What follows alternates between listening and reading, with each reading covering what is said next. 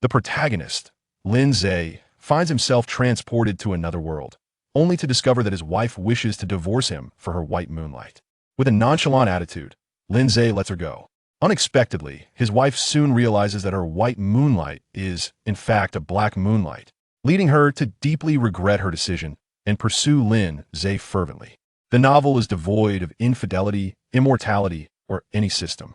It features a strong female lead with a sense of boundaries and incorporates elements of multiple female leads. Urban. Let's do it again. You scoundrel, it's already been 4 times. When will you stop? In a lavish room, on a soft, expansive bed, Su Qingxue looked at the man before her with a mix of anger and embarrassment.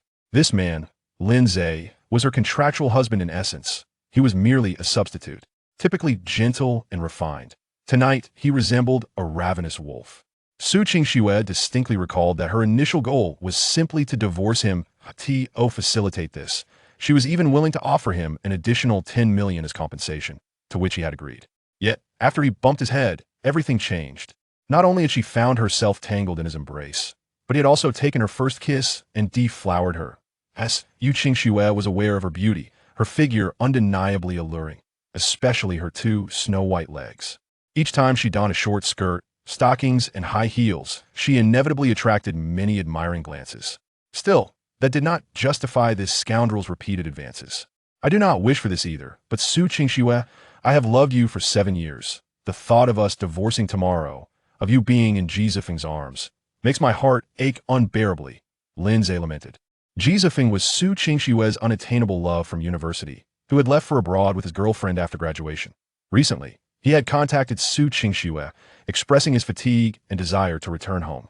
He had been clear that his purpose in returning was to be with Su Qingxue. Thus she, like a lovesick fool, was eager to divorce Lin Ze. Upon hearing Lin Ze's words, Su Qingxue fell silent.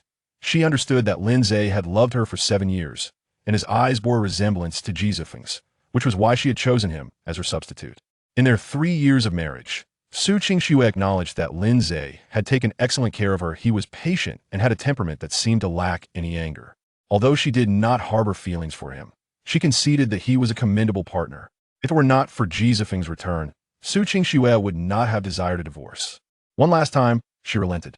Lin Ze did not respond. He was too preoccupied with her words. In that fleeting moment, he pulled her fragrant, soft body into his embrace. Be gentle, Su Qingxue playfully protested, her voice dripping with allure. After their passionate encounter, Su Qingxue fell into a deep slumber. Lin Ze, however, was wide awake. He lit a cigarette, pondering how he had ended up in this peculiar world. Indeed, Lin Ze was a soul transported from another realm. He had once been a small-time figure on Blue Star, and due to his success, the government had eliminated him.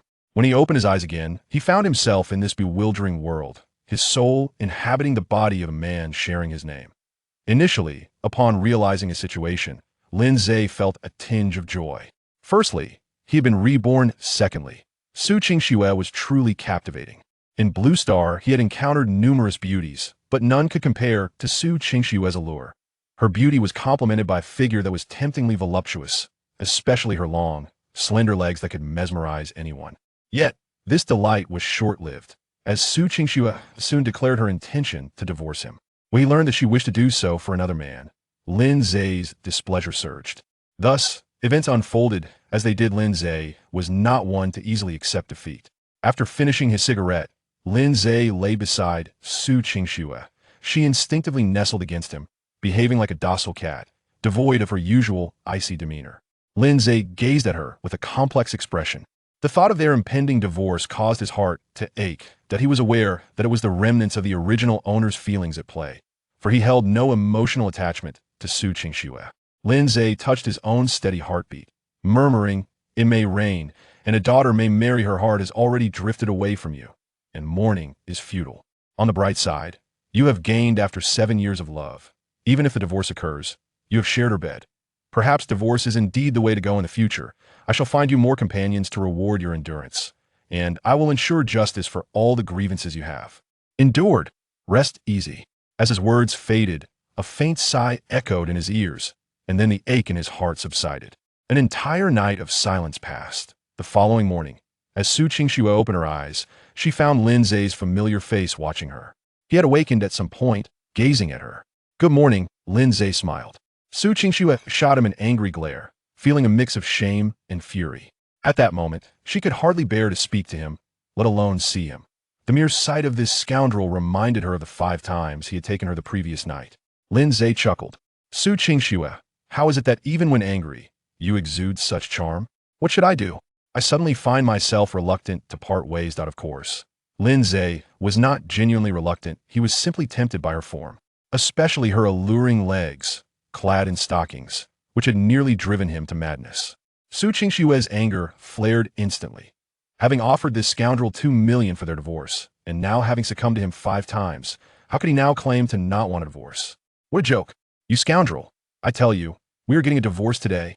Su Qingxue declared furiously. Ji Zifeng was returning today, and Su Qingxue wished to resolve her affairs before his arrival. After all, she had promised him a fresh start.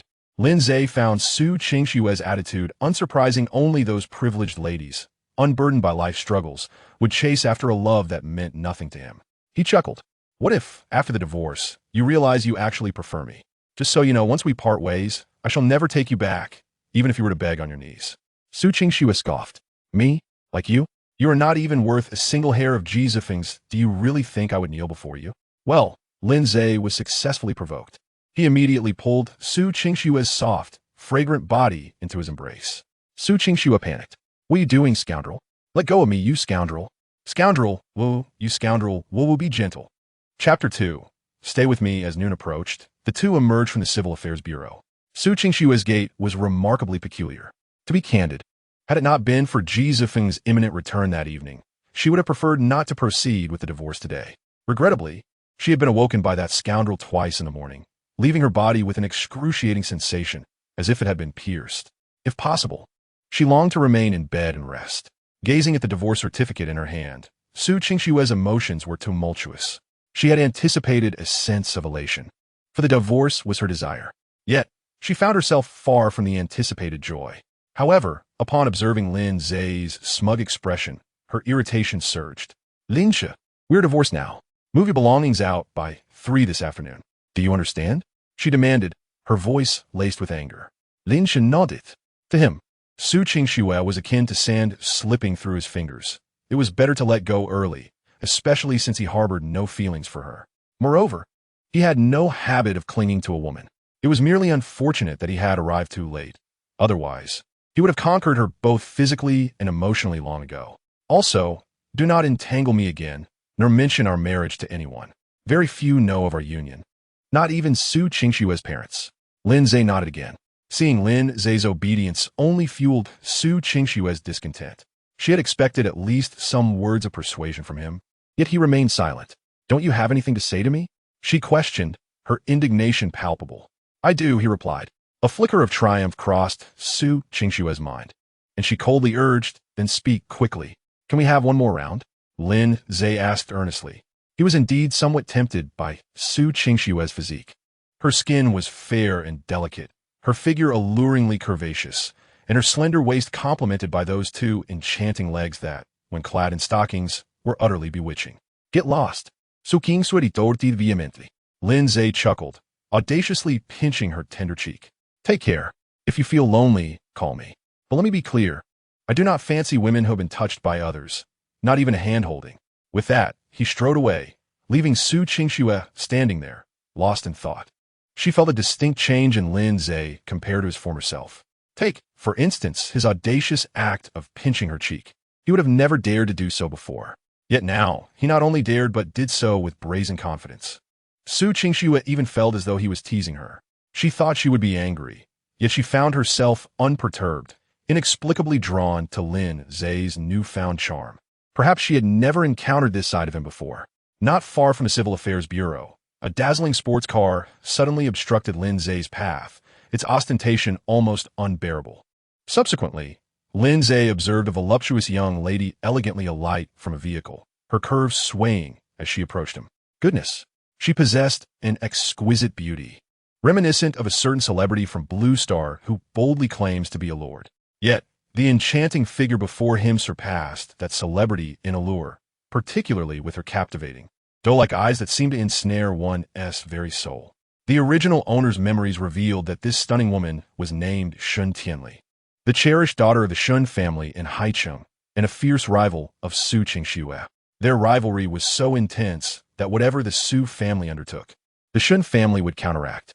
Presently, Su Qingxue managed an entertainment company, and Shun Tianli presided over a similar enterprise. Lin Ze lowered the car window, a smile gracing his lips as he regarded her. "You've divorced, Su Qingxue?" Shun Tianli asked with a radiant smile, her voice as enticing as her visage. "Indeed, I have. Was it you who initiated it?" "Of course it was I. Do you truly regret it?" Shun Tianli inquired with a flirtatious smile. Lin Ze sighed.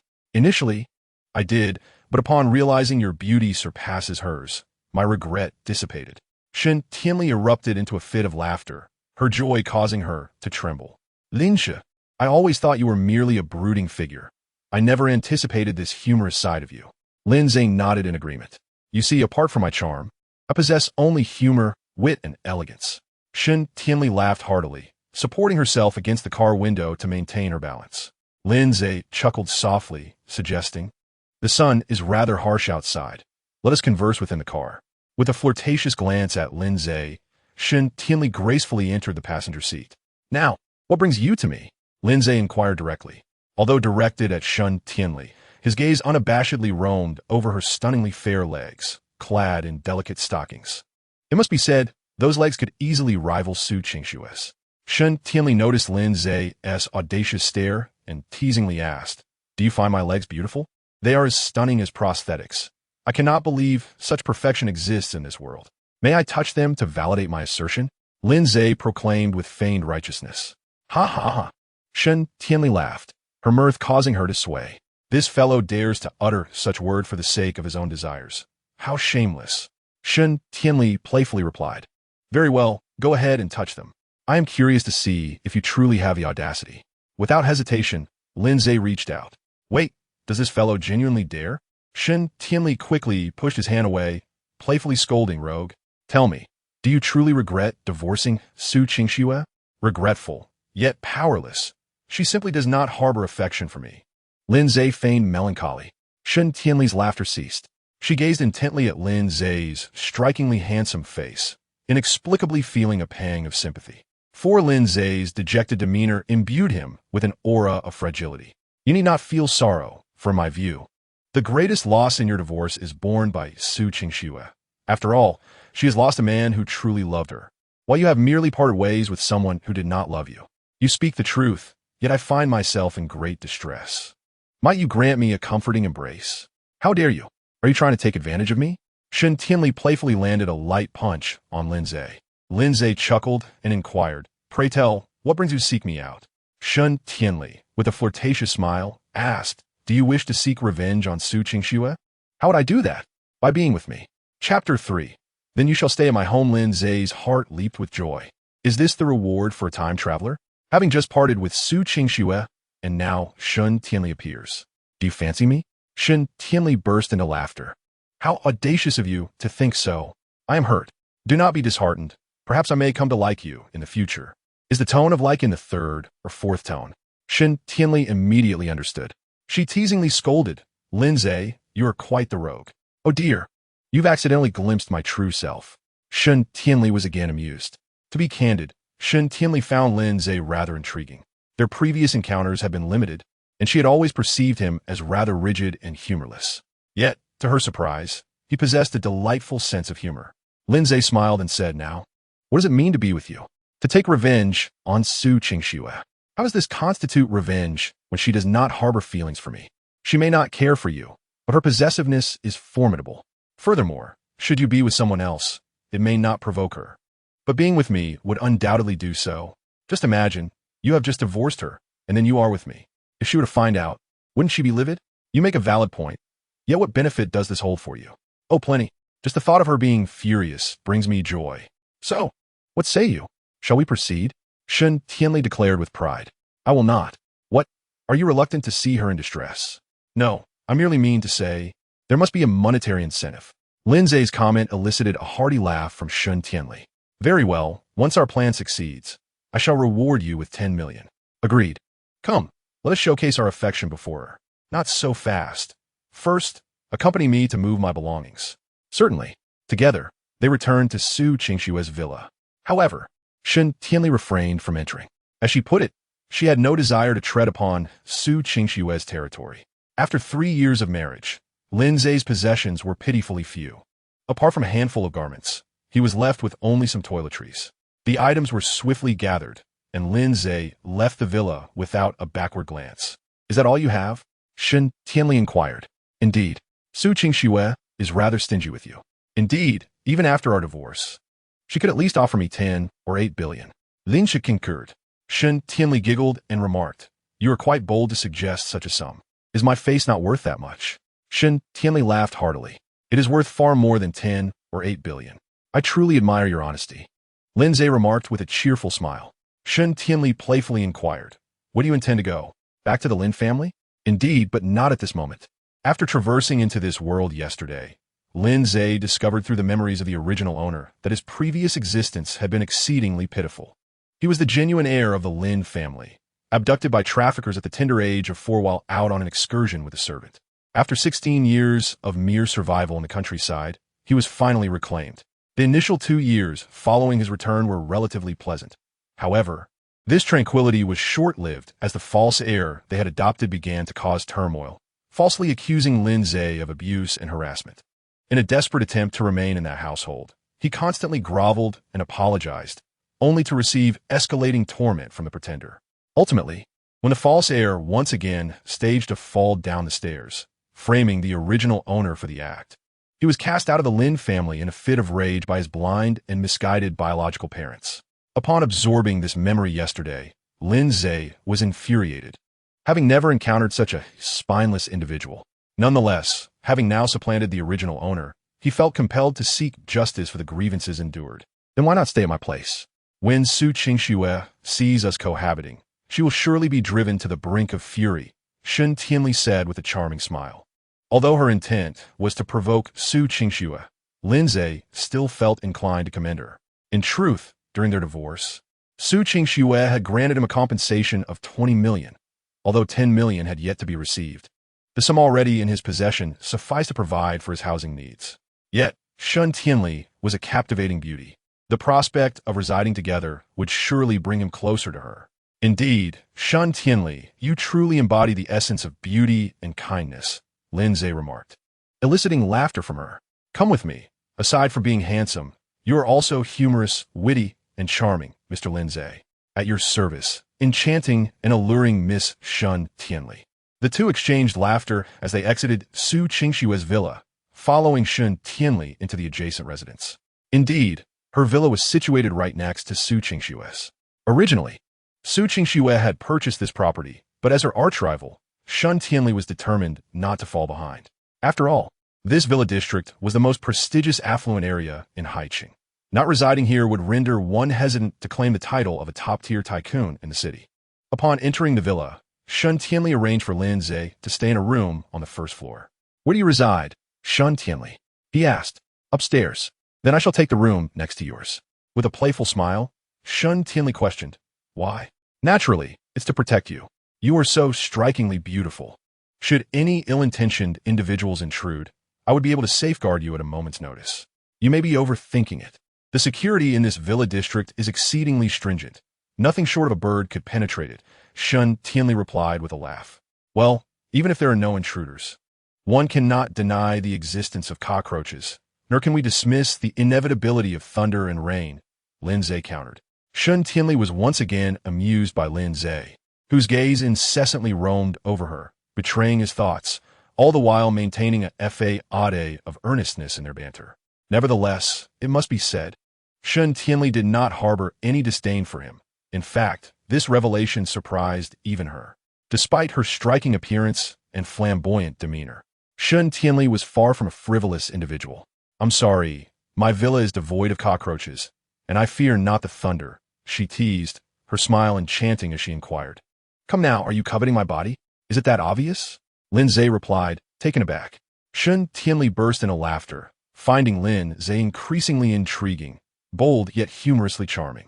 With a playful gesture, she beckoned him closer. Leaning in, she whispered softly in his ear, If you wish to be with me, you must first conquer me. If you can achieve that, then I shall grant you my company every day. The alluring scent of her presence enveloped Lin Ze, stirring his thoughts. Would it suffice to simply win you over in bed? He asked with a grin. Shen Tianli erupted into laughter, astonished by his newfound audacity. Yet, despite his roguishness, there was a glimmer of respect in his gaze, which perhaps accounted for her lack of aversion to his playful demeanor. To win my favor, very well, she replied with a flirtatious smile. From this moment forth, I shall be keeping score. When you achieve a perfect 100, only then will I grant you my affection. And how many points do I hold now? He inquired eagerly. 0, she declared, her amusement palpable. Chapter 4. Long time no see at 6 o'clock in the evening. Su Qingxue appeared at the airport's arrival area, adorned in a tailored black gown that accentuated her figure. She was, of course, there to welcome Ji Zifeng. Her presence immediately stirred a commotion, for her beauty was undeniable, and her alluring physique, with a slender waist and a curvaceous silhouette, rendered her akin to a luscious peach. Many gazes lingered on her with a hint of greed. Yet, Su Qingxue remained unfazed. Her sole desire was to reunite with Ji Zifeng, the radiant star of her affections for the past 5 years. To be candid, her heart raced with anticipation. It had been 3 years since she last laid eyes on him, leaving her to wonder whether he still possessed the same charm or if the passage of time had only further enhanced his allure.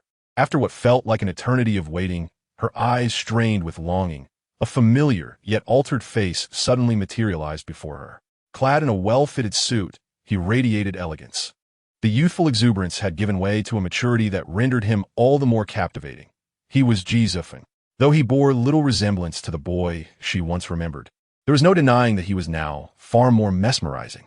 Su Qingxue smiled, feeling a sense of validation in her decision to divorce Lin Ze. Ji Zifeng, upon spotting her, lit up with astonishment, his eyes sparkling with admiration. After 3 years apart, Su Qingxue appeared even more enchanting than he had imagined, her beauty captivating, particularly her figure, which exuded an irresistible allure. Ji Zifeng approached her swiftly, his voice imbued with deep emotion as he said, Qingxue, it has been a long time. Indeed, it has, Su Qingxue replied, a hint of nostalgia in her tone. Ji Zifeng opened his arms in invitation. Although Su Qingxue felt a tinge of shyness, she was nonetheless prepared to embrace him, a gesture they had both anticipated. Just then, an unexpected thought flashed through her mind, a lingering echo of Lin Ze's words after their divorce. I do not prefer women who have been touched by others, not even to hold hands. Instinctively, she took a few steps back, evading Ji Zifeng's embrace. A flicker of confusion crossed Ji Zifeng's eyes. What did Su Qingxue mean by this? Just days ago, their online conversations had been warm, and he had been unequivocal in expressing his desire to be with her. Yet now, she would not even allow a simple hug. In truth, Ji Zifeng was not the only one taken aback. Su Qingxue herself felt bewildered. Having divorced that scoundrel, why was she allowing his words to influence her so? I'm sorry, I'm just a bit unaccustomed, Su Qingxue said, a hint of guilt in her voice. Though she spoke those words, she had cursed Lin Ze in her mind 100 times over. It's my fault. I've been abroad for so long that I've grown accustomed to their customs, Ji Zifeng responded gently. I understand. Let us go. I have already reserved a table at Pension. Qingxue, you remain as thoughtful as ever. Flattered by the praise from the one she admired, Su Qingxue felt a rush of sweetness in her heart. As they exited the airport, Ji Zifeng was about to take the passenger seat when Su Qingxue suddenly said, You should sit in the back. For reasons she could not articulate, she felt uncomfortable with Ji Zifeng in the front seat, a place only Lin Ze had occupied. Ji Zifeng hesitated, having planned to charm her from the passenger seat. Yet surprised by her request, he complied. What does that mean? Well, I'm a bit shy. Su ringu aplanet, het resolve faltering. I see. Ji Zifeng replied with a smile as he settled into the back. Qingxue, you have endured quite a bit these past years, Ji Zifeng said softly as they journeyed toward Pension. Not really. During my 3 years of marriage to Lin Ze, he took good care of me, so I don't feel wronged. However, if one were to nitpick, it was that the scoundrel had taken advantage of her 7 times from last night to this morning, a fact that left her feeling quite aggrieved. Yet, such matters were clearly not something she would share with Ji Zifeng. It seems Lin Ze is still somewhat of a man, not taking advantage of you, Ji Zifeng remarked. Is he? Su Qingxue's mind replayed the unfortunate memories of those 7 encounters. When I married him, it was supposed to be a marriage of convenience. So he has remained within acceptable bounds. She had previously shared her marriage to Lin Ze with Ji Zifeng, candidly admitting that Lin Ze was merely a substitute. That is good to hear. By the way, will he be coming tonight? Su Qingxue shook her head and said no. I have already divorced him and warned him not to harass me. In truth, she considered inviting him over for a gathering. After all, they were classmates. Yi Zifeng, displaying a commendable magnanimity, remarked, "Let it be. I am merely concerned he might disrupt the atmosphere." "It's fine. We shared the same academic journey," he continued. Ji Zifeng, your generosity remains ever so apparent. Su Qingxue couldn't help but express her admiration. A hint of pride flickered in Ji Zifeng's eyes, though he concealed it well, leaving Su Qingxue oblivious to his true intentions. Ji Zifeng was not genuinely magnanimous. His insistence on inviting Lin Ze was merely a desire to humiliate him.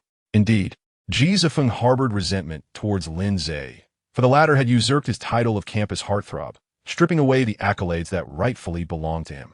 Ji Zifeng was well aware of Lin Ze's affection for Su Qingxue, who had once been the most devoted admirer during their university days.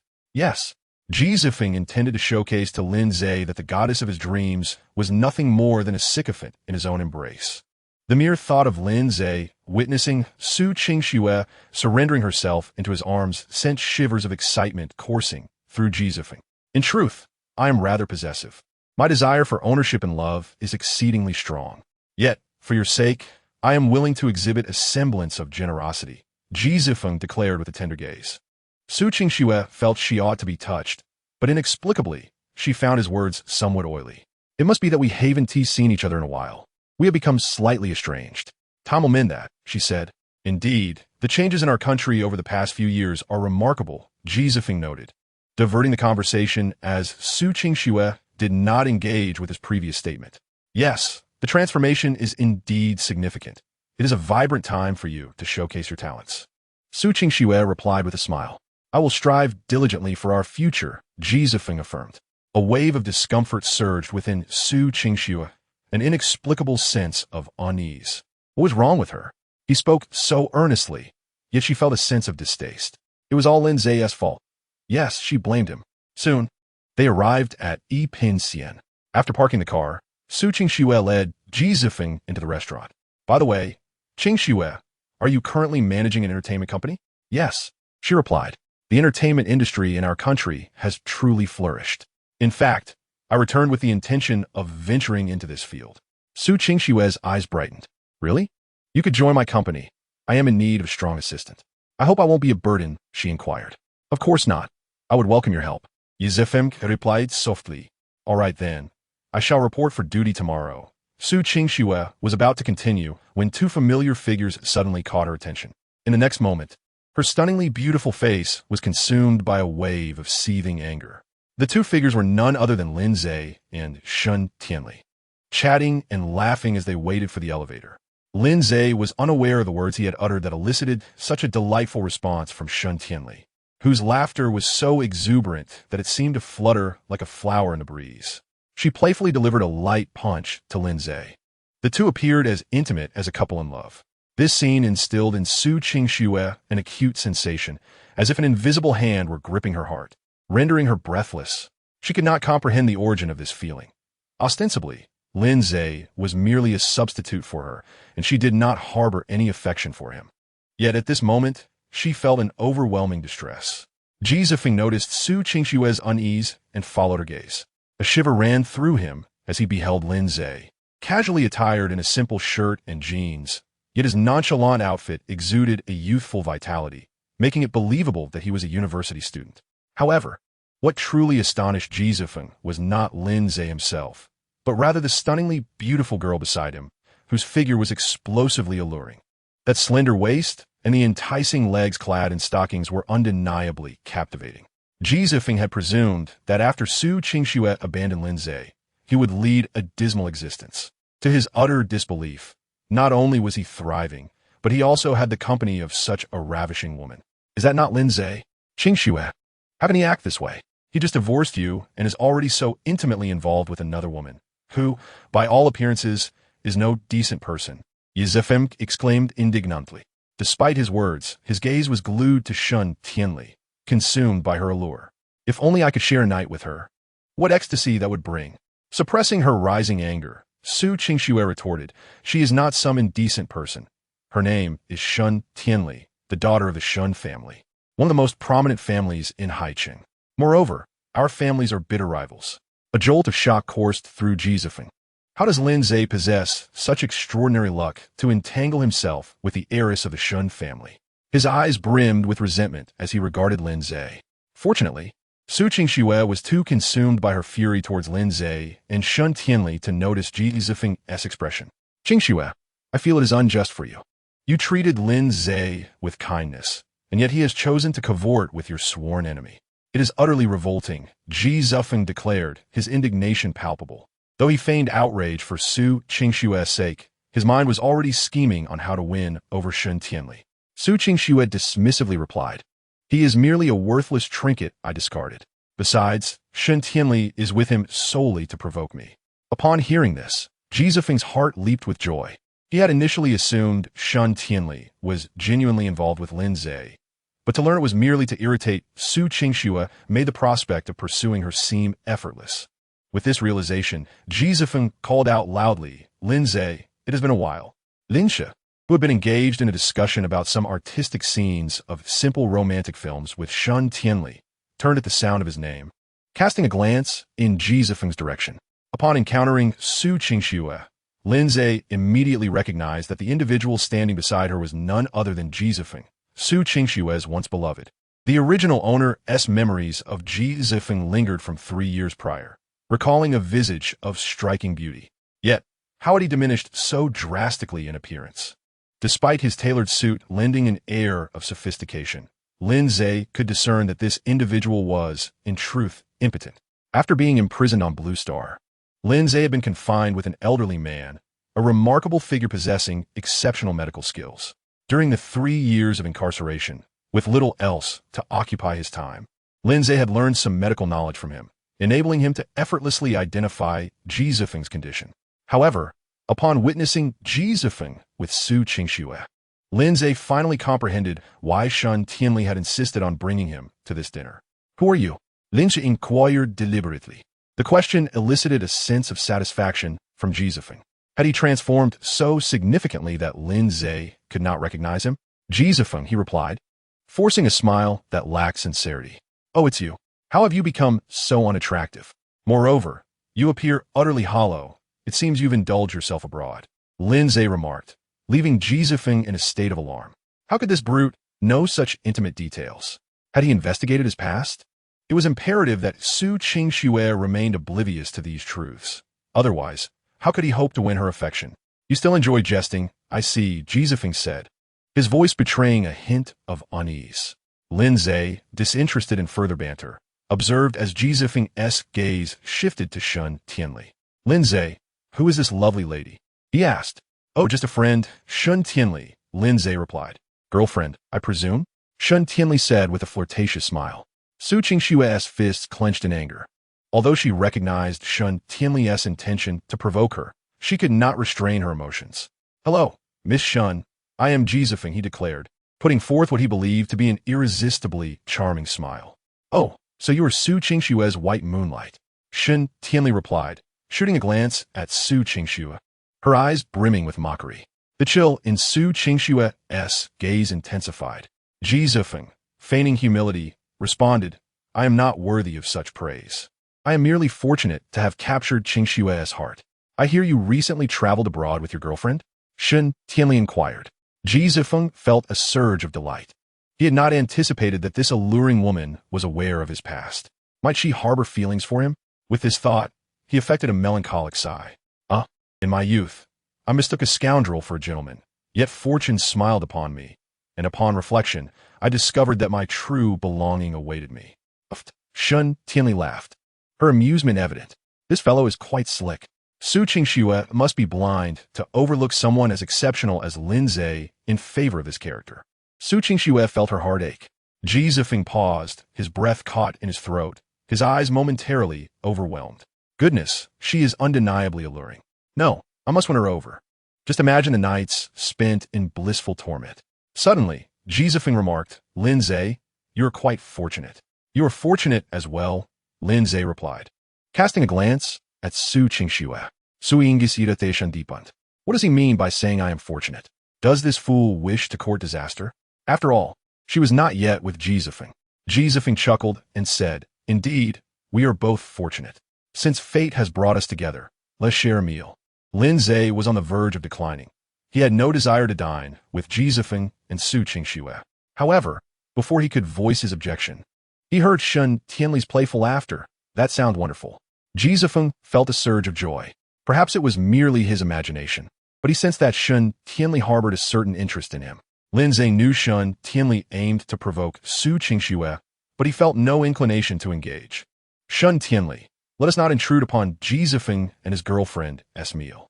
I believe Miss Su would prefer not to be disturbed, Lin Ze stated indifferently. Chapter 6. Early blessings. Su Qingxue felt a surge of anger, nearly to the point of bloodshed. This scoundrel dares to address her as Miss Su. Just last night, he had been tenderly calling her his darling, as if she were indeed his precious treasure. Now, after their divorce, he spoke to her so coldly. To call her Miss Su was one thing. To claim he did not wish to be a nuisance was sheer nonsense. When had she ever feared his interruptions? What? Do you no longer desire the remaining funds? Su Qingxue asked irritably. How infuriating. She was adept at manipulation. They had agreed upon 20 million during the divorce. Yet 1 million remained unpaid.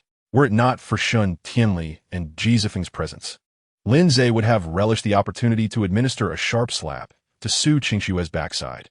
I would have almost forgotten. You ought to return the money promptly, Lin Ze said with a smile. After the meal, I shall give it to you, Su Qingxue retorted before hastily entering the elevator.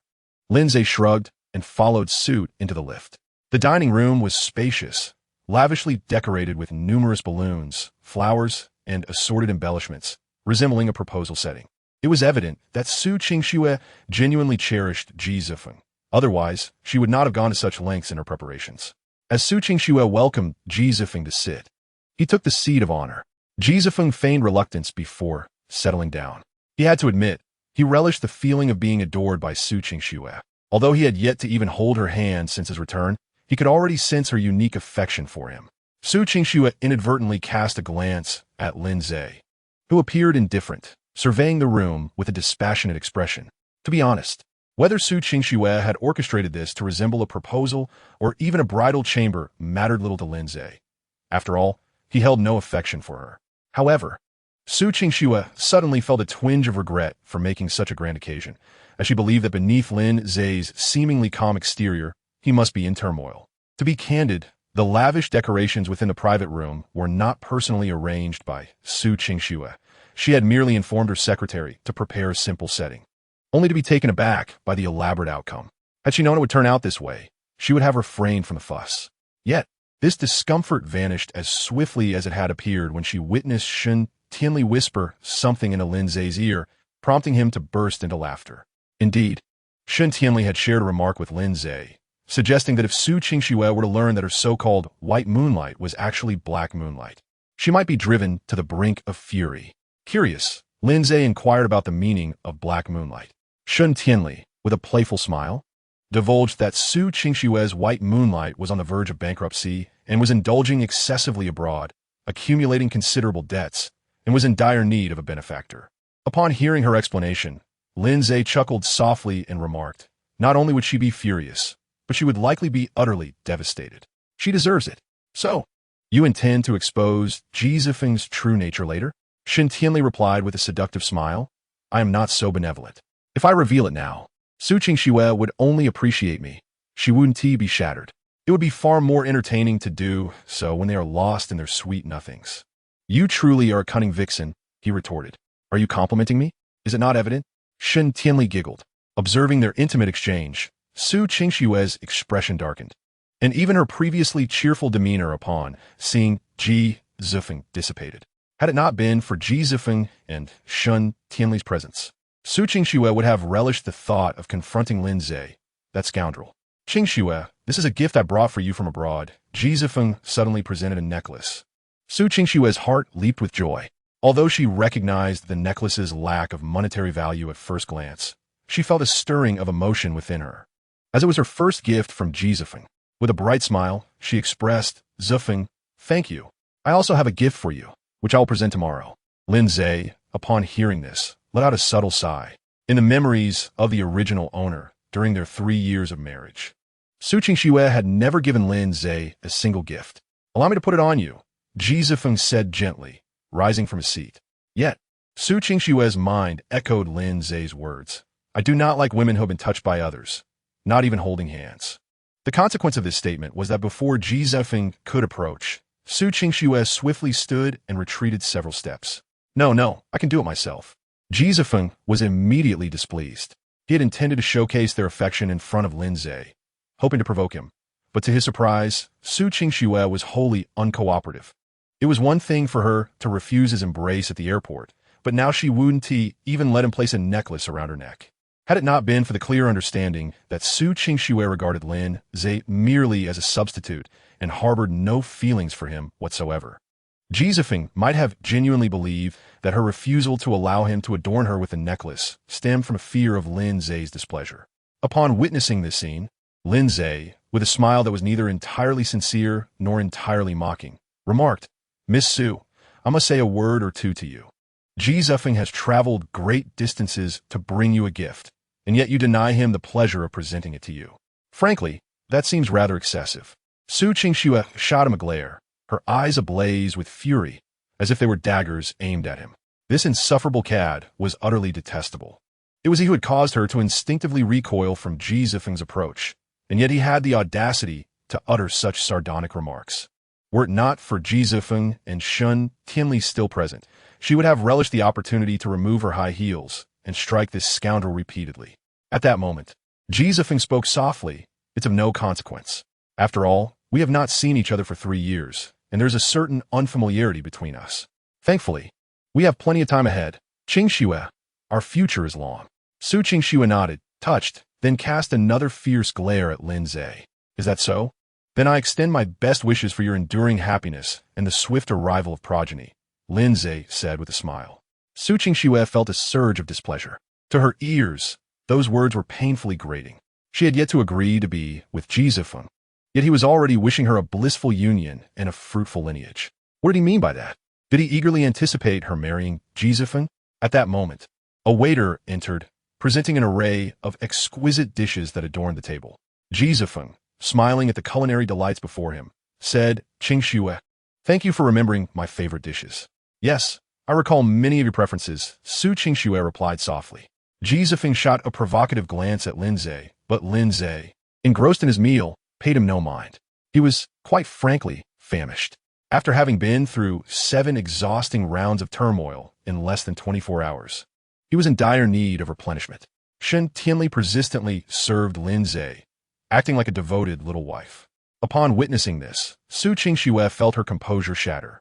She was acutely aware that Shen Tianli was deliberately provoking her. Yet, she could not contain the anger bubbling within her. When she saw Shen Tianli once again using her chopsticks to serve Lin Ze, who was savoring the food with evident pleasure, Su Qingxue could no longer restrain herself. In a fit of fury, she demanded, "Lin Ze, have you no hands?" Chapter 7. Confrontation. Lin Ze appeared to be oblivious to Su Qingxue's words, continuing to eat with singular focus. It was Shen Tianli who, with a playful laugh, responded, "Su Qingxue, Lin Ze is my boyfriend now. I see no harm in attending to him." A blatant provocation, raw and unadulterated. Su Qingxue glared at Shen Tianli, who met her stare defiantly. After a moment of tense confrontation, Shen Tianli unexpectedly averted her gaze. It was not out of fear, but rather because Lin Ze's plate was nearly empty. Shen Tianli resumed her role as the dutiful little wife, serving Lin Ze with unwavering dedication. In this intense moment, Su Qingxue clenched her delicate fist so tightly that her nails almost pierced her flesh, yet she remained oblivious to the pain. Just then, Ji Zifeng offered her a pair of chopsticks filled with food. Su Qingxue cast a challenging glance at Lin Ze, who was engrossed in his meal, as if the unfolding scene bore no significance to him whatsoever. This realization shattered Su Qingxue's composure. She had believed that Lin Ze, who had harbored feelings for her for 7 years, would feel a pang of jealousy upon witnessing another man serving her food. Yet, he seemed entirely indifferent, as if he were unaware of her presence. What troubled Su Qingxue even more was the unexpected discomfort she felt as she watched Ji Zifeng serve her. Throughout her life, Aside from her father, only Lin Ze had ever offered her food. During their 3 years of marriage, Lin Ze had consistently served her, often lifting food straight to her mouth with his own chopsticks. She had never felt any unease then, relishing his attentive care. Why then did Jizefeng's actions evoke such awkwardness? Overwhelmed by this feeling, she almost wished to toss aside the piece of beef Jizefeng had placed on her plate. Surely, this strange discomfort must stem from their long separation. With that thought in mind, Su Qingxue stifled her anger and gently said, "Thank you, but please, do not serve me any more food. I'm not particularly hungry. You must have missed the flavors of your hometown as well. Indeed, it has been far too long since I savored authentic Chinese cuisine," Jizefeng remarked with a hint of nostalgia. Suddenly, Shun Tianli interjected with a playful smile. "There are numerous Chinese restaurants abroad, many of which are quite authentic. Don't you ever dine out?" Jizefeng, oblivious to the teasing undertone in Shun Tianli's words, confidently assumed she was expressing interest in him, thus indirectly inquiring about his experiences overseas. Flashing what he believed to be his most charming smile, he replied, "There are indeed many Chinese restaurants, and many are authentic, but they always seem to lack that taste of home." "Isn't your hometown Jiangcheng?" Shun Tianli inquired with a smile, implying that the cuisine of Haicheng could not possibly compare to that of his hometown. Nevertheless, Jizefeng grew increasingly convinced of Shun Tianli's interest in him. After all, how could she know where he was from? "Yes, my hometown is Jiangcheng, renowned for its stunning scenery and exquisite cuisine. Miss Shun, I will be delighted to guide you on a visit if you ever have the time," Jizefeng said earnestly. "That sounds wonderful," Shun Tianli replied, continuing to serve Lin Ze. Had it not been for the prior knowledge that Shun Tianli was with Lin Yang solely to provoke Su Qingxue, Jizefeng might have genuinely believed she was Lin Ze's girlfriend. She simply exhibited an air of perfection. Observing Lin Ze indulging in his meal, Jizefeng chuckled. "Lin Ze, have you not eaten in centuries? I have been laboring tirelessly since last night until this afternoon, and I am in dire need of replenishing my energy," Lin Ze replied. Jizefeng initially assumed that Lin Yang's words suggested moving. Thus he completely overlooked the fact that Su Qingxue's face flushed a deep crimson after hearing Lin Ze's remarks, her delicate ears blushing as well. While others may not grasp the underlying meaning of Lin Ze's comments, Su Qingxue understood all too well. The rogue's reference to laborious tasks was unmistakably about the 7 times he had been intimate with her. What a shameless individual, daring to speak of such private matters so openly. It was utterly detestable. Laborious tasks do indeed require considerable effort. "You ought to eat more," Jizefeng feigned concern, though his tone dripped with sarcasm. Lin Ze pretended not to catch his insinuation, glancing at Jizefeng with a cheerful smile, responding, "Sure." Although he did not look at Su Qingxue, she felt her cheeks burning, her heart racing uncontrollably. Jizefeng chuckled inwardly, thinking, "Laugh now, but when I win over Shun Tianli, it will be your turn to weep." The meal concluded amidst an awkward atmosphere. During a brief respite, Shun Tianli coyly inquired, "Lin Ze, where shall we go for fun later?" "Where would you like to go?" Lin Ze countered. "How about a bar?"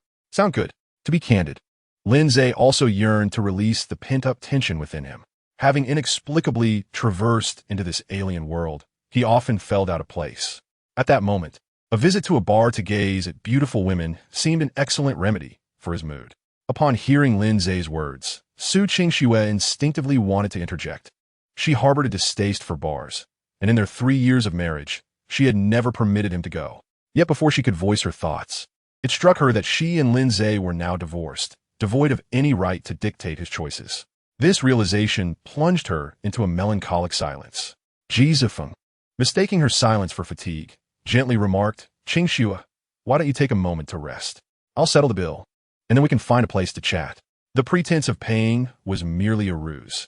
He certainly had no intention of footing the bill, nor did he possess the means to do so. His suggestion of finding a place to converse was equally insincere. He merely sought a secluded spot to win over Su Qingxue. Jizefeng had meticulously plotted his course of action. He intended to head directly to Su Qingxue's villa afterward, confident that if she brought him home, given her affections for him, it would be effortless to capture her heart. Su Qingxue quickly interjected, "There's no need to pay. This place is owned by my family, and I never have to spend money when I dine here." "Oh, I see. My apologies for the inconvenience," Jizefeng replied, feigning remorse. "Zefeng, you're being too formal. We don't need to be like this, Su Qingxue said. Ji Zifeng smiled and replied, all right, I'll follow your lead. Let us go. Su Qingxue assented, and the four of them rose to leave. Shen Tianli lagged behind, glancing over the table to see if anything had been forgotten. Inadvertently, she spotted a piece of beef on Su Qingxue's plate, which she recognized as having been placed there by Ji Zifeng. A smirk curled at the corners of Shen Tianli's mouth upon witnessing this scene. Chapter 8. Be your man. Upon exiting the restaurant, Lin Ze directly entered Shen Tianli's car, not sparing a glance at Su Qingxue. Now that the divorce was finalized and Su Qingxue had clearly expressed her affections for Ji Zifeng to Lin Ze, Su Qingxue had become a familiar stranger. While the original owner might have pined for Su Qingxue, Lin Ze certainly would not. Besides, with the alluring Shen Tianli by his side, Lin Ze had no intention of wasting time on Su Qingxue. Su Qingxue had initially wished to exchange a few words with Lin Ze, but upon witnessing his blatant disregard, a wave of irritation surged within her.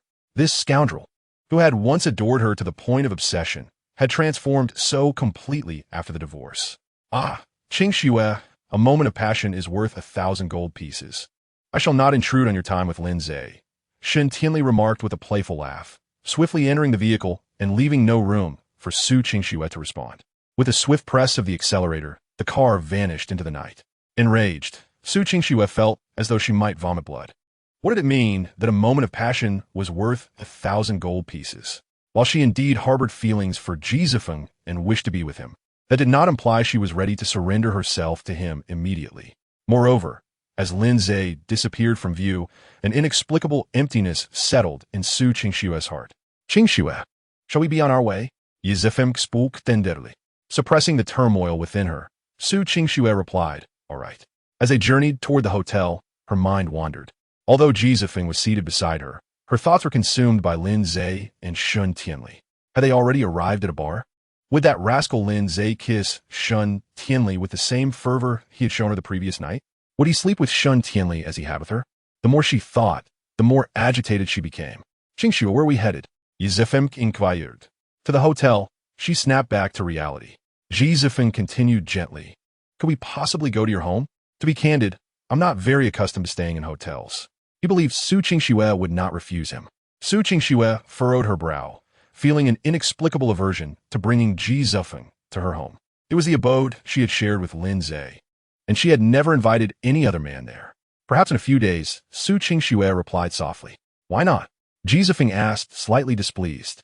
The remnants of Lin Ze's presence are scattered throughout my home, and I fear it might displease you, so I would prefer to tidy things up first, she explained. Ji Zifeng felt a sense of comfort. He had not anticipated that Su Qingxue harbored such profound feelings for him. It seemed he might win her over this very evening. Soon, they arrived at the hotel. Su Qingxue personally attended to Ji Zifeng's check-in at the front desk, ensuring he would not be shortchanged. As she had booked a presidential suite, Su Qingxue believed Ji Zifeng deserved nothing less. When Ji Zifeng witnessed this, a delightful surprise filled his heart. He had not expected Su Qingxue to treat him so well. It appeared she truly cherished him deeply. Ji Zifeng increasingly perceived Su Qingxue as a succulent piece of meat upon his chopping board, one that he could effortlessly ensnare with a mere beckoning of his finger. The mere thought of gallivanting across Su Qingxue's alluring and sensual form sent exhilarating tremors coursing through his body. He had even envisioned that when he ultimately captured Su Qingxue, he would take an abundance of photographs, intending to send them all at once to Lin Ze, that infatuated fool, so he could witness how his cherished goddess reveled beneath Ji Zifeng's embrace. Soon, the necessary formalities were completed. Qingxue, let us converse for a moment. I have so many heartfelt confessions to share with you, my regrets, and my overflowing affection, Ji Zifeng expressed with a gentle gaze and a fervent tone. He was convinced that Su Qingxue could not possibly refuse him. Yet, Su Qingxue replied in a soft voice, perhaps tomorrow, I am a bit weary today. She was aware that she ought to acquiesce to Ji Zifeng. She too had numerous sentiments to convey, but inexplicably, she found herself devoid of any inclination. At that moment, her thoughts were solely consumed by Lin Ze and what that scoundrel might be doing. Ji Zifeng felt a surge of frustration. Not allowing him to embrace her or adorn her with a necklace was one thing, but now she was even reluctant to engage in conversation. He desperately wished to inquire if Su Qingxue had begun to harbor feelings of indifference towards him, but fear stifled his courage. He dreaded provoking her ire. The consequences of inciting her wrath were far beyond what Ji Zifeng could bear, for Su Qingxue was his sole lifeline. Very well, do take care and rest early. Ji Zifeng feigned a sense of grievance, while simultaneously being considerate. Indeed, upon witnessing his expression, a flicker of guilt surged within Su Qingxue's heart. You should rest early as well. Tomorrow morning, when you awaken, you shall find the gift I have prepared for you. I eagerly anticipate your reaction. You will surely adore it. All right then. Until tomorrow, Ji Zifeng replied with a tender smile. Su Qingxue acknowledged him and departed. As he watched her leave, a glint of resentment flickered in Ji Zifeng's eyes. At that very moment, Lin Ze, accompanied by Shun Tianli, entered the night charm bar. The deafening music and the sight of exquisitely alluring women rekindled his sense of vitality. This was the life he had long been accustomed to. Shun Tianli secured a VIP booth, and with a snap of her fingers, a server brought forth an array of exquisite libations. After personally pouring Lin Ze a drink, Shun Tianli raised her glass and remarked, Lin Ze, congratulations on your rebirth, and congratulations on finally having the chance to pursue me. She smiled seductively. Lin Ze, you truly dare to say anything, she teased. Not only do I dare to speak, but if you grant me the opportunity, I would even dare to act. Act in what way? Shun Tianli asked with a playful smile. To be your man, Lin Ze declared. Shun Tianli giggled. Then you must truly impress me. I will certainly make a remarkable impression, he assured her.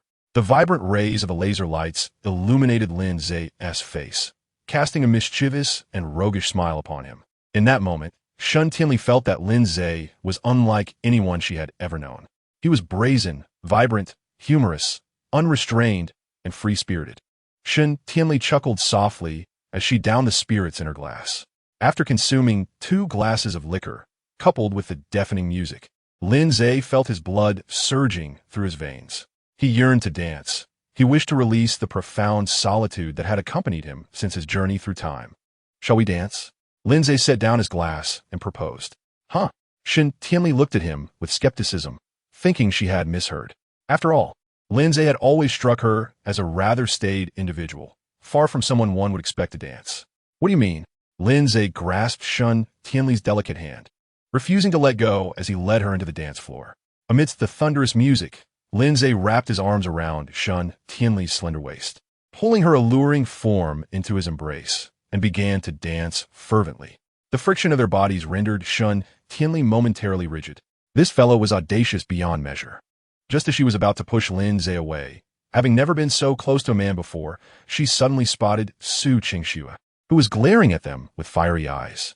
A smirk crept onto Shun Tianli's lips as she turned around, her fair arm wrapping around Lin Ze's neck, moving in harmony with his body. Witnessing this scene, Su Qingxue was utterly shaken. Chapter 9. Let the performance begin. Su Qingxue was beyond shaken. She was thoroughly undone. She had never imagined that Lin Ze, this scoundrel, would be so fervent with Shun Tianli right after their divorce. Watching Lin Ze and Shun Tianli so intimately entwined, Su Qingxue felt an overwhelming urge to strike Lin Ze down. Without uttering a word, she stormed onto the dance floor, pushing Shun Tianli aside and seizing Lin Ze's hand to drag him away. Yet, Lin Ze shook her off. In the midst of the cacophonous music, Lin Ze leaned closer to Su Qingxue's ear, sneering, Miss Su, what do you intend to do? Their proximity was electric. Lin Ze's potent masculinity seemed to bombard Su Qingxue, causing her heart to race inexplicably. You come with me. I need to talk to you. I'm sorry, but we are already divorced. I have nothing to discuss with you. Lin Ze retorted coldly. Su Qingxue felt a surge of rage threatening to overwhelm her. Hadn't this scoundrel cherished her for 7 long years? He had always been so compliant towards her. Why, just after their divorce, was he treating her with such indifference? Come with me. Once we finish talking, I'll transfer you the money. Su Qingxue pressed, suppressing her fury. Lin Ze turned and walked towards the exit, having no quarrel with money. You're leaving? Shun Tianli protested. Lin Ze playfully pinched her alluring cheek, smiling. How could I? Wait for me. I'll be back shortly, and we can continue dancing. At that moment, Su Qingxue felt an overwhelming desire to sever Lin Ze's hand. That scoundrel. Just this afternoon, he had the audacity to pinch his own face. And now he dares to pinch Shun Tianli's cheek. How utterly infuriating. Hurry up. Don't keep me waiting too long, Shun Tianli said with a flirtatious smile. Lin Ze replied with a grin. All right. Upon exiting the bar, the world suddenly descended into an eerie silence. So, what do you wish to discuss? Lin Ze asked nonchalantly, without even casting a glance at Su Qingxue. Frankly, Lin Ze couldn't fathom why she was here, given that her white moonlight had returned. Shouldn't she be passionately entangled with him, engaging in the same activities they had indulged in the previous night? What was the meaning of her seeking him out now? However, Lin Ze's thoughts shifted to Ji Zifeng's hollowed-out form. Could it be that the battle had already concluded? At this thought, he inexplicably felt a chuckle rising within him. Leave Shun Tianli, Su Qingxue asserted, suppressing her fury. Impossible. Don't provoke me, she added, her voice laced with frustration. Lin Ze, as though he had heard the greatest joke, coldly laughed at Su Qingxue. Miss Su, your double standards are quite apparent. You are permitted to divorce me for your white moonlight. Yet I am not allowed to pursue Shun Tianli? Stunned into silence by his words, Su Qingxue stamped her foot in anger. You know she is seeking you just to irritate me. We are sworn enemies. Here's the deal. If you leave her, I'm willing to offer you an additional 10 million. Lin Ze crossed his arms, regarding Su Qingxue with an odd expression. Miss Su, you are quite peculiar. You clearly do not like me, and I must be a trivial figure in your eyes. If that is the case, how could my relationship with Shun Tianli possibly affect you? Or do you perhaps harbor feelings for me? Su Qingxue scoffed these Zanfeli. Like you? What a delusion. Let me make it clear. My affections lie with Ji Zifeng. And as for you, there's no chance in this lifetime or the next. Very well. I shall remember your words. I wish you and Ji Zifeng a binding relationship. Do not seek me out again. As for the 10 million, whether you choose to give it or not is of no consequence to me. Consider it payment for your performance last night. With that parting remark, Lin Ze strode past her toward the bar. You scoundrel, stop right there. Su Qingxue shouted, a mix of shame and fury coursing through her. Yet, Lin Ze seemed oblivious. Slipping into the bar, as she watched his figure vanish completely, an inexplicable pang of pain struck Su Qingxue's heart. She felt as though she were on the brink of losing the most significant thing in her life. Although she initially intended to go home, for reasons unbeknownst to her, she found herself unwilling to leave. She feared that if she departed, Lin Ze and Shun Tianli would engage in the very activities she had shared with Lin Ze the night before. Fueled by anger, Su Qingxue returned to the bar. But this time, she did not seek out Lin Ze. Instead, she secured a booth in the corner and fixed her gaze intently on Lin Ze and Shun Tianli not far away. She intended to keep watch over them, preventing that little vixen from doing anything untoward with Lin Ze. The deafening music faded, and a slick-haired fellow took to the stage, cradling a guitar as he began to sing. Shun Tianli sat in the booth, sipping her drink, while Lin Ze settled beside her. So, have you sent her away? Lin Ze nodded. To be frank, Su Qingxue's earlier words did not affect Lin Ze's mood at all. After all, he had no feelings for her. As for whom she fancied, that was her prerogative. Ideally, she would completely sever ties with Ji Zifeng and cease to disturb him, allowing him to pursue Shun Tianli in peace. What did she discuss with you? Shun Tianli asked with a flirtatious smile. She expressed her regrets and wished to remarry me. I straightforwardly told her it was impossible. In this lifetime, I only cherish you, Shun Tianli. Wow, how touching, Shun Tianli responded, her laughter somewhat perfunctory. Lin Ze chuckled. I knew I couldn't fool you. All right, I confess. She is aware that your relationship with me is a means to provoke her. In her desire to have me leave you, she offered me an additional 10 million. I had a hunch, Shun Tianli said with a coy smile. But I turned her down. Is that true? Of course. If I had accepted her proposition, would I be sitting here drinking with you now? That's a fair point. What should I say? This time, I genuinely feel a bit moved. Feeling moved is no substitute for action. Let us find a place to appreciate each other's physical forms through an artistic lens, shall we? You are quite the rogue, Shun Tianli laughed, playfully scolding him. Thank you. I'm not just a rogue, I'm also a seasoned lecher. Shun Tianli laughed uncontrollably. This fellow was indeed an honest scoundrel. The kind you knew was being mischievous but couldn't help but find endearing. Shun Tianli playfully punched Lin Ze's arm. Not far away, Su Qingxue observed this scene. Her fists clenched in frustration. Come, let us drink. Lin Ze raised his glass. Shun Tianli did not refuse. As the strong liquor went down, Lin Ze felt a surge of exhilaration. Just then, The flamboyantly dressed performer on stage abruptly began to wail with high-pitched notes. What a shock to my system. Lin Ze complained. What a pitiful performance, he added. Don't speak ill. That person is the gem of Night Charm's establishment, came the retort. What? Lin Ze was taken aback. You dare to call such a performance the establishment's gem? What? Are you unconvinced? I concede, Lin Ze nodded fervently. Shen Tianli discreetly glanced towards the corner. Then, with a smile, she proposed, how about I sing a song for you? You can sing? Lin Ze asked, surprised. But he looked down on. If I were to debut, those so-called singers would be irrelevant. Lin Ze chuckled. All right then, please commence your performance. Chapter 10. Indeed, I am Lin Ze. Shen Tianli took to the stage. Her enchanting appearance and alluring figure immediately captivated numerous onlookers, with a few even whistling in admiration.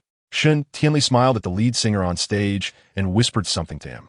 The singer, taken aback, handed over his guitar to Shen Tianli.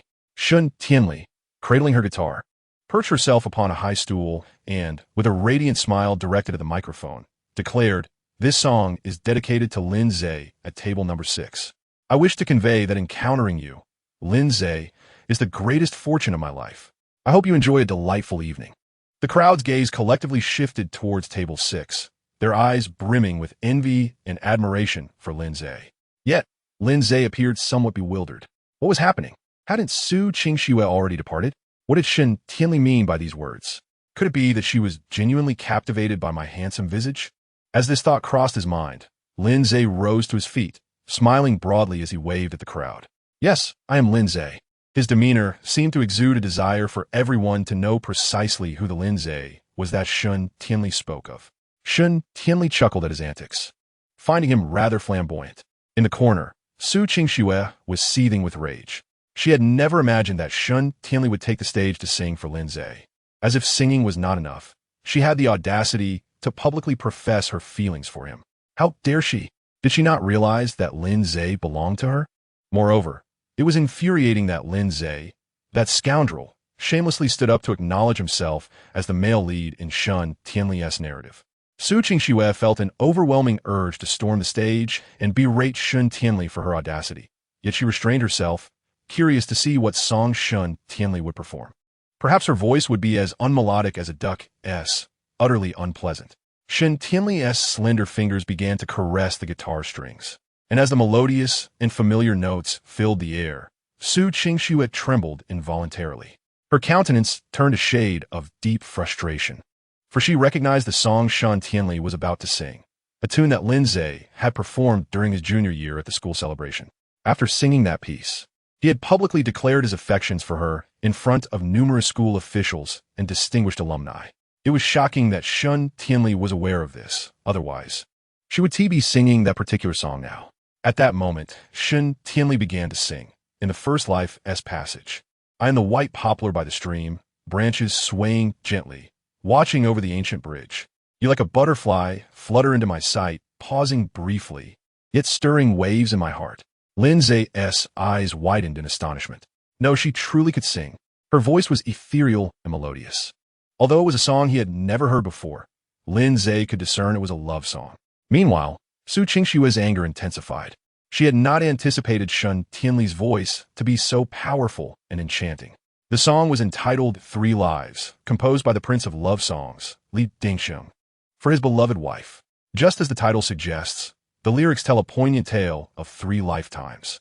On stage, Shen Tianli, with a beaming smile, gazed at Lin Ze below and continued to sing. In a second life, I transformed into a soaring bird, weaving through the clouds in search of a distant place where you reside. Amidst bustling streets or serene mountaintops, I ceaselessly seek that warm glow. Lin Ze, unfazed, stood up and blew a kiss to Shen Tianli. She chuckled, her laughter interrupting the song. The audience cast discontented glances at Lin Ze, evidently having been drawn into the lyrical reverie by Shen Tianli.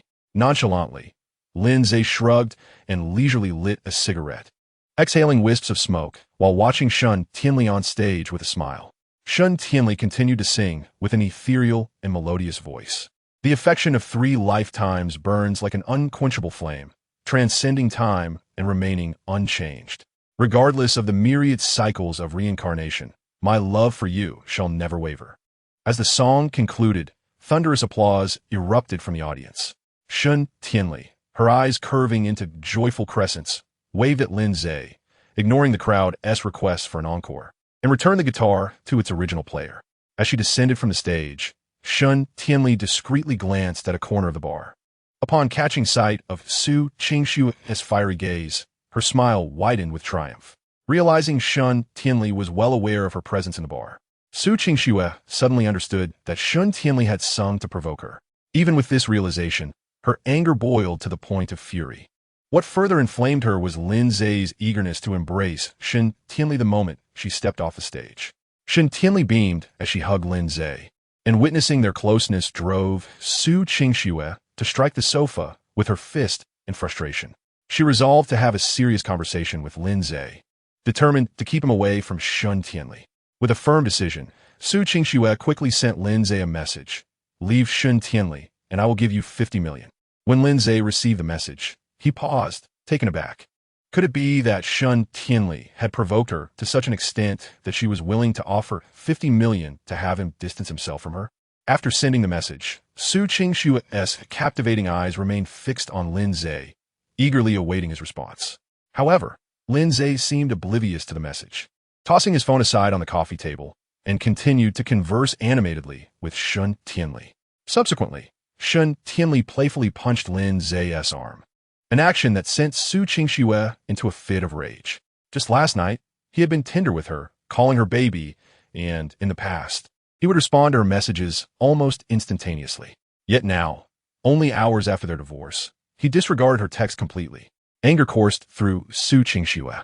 A mere word insufficient to encapsulate her feelings. She wished to lash out at Lin Ze. At that moment, she suddenly saw Lin Ze and Shun Tianli rise together, laughing and chatting as they headed toward the exit. Su Qingxue quickly rose to her feet and chased after them. She was uncertain of her own feelings. Yet at that moment, all she desired was to intercept Lin Ze and prevent him from leaving with Shun Tianli. As she exited the bar, she spotted Lin Ze and Shun Tianli entering a car together, sharing laughter within. This scene transformed Su Qingxue's stunningly beautiful face, instantly covered in a frost of icy despair. She was about to step forward and pull Lin Ze from Shun Tianli's vehicle when, in the next moment, her emotions erupted. She witnessed Shun Tianli leaning in to kiss Lin Ze. Chapter 11. A peck on the lips? Lin Ze was not kissing Shun Tianli. In fact, he was merely inquiring when her designated driver would arrive. However, Shun Tianli suddenly leaned closer, her face merely 5 centimeters from Lin Ze's cheek. The proximity allowed Lin Ze to distinctly feel the warmth emanating from her alluring lips. Gazing at her enticing crimson mouth, Lin Ze smiled and playfully asked, "What is this? Are you longing for a kiss?" With a giggle, Shun Tianli playfully punched him lightly before returning to her seat. Yet, as she settled back, she delicately caressed her luscious red lips with her slender fingertips, as if she had just smeared lipstick during a kiss. Witnessing this, Su Qingxue felt her blood run cold. Her delicate body trembled, fists clenched so tightly that her nails dug into her flesh without her realization. The sadness engulfed her. It felt as if someone were mercilessly stabbing her heart with a knife. Su Qingxue was taken aback by the depth of her sorrow, feeling as though she could scarcely breathe under the weight of her emotions. At that moment, Shun Tianli suddenly turned to look at Su Qingxue. Their eyes met through the car window, and with a seductive smile, Shun Tianli licked her red lips provocatively. It was a blatant challenge. Su Qingxue's anger reached a boiling point. Frustrated, she marched towards Shun Tianli's car, but just then, someone entered the vehicle, and it sped away from the scene. Furious, Su Qingxue climbed into her own car, pressed the accelerator, and swiftly pursued Shun Tianli's vehicle, unbeknownst to Lin Ze, who remained oblivious to the unfolding drama. He sat silently gazing out the window as they drove back to Shun Tianli's villa. The city outside was adorned with dazzling lights, creating an enchanting atmosphere. Lin Ze pondered his future, reflecting on his precarious situation after being ousted from his family and divorced, feeling like a drifting leaf. This predicament instilled in him a profound sense of urgency. Perhaps having grown accustomed to being in control as a leader in the Blue Star, he was used to wielding authority over everything. Yet now, he found himself powerless to control anything beyond himself. "What are you thinking?" Shun Tianli asked with a playful smile. Lin Ze candidly replied, I'm contemplating what I should do next. He was not devoid of options. On the contrary, there were numerous paths available to him. Lin Ze found himself at a crossroads, uncertain of which path to take. This planet, while reminiscent of Blue Star, clearly lagged several years behind in its developmental trajectory. After a day of exploration, Lin Ze concluded that this world resembled Blue Star around the years 2014 to 2015. There were food delivery services, albeit operating via phone calls, and shared bicycles, yet they were of the government-initiated variety. Video applications existed, but none akin to the short video platforms prevalent on his home planet. Numerous similar discrepancies were apparent. Lin Ze understood that this planet was as uncharted as virgin territory to him. He could easily cultivate it using the knowledge he had acquired on Blue Star. However, the pressing issue was that he possessed only 10 million, a sum graciously provided by Su Qingxue. While sufficient for survival, this amount was woefully inadequate for entrepreneurial endeavors. Are you feeling a sense of crisis? Shen Tianli inquired with a playful smile. Indeed, it is common knowledge that I have been ousted from my family and divorced. The most disheartening aspect is my lack of funds. I must earn money. Why not join my company? Shen Tianli suggested cheerfully. All right, what salary are you prepared to offer? What do you desire? Shen Tianli queried, her smile enchanting. A casual few billion would suffice. Why not simply rob a bank? That is a brilliant idea, Lin Ze replied, playfully mimicking a gun with his fingers and aiming it at Shen Tianli. Hand over your money. Feigning terror, Shen Tianli exclaimed, Sir, I have no money. She played along with the ruse. What do you possess then? I only have a beautiful face and a seductive figure. Would you be interested? She winked at Lin Ze. Goodness. He marveled at her allure. Never mind. I have no interest in your body. With a delightful giggle, Shen Tianli erupted in laughter, her mirth causing her to shake. Lin Ze felt an overwhelming desire for more than just the two eyes he possessed. Soon, they returned to the villa. As soon as they entered, Su Qingxue halted her car at the entrance of Shen Tianli's residence. Upon seeing Lin Ze and Shen Tianli enter, she slammed her fist onto the steering wheel in frustration. Without a moment's hesitation, she pulled out her phone and called Lin Ze. Just as Lin Ze stepped into the villa, his phone rang. Recognizing Su Qingxue's name, he instinctively considered hanging up, although he was tempted by her physical allure. The memory of her brazen confession at the bar, that she favored Ji Zifeng, deterred him from wanting any contact, let alone a conversation. However, after reflecting on the fact that they had been intimate the previous night, he felt it would be too heartless to ignore her call. As the connection began to falter, Lin Ze answered, hello. Upon hearing his voice, Su Qingxue felt an unexpected urge to cry. She had thought he would not answer. Taking a deep breath, she coldly commanded, I'm at the entrance of Shen Tianli's villa. Come out. The inappropriateness of an isolated man and woman. Matters should be discussed over the phone. An isolated man and woman? Su Qingxue was seething with rage. Was he not an isolated man with Shen Tianli? Why did he not mention it when he was sleeping alone last night? That scoundrel. Scoundrel. Why have you not responded to my messages? Su Qingxue interrogated angrily. Lin Ze retorted, why should I respond to you? Su Qingxue was left speechless. For some reason, she felt an overwhelming sense of grievance. Do you have something to discuss or not? If not, I will hang up. Leave Shen Tianli, and I will give you 50 million. Su Ringu supire had iner furi. Attempting to maintain a calm tone. Impossible. Su Qingxue's defenses crumbled in an instant. That scoundrel. He could divorce for 10 million yesterday. Yet he refuses to leave Shen Tianli for 50 million? Did he truly hold Shen Tianli in higher esteem than her? 100 million. Su Ringu guritet hertit. Refusing to believe he would reject her now that she had raised the stakes so high, Lin Ze felt a stir of interest. 100 million was a substantial sum. With that money, he could rapidly expand his business ventures. Just as Lin Ze was about to speak, Shen Tianli, seated beside him, suddenly leaned in. Deliberately adopting a sultry tone, she said, you shouldn't answer phone calls while bathing. Without further ado, she snatched Lin Ze's phone and quickly hung up. Su Qingxue was left dumbfounded. She had never anticipated that Lin Ze and Shen Tianli had advanced to the point of sharing baths. Anger coursed through her, leaving her breathless. Determined, Su Qingxue called Lin Ze again, but this time, the call was immediately terminated. Su Qingxue cried.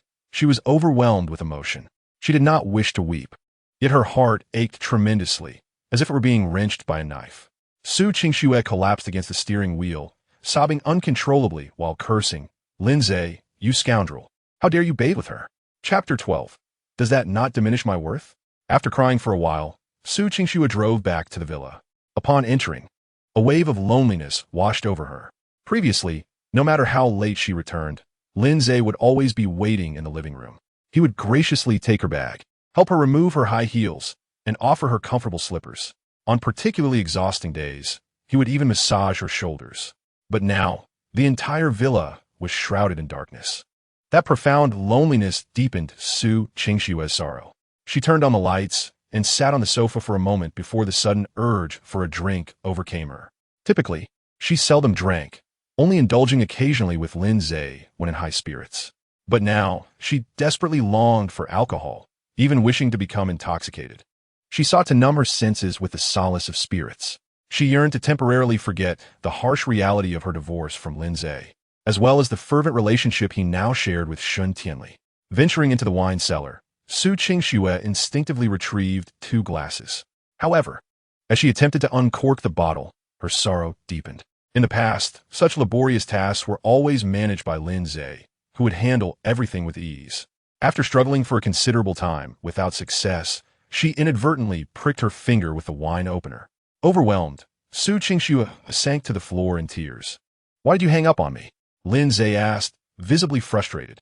Just like that, 100 million has flown away, he lamented, feeling the sting of loss. To Lin Ze, it was not merely money that had vanished. It was the splendor of his career slipping through his fingers. "Are you truly willing to leave me for 100 million? That is a staggering sum," he said, his voice heavy with despair. Shun Tianli felt an inexplicable discomfort. "But you clearly promised me," she replied. "I'm sorry, but I lack morals and boundaries," he retorted. Shun Tianli burst into laughter.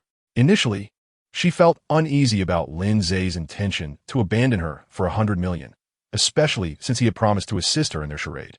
Yet, his candid admission of immorality and lack of principles amused her, transforming her irritation into a sense of affection for him. "I can give you the money too. How about this? Once the deal is done, I'll offer you 200 million, she suggested. "Really? Are you serious?" he inquired, astonished. "Of course I am serious. Anyone can make promises. How about you pay me half as a deposit first?" she proposed. "Sure, I'll transfer it to you first thing tomorrow morning. But once you have my money, you must fulfill your end of the bargain. If I find out you're still in contact with Su Qingxue, you better be cautious. I'm not joking. My best friend is a powerful figure in the underworld of Haicheng. Making you disappear would be a mere word for her." Wow, this woman is quite fierce, Lin Ze thought. Yet he dismissed her threat entirely. Not only did he disregard it, but he also brazenly pinched Shun Tianli's alluring cheek. "Rest assured, while I may lack morals and boundaries, I still have a desire to be with you," he quipped, causing her cheeks to flush. Could he really be so audacious? His crude remarks were one thing, but daring to touch her was another matter entirely. Shun Tianli initially expected to be angered, yet to her surprise, she found herself enjoying the sensation of his playful gesture. When this thought crossed her mind, she felt a jolt of alarm. Am I developing some peculiar tendencies? "Shun Tianli, you're actually blushing.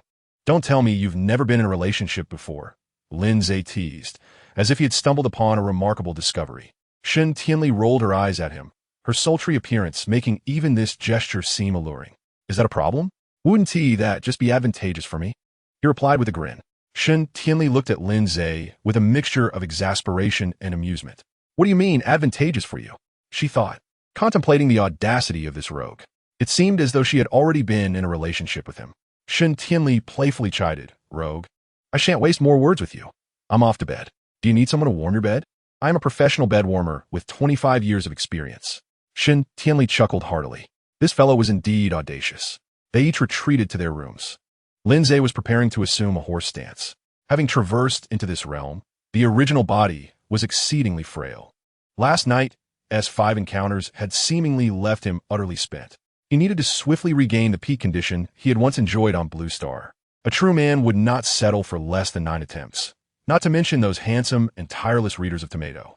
However, just as he squatted down, Lin Ze's phone unexpectedly received a message from a contact labeled as junk. "Big brother, you clearly are the biological one.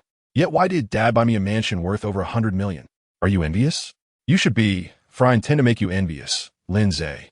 You're like a stray dog, and let me tell you, everything belonging to the Lin family is mine. What does it matter that I am not the biological one? Oh, by the way, I have something else to share. Tomorrow, I shall be going on a blind date with the esteemed Shun family's heiress, Shun Tianli. Once I become the dragon's son-in-law of the Shun family, rest assured, I will make your life a living hell. Lin Ze found it amusing. Did he still consider himself the original? He couldn't resist perusing the chat history between this scoundrel and the original. There were numerous exchanges, amounting to nearly 10,000 messages, chronicling the original's entire ordeal of being bullied. It documented the early days of the original's cautious attempts to curry favor with this brother, as well as the various provocations he faced after being expelled from the Lin family. Most infuriating was the clear admission from this so-called brother that the previous slanders and traps were all deliberate. Yet he had still pleaded with this brother to speak well of him to their parents. What a fool he had been. Fortunately, 3 years ago, whether through enlightenment or resignation, he had ceased to respond to this brother's provocations. After reviewing the messages, Lin Ze felt an urge to smash the phone. Thankfully, he had now taken over this body, otherwise he would have certainly been driven to despair. Ignoring the provocations from this scoundrel, Lin Ze resumed his horse stance. After all, his days of ease were soon coming to an end. After an hour of squatting, Lin Ze was utterly exhausted. The original body was far weaker than he had anticipated. Had it not been for Lin Ze's formidable willpower, he would have reached his limit in merely 5 minutes. He took a shower and lay in bed, contemplating his future path. After some deliberation, Lin Ze resolved upon his life's goals: to earn more money, to charm more women, and to reclaim all that the original had lost, and then to become a heartless rogue. Chapter 13. Showing off the next morning, as Lin Ze rose, he beheld Shun Tianli seated at the dining table in her uniform, enjoying her meal. Her long, slender legs were elegantly encased in sheer stockings. Lin Ze's eyes sparkled. After finishing breakfast, Lin Ze asked with a smile, "Shall we head directly to the bank?" Shun Tianli understood that Lin Ze was referring to the money she had promised him the previous night. "Don't worry, I will certainly fulfill my promise to you, but I have something even more pressing to attend to. What could possibly be more important than transferring money to me?" Shun Tianli replied with a hint of frustration. "My company has invested in a fantasy drama that is about to be released, but the theme song is still not finalized. I need to make some decisions about the songs we've gathered during this time. That does sound important. Let's go." As they traveled to Shun Tianli's company, Lin Ze occasionally stole glances at her shapely legs, encased in delicate fabric. "Damn, they are truly alluring."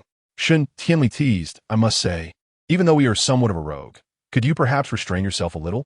You've gazed at my legs 17 times since this morning. Do you truly have such an affinity for them?" "I do indeed." "You must adore stockings," Shun Tianli playfully inquired. "Nonsense, I admire your legs in stockings," Lin Ze retorted, unable to suppress a grin. Shun Tianli burst into laughter, calling him a rogue. Before long, they arrived at Shun Tianli's company, located in the prestigious Golden Harbor building, the finest office complex in Haicheng. Her company was expansive, covering over 1,000 square meters. Upon entering, Lin Ze was greeted by the sounds of "Good morning, President Shun" from various employees, to which she responded with a smile. As soon as they entered her office, a secretary followed them in. She was rather ordinary in appearance, but possessed an attractive figure. Lin Ze glanced at her briefly before disinterestedly shifting his gaze away. "President Shun, we have received 13 new songs over the past couple of days. Shall we play them now?" Shun Tianli nodded. "Yes, let us play them." Meanwhile, Su Qingxue awoke to find it was already past 9 in the morning. After crying the previous night, she had reached for a bottle of whiskey. One drink led to another, and soon she felt dizzy. Eventually, she had succumbed to her discomfort and fallen asleep on the couch. As she opened her eyes, a dull ache throbbed in her head. Instinctively, she called out, "Lin Ze, my head hurts." There was no response. It then dawned on her that she had divorced Lin Ze, and he had already moved out. A wave of profound desolation washed over her. Sitting on the edge of the bed, she gazed at the empty space where he once lay. Just 2 nights prior, they had shared the most intimate moments on that very bed, but now they were irrevocably apart. As her phone rang, Su Qingxue was contemplating what she should do that day. She needed to occupy herself. Otherwise, her mind would inevitably drift back to thoughts of Lin Ze. The call was from an unfamiliar number. Not one to answer unknown calls, she promptly hung up.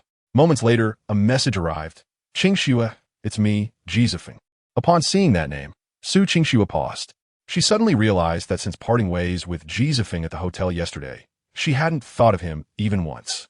This realization filled her with unease. What was happening to her? Despite having harbored affection for Jizifeng for 5 years, Su Qingxue realized that he had returned. With a mere nod, they could be together. Yet, throughout all this time, she had not once thought of him, her mind instead consumed by Lin Ze. A troubling thought invaded Su Qingshue's consciousness. Could it be that I have developed feelings for Lin Ze? The mere emergence of this notion startled her. She vigorously shook her head, proclaiming, "Impossible! How could I possibly have feelings for that scoundrel? My heart belongs to Ji Zifeng. Yes, I love Ji Zifeng. I am merely infuriated by that rascal's relationship with Shun Tianli." At that moment, her phone rang again. It was Ji Zifeng calling. This time, Su Qingxue swiftly answered. "Qingfeng, I apologize. I thought it was a stranger," she spoke softly. On the other end, Ji Zifeng chuckled. "No worries. Have you gotten up?" "Yes, I have." "Have you completed the mobile number transfer?" "Indeed, I just took care of it. I shall come and pick you up now." "No need. Please wait for me at the hotel." Strangely, Su Qingxue felt an inexplicable desire to keep her residence a secret from Ji Zifeng, not wanting him to come to her home. "Very well. I shall wait for you," Ji Zifeng replied, and they ended the call. An hour later, Su Qingxue arrived at the hotel, where Ji Zifeng was anxiously waiting in the lobby, nearly at his wit's end. When she finally appeared, clad in a flowing white dress, she exuded an ethereal charm. Though her attire was exceedingly simple, it captivated Ji Zifeng. Truth be told, he regretted not choosing Su Qingxue during their university days. She was undeniably more beautiful than his current girlfriend in every conceivable way. Furthermore, she had once been utterly enamored with him. Had he chosen her, he wouldn't he now find himself in such a passive position.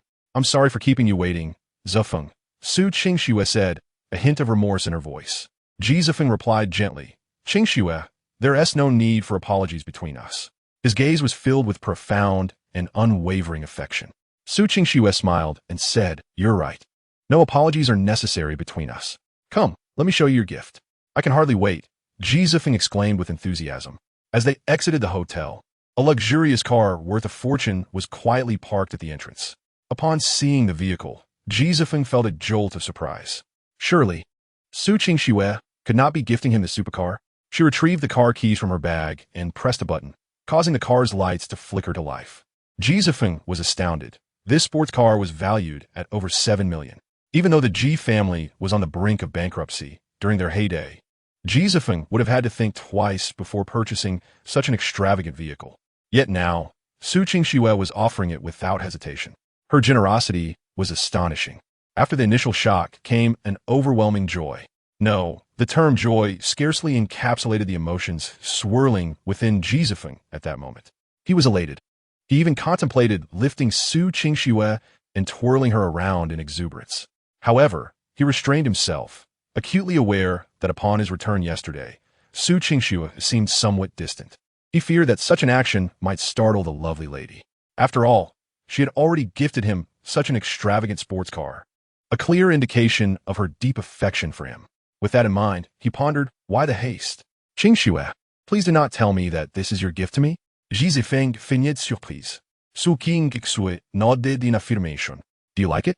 "Indeed, I would cherish even a mere piece of paper from you. However, this is far too lavish." "I cannot accept it," Ji Zifeng replied, putting on a show of reluctance. "Zifeng, there is no need for such formality between us. Besides, it is merely a car to me. It holds little significance." "Very well then."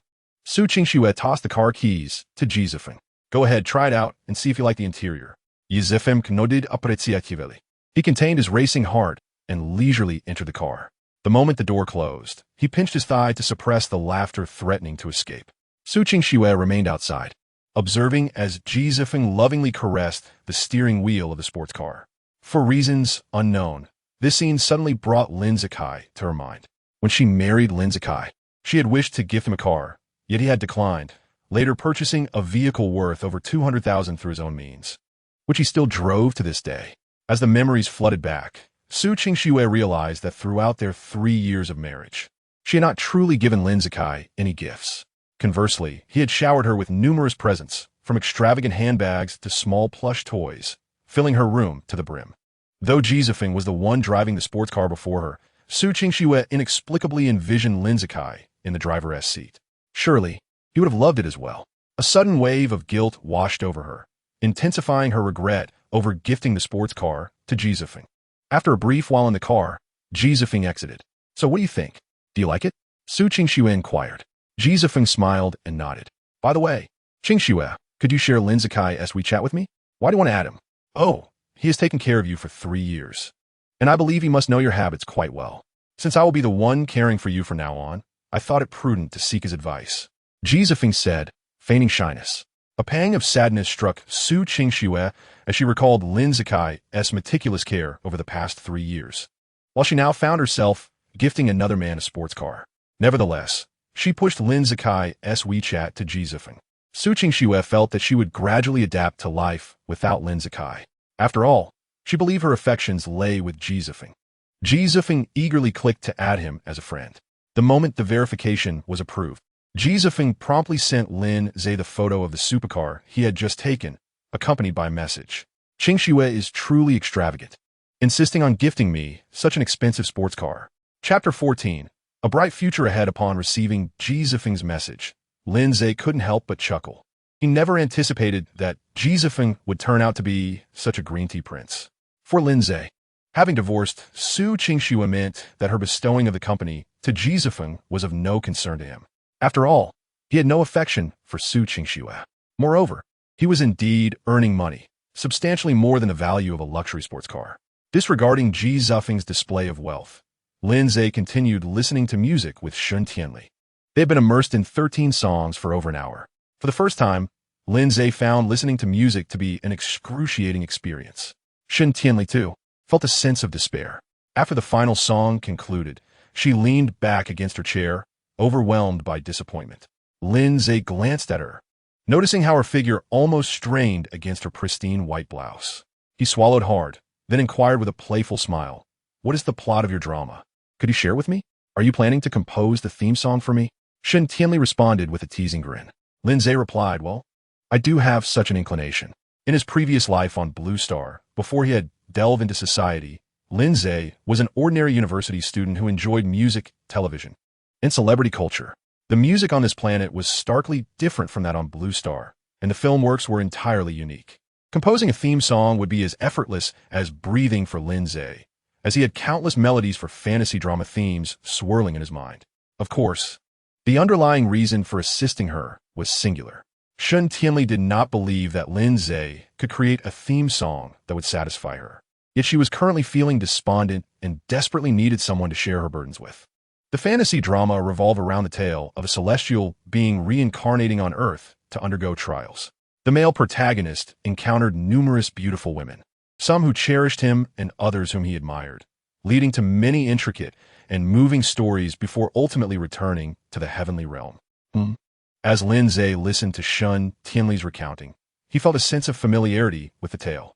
Oh my, isn't this merely a low-budget version of a fantasy drama? If that were the case, then creating a carefree song would be a cinch. Do you have a guitar? Lin Ze inquired. Shun Tianli suddenly sat up straight, her eyes sparkling with mirth as she asked, "Are you truly considering composing one for me?" "I'm feeling a bit inspired," Lin Ze replied, attempting to appear nonchalant. After all, when it comes to charming a lady, a touch of bravado is essential. Is that for real? To be candid, Shun Tianli was not particularly well acquainted with Lin Ze's past. She only knew he could sing with a pleasing voice. However, the notion of him being able to compose was something she found hard to believe. "Is it true? Just give me a guitar, and you'll find out." Lin Ze chuckled, seeing Lin Ze's grin and the earnestness in his gaze. Shun Tianli wondered if perhaps he truly possessed the talent to create something remarkable. Without unnecessary preamble, Shun Tianli placed a call to her secretary, requesting the arrival of a guitar. Shortly thereafter, the secretary entered, guitar in hand. The moment Lin Ze laid his fingers upon the instrument, a wave of nostalgia washed over him. For it had been over a decade since he last engaged with such a thing. During his university days on Blue Star, he had formed a band, not for the sake of music, but rather as a means to attract the attention of women. Back then, the guitar was indeed a potent tool in the pursuit of romance. Lin Ze tentatively strummed a few strings, producing a somewhat jarring sound. Shun Tianli teased him with a laugh. "Hey, can you even play?" Lin Ze chuckled in response. "I believe you may start recording on your phone now." With a playful smile, Shun Tianli quipped, "Aren't you afraid of embarrassing yourself?" He merely shrugged. She then activated her phone's camera, commencing the filming. Lin Ze flashed her a smile and began to play. As the melodious notes flowed forth, Shun Tianli was momentarily taken aback. "Wait, can he actually play?" she wondered, as the prelude resonated pleasantly, unexpectedly aligning with the theme of her drama. The lyrics unfolded, evoking a profound silence. Time rarely remains still. The autumn wind grows weary of wandering. The sunset lingers stubbornly, hanging upon the wall, reluctant to part with me. The whispers of yesteryear have long since drifted eastward with the tide. Looking back, past events fall like leaves in autumn. As Lin Ze sang these lines, Shen Tianli's lips appeared plump enough to hold 7 or 8 eggs. Wait, can you really do this? And sing so beautifully? Had she not witnessed it with her own eyes, she would never have dared to believe it. Unfazed by her astonishment, Lin Ze continued his performance. Love has reached its end. Hatred relinquishes its promises. Fate deems itself humorous, with thoughts too numerous to contain, ambition soaring, yet few rewards. Kindred spirits are rare to find. Looking back, laughter echoes in a drunken dream. At this point, Shen Tianli was utterly shocked, rising to her feet, her filming becoming exceedingly earnest. Lin Ze, however, remained unaffected by her surprise. His expression turned somber, and his gaze dimmed. Indeed, Lin Ze's mood had soured, the lyrics striking a chord within him. They resonated as if they were a reflection of his own fate. In that moment, memories of his experiences on Blue Star flooded back. Once a student at Qingbei, with a brilliant future ahead, his life took a tragic turn when his father was betrayed by a close associate and met an untimely demise. Reluctantly, Lin Ze inherited his father's legacy, spending 3 years to expand the gang, ultimately becoming the undisputed king of the night on Blue Star. Just as he contemplated a transformation, yearning to lead a normal life with his brothers, he was betrayed by the woman he cherished most. It was only in his final moments that he realized the woman he had held dear enough to sacrifice his life for was, in fact, an undercover agent. The song continued, Lin Ze's voice suddenly rising in intensity. With a sigh, words escape me. The foolishness of the past and the madness of the present ultimately lead to emptiness. The blade, once sharp, now dull, bonds of affection severed, dreams shattered. On this desolate path, I lament, having traversed it alone, my footprints unnoticed. Years have passed, and my gaze has longed to pierce through the haze of worldly affairs. Yet I remain oblivious to their depths. As the final word falls, Lin Ze's gaze pierces through the window, contemplating the woman who betrayed him. He wonders, in the stillness of the night, does she harbor even a sliver of regret? Yet, Lin Ze feels that such ponderings have become trivial. What truly matters is that she has successfully obliterated his trust in women. Thus, in his rebirth, he yearns only to become a heartless rogue. Shen Tianli feels a surge of emotion, inexplicably on the verge of tears. She cannot fathom why such sentiments arise within her, especially as she listens to a beautiful song. Yet, from Lin Ze's voice, she discerns a profound sense of life's helplessness, the weight of fate, and the sorrow that lies within him. A pang of empathy blossoms within her heart, stirring an impulse to embrace Lin Ze. At that moment, he suddenly flashes a playful smile. Do you love me? The weight of sadness evaporates in an instant. Shen Tianli laughs, saving the video and gleefully sending it to Su Qingxue, knowing it will infuriate her. After dispatching the video, Shen Tianli casts a flirtatious smile at Lin Ze. Congratulations, you now have 20 points. Keep it up.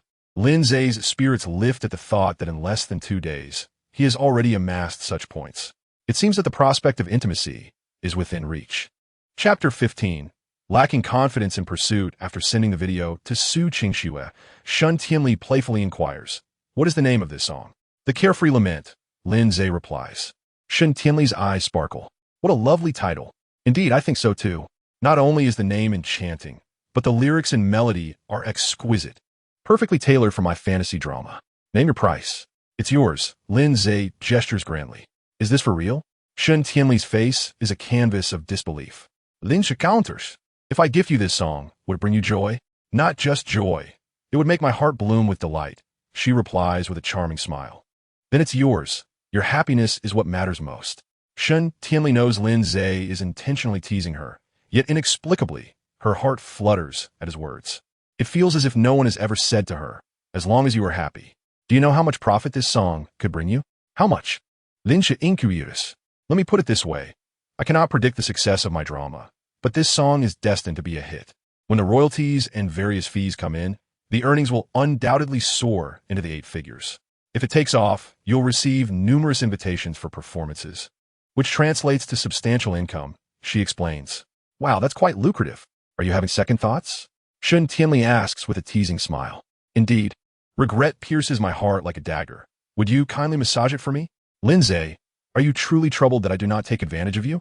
Shun Tianli teased. Troubled? Then perhaps I should alleviate your distress? Alleviate what? Your heart, of course. Huh. Shun Tianli burst into laughter. Or rogue. Lin Ze chuckled softly in response. Once Shun Tianli's laughter subsided, she asked earnestly, in all seriousness, how did you come to create this song? I plagiarized. Lin Ze admitted candidly. Do not jest. This song is so melodious that it is bound to become a sensation upon release. I cannot believe I have not heard it before. The implication in Shun Tianli's words was clear. A song so beautiful must have been published. If that is the case, what do you mean by plagiarism? I never claimed to have copied from this planet, he replied. What do you mean? Are you suggesting you plagiarized from another planet? Indeed. Shun Tianli shot him a skeptical glance, clearly unconvinced by his nonsense. Noting her disbelief, Lin Ze decided not to press the matter further. Well, now that we have finalized the theme song, may I expect a transfer? Not so fast. First, you must agree to something. Goodness, you are not thinking of defaulting on your debt, are you? Shun Tianli, after all my thoughts of you, is this how you repay me? She looked at him, half amused, half exasperated, wanting to question how his thoughts of her related to the matter at hand. Do not fret. You shall receive your money. What I mean is, could you sing this song? Once the recording is complete, I will transfer the funds. I can sing it, but the song requires rearrangement. It would be best to incorporate some additional instruments, such as flutes or other melodic sounds, to give it a more ethereal quality. Shun Tianli's eyes sparkled with excitement as she regarded Lin Ze. I believe you are right. Why not let you handle the arrangement? I would be delighted to assist you. But unfortunately, I have not studied arrangement. Very well, I shall have someone else do it. Yes, once they complete the arrangement, we can proceed with the recording. Therefore, while they work on it, let us attend to the transfer. Shun Tianli remarked, you truly are captivated by money. Lin Ze yearned to explain that it was not mere greed, but rather a pressing need for startup funds. With numerous lucrative opportunities on the horizon, he found himself helplessly watching from the sidelines. It felt akin to guarding a mountain of gold yet being unable to mine it, an utterly frustrating sensation. Alas, money is a man's courage. I am now reduced to a mere million, and I lack the confidence to pursue you. How, Lin Ze, you're going to make me laugh myself to death. Thus, in order for me to have the chance to be with you sooner, do hurry and transfer the funds. Shun Tianli erupted into laughter once more. How effortlessly he wove his playful banter. Oh well, seeing your eagerness, let us go. I will transfer the money for you. Shun Tianli, you truly are a kind soul. Heaven surely favors you to be with me soon. Shun Tianli nearly laughed until she gasped for breath. What a rogue he was. After Lin Ze sent the video of his singing to the company's dedicated arranger, Shun Tianli led him towards the bank. Su Qingxue had just arrived at the company with Ji Zifeng when she received the video from Shun Tianli. Without needing to watch it, she knew it was intended to provoke her. She intended to delete it without a glance, yet inexplicably found herself clicking play. In the next moment, Lin Ze's face appeared on the screen, causing her heart to flutter. The melodious strumming of the guitar resonated from the video, and Su Qingxue's mood soured immediately. What did this mean? Had that scoundrel sung for Shun Tianli? He had once declared, before their divorce, that he would sing only for her throughout his life. Soon, Lin Ze's magnetic voice flowed through her phone. The years rarely remain silent. The autumn wind tires of wandering. The setting sun lingers, reluctant to leave me. Su Qingxue was transfixed. This was a song she had never heard before, and it was imbued with Lin Ze's emotions, making it sound melancholic, yet liberating, and tinged with reluctance. Captivated, she eagerly continued to listen. Love has reached its end. Hatred relinquishes its promises. Fate considers itself humorous. Too many thoughts. I have no say in them. When these lyrics reached Su Qingxue's ears, her mind buzzed. Love had reached its end, and hatred had relinquished its promises.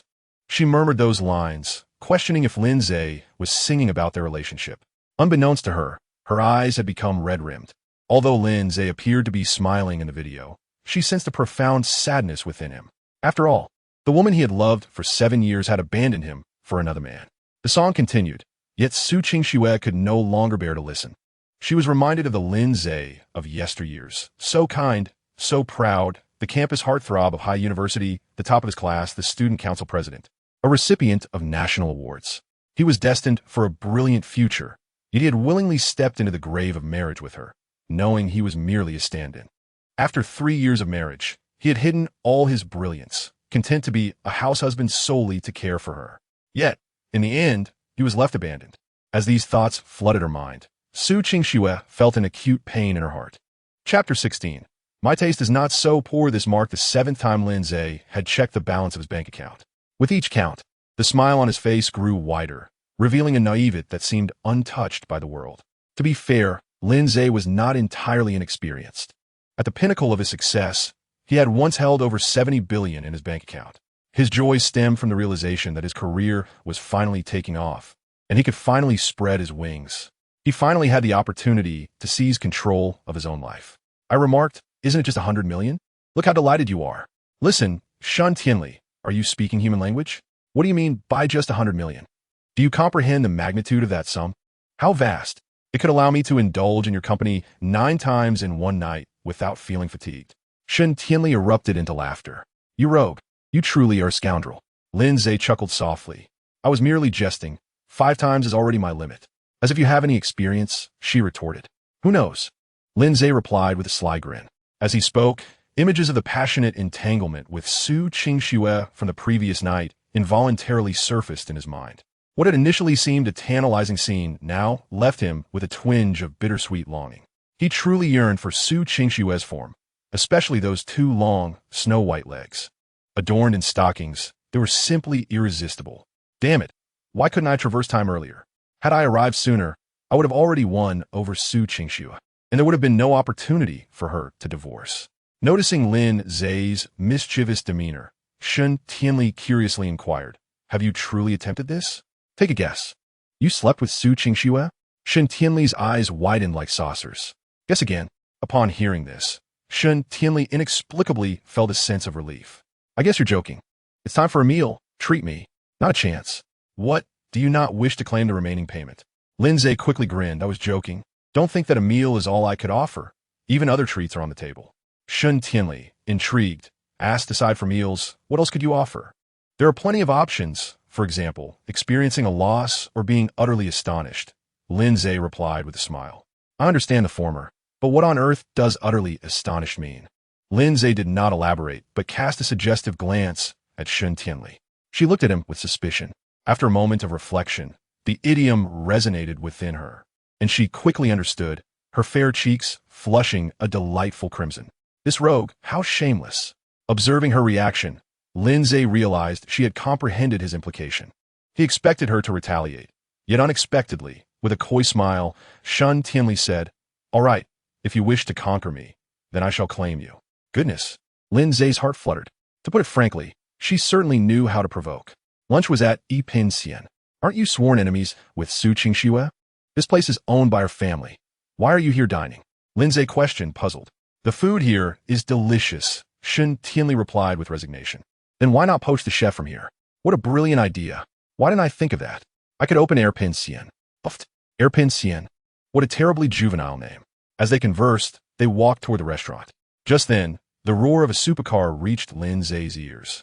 He instinctively turned a glance, only to see a brand new supercar arrogantly halting at the entrance of the restaurant.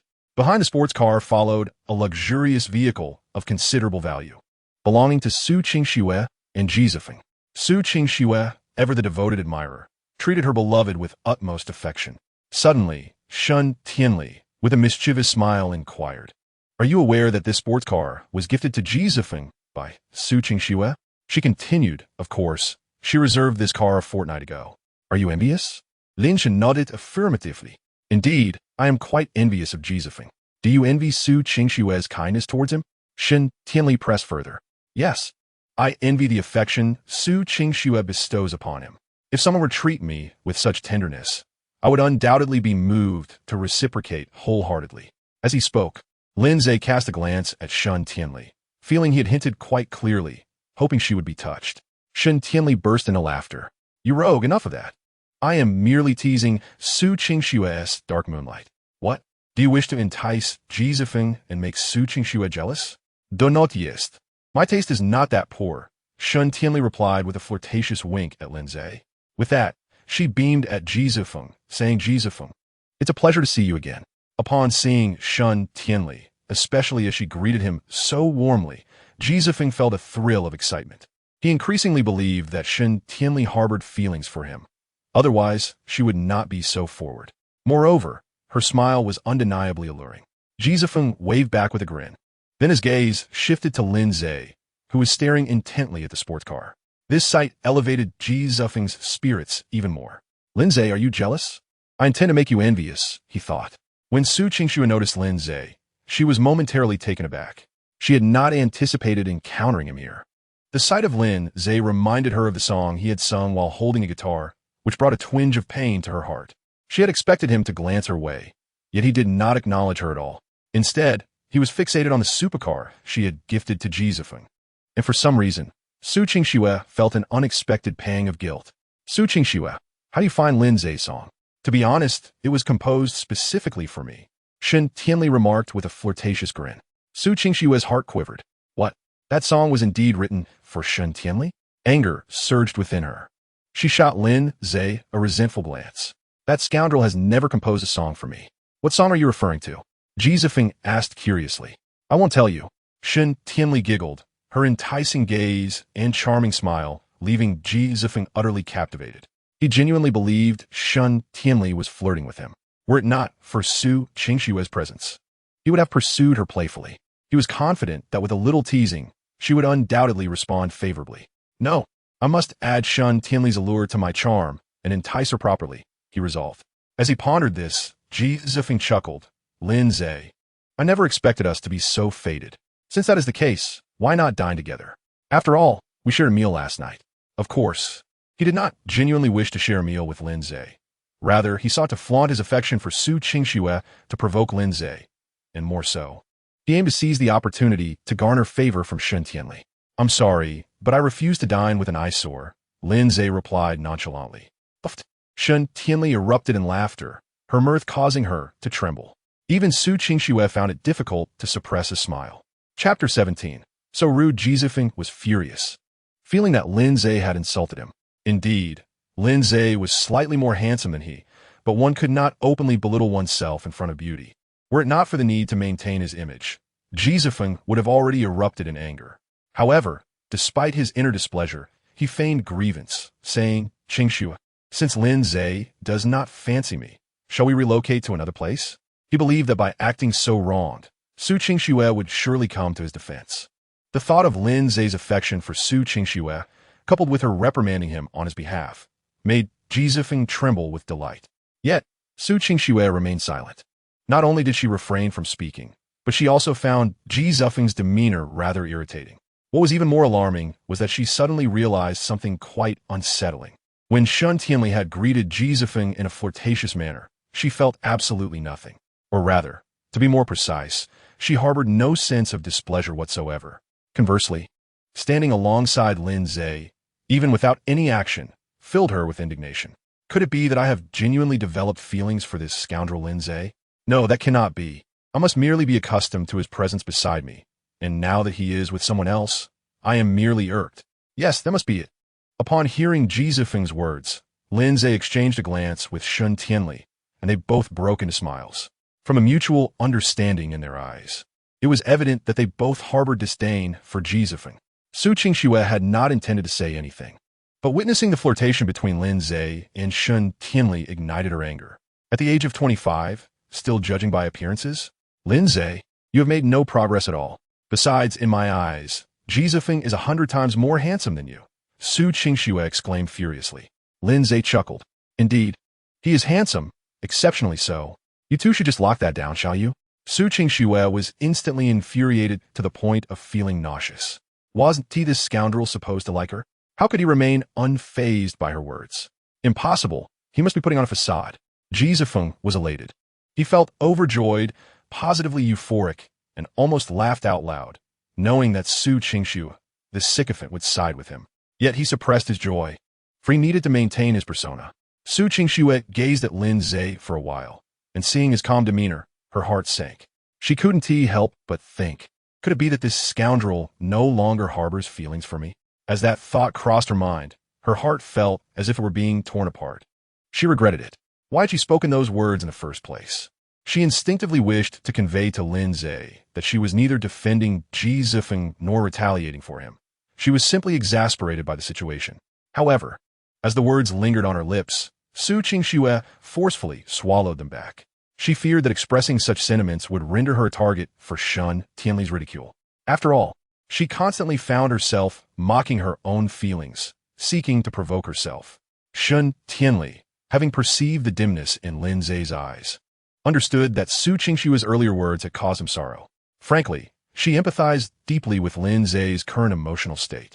To endure humiliation from another man after nurturing feelings for 7 years must surely be unbearable for anyone. Lin Ze, let us change our location, she suggested. It's merely a meal, and besides, didn't you express a fondness for the dishes here? A quiver of emotion surged within Shun Tianli. Despite Lin Ze's evident sadness, he was determined to remain for the sake of the food he enjoyed. To claim that Shun Tianli was unmoved would be disingenuous. Lin Ze, however, was not preoccupied with such thoughts. He simply found the culinary offerings of Yiping Xian delectable, having been the leader in Blue Star for many years. His palate had been refined to the point of being quite discerning, rendering ordinary fare unappealing to him. Very well, let us dine here. Order whatever you desire. It's on me, Shun Tianli declared with confidence. Lin Ze's earlier gloom dissipated as he smiled, replying, Then I shall indulge myself thoroughly. I welcome your indulgence. Shun Tianli responded with a flirtatious smile. Although she was merely referring to dining, Ji Zifeng inexplicably felt as if Shun Tianli were inviting Lin Ze into her bed, especially as he observed Shun Tianli entwining her arm with Lin Ze's as they entered the restaurant. Ji Zifeng felt as though they were headed to a hotel room. Ji Zifeng was displeased. Damn it, why him? What right does Lin Ze have? He thought that Shun Tianli ought to be pursuing him instead.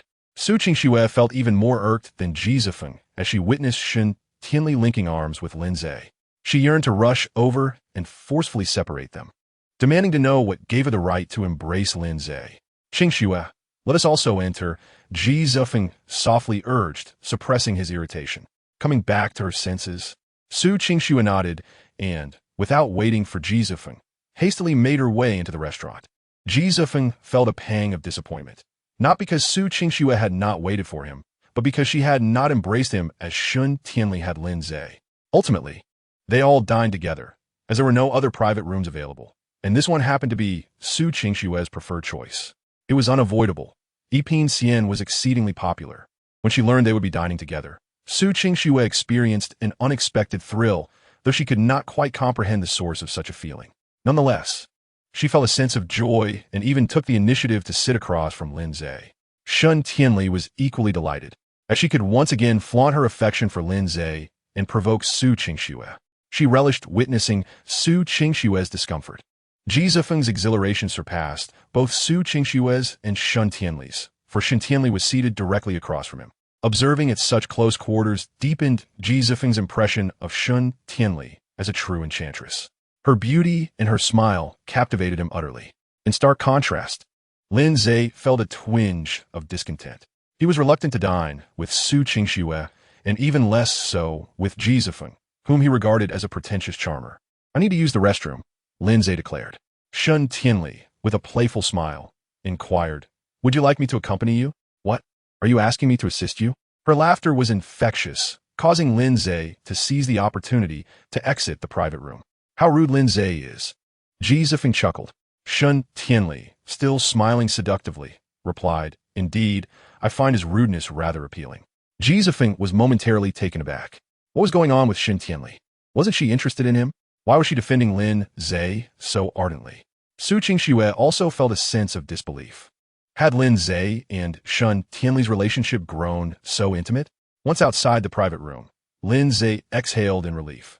Truth be told, there was a restroom within the room, but he preferred not to witness the interaction between Su Qingxue and Ji Zifeng. He sought a moment of fresh air. After washing his hands, he lit a cigarette and strolled leisurely back to the private room. As he passed by one of the other rooms, a hand suddenly reached out, forcefully pulling him inside. Chapter 18. Lin Ze was taken aback. Instinctively, he prepared to retaliate, but upon recognizing the face before him, he smiled. Miss Su, you didn't drag me into this room with the intention of becoming intimate, did you?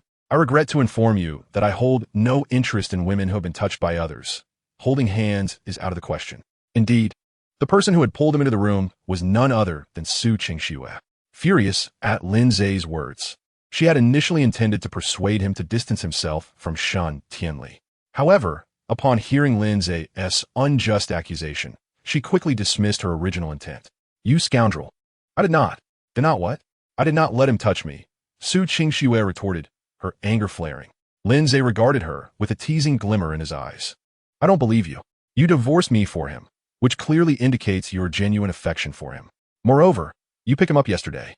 I refuse to believe there were no hand-holding, no embraces, no kisses. Su Qingxue's fury intensified. How dare you presume to judge her? She shouted, you scoundrel.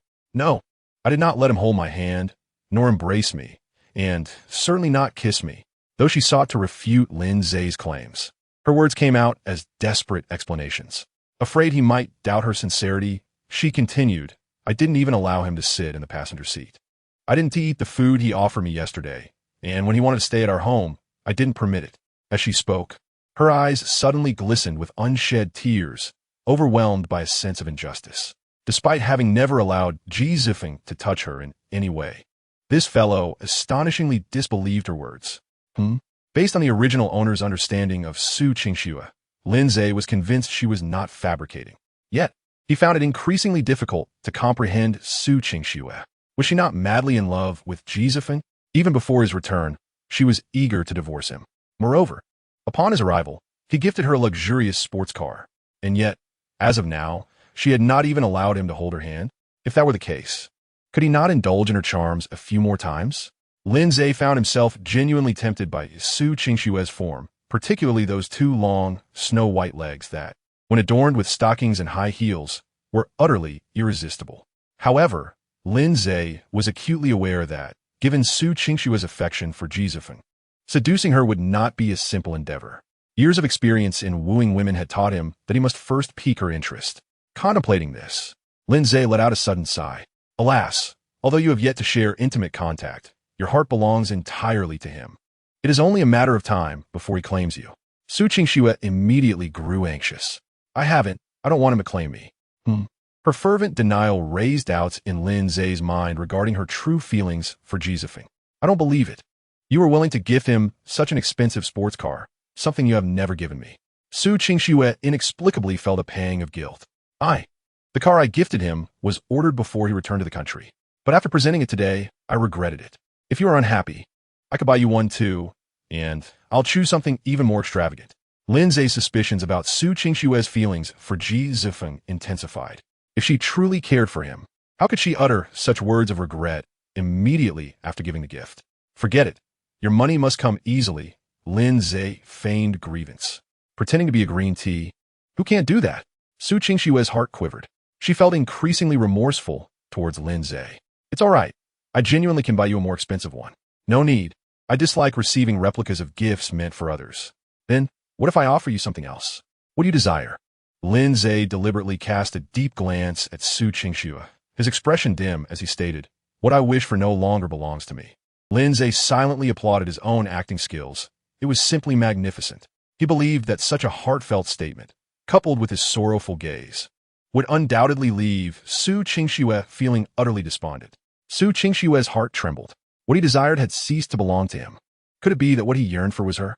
It seemed to be the only explanation, for she indeed no longer belonged to him. As this realization struck her, Su Qingxue felt a sudden pang of anguish. The pain was so intense that she struggled to breathe properly.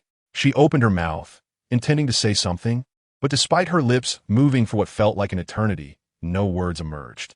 All right, Su Qingxue, you should head back now. Let us not let Ji Zifeng know about our conversation here. I fear he might misinterpret it and direct his ire towards you. After all, no man wishes to witness the one he cherishes growing so intimate with another man. With this remark, Lin Ze deliberately turned to leave, confident that such words would compel him to stay. Watching Lin Ze's retreating figure, Su Qingxue felt her eyes welling with tears, as if his departure signified an irrevocable loss. This sensation was truly dreadful. Moreover, Lin Ze's last words struck her heart like a heavy hammer, a painful reminder of her current predicament. Indeed, Lin Ze cherished her deeply. Yet she found herself parading around with another man. This was akin to pouring salt into his wounds. No, it was more like administering poison. At that moment, as Lin Ze grasped the doorknob, ready to exit, Su Qingxue called out, her voice trembling. Wait. A mischievous smile danced on Lin Ze's lips, recognizing his own folly. He turned back, his expression now laden with sorrow. What is it? Why did you write a song for Shen Tianli? She inquired. Is she not currently wallowing in her own self-inflicted regrets? Shouldn't reconciliation involve remorse and a return to your embrace? Why was she suddenly fixated on this matter? Oh, inspiration struck, so I casually composed a piece for her, he replied nonchalantly. You have never composed a song for me. Su Qingxue's voice carried a note of grievance. Is that so? Do you want me to? He teased. I do, she admitted, though a song held little significance for her. The fact that Lin Ze had dedicated one to Shen Tianli stirred discontent within her heart. Thus, she too desired one. All right, wait for me at home tonight. I shall create one for you. A wave of immense joy surged within Su Qingxue. Are you serious? Of course, why? Do you not wish for me to return? I do, she blurted. Lin Ze chuckled, playfully pinching her cheek. Very well, await my return tonight. Su Qingxue nodded eagerly, her heart fluttering. I shall take my leave now. She nodded once more as she watched Lin Ze walk away, suddenly filled with anticipation for their evening meeting. Chapter 19. Taking action upon returning to the private room. Lin Ze found Ji Zifeng animatedly discussing foreign cultures with Shen Tianli. Ji Zifeng spoke with fervor, while Shen Tianli appeared captivated, resting her chin in her hands. Her smile radiant as she gazed at him. To be honest, this scene filled Ji Zifeng with pride. He increasingly felt that Shen Tianli harbored feelings for him. Otherwise, she wouldn't exhibit such adoring expressions. Having just added her on social media, he was determined to charm her further. Ji Zifeng was confident that with just a subtle beckoning, he could entice the alluring Shen Tianli into his embrace. At that moment, one must capture the scene of galloping alongside Shen Lizho and subsequently share it with Lin Ze to provoke her. What if he's more handsome than I? The woman he adores still obediently climbs into my bed. Lost in thought, he was suddenly greeted by Lin Ze's smiling entrance. Ji Zifeng scoffed disdainfully within. After Lin Ze took a seat, he sent a message to Shen Tianli. A fickle woman. Has she already transferred her affections so swiftly? Upon receiving the message, Shen Tianli cast Lin Ze a flirtatious glance, quickly replying, Does he even qualify? I'm merely teasing this fool. Nonsense, you're clearly smitten. With a burst of laughter, Shen Tianli's amusement became so exaggerated that she was seized by a fit of coughing. While Lin Ze remained unfazed, Ji Zifeng inquired with feigned concern, Tianli, are you all right? She waved her hand dismissively. Lin Ze, I must express my disapproval. Seeing your girlfriend cough so violently without a hint of concern from you is rather shocking. If she were mine, I would be profoundly distressed. With that, Ji Zifeng cast a sympathetic glance at Shen Tianli. Truly, what a manipulative vixen. Lin Ze chuckled. How do you know I'm not concerned? Moreover, there are numerous ways to show care. Mere words hold little significance. I prefer to demonstrate my feelings through actions. Yet, I have not observed any such actions from you. Yizifem retorted. Lin Ze shrugged and audaciously wrapped his arm around Shen Tianli's slender waist, pulling her into his embrace, then pinching her chin as he queried, Have I not shown you care in bed? Shen Tianli was taken aback. How dare this scoundrel so brazenly encircle her waist? Had he become addicted after last night at the bar? Moreover, he uttered such frivolous words. Shen Tianli believed she ought to be angry. However, inexplicably, she felt no ire. Instead, her heart raced. There was no denying that the potent scent of male pheromones emanating from Lin Ze struck her heart like cannon fire. How annoying! Shen Tianli exclaimed shyly. She was genuinely flustered, not merely playing along with Lin Ze's antics. Ji Zifeng's fists clenched, his anger intensifying. Not only were his fists tense, but his eyes seemed ready to ignite. How infuriating that he had yet to even hold Su Qingxue's hand, while this beast had already shared a bed with Shen Tianli. How dare he? Why did he have to enjoy such fortune with her? Oh, Ji Zifeng, why are you so upset that I'm with my girlfriend? Are you perhaps envious? Lin Ze feigned confusion. Ji Zifeng forced a dry laugh, hastily suppressing his anger, and replied, No, I merely think you lack respect for Tianli. Discussing such matters in public is rather inappropriate. I find Lin Ze's candidness refreshing. If he wishes to speak, then let him, Shen Tianli remarked with a seductive smile. Ji Zifeng felt on the verge of explosion. What does it mean, this wretched Shen Tianli? Why does she choose to speak in favor of that brute Lin Ze? Does she truly relish such crude forms of expression? Observing the distressed expression on Ji Zifeng's face, Lin Ze could not help but squeeze Shen Tianli's slender waist. Goodness, her waist is remarkably delicate. Lin Ze whispered in her ear, Shen Tianli, how is your waist so slender? Upon hearing this, Shen Tianli was about to push Lin Ze away. However, her peripheral vision caught sight of Su Qingxue entering the private room. Consequently, Shen Tianli deliberately leaned closer to Lin Ze and, in an exceptionally flirtatious tone, inquired, Do you like it? Indeed, Lin Ze replied with a beaming smile. As Su Qingxue stepped into the room, she immediately beheld Shen Tianli provocatively nestled in Lin Ze's embrace. This sight incited her immediate ire, causing her to clench her fists. Although she was unaware of the rationale behind Shen Tianli's question, Lin Ze's response ignited her fury. This scoundrel had harbored feelings for her for 7 years. Yet now he was uttering words of affection towards Shen Tianli. Seething with anger, she seated herself across from Lin Ze, and upon noticing Shen Tianli still leaning against him, Su Qingxue coldly remarked, Shen Tianli, this is a dining area, not a place for your flirtation. What can I do? I simply feel compelled to flirt in Lin Ze's presence, Shen Tianli replied with a seductive smile. Good grief. Ji Zifeng envied her to the point of tears. Damn it. Why must Su Qingxue always maintain such an icy demeanor? Could she not learn a thing or two from Shen Tianli? No, I must win Shen Tianli over. I must torment her properly in bed. Lin Ze, however, remained composed, for he recognized Shen Tianli's intention to provoke Su Qingxue. To be frank, Su Qingxue was also aware that Shen Tianli was deliberately trying to irritate her. Having known Shen Tianli for many years, no one understood her character better than Su Qingxue. Despite her seemingly flirtatious appearance, her personality was the antithesis of her looks. Yet, even with the knowledge that Shen Tianli sought to provoke her, Su Qingxue found herself unable to suppress the fury brewing within. Moreover, witnessing Shen Tianli so brazenly nestled in Lin Ze's arms stirred an impulse within her to pull Shen Tianli away. It felt as though something that belonged to her was being usurped by another. This sensation was utterly distasteful. At that moment, Su Qingxue's phone suddenly chimed with a green bubble notification. Her heart leaped with joy, momentarily believing it to be a message from Lin Ze. However, disappointment swiftly followed as she realized the message was from Ji Zifeng. As she glanced at Ji Zifeng's message, Su Qingxue abruptly recognized that since entering the private room, she had paid no heed to him whatsoever. Instead, all her attention had been captivated by Lin Ze. This realization furrowed her brow. Was she not fond of Ji Zifeng?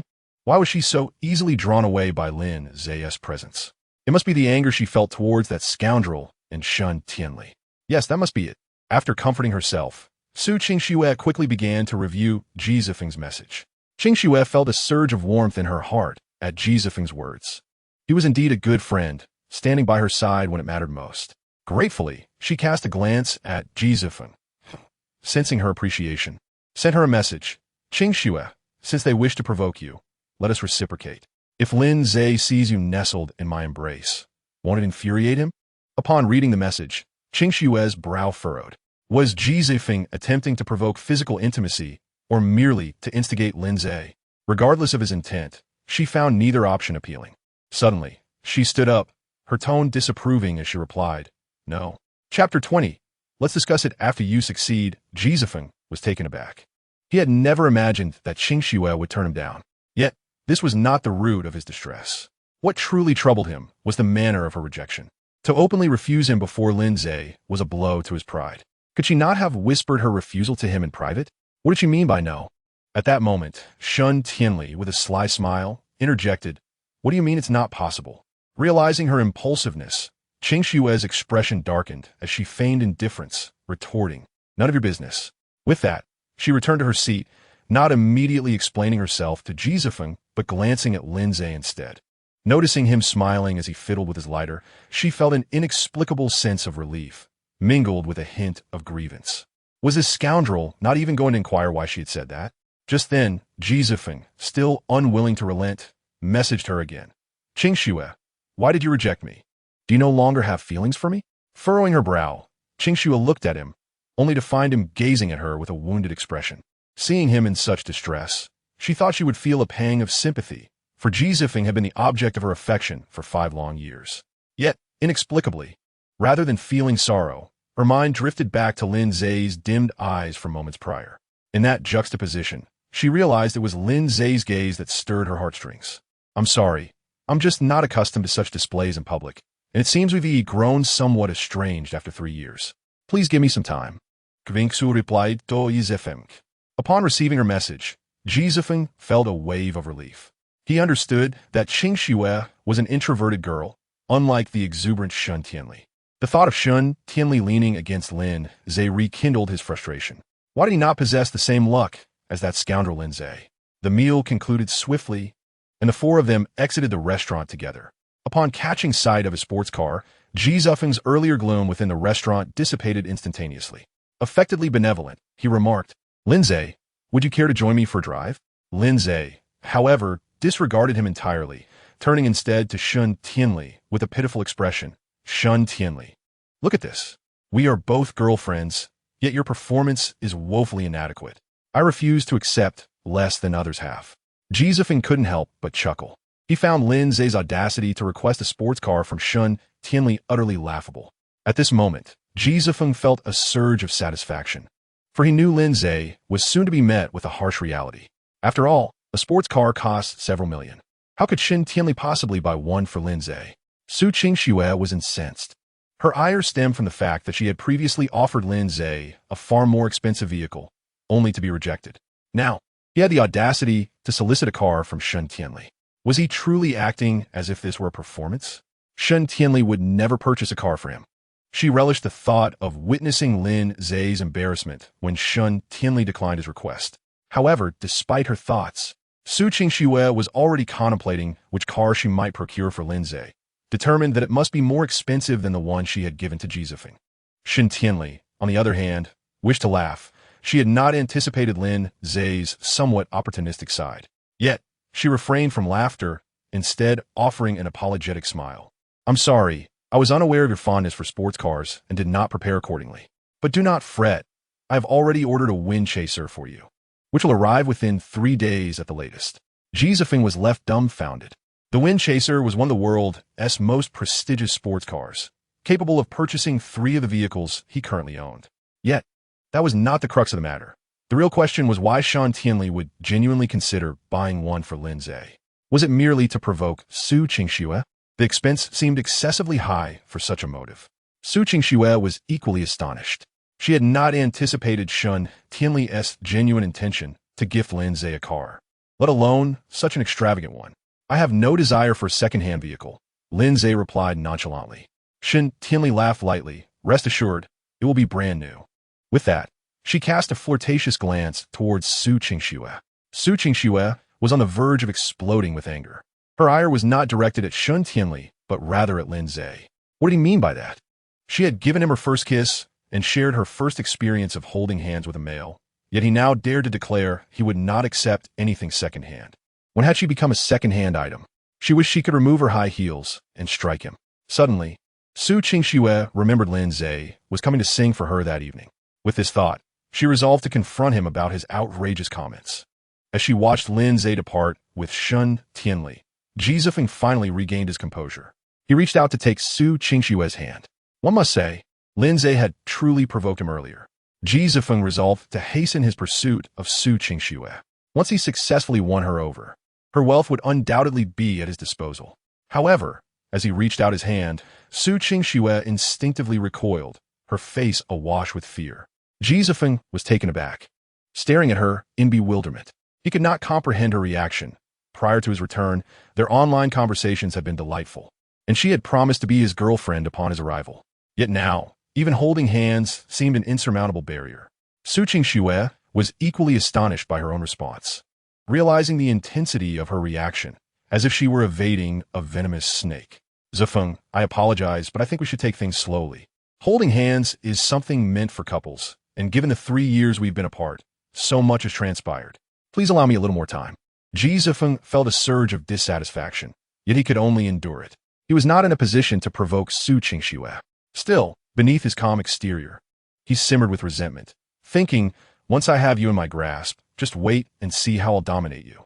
Not only will you be at my beck and call, but I shall seize all your assets as well." With this thought, he felt somewhat reassured and replied softly, "I apologize for being too forward. I merely wish to embrace the beauty sooner." Su Qingxue frowned slightly, finding his words excessively crass. The notion of wanting to embrace her sooner sounded as though he were eager to possess her physically. Yet, upon reflection, she considered that perhaps Ji Zifeng's impatience stemmed from his deep affection for her. "Just a little more time. Let us head back to the company. I'll take you for your onboarding. We recently encountered a challenge that requires your expertise." "What challenge?" Ji Zifeng inquired with curiosity. "We have a top-tier contract that is about to expire, and the party has been reluctant to renew. I need you to persuade her." "Leave it to me. I excel at persuasion and will ensure she willingly renews the contract," Ji Zifeng assured confidently. "Then I'll rely on you." Ji Zifeng, with a smile, asked Qingxue, "If I manage to secure her agreement, will you then consider being my girlfriend?" Su Qingxue's expression darkened. She despised those who proposed conditions before anything was accomplished.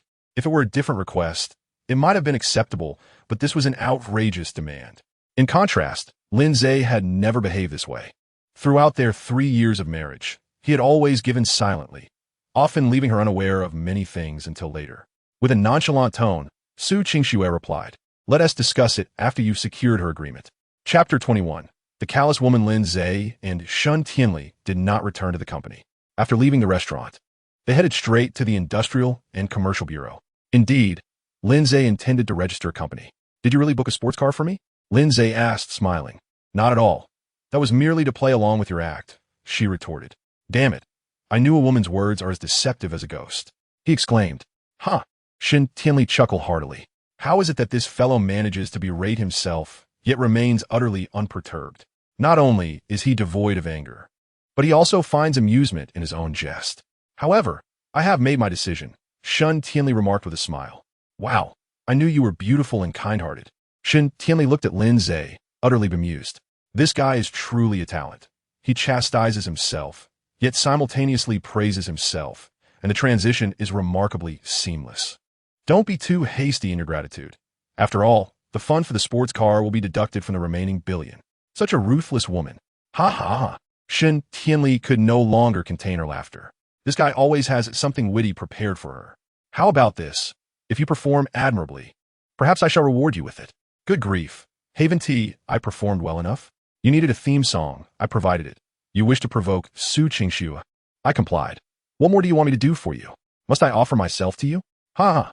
Lin Ze, you truly have no shame." Lin Ze chuckled and replied, "What need is there for shame when it cannot be consumed? There's merit in that. How about this?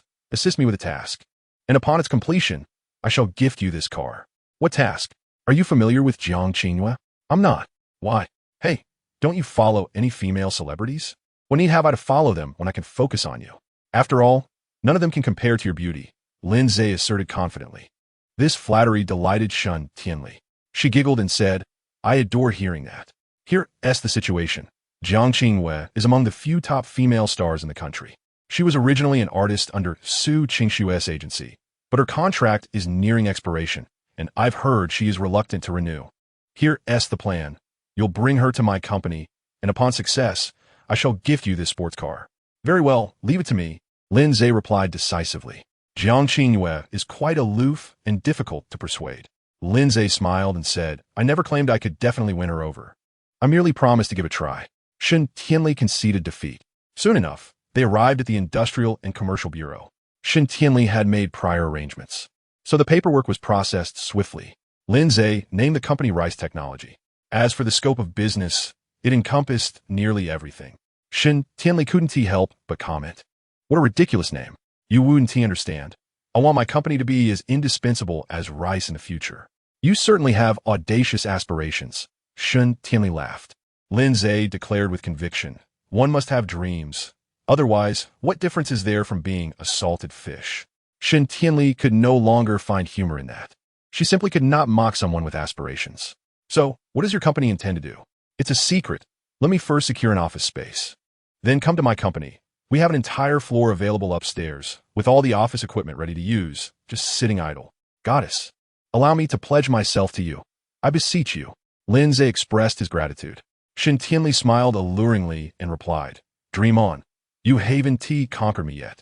For heaven's sake, conquering in bed counts as conquering too. That shameless fellow." Upon exiting the Bureau of Industry and Commerce, Lin Ze inquired, "Where to next?" "We're to seek out Jiang Qinghua. I've arranged for her manager to grant us an hour this afternoon," came the reply. As they walked, Lin Ze expressed his eagerness to witness the allure of the female superstar firsthand.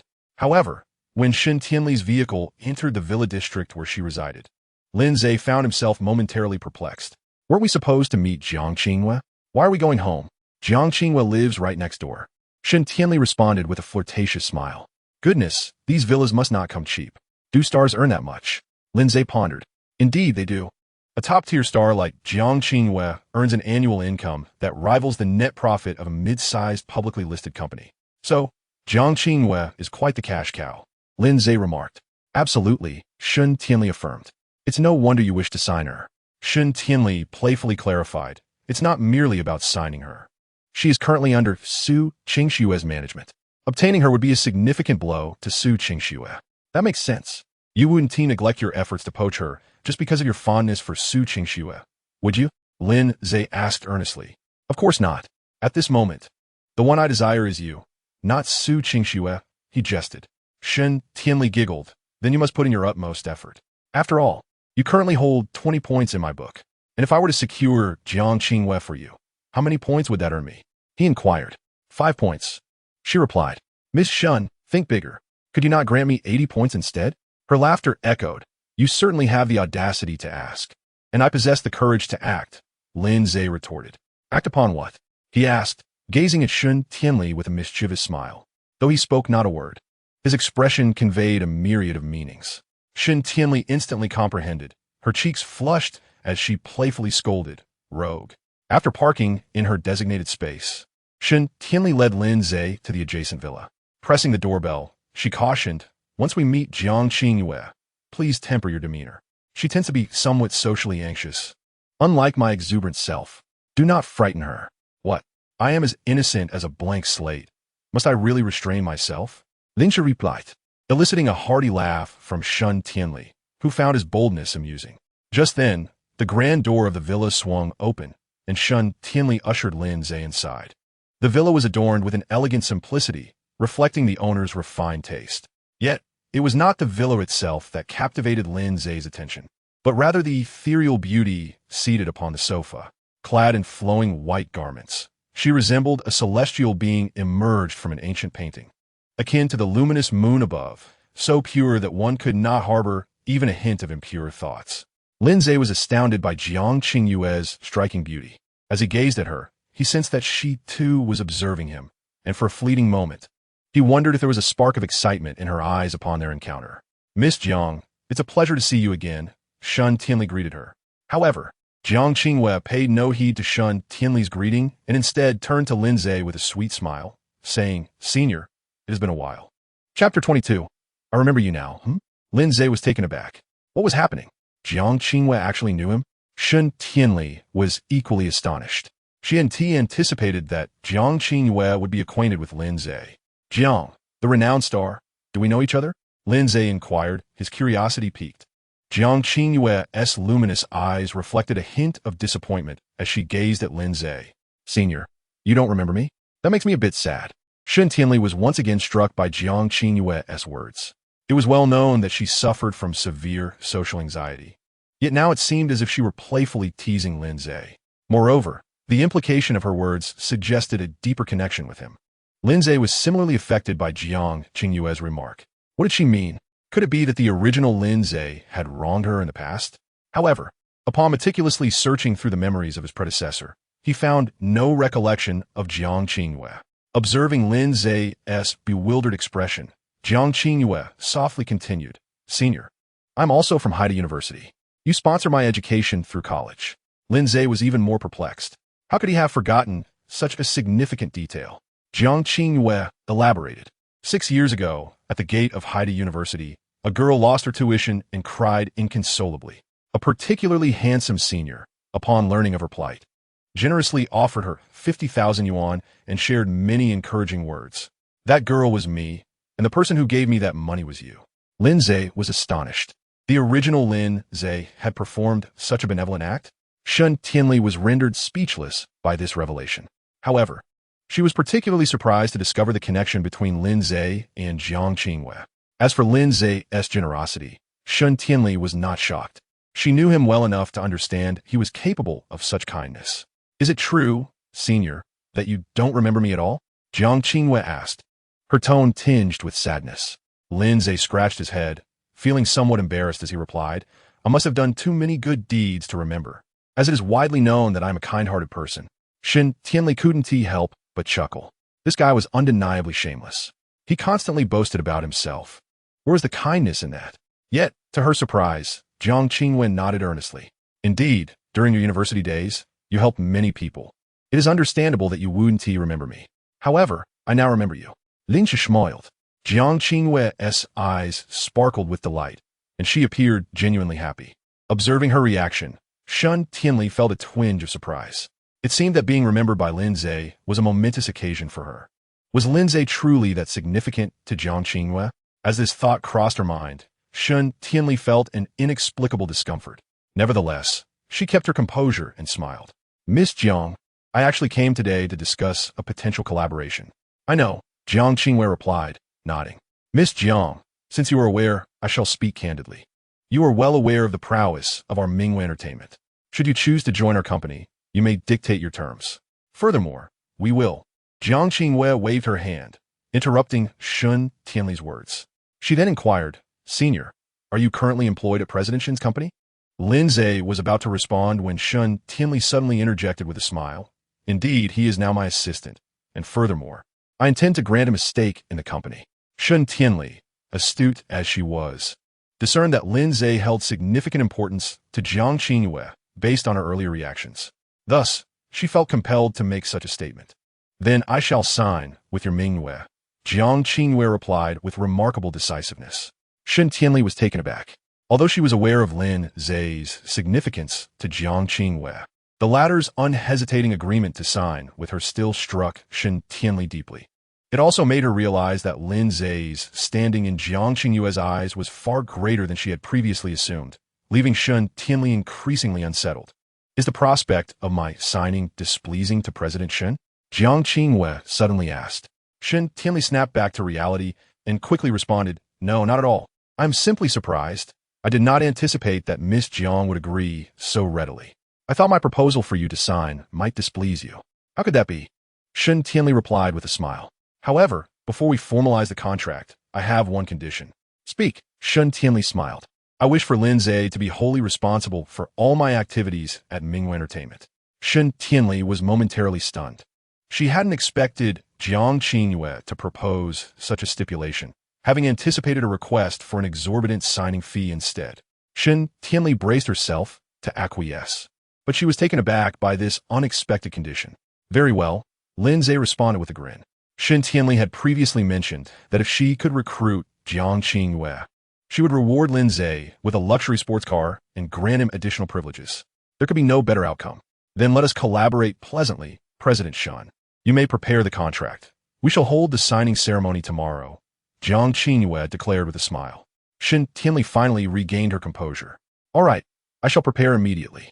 At that moment, Jiang Qingyue suddenly said, Senior, may I treat you to dinner this evening? Lin Ze was about to agree, as he relished dining with beautiful women, especially someone as stunning as Jiang Qingyue. However, Shun Tianli interjected apologetically, Miss Jiang, I'm afraid that won't be possible today. I must return with Lin Ze to draft the contract. After we sign tomorrow, I will treat you to dinner. President Shun, I only wish to dine with Senior. This is also one of my conditions for signing, Jiang Qingyue remarked with a playful smile. Shun Tianli felt a crack in her composure. She had not anticipated that Jiang Qingyue would place such importance on Lin Ze. Truth be told, she suddenly felt a reluctance to proceed with Jiang Qingyue's signing. To be candid, given Shun Tianli's background, she could easily disregard Jiang Qingyue. After all, despite Jiang Qingyue being a top-tier celebrity, her status pales in comparison to the power of capital. Yet, the thought of provoking Su Qingxue to the point of anguish by signing Jiang Qingyue compelled Shun Tianli to suppress her annoyance. Lin Ze, I must trouble you to accompany Miss Jiang to dinner this evening, Shun Tianli remarked with a semblance of smile. At your command. Lin Ze replied with a cheerful grin. Miss Jiang, we shall take our leave now. Lin Ze will come to fetch you tonight. All right. Jiang Qingwei responded with a smile directed at Lin Ze. She had initially wished to keep him around, but considering that Su Qingxue would be visiting shortly, she reluctantly abandoned the idea. After all, she was aware that Lin Ze was Su Qingxue's ex-husband and harbored feelings for her. Keeping him would undoubtedly cause him distress. Lin Ze returned Jiang Qingyue's smile. See you tonight. Jiang Qingyue obediently replied. Chapter 23.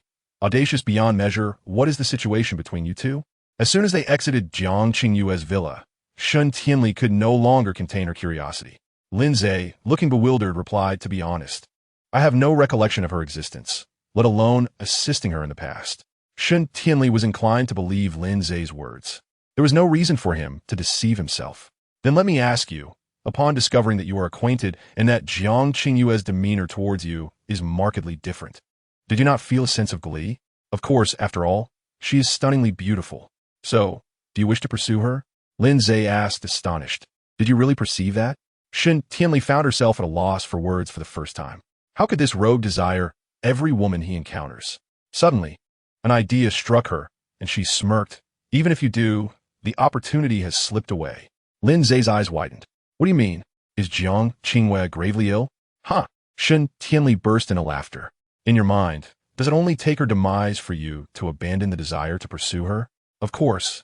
I do not possess a penchant for engaging with the deceased, Lin Ze replied, exasperated by Shun Tianli's antics. So, is Jiang Qingyue truly near death? He inquired. No, someone has taken an interest in her. Who? The most prominent young master of Haicheng, by Daolong. Such a formidable name? He seems to be quite influential. Indeed, he is the heir of the Bai family, one of the three illustrious families of Haicheng. The three prominent families of Haicheng comprise the Su family, to which Su Qingxue belonged, the Shun family, where Shun Tianli hailed from, and finally, the Bai family. The Bai family's influence significantly surpassed that of both the Su and Shun families. Upon hearing Shun Tianli's words, Lin Ze patted his chest. You nearly frightened me. I thought Jiang Qingyue was on the brink of death. Are you not concerned about Bai Daolong? Lin Ze retorted. Does he possess extraordinary powers? Shun Tianli could no longer maintain her composure. The Lin family was merely a first-tier family in Haicheng, not a prominent power. Even when Lin Ze was part of the Lin family, he had no means to challenge the Bai family, and now he had been expelled from it. What immense confidence does he possess? How does he dare to disregard Bai Daolong? While Bai Daolong may not possess 3 heads and 6 arms, his identity and background are undeniably formidable. Should you truly entertain notions against Jiang Qingyue, he could eliminate you in an instant. Believe me, extinguishing your existence will be simpler for him than squashing an ant. Lin Ze scoffed, asserting that since Bai Daolong lacks extraordinary abilities, he fears nothing. What does his background matter? If he displeases me, I shall deal with him regardless. Lin Ze's career in launching has acquainted him with numerous elite second-generation heirs, each with their own notoriety, some red, some white, some black. Although he currently lacks the leverage to confront Bai Daolong, Lin Ze harbors no fear of him. Shun Tianli's sparkling, alluring eyes fixed on Lin Ze for a moment before she burst into laughter. You truly possess audacity beyond measure. Quite the contrary. I am, in fact, rather timid. He retorted playfully. What then is your grand ambition? Shun Tianli inquired with a flirtatious smile. Lin Ze, grinning, replied, You shall soon find out. In an instant, Shun Tianli comprehended his implication. Her cheeks flushed, and she playfully scolded, You scoundrel. As their banter continued, the roar of racing engines suddenly reached their ears. Lin Ze glanced over and observed 2 luxurious cars approaching Jiang Qingyue's villa. Leading the procession was none other than Su Qingxue, followed closely by the ostentatious Ji Zifeng. Upon spotting the duo, Shun Tianli remarked with a playful grin, Tell me, if Su Qingxue were to discover that you have enticed Jiang Qingyue away, do you think she would be furious? Who knows? She probably would. Lin Ze chuckled in response. Ah, I am eagerly anticipating that, she exclaimed. You are truly wicked. Lin Ze left. Not as wicked as you rogue, she countered. Touch. Before Su Qingxue exited her vehicle, she noticed Lin Ze and Shun Tianli standing at the entrance of Jiang Qingyue's villa. The sight of them together darkened her expression. It was evident that Shun Tianli had brought Lin Ze to this location for Jiang Qingyue's sake. However, Her ire was not solely directed at that. It was the sight of Lin Ze and Shun Tianli engaged in jovial conversation that ignited her anger further. Ah, Su Qingsue.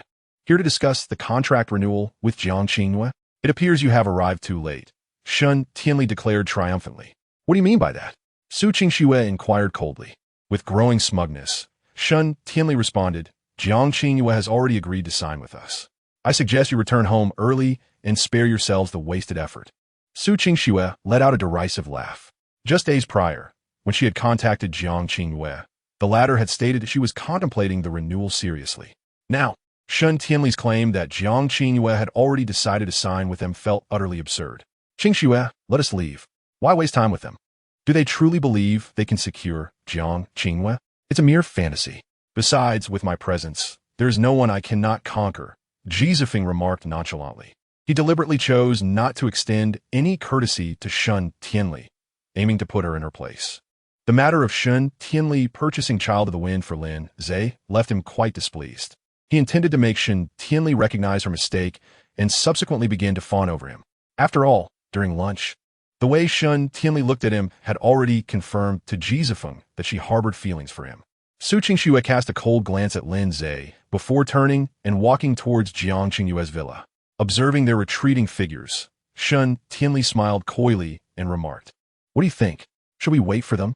I am quite eager to witness Su Qingxue's exasperated expression. With this much time, it will be better to return home and chat under the covers, Lin Ze replied. Shun Tianli teased, You rogue. Chatting is fine, but must it be under the covers? It's so cold outside. How can one chat without warmth? Ha ha. In 40-degree weather, you're telling me it's cold? I suspect you're merely afraid that Su Qingxue will confront you after discovering you've stolen Jiang Qingyue away. Oh dear, you've seen through me. It's not that I'm afraid of her seeking revenge. I'm more concerned she might suddenly realize my worth and regret our separation, leaving me to deal with her entanglements. Uft. You rogue, you truly say anything, don't you? If Su Qingxue had feelings for you, would she have divorced you? Lin Ze, feeling irked, retorted, Damn it, Shun Tianli. Must you sprinkle salt on my wounds? Raise your rear. Shun Tianli's cheeks flushed. You rogue, what do you intend to do? I want. Instantly, Shun Tianli turned crimson. This rogue. Chapter 24. Silence upon encountering Jiang Qingyue.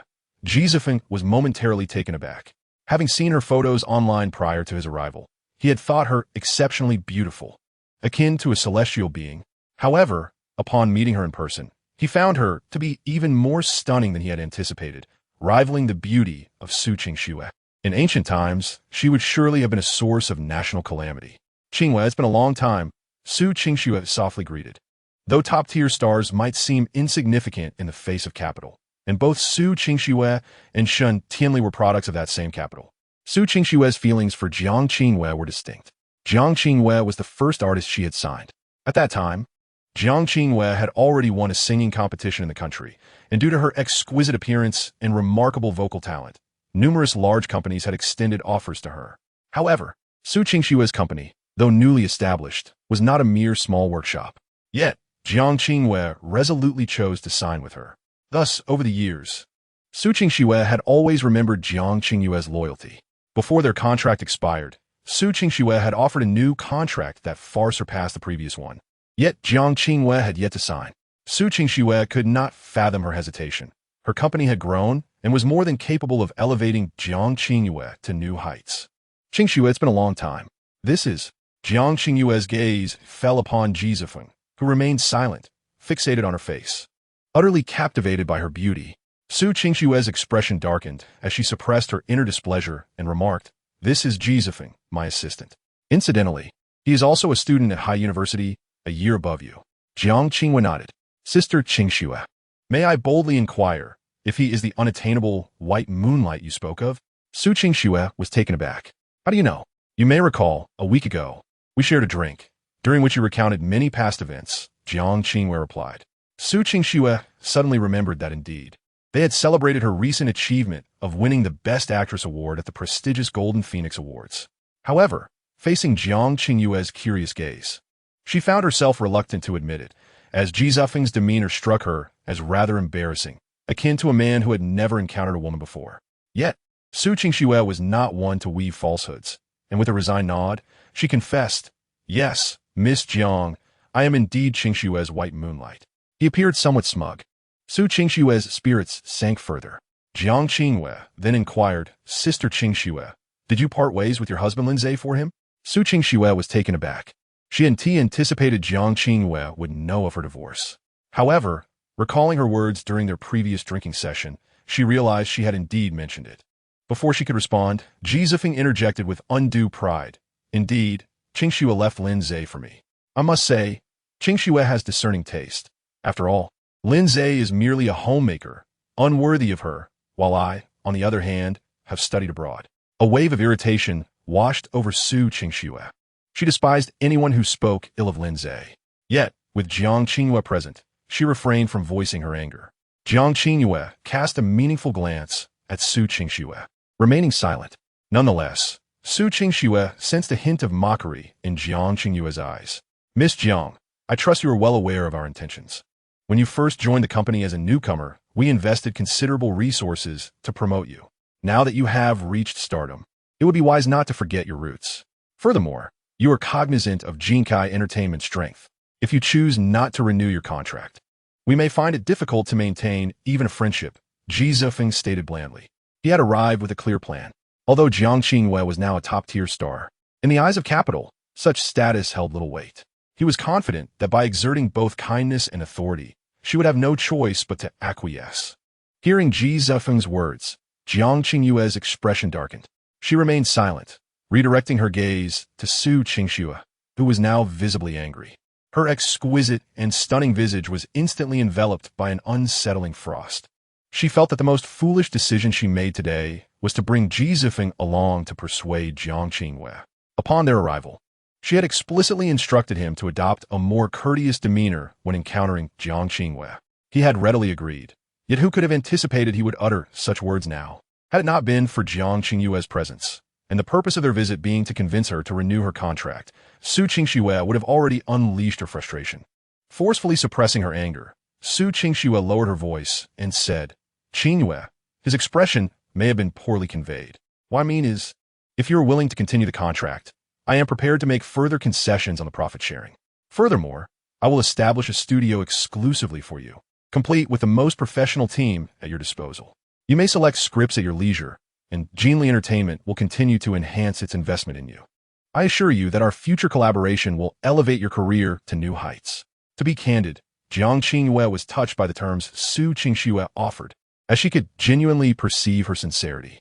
Moreover, even if she were to switch to another company, such conditions would be unparalleled. However, Jiang Qinghue remained entirely unmoved. A rare smile graced her lips as she replied, Thank you for your generosity, Sister Qingxue. Ji Zifeng felt as if his soul had soared to the heavens at the sight of that rare smile. She was breathtakingly beautiful. He had never anticipated that Jiang Qinghue's smile could be so enchanting. Yet, a sense of foreboding settled in Su Qingxue's heart, as her intuition warned her that Jiang Qinghue would not renew her contract. Qinghue, are you refusing me? Su Qingxue asked, her voice trembling. Truthfully, she felt a pang of sadness.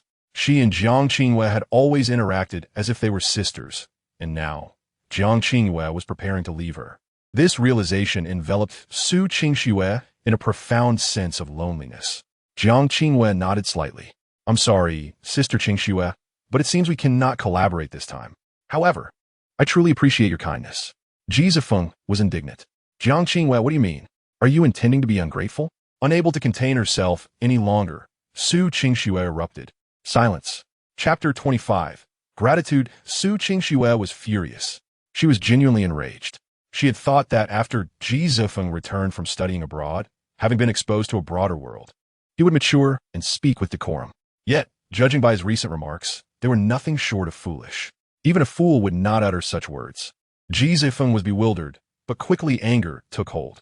He was incensed that he had gone out of his way to assist Su Qingxue, only for her to instruct him to be quiet. Was she truly so significant? A mere celebrity? Why grovel so pathetically? If she did not wish to renew her contract, they could simply blacklist her. Furthermore, with Jinli Entertainment's current capabilities, nurturing a top-tier star would be exceedingly simple. In truth, there existed another reason for Ji Zifeng's ire. He felt that Su Qingxue had shown him no regard, reprimanding him so publicly before Jiang Qinghue. How could he possibly charm Jiang Qingwei under such circumstances? Indeed, Ji Zifeng harbored intentions of enchanting her. It was unavoidable. Her beauty was utterly captivating, and from the very first glance, he found himself somewhat smitten. The disparagement he had just directed towards Jiang Qingwei was merely a ploy to seize her attention, ideally prompting her to recognize that he was the one who held sway over her fate. In turn, this would compel her to ingratiate herself with him, allowing him to win her over with effortless ease. Yet, all of these plans had been thwarted by Su Qingxue, inciting Ji Zifeng's frustration. He had initially intended to retort against Su Qingxue, but upon witnessing her formidable presence, he instantly succumbed to silence. Though he refrained from speaking, his mind was already formulating strategies on how to entice Shen Tianli. He even began to envision a scenario where, after successfully captivating Shen Tianli, Su Qingxue would be left kneeling, begging for a mere glance from him. It would be ideal if they began to vie for his affections, and the mere thought of these exquisite rivals clashing in their pursuit of him brought him immense delight. Su Qingxue gradually composed herself and addressed Jiang Qingwei. Qingwei, I apologize for the embarrassment. Since you have made your decision, I shall respect it. However, even if we cannot collaborate, we shall remain friends. Jiang Qingwei nodded. Of course. Sister Qingxue, thank you for your support over these past 3 years. It's nothing. Perhaps our fates can only intertwine thus far, but rest assured, there will be opportunities for us to collaborate in the future. Jiang Qingwen nodded once more, and seeing that the earlier incident had not dampened her spirits, Su Qingxue asked, Qingwei, could you provide me with a reason for your reluctance to renew our contract? Jiang Qingwei hesitated before replying, Sister Qingxue, do you recall why I chose to sign with you back then? Su Qingxue shook her head. She genuinely did not know. In truth, I had a far better option at that time, something you should be well aware of. I know, Su Qingxue replied solemnly. The reason I ultimately chose to sign with your company was that I wished to repay a debt of gratitude. Su Qingxue was taken aback. Repay a debt? It seems I did not assist you before you signed with me. Jiang Qingwei clarified, It is not your favor I seek to repay, but rather Lin Ze's. Since you married him, I feel compelled to honor that debt. A thunderous realization struck Su Qingxue, leaving her momentarily disoriented. Thus, the reason Jiang Qingwei had been willing to sign with her all those years ago was due to Lin Ze. A troubling thought suddenly surfaced in Su Qingxue's mind. She quickly probed, So, your decision not to renew with me now is also influenced by Lin Ze? Jiang Qingwei nodded. Yes, you have divorced, and he has invited me to join another company, which I have agreed to. Su Qingxue surmised that the company Jiang Qingwei referred to must certainly be Shen Tianli's. Yet, in that moment, she could hardly afford to dwell on such matters. Su Qingxue inquired, Does Lin Ze know that you initially joined my company out of gratitude? Jiang Qingwei pondered for a moment before replying, I am uncertain, but I believe that a person as astute as he is would likely be able to deduce it. Su Qingxue was utterly astonished. Yet, an overwhelming sense of sorrow soon followed. Although the loss of Jiang Qingwei would indeed be detrimental to the company, it did not warrant such profound sadness for Su Qingxue. What truly pained her was the realization that she had been entirely unaware of the extent of Lin Ze's sacrifices on her behalf. She lamented the fact that during their 3 years of marriage, she had unconditionally enjoyed Lin Ze's meticulous care, while she herself had contributed nothing in return. Not only had she not done anything for him, but she had also callously cast him aside upon Ji Zifeng's return, plunging him into a chasm of despair. Su Qingxue was suddenly struck by the realization of her own shortcomings. A wave of guilt surged within her heart, rapidly occupying her thoughts. Ji Zifeng was completely taken aback.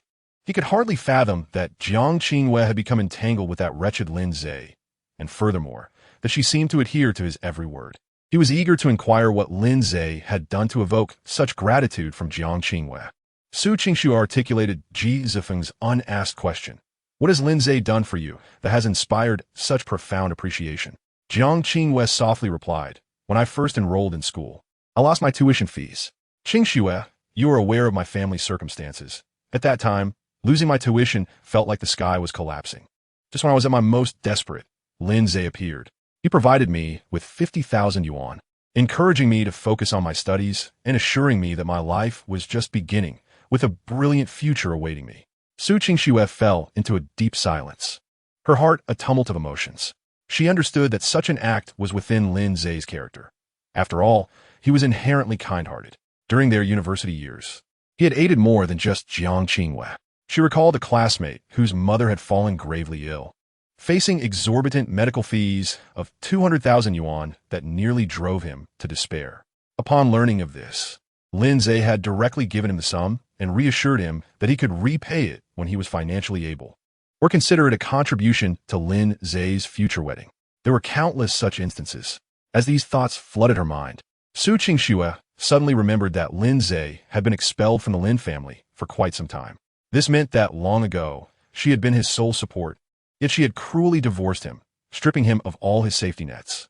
No wonder his songs resonated with such sorrow and anguish. Su Qingxue felt tears welling in her eyes, contemplating her own actions. Qingxue, are you all right? I also helped many people during my university years. Ji Zifeng stammered, sensing her distress. He grew anxious as he noticed her eyes reddening, a reaction triggered by the revelations about Lin Ze. A woman shedding tears for another man evoked not only a sense of admiration, but also a profound ache of empathy. However, neither of these possibilities was what Ji Zifeng wished to witness. Su Qingxue paid no heed to Ji Zifeng. Taking a deep breath, she turned to Jiang Qinghua and said, "Qinghua, thank you for sharing this with me." Then, addressing Ji Zifeng, she remarked, "You should return to the hotel. I'm feeling quite upset and wish to be alone for a while." Ji Zifeng was immediately displeased. How dare Su Qingxue, the one who fawned over him, treat him in such a manner? He resolved to contact Shen Tianli shortly, eager to see how she would attempt to win him back. With his determination solidified, Ji Zifeng let out a cold snort in his mind. Su Qingxue drove back to her villa, an urgent desire to see Lin Ze swelling within her. Never had she felt such an overwhelming need to be in his presence. She opened her phone and sent Lin Ze a message. "You rascal. I wish to hear you sing." Chapter 26. Reparation. While Lin Ze was practicing his horse stance, he received Su Qingxue's message. Shen Tianli had initially intended to take Lin Ze to the company to draft the contract with Jiang Qinghua, but after receiving a phone call, she hurriedly departed, leaving Lin Ze alone and forlorn in her villa. Upon reading Su Qingxue's message, Lin Ze smiled. He understood that her mention of singing was merely a pretext. Her true intention was to see him. The reason behind her desire to meet was unclear to him. Perhaps she wished to confront him about taking Jiang Qinghua, or perhaps there were other grievances. Regardless of the motive, Lin Ze resolved to meet her, hoping to take their encounter further. After showering and donning a fresh outfit, Lin Ze left the villa. As he re-entered Su Qingxue's abode, he was struck by a surreal sense of disconnection. Though he had departed less than 2 days prior, everything within the villa seemed unfamiliar. Su Qingxue was seated on the sofa, dressed in a new outfit. An hour earlier, he recalled seeing her in a flowing white dress that exuded an ethereal charm. Now, she wore a form-fitting black gown, and the remnants of his memories informed him that black was her favored color. Most of her wardrobe was composed of it. However, none of this was the crux of the matter. The focal point was the length of her black skirt, which barely reached a third of her thighs, leaving a significant portion of her exquisite, fair legs exposed to the air. Just a glance left Lin Ze momentarily breathless. He found himself questioning whether it was the sheer allure of Su Qingxue's legs that captivated him, or if he was simply perverse. Su Qingxue noticed Lin Ze's gaze. She was aware he was unabashedly staring at her legs, his eyes bold and unreserved. Yet, she did not mind. Instead, a sense of secret delight stirred within her. Su Qingxue knew Lin Ze had a penchant for her legs, as he had made no effort to conceal his admiration the previous night in bed. However, the mere thought of that night, when Lin Ze playfully toyed with his own legs, caused a charming blush to rise upon Su Qingxue's fair visage, stirring an inexplicable flutter within her heart. Lin Ze casually seated himself beside her, their bodies nearly brushing against one another. Yet, Su Qingxue did not retreat. Rather, she felt an inexplicable anticipation for Lin Ze to draw even closer. This notion startled her. Why was she entertaining such thoughts? "What brings you here?" Lin Ze inquired with a smile. Suppressing her inner turmoil, Su Qingxue asked, "Why didn't you tell me about your assistance to Jiang Qinghua?" "Mainly because I don't recall the details," Lin Ze responded candidly. "Is it that you truly do not remember, or are you afraid that once I learn of it, I will feel guilty towards you?" Lin Ze chuckled. "It's inconsequential. After all, it is merely a matter of the past." Inconsequential? Was he concerned that her knowledge of this would intensify her sense of guilt? A wave of melancholy washed over Su Qingxue. Lin Ze was genuinely a remarkable person. How could it be inconsequential? Had he disclosed this sooner, perhaps her treatment of him would have differed. Not treat me differently? You wouldn't divorce me or abandon me. Lin Ze's grin was enigmatic. Su Qingxue felt a weight settle in her chest. Indeed, even if Lin Ze had confided in her, would it have prevented her from contemplating divorce? Taking a deep breath, she asserted, regardless, you ought to have informed me. That way, I could have offered you some form of recompense. Recompense? What kind of recompense? Money? Yes, I am in dire need of funds, but Su Qingxue, you know I do not seek money from you. Lin Ze gazed at her intently. Su Qingxue was taken aback. If it was not money he desired, then what did he wish for? Why did he regard her with such intensity? Could it be that he yearned for her? At this thought, her heartbeat quickened. She dared not meet Lin Ze's gaze. Her expression flustered as she stammered, I'm uncertain of what you desire. Perhaps I could compensate you with a house. Lin Ze nearly chuckled. How astute Su Qingxue was. She could hardly have missed the implication of his prior words. Yet, if she preferred to feign ignorance, he was more than willing to indulge her pretense. Indeed, I could use a house. You are aware that since you cast me aside, I have been without a place to call home, currently residing at Shun Tianli's abode. Living under someone else's roof is quite uncomfortable, but I do not wish for you to provide me with a house. Lin Ze had no need for a house as a form of recompense from Su Qingxue. After all, cohabiting with Shun Tianli was exceedingly delightful. Although their physical interactions had been limited to a few embraces, the ambiguous atmosphere was intoxicating. Hearing Lin Ze's mention of needing a house stirred an overwhelming sense of loss within Su Qingxue. Yet, upon learning of his homelessness and reliance on others, her heart ached with compassion. Why wouldn't you accept what I offer? You have just gifted Jizifing a car worth over 7 million. If you were to bestow upon me a house, it would deplete a considerable sum from your finances. Your wealth is not acquired by mere chance. I understand that you are now financially independent, spending the fruits of your own labor. Although we are divorced and you no longer desire my presence, I still wish for your well-being. Lin Ze felt like a beast, tormenting Su Qingxue's heart unnecessarily.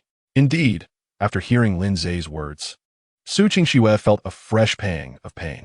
The one truly suffering was him, yet he was still concerned about her hardships. Tears threatened to spill from Su Qingxue's eyes.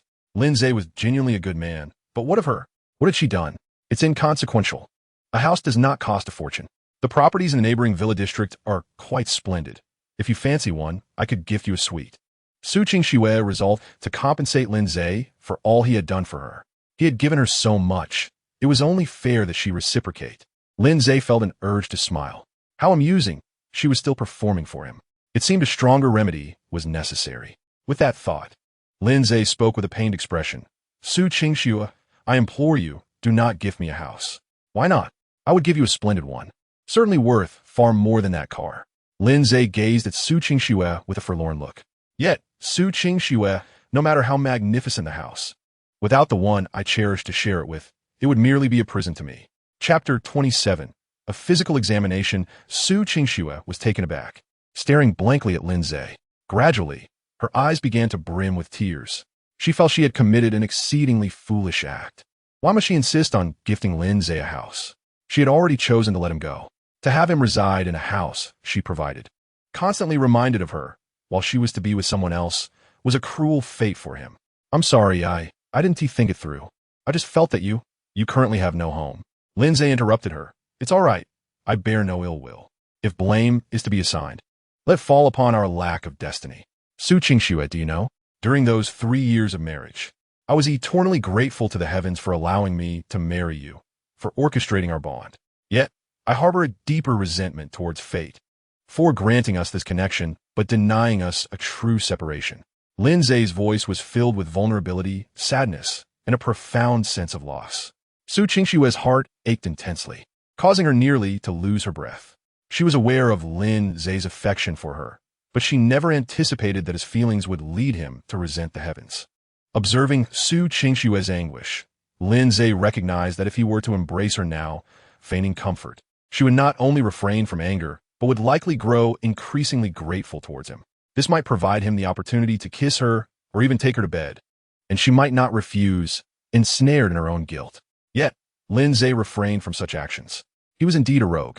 He possesses neither morals nor boundaries, and yet, he's not at fault. His desire to sleep with Su Qingxue is equally devoid of blame. However, Lin Ze abhors the notion of coercion. To put it more accurately, he yearns for Su Qingxue to willingly ascend to his bed rather than him having to pursue her. Lin Ze is confident that this day is not far off. He believes in himself. Having lived a life once before, if he lacks even this modicum of strategy, then those previous decades have been for naught. Su Qingxue wept. I'm sorry. I truly did not realize the extent of the hurt I caused you. Lin Ze offered her a tissue. Do not cry. You know that witnessing your tears pains me greatly. He continued to express his sentiments, not only verbally but also through his gaze, which was filled with compassion for Su Qingxue. Unable to contain her emotions any longer, she suddenly threw herself into Lin Ze's embrace, crying out loud. Lin Ze chuckled. You see, wooing a girl isn't as difficult as one might think. He wrapped his arm around her slender waist, pulling her onto his lap. Now, don't cry. I promise to take you out for a meal, all right?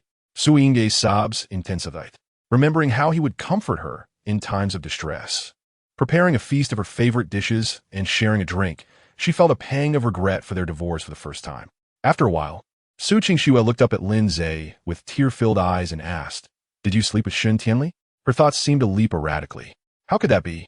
You're lying. You both bathed together. Her voice was tinged with deep grievance, a deliberate provocation. I do not lie. To date, you are the only one I have ever slept with, Lin Ze declared earnestly. This was not mere hyperbole. Indeed, since his arrival in this world, he had only been with Su Qingxue. Reflecting on this yesterday would have been unbearable for her, yet hearing it now brought a sense of relief, as if she had survived a calamity. Nevertheless, when she considered Lin Ze's current cohabitation with Shun Tianli, her heart burned with discontent. So, will you two sleep together in the future? She questioned, her voice laced with bitterness. Without a doubt, Lin Ze replied candidly. He certainly desired to be with Shun Tianli. Such an alluring creature would be foolish to resist. Su Qingxue, incensed, fell silent. Are you upset? Lin Ze feigned innocence. Can't you just leave her?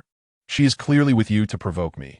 Su Qingxue's tone was a mix of grievance and a hint of petulance. I'm afraid I cannot.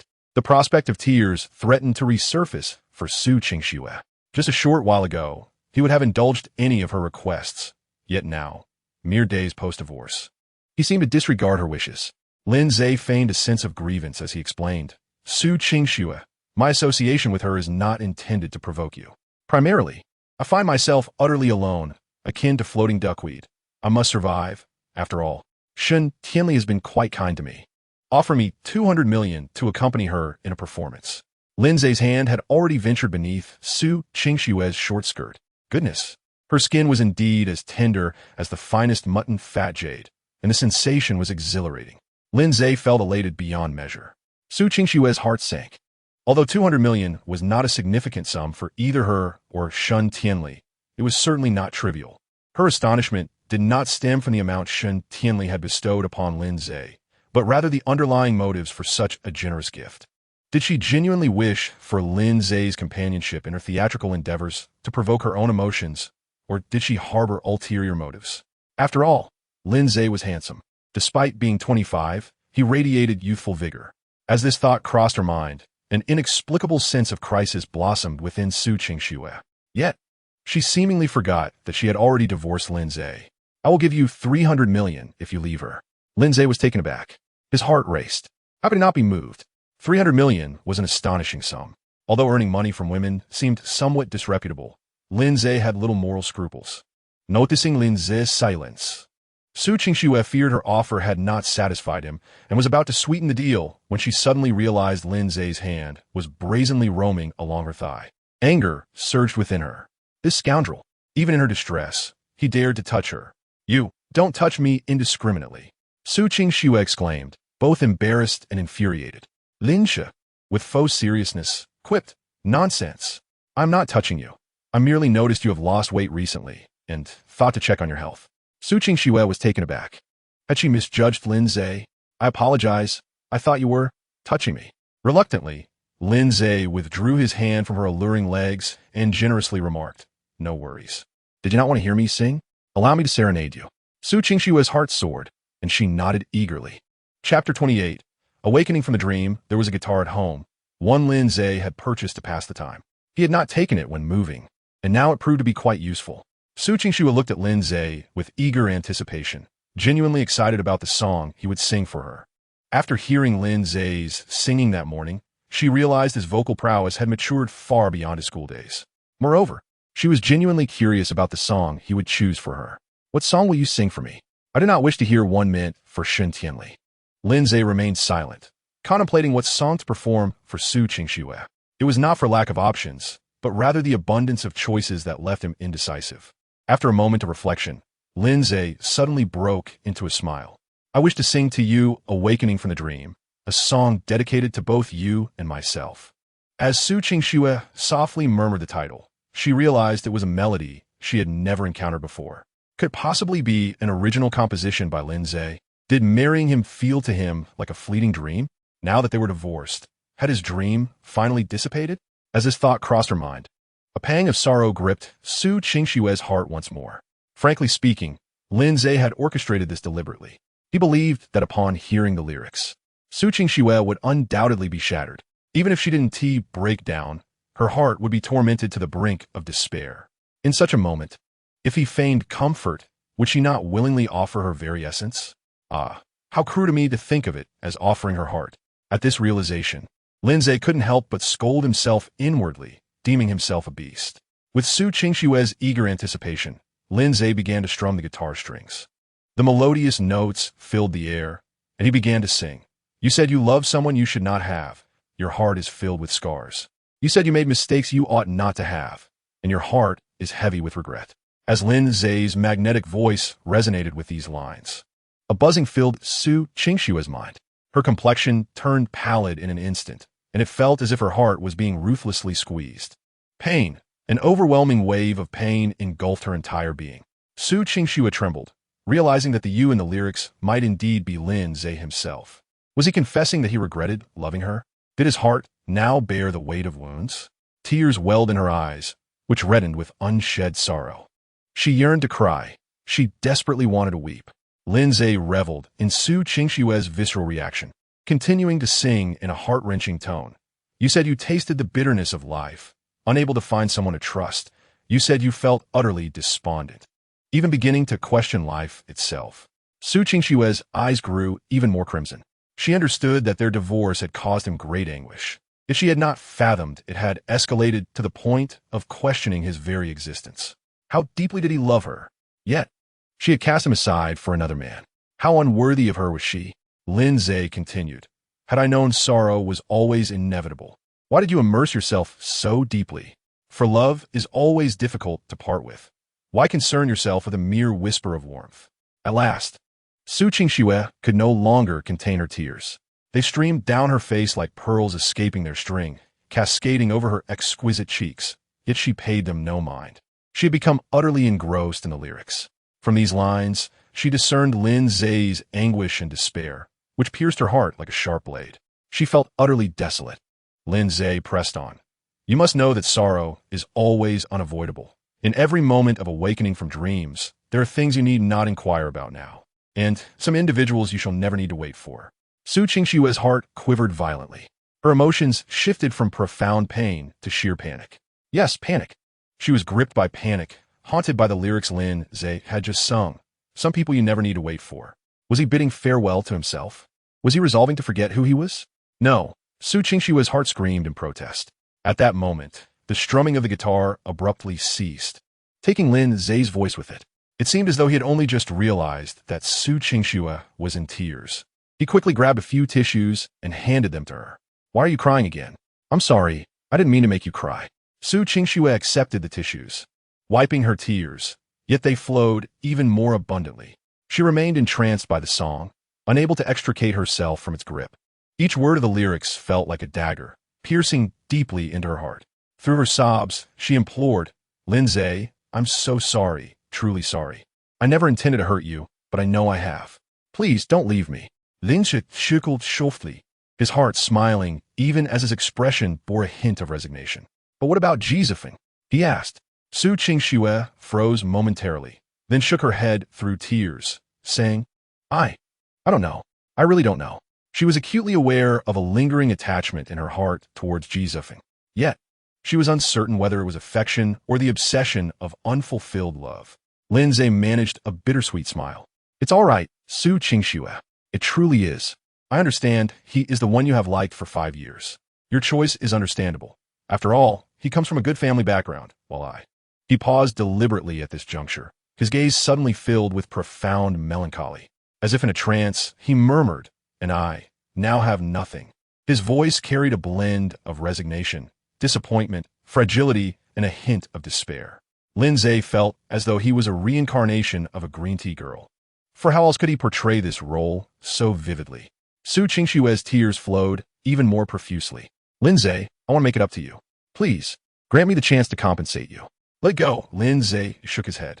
Su Qingxue, still weeping, inquired why. Because I can't bear to put you in a difficult position, Lin Ze replied, his eyes reddening. Besides, what I desire, you cannot provide. It was overwhelming.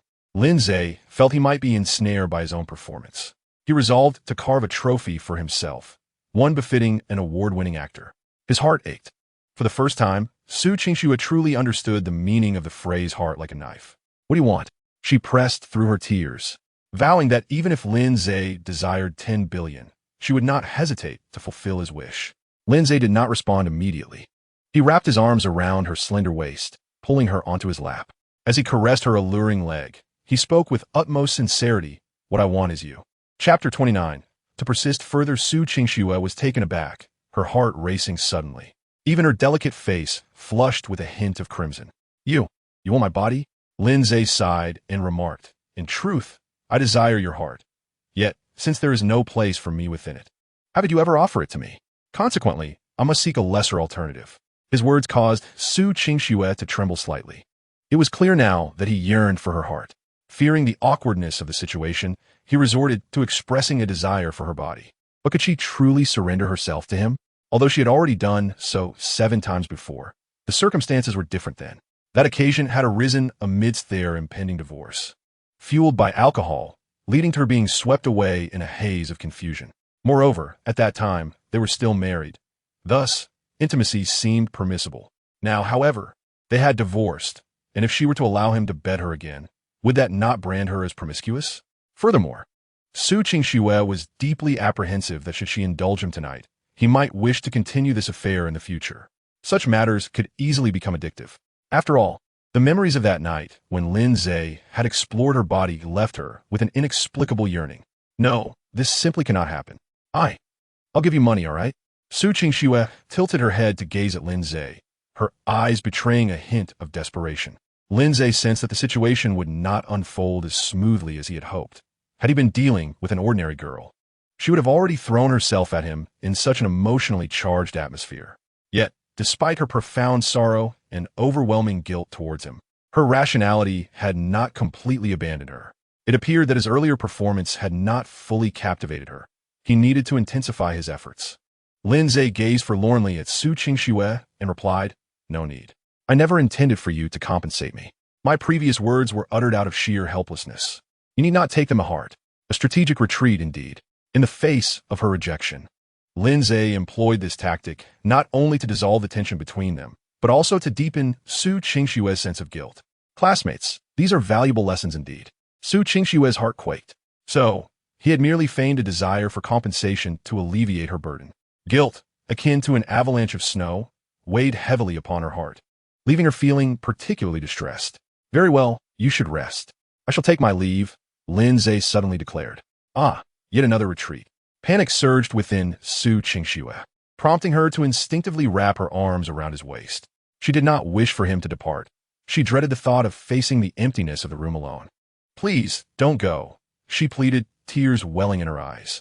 "But if I stay, seeing you makes me want to kiss you. What shall I do?" Su Qingxue anxiously suggested. "Then, let me give you a kiss, and after that, will you promise not to leave?" She was not devoid of reason. Yet she found herself ensnared in the emotional web woven by Lin Ze. Thus, she uttered such words. After all, women often prioritize emotion over reason. Okish, Lin Ze chuckled inwardly. Once that barrier was crossed, how far could they be from sharing a bed? He was about to speak when Su Qingxue's crimson lips suddenly brushed against Lin Ze's, only to quickly withdraw. Nevertheless, Lin Ze was still stirred. a tingling sensation coursing through his entire being, his heart racing uncontrollably. Can we stay a little longer? Su Qingxue pleaded, her delicate face flushed. No sooner had her words left her lips than Lin Ze's mouth was fiercely pressed against her luscious red lips. It was a jest, having initiated this. Lin Ze was far from satisfied with such a fleeting touch. Asoft, bonemelting mon aske tu ingistrit. The electrifying sensation combined with the sweet ache enveloped them both, leaving Su Qingxue's mind in a whirlwind. Lin Ze's kiss was fervent, and Su Qingxue felt as if the very air in her mouth was being drawn out by him. The unprecedented dizziness rendered her limbs weak and her body ablaze. She had unknowingly ensnared Lin Ze's neck with her arms, as though she were suspended from him. Just as she felt on the verge of suffocation, Lin Ze's lips left hers, an inexplicable void washing over her, compelling Su Qingxue to instinctively return the kiss. Lin Ze chuckled. You see, it's not so difficult to stir a girl's emotions. He responded while lifting her onto the sofa. As they neared breathlessness again, Su Qingxue momentarily ceased their playful duel of tongues, her breath shallow and her eyes sultry. Lin Ze gasped, his eyes ablaze with desire. They exchanged a knowing glance before plunging into another fervent kiss. Su Qingxue felt herself sinking deeper, her desires consuming her reason. Her rational mind urged her to halt this perilous game, yet her lust drove her body to entwine around Lin Ze like an octopus. Lin Ze was loosening his belt, while Su Qingxue's short skirt had been hiked up to her waist. They were just a heartbeat away from crossing a line. At that moment, the jarring ring of a cell phone shattered the villa's intimacy. Su Qingxue, as if awakening from a dream, hastily pushed Lin Ze away. The ringtone was emanating from her phone. Lin Ze felt an urge to smash the device. They were so close. Grumbling, Su Qingxue glanced at her phone, noticing it was a call from Jizefeng. Taking a deep breath to steady her tumultuous emotions, she answered the call. Qingxue, I'm here to apologize. Jizefeng spoke, his voice laden with regret and guilt. Su Qingxue replied coolly, there's no need. She understood the reason behind his apology. It stemmed from his blunder concerning Jiang Qingwei. Although Jiang Qingwei had already decided not to renew her contract, Jizefeng's words in her presence had been utterly foolish. However, the anger in her heart had diminished considerably due to his apology. Upon hearing Su Qingxue's response, Jizefeng smirked with satisfaction. He was acutely aware of Su Qingxue's affection for him. Even if he were to err, she would find it difficult to chastise him. No, I must apologize. It is not merely your magnanimity that compels me, but I cannot evade the consequences of my own missteps. Upon my return, I reflected deeply and realized that I ought not to have addressed Jiang Qingwei in such a manner. However, Qingxue, I felt a sense of injustice on your behalf. After all, you have elevated her to stardom, yet she treated you so disdainfully, which prompted my words towards Jiang Qingwei. Su Qingxue's heart warmed. It turned out that Jizefeng was standing up for her. He was not foolish. How could he utter such thoughtless words? Just as she was about to speak, a firm hand suddenly grasped her delicate, white neck. Subsequently, Su Qingxue felt Lin Ze's fervent lips press against her own. She instinctively emitted a soft, alluring sound. Jizefeng heard it, and it ignited a surge of blood through him. Su Qingxue's enchanting sigh was utterly intoxicating.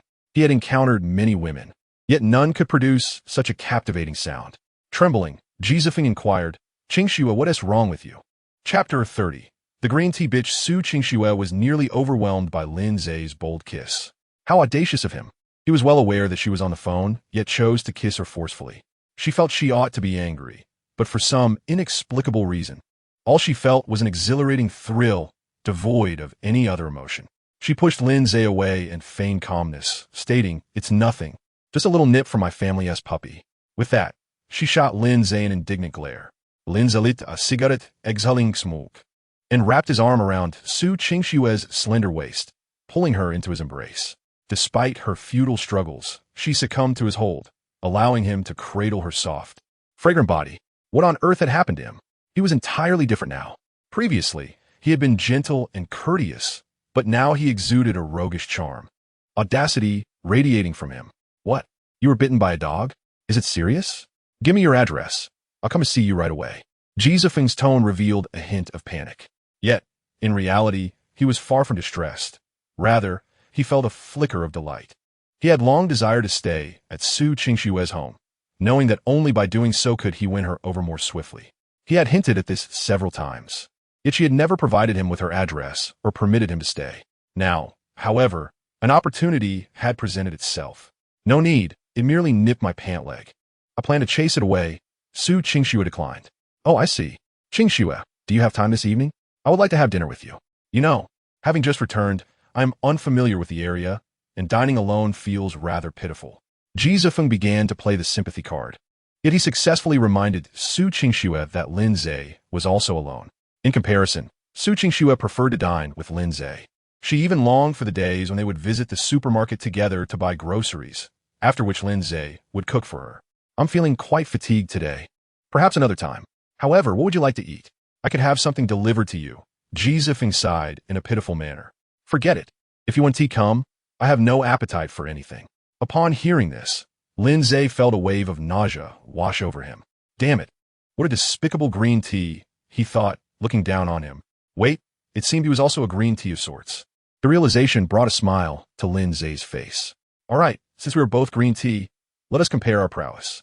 With that thought, Lin Ze suddenly spoke sorrowfully in Su Qingxue's ear. Qingxue, if he wishes to come, then I shall take my leave. Su Qingxue instantly panicked. Yi Zifeng. I have matters to attend to. I must hang up now. Without granting Ji Zifeng the opportunity to respond, Su Qingxue ended the call abruptly. Lin Ze found amusement in her reaction, which was entirely unexpected. He genuinely wished to inquire of Su Qingxue. Do you truly have feelings for Ji Zifeng? What do you wish to eat tonight? I'll treat you to dinner, Su Qingxue suddenly proposed, desiring to share a meal with Lin Ze. Lin Ze, feeling helpless, replied, I will be dining with Jiang Qingyue tonight. Su Qingxue's defenses crumbled immediately. Wait, I have postponed Ji Zifeng's invitation just to dine with you. Yet you tell me you are going to have dinner with another woman? Infuriated, Su Qingxue wrested herself from Lin Ze's embrace and indignantly seated herself on the nearby sofa. Falling silent, Lin Ze recognized her anger. Fine, considering I haven't yet been intimate with her, I should pacify her for now. What is you so upset? Why must you meet Jiang Qingyue? She has informed me that she has decided to sign with you. As she spoke of this matter, Su Qingxue's frustration resurfaced. This scoundrel, who was clearly infatuated with her, had instead chosen to poach her people for another woman. It was truly exasperating. Oh, the dinner was arranged by Jiang Qingyue. Perhaps she wishes to express gratitude for my past support to her, and this is also one of the conditions for the contract. Then why are you assisting Shen Tianli in poaching Jiang Qingyue?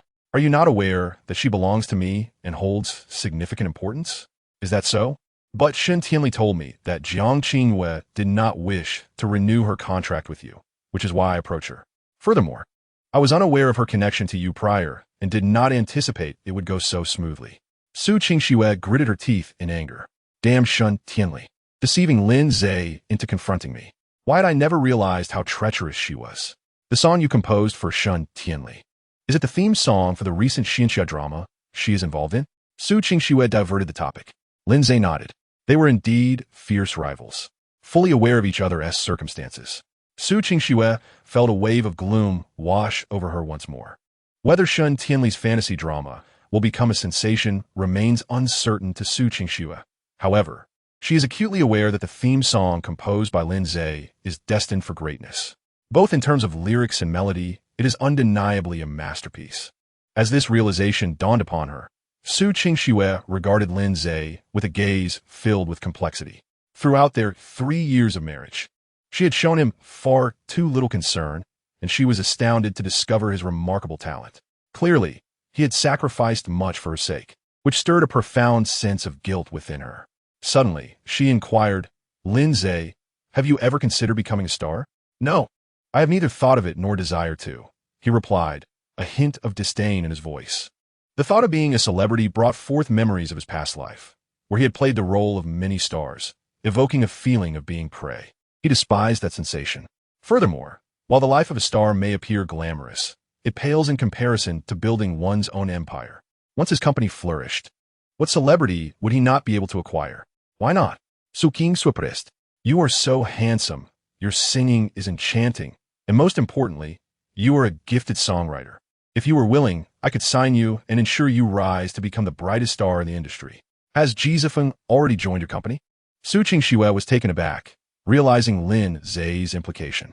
In essence, he wished to avoid decisively. I apologize, I didn't think much of it at the time.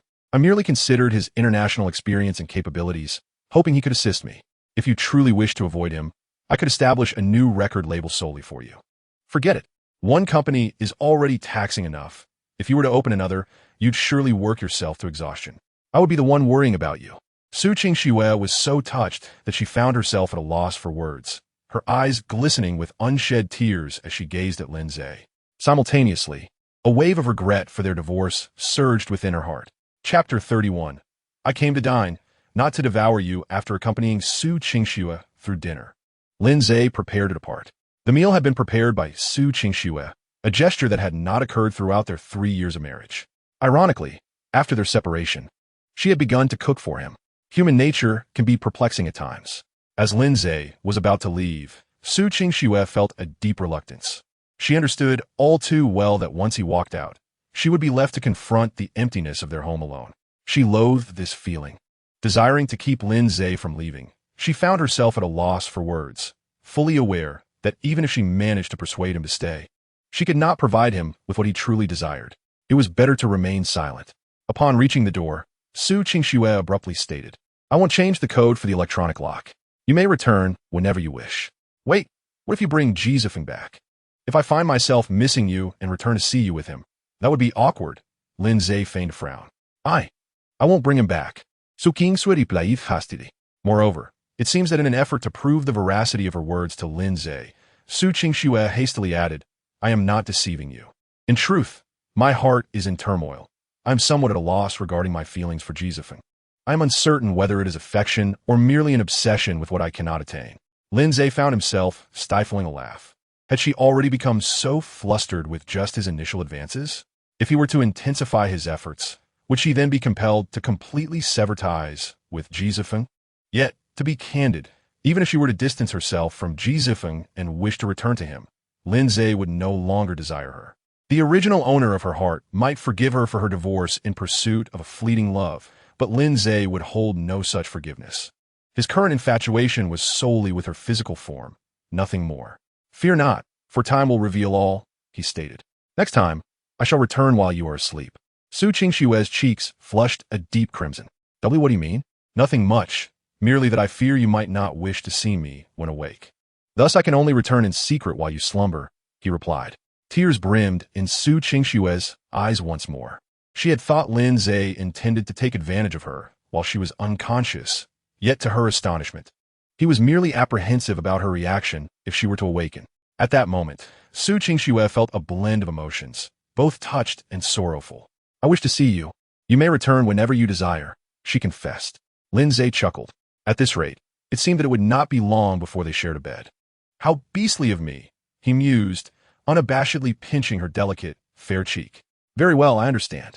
Next time, I shall come back while you are asleep. You mustn't bully me when you sneak back, Su Qingxue protested, her face now a vivid shade of scarlet. Lin Ze replied with a grin, You must remain vigilant. Perhaps I shall sneak under your covers. What? This scoundrel intends to invade my bed? Su Qingxue's heart raced unexpectedly. Yet amidst this chaotic fluttering, a sense of anticipation blossomed within her. Su Qingxue wished to say more, but Lin Ze had already turned to leave. As he approached the exit of the villa, he waved his hand with a nonchalant air. Su Qingxue inexplicably found him strikingly handsome. However, after bidding farewell to Lin Ze, as she returned to the empty villa, her heart sank into desolation. She realized that it was not the house that felt vacant, but her own heart, which now felt achingly hollow. On his way to Jiang Qingyue's residence, Lin Ze had conducted an online search for information about her, hoping to gain a foundational understanding before their conversation. After all, it would be rather awkward to engage in dialogue with someone he knew nothing about. Lin Ze was not one to relish making a beautiful woman feel uncomfortable. Standing at the entrance of Jiang Qingyue's villa, he pressed the doorbell, and the grand door swung open. There stood Jiang Qingyue, her face illuminated with a radiant smile. It must be said, Jiang Qingyue was indeed strikingly beautiful. Her slender figure at the doorway exuded an air of grace and elegance. The scene was undeniably captivating. Lin Ze smiled as he swiftly approached her. Have you been waiting long? He asked playfully upon standing before Jiang Qingyue. No, not at all. You could have arrived a bit later, she replied hurriedly. That's good to hear. With that, Lin Ze sauntered into the villa with an air of nonchalance. Jiang Qinghua immediately bent down to retrieve a brand new pair of slippers from the shoe cabinet. She even intended to assist Lin Ze in removing his shoes. This startled him. Could it be that Jiang Qinghua, a top-tier celebrity, had become so approachable? I can manage on my own, Lin Ze said. Jiang Qinghua's cheeks flushed, and she quickly acquiesced. As he changed his shoes, Lin Ze casually inquired, "What delicious dishes have you prepared?" Originally, Jiang Qinghua had intended to take Lin Ze to a restaurant, having already made a reservation at the finest establishment in Haiqing.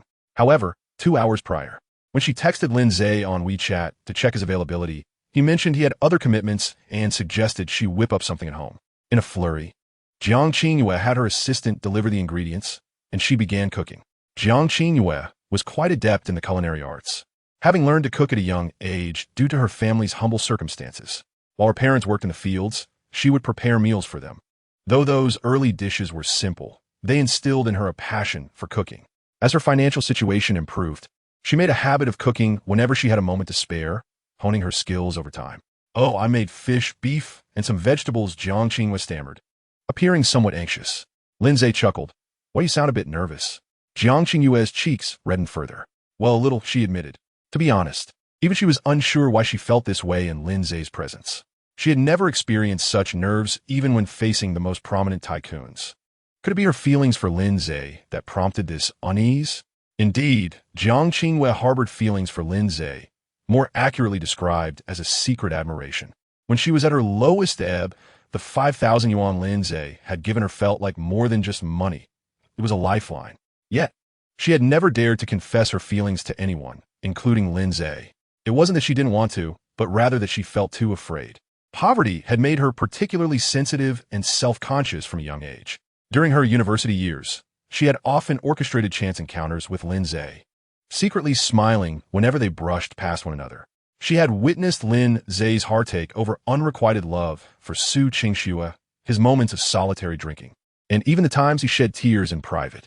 In those instances, all she could do was feel empathy, vowing to herself that if she ever had the chance to be with Lin Ze, she would cherish him and ensure he would never shed tears again.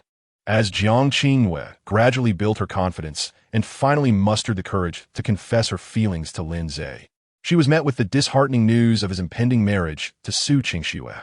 On that fateful day, the usually sober Jiang Qinghua found herself utterly intoxicated. Subsequently, she participated in a singing competition and emerged victorious. Upon learning that Su Qingxue had established an entertainment company and extended a hand towards her, Jiang Qinghua did not hesitate to sign a contract. She sought to repay a debt of gratitude, but more importantly, she yearned to be closer to Lin Ze.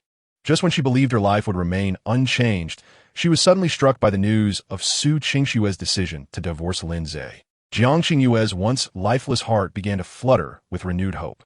"Don't be alarmed. I am here merely for a meal, not to consume you," Lin Ze remarked with a smile. Jiang Qinghua chuckled, her laughter reminiscent of the gentle warmth of March, vibrant and captivating. Chapter 32. 3 minutes for you. After her laughter subsided, Jiang Qinghua felt her nerves dissipate. She guided Lin Ze directly to the dining room, where an expansive table was adorned with a multitude of dishes. "Goodness, Jiang Qinghua, do you intend to raise me like a pig?" he teased. "I do not," she quickly retorted. Lin Ze chuckled. "Then why prepare so many dishes? A couple of plates would suffice for just the two of us. Promise me you won't overdo it next time." Next time? The thought of sharing another meal with Lin Ze filled Jiang Qinghua's heart with joy, and she eagerly nodded in agreement.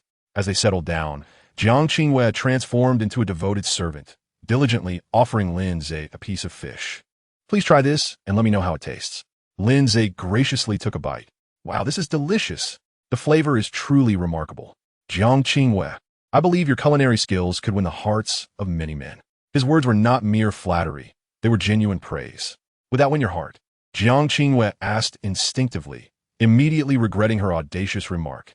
Though she harbored affection for Lin Ze, she wished to maintain a semblance of composure. What if she frightened him away? Is this top-tier talent attempting to flirt with me? Lin Ze responded with a chuckle.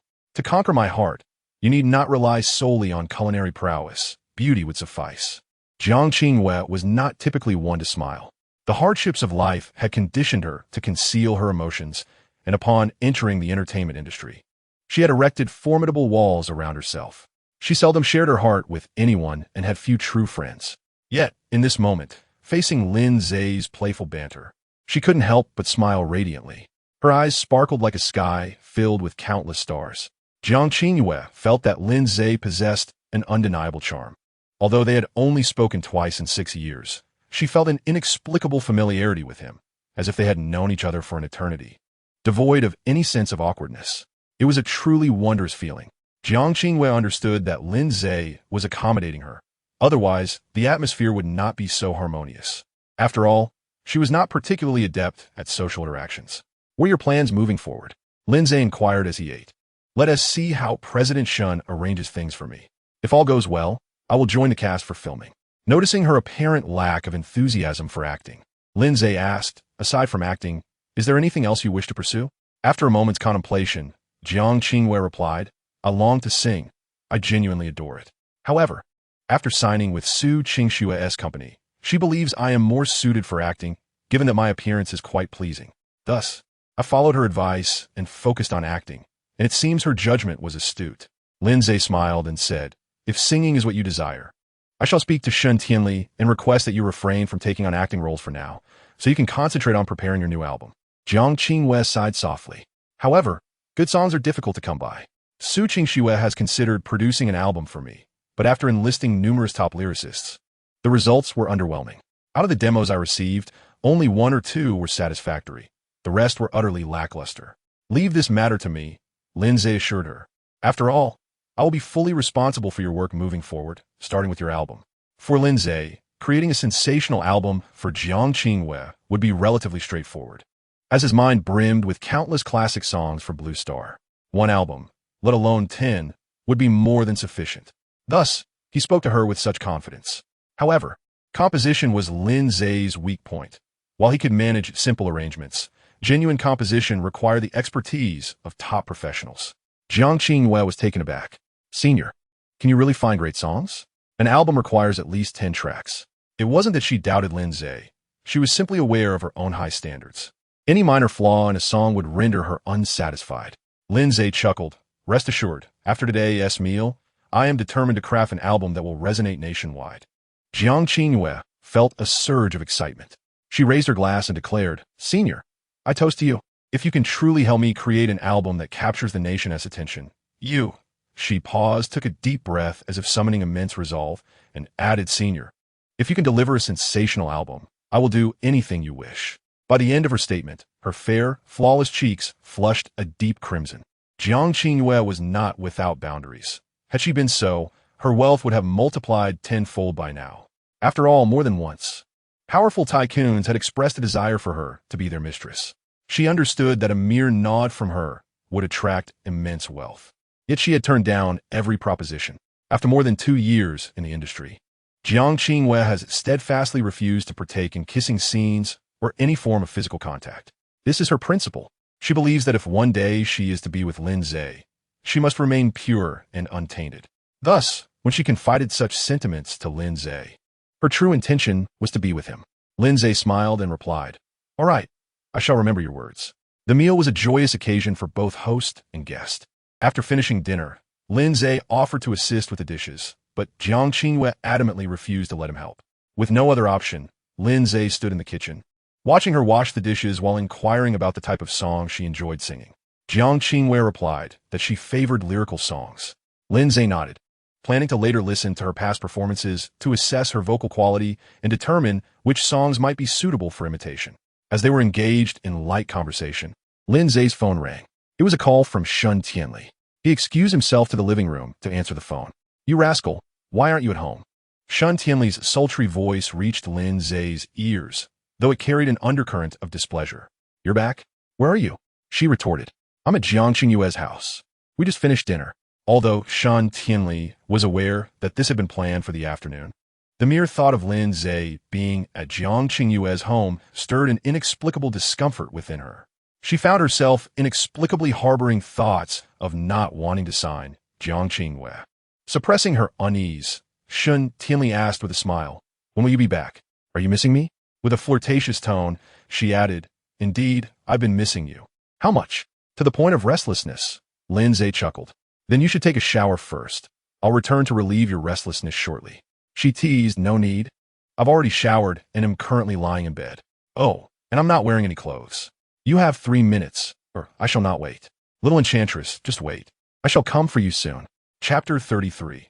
In times of loneliness, Lin Ze ended the call and exchanged a brief farewell with Jiang Qingwei before preparing to leave.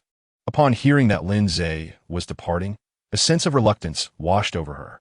She had envisioned sharing a glass of red wine, watching a movie, and enjoying a heartfelt conversation with him. Ideally, she had hoped to cultivate their relationship further. To her surprise, he was leaving so soon. Lin Ze, may I message you in the future? Jiang Qingwei asked cautiously. Lin Ze smiled warmly and replied, of course, you can message me anytime you feel restless or lonely. Jiang Qingwei's cheeks flushed, her heart swelling with delight. Lin Ze waved goodbye and hurriedly made his way to Shun Tianli's villa. The thought of Shun Tianli's alluring figure ignited a fervent heat within him. Within 3 minutes, Lin Ze arrived at Shun Tianli's villa. Upon seeing her, Lin Ze was instantly displeased. He found Shun Tianli sitting on the sofa, engrossed in her phone. What about trust between people? Lin Ze lamented. Shun Tianli shot him a flirtatious glance. What is the matter? Are you upset? Of course, I'm nearly at my wit's end. Well, you can remain angry. After all, you currently have only 15 points here. Only when you accumulate 100 can you come to soothe me. Lin Ze was infuriated. Damn it. This afternoon you told me I had 20 points, and with my signing of Jiang Qingwei on your behalf, shouldn't it be 25 now? Oh, when I returned and found you absent, I deducted 10 points from you. Why not deduct them all then? That wouldn't do. I must leave you with some hope. Right? Lin Ze chuckled at her words. Shun Tianli, you truly know how to conduct business. My father says the same, Shun Tianli replied, a hint of pride in her smile. Come on, call me daddy. Shun Tianli's charming face flushed a deep crimson. She playfully rebuked, perverted rogue. Lin Ze smiled. By the way, what did you do tonight? Blind date. Lin Ze instantly recalled that insufferable person who claimed he would go on a blind date with Shun Tianli today. Initially, he thought it was mere boasting, but it turned out to be true. Are you cheating? Uffed. Shun Tianli burst into laughter, nearly losing her breath at his words. After a good while, her amusement gradually subsided. Guess who I went on a date with? Don't tell me it's my half-brother? Lin Ze inquired. Shun Tianli raised an eyebrow, her enchanting eyes sparkling with surprise. How did you know? You prompted me to guess, which means this person must be someone I know. And among those I know, the only one whose status might barely match yours is that scoundrel. Lin Ze referred to him as a scoundrel because that was how the original owner had labeled him. You truly are clever, Shun Tianli said with a smile. Given my brilliance, could you reward me with a wet kiss? Shun Tianli teased. To be honest, I initially had no intention of going on a blind date.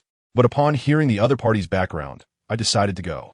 If all goes well, your brother will soon start to incessantly pester me. So, he has taken a liking to you? With my beauty and alluring figure, even you wish to be with me. Let alone that scoundrel, Shun Tianli boasted.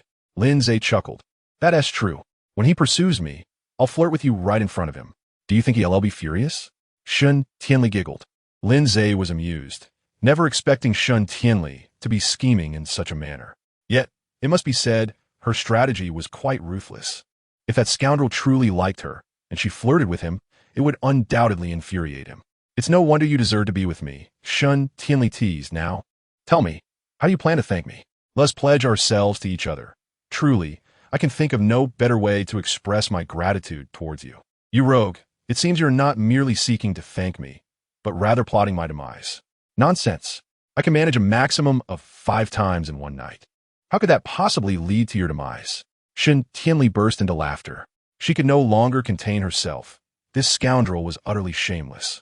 Fearful of laughing herself to death, she refrained from continuing the conversation with Lin Ze. Enough. I shall not converse with you further. I am off to sleep. Wait. There is something I must inform you about. What is it? Jiang Qingwei intends to release an album, and I have given my consent. I have no objections. I will arrange for someone to invite the top lyricists to contribute. No need. Leave it to me. Seeing Lin Ze so invested in Jiang Qingwei's affairs made Shun Tianli feel a twinge of discomfort. Rogue, speak honestly. Do you harbor any feelings for Jiang Qingwei? Indeed, she is exceptionally beautiful. If I had no thoughts about her, that would be rather peculiar. However, rest assured, the one I most desire at present is you. Shun Tianli looked at Lin Ze, torn between laughter and annoyance. His brazen words were both infuriating and endearing. How could he deliver such shameless remarks with such earnestness? Well, do your best then. Rest assured, I shall strive diligently to achieve the goal of being with you. Shen Tianli cast Lin Ze a flirtatious glance before rising to ascend the stairs. Once back in his room, Lin Ze began to practice his horse dance. Although flirtation with Shen Tianli was significant, maintaining his physical training held even greater importance for him. After enduring for an hour and a half, Lin Ze felt utterly exhausted. This was more tiring than the 5 encounters he had with Su Qingxue that one night. Nevertheless, he believed all this effort worthwhile. After all, every additional minute of training now would yield greater pleasure in the future. The next morning, upon waking, Lin Ze noticed Shen Tianli enjoying her breakfast. Today, she wore a pair of light-colored jeans that completely encased her alluring, snow-white legs. Shen Tianli, the heavens have blessed you with such beautiful legs for the purpose of showcasing them to me, yet you choose to conceal them so thoroughly. Do be a dear and change into a black silk miniskirt. Change your own head. Hurry and eat. We still need to draft Jiang Qingyue's contract at the office. How difficult can it be? Just have your legal team draft it. Yet I must review it, and moreover, I need to communicate with Jiang Qingyue regarding her conditions to include in the contract. Lin Ze nodded, about to respond, when suddenly his phone buzzed with a message from Jizifeng. Lin Ze, Qingxue is insistent on joining me for a heartfelt breakfast. Do you have time to join us? Chapter 34. Are you very upset? Lin Ze felt somewhat speechless. Was he out his mind? He had spent 7 nights with Su Qingxue and even kissed her the previous night, yet he had not boasted about it. Why make a fuss over merely having breakfast? Moreover, the most crucial point was that he did not even have feelings for Su Qingxue. His boasts held little impact on himself. Oh, understood. Enjoy your meal. Lin Ze replied. Upon seeing Lin Ze's response, Jizifeng felt a sense of vulnerability. Damn, shouldn't he be furious to the point of spitting blood? How could he respond so casually? It dawned on him that Lin Ze was merely feigning indifference. With this thought, Jizifeng couldn't help but smirk. He resolved to capture a photograph of himself having breakfast with Su Qingxue and send it to Lin Ze, convinced it would provoke an enraged response. After finishing his exchange with Jizifeng, Lin Ze promptly sent a screenshot of their conversation to Su Qingxue. He added a note, asking her to tell Jizifeng to refrain from sending him such messages, as it genuinely distressed him. How ridiculous, pretending to be the innocent party. Who can't do that? The reason Lin Ze hadn't forwarded Jizifeng's photo of sports car to Su Qingxue was that he believed, given the nature of their relationship at the time, she might not even be upset by it. However, the dynamics had shifted, following the emotional turmoil of the previous night. Lin Ze was acutely aware that Su Qingxue's feelings towards him had changed. When Su Qingxue saw Lin Ze take the initiative to message her, she felt an inexplicable thrill. Yet, upon reading the content, her anger flared. Her exquisite face was marred by a chilling frost, and her heart felt as though it were being brutally stabbed. It hurt deeply. She had always thought that despite Jizifeng's changed appearance, he remained gentle, pure, and kind-hearted. Yet, it seemed she had been mistaken. Without further ado, Su Qingxue called Jizifeng directly. Qingxue, have you arrived? Jizifeng asked softly. Su Qingxue retorted furiously, shut up. How dare you send that kind of message to Lin Ze? Jizifeng was taken aback. How could that scoundrel Lin Ze have shared the message with Su Qingxue? What audacity! But now was not the time to dwell on that. He needed to placate Su Qingxue. Jizifeng, sounding pitiful, said, Qingxue, I genuinely invited him to breakfast out of kindness. You must believe me, I had no ill intentions. Be quiet. You know very well that Lin Ze has liked me for 7 long years. My divorce has already devastated him. How could you dare to provoke him with such messages?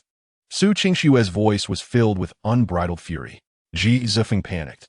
He had never seen her this angry before. Qingxue, I know Lin Ze has liked you for many years, but I truly had no idea that your divorce had caused him such pain. I thought your marriage was merely a formality, and the divorce was just a matter of course. I only invited him to breakfast out of courtesy as fellow classmates. At this point, Jizifeng realized he could never admit to deliberately provoking Lin Ze through his message.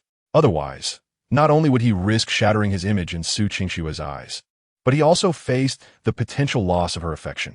Jizifeng, do not consider me a fool. Speak plainly. Your credibility with me is plummeting at an alarming rate. And once it dips into the negative, that will be your cue to depart. You may have your breakfast alone. With that, Su Qingxue abruptly ended the call. Ji Zifeng was infuriated. He truly wished to inquire of Su Qingxue who her genuine affections lay with. She repeatedly professed her affection for him. Yet her recent words suggested that her true affection was directed toward Lin Ze. Yet he dare not ask. The final words of Su Qingxue had instilled within him a sense of impending danger. He refrained from provoking her further, fearing his credibility might swiftly turn negative. In such a case, he would be left with no solace to seek. After concluding her call with Ji Zifeng, Su Qingxue quickly sent a message to Lin Ze. She had initially intended to call him, but the thought of hearing his sorrowful voice deterred her. Do not be upset. I shall not dine with him, and I have already admonished him to refrain from provoking you henceforth. Once the message was dispatched, Su Qingxue anxiously awaited Lin Ze's reply. However, after an extended period, no response came. Her heart grew heavier with each passing moment. She surmised that Ji Zifeng's arrogance had deeply wounded Lin Ze, leaving him in a state of profound sadness. Otherwise, he would not neglect to reply to her. Regret surged within Su Qingxue as she pondered why she had consented to breakfast with Ji Zifeng. Had she not agreed, none of this turmoil would have arisen. As she contemplated this, her thoughts drifted back to the message Ji Zifeng had sent to Lin Ze. The anger she had managed to suppress erupted once more, and she felt an overwhelming urge to confront Ji Zifeng with fervor. When Lin Ze received Su Qingxue's message, he chuckled softly. Clearly, his performance the previous night had left her steeped in guilt. Otherwise, she would not have felt compelled to explain herself and chastise Ji Zifeng. What are you laughing at? Shen Tianli inquired suddenly. Lin Ze replied with a smile. Oh, it's nothing. Ji Zifeng sent me a provocative message, and I simply forwarded his words to Su Qingxue. Speaking of which, that greasy man messaged me last night. Do you know how repulsive he is? Did he profess his love to you? Lin Ze wore an expression of mock curiosity. Far worse than that. He sent me a photo of himself, flaunting his disgusting chest hair. The most grotesque part was when he retracted it, claiming it was a mistake. Had I not wished to jest with this fool, I would have blocked him on the spot. He is utterly revolting. With a burst of laughter, Lin Ze could no longer contain himself. He recognized Ji Zifeng as a schemer, but was taken aback by his foolishness. He pretended to be deeply affectionate in front of Su Qingxue, only to turn around and flirt with Shen Tianli. Unfortunately for him, Shen Tianli was not the type of sycophant that Su Qingxue was. Longing for time to accelerate to the moment when Su Qingxue uncovers the true nature of that greasy man, I can't help but think she will undoubtedly be devastated. The mere thought brings me a sense of exhilaration, remarked Shen Tianli with a charming smile. How exhilarating is it? Inquired Lin Ze, grinning. Shen Tianli shot him a glare. That scoundrel was at it again. As the two conversed, Lin Ze's phone chimed with a green bubble notification. It was a message from Chu. Big brother, congratulate me. Thanks to my mother's relentless efforts, Dad has agreed to let me inherit the Lin family. And you, my dear brother, will be left with absolutely nothing. I bet you're heartbroken, but as long as I'm happy, that's all that matters. Chapter 35. You are my father. A torrent of rage surged within Lin Ze, a reflection of his own emotions. Upon traversing into this world and absorbing the memories of the original owner, Lin Ze felt not only a sense of pity for his plight, but also a profound sorrow for all he had endured. Now, this Jew was taunting him so brazenly. Lin Ze could hardly contain his anger. Just wait, when I rise again, I shall bring ruin upon your Lin family. What's wrong? Why does your expression suddenly look so grim? Did that greasy man provoke you again? Shen Tianli asked with concern. Lin Ze snapped back to reality. No, it's my insufferable younger brother. What did he say to you? Shen Tianli queried with curiosity. Nothing much, just the usual provocation. Lin Ze replied with a smile. You can still smile after that? Shall I be crying instead? Lin Ze chuckled softly. Upon hearing his response, Shen Tianli found Lin Ze to be quite extraordinary. He had been ousted from his family and was now being taunted by the son of a mistress. For an average person, such circumstances would likely cause them to erupt in fury. Yet Lin Ze remained unfazed, even able to smile amidst the turmoil. This composure and magnanimity were truly remarkable. Don't be disheartened. Once you conquer me, I will avenge you. How do you plan on doing that? Bring down the Lin family, perhaps? Shen Tianli teased with a flirtatious grin. Let us go. We should head to the bedroom now. Uffed. Shen Tianli burst into laughter. You rogue. After breakfast, Lin Ze accompanied Shen Tianli in her car to her company. While she busied herself with Jiang Qingyue's contract, Lin Ze proceeded to the ninth floor, which Shun Tianli had graciously offered as his office space. The entire ninth floor spanned over 1,000 square meters, and true to Shun Tianli's words, it was equipped with every office amenity imaginable. The boss's office, in particular, was tastefully adorned in understated luxury.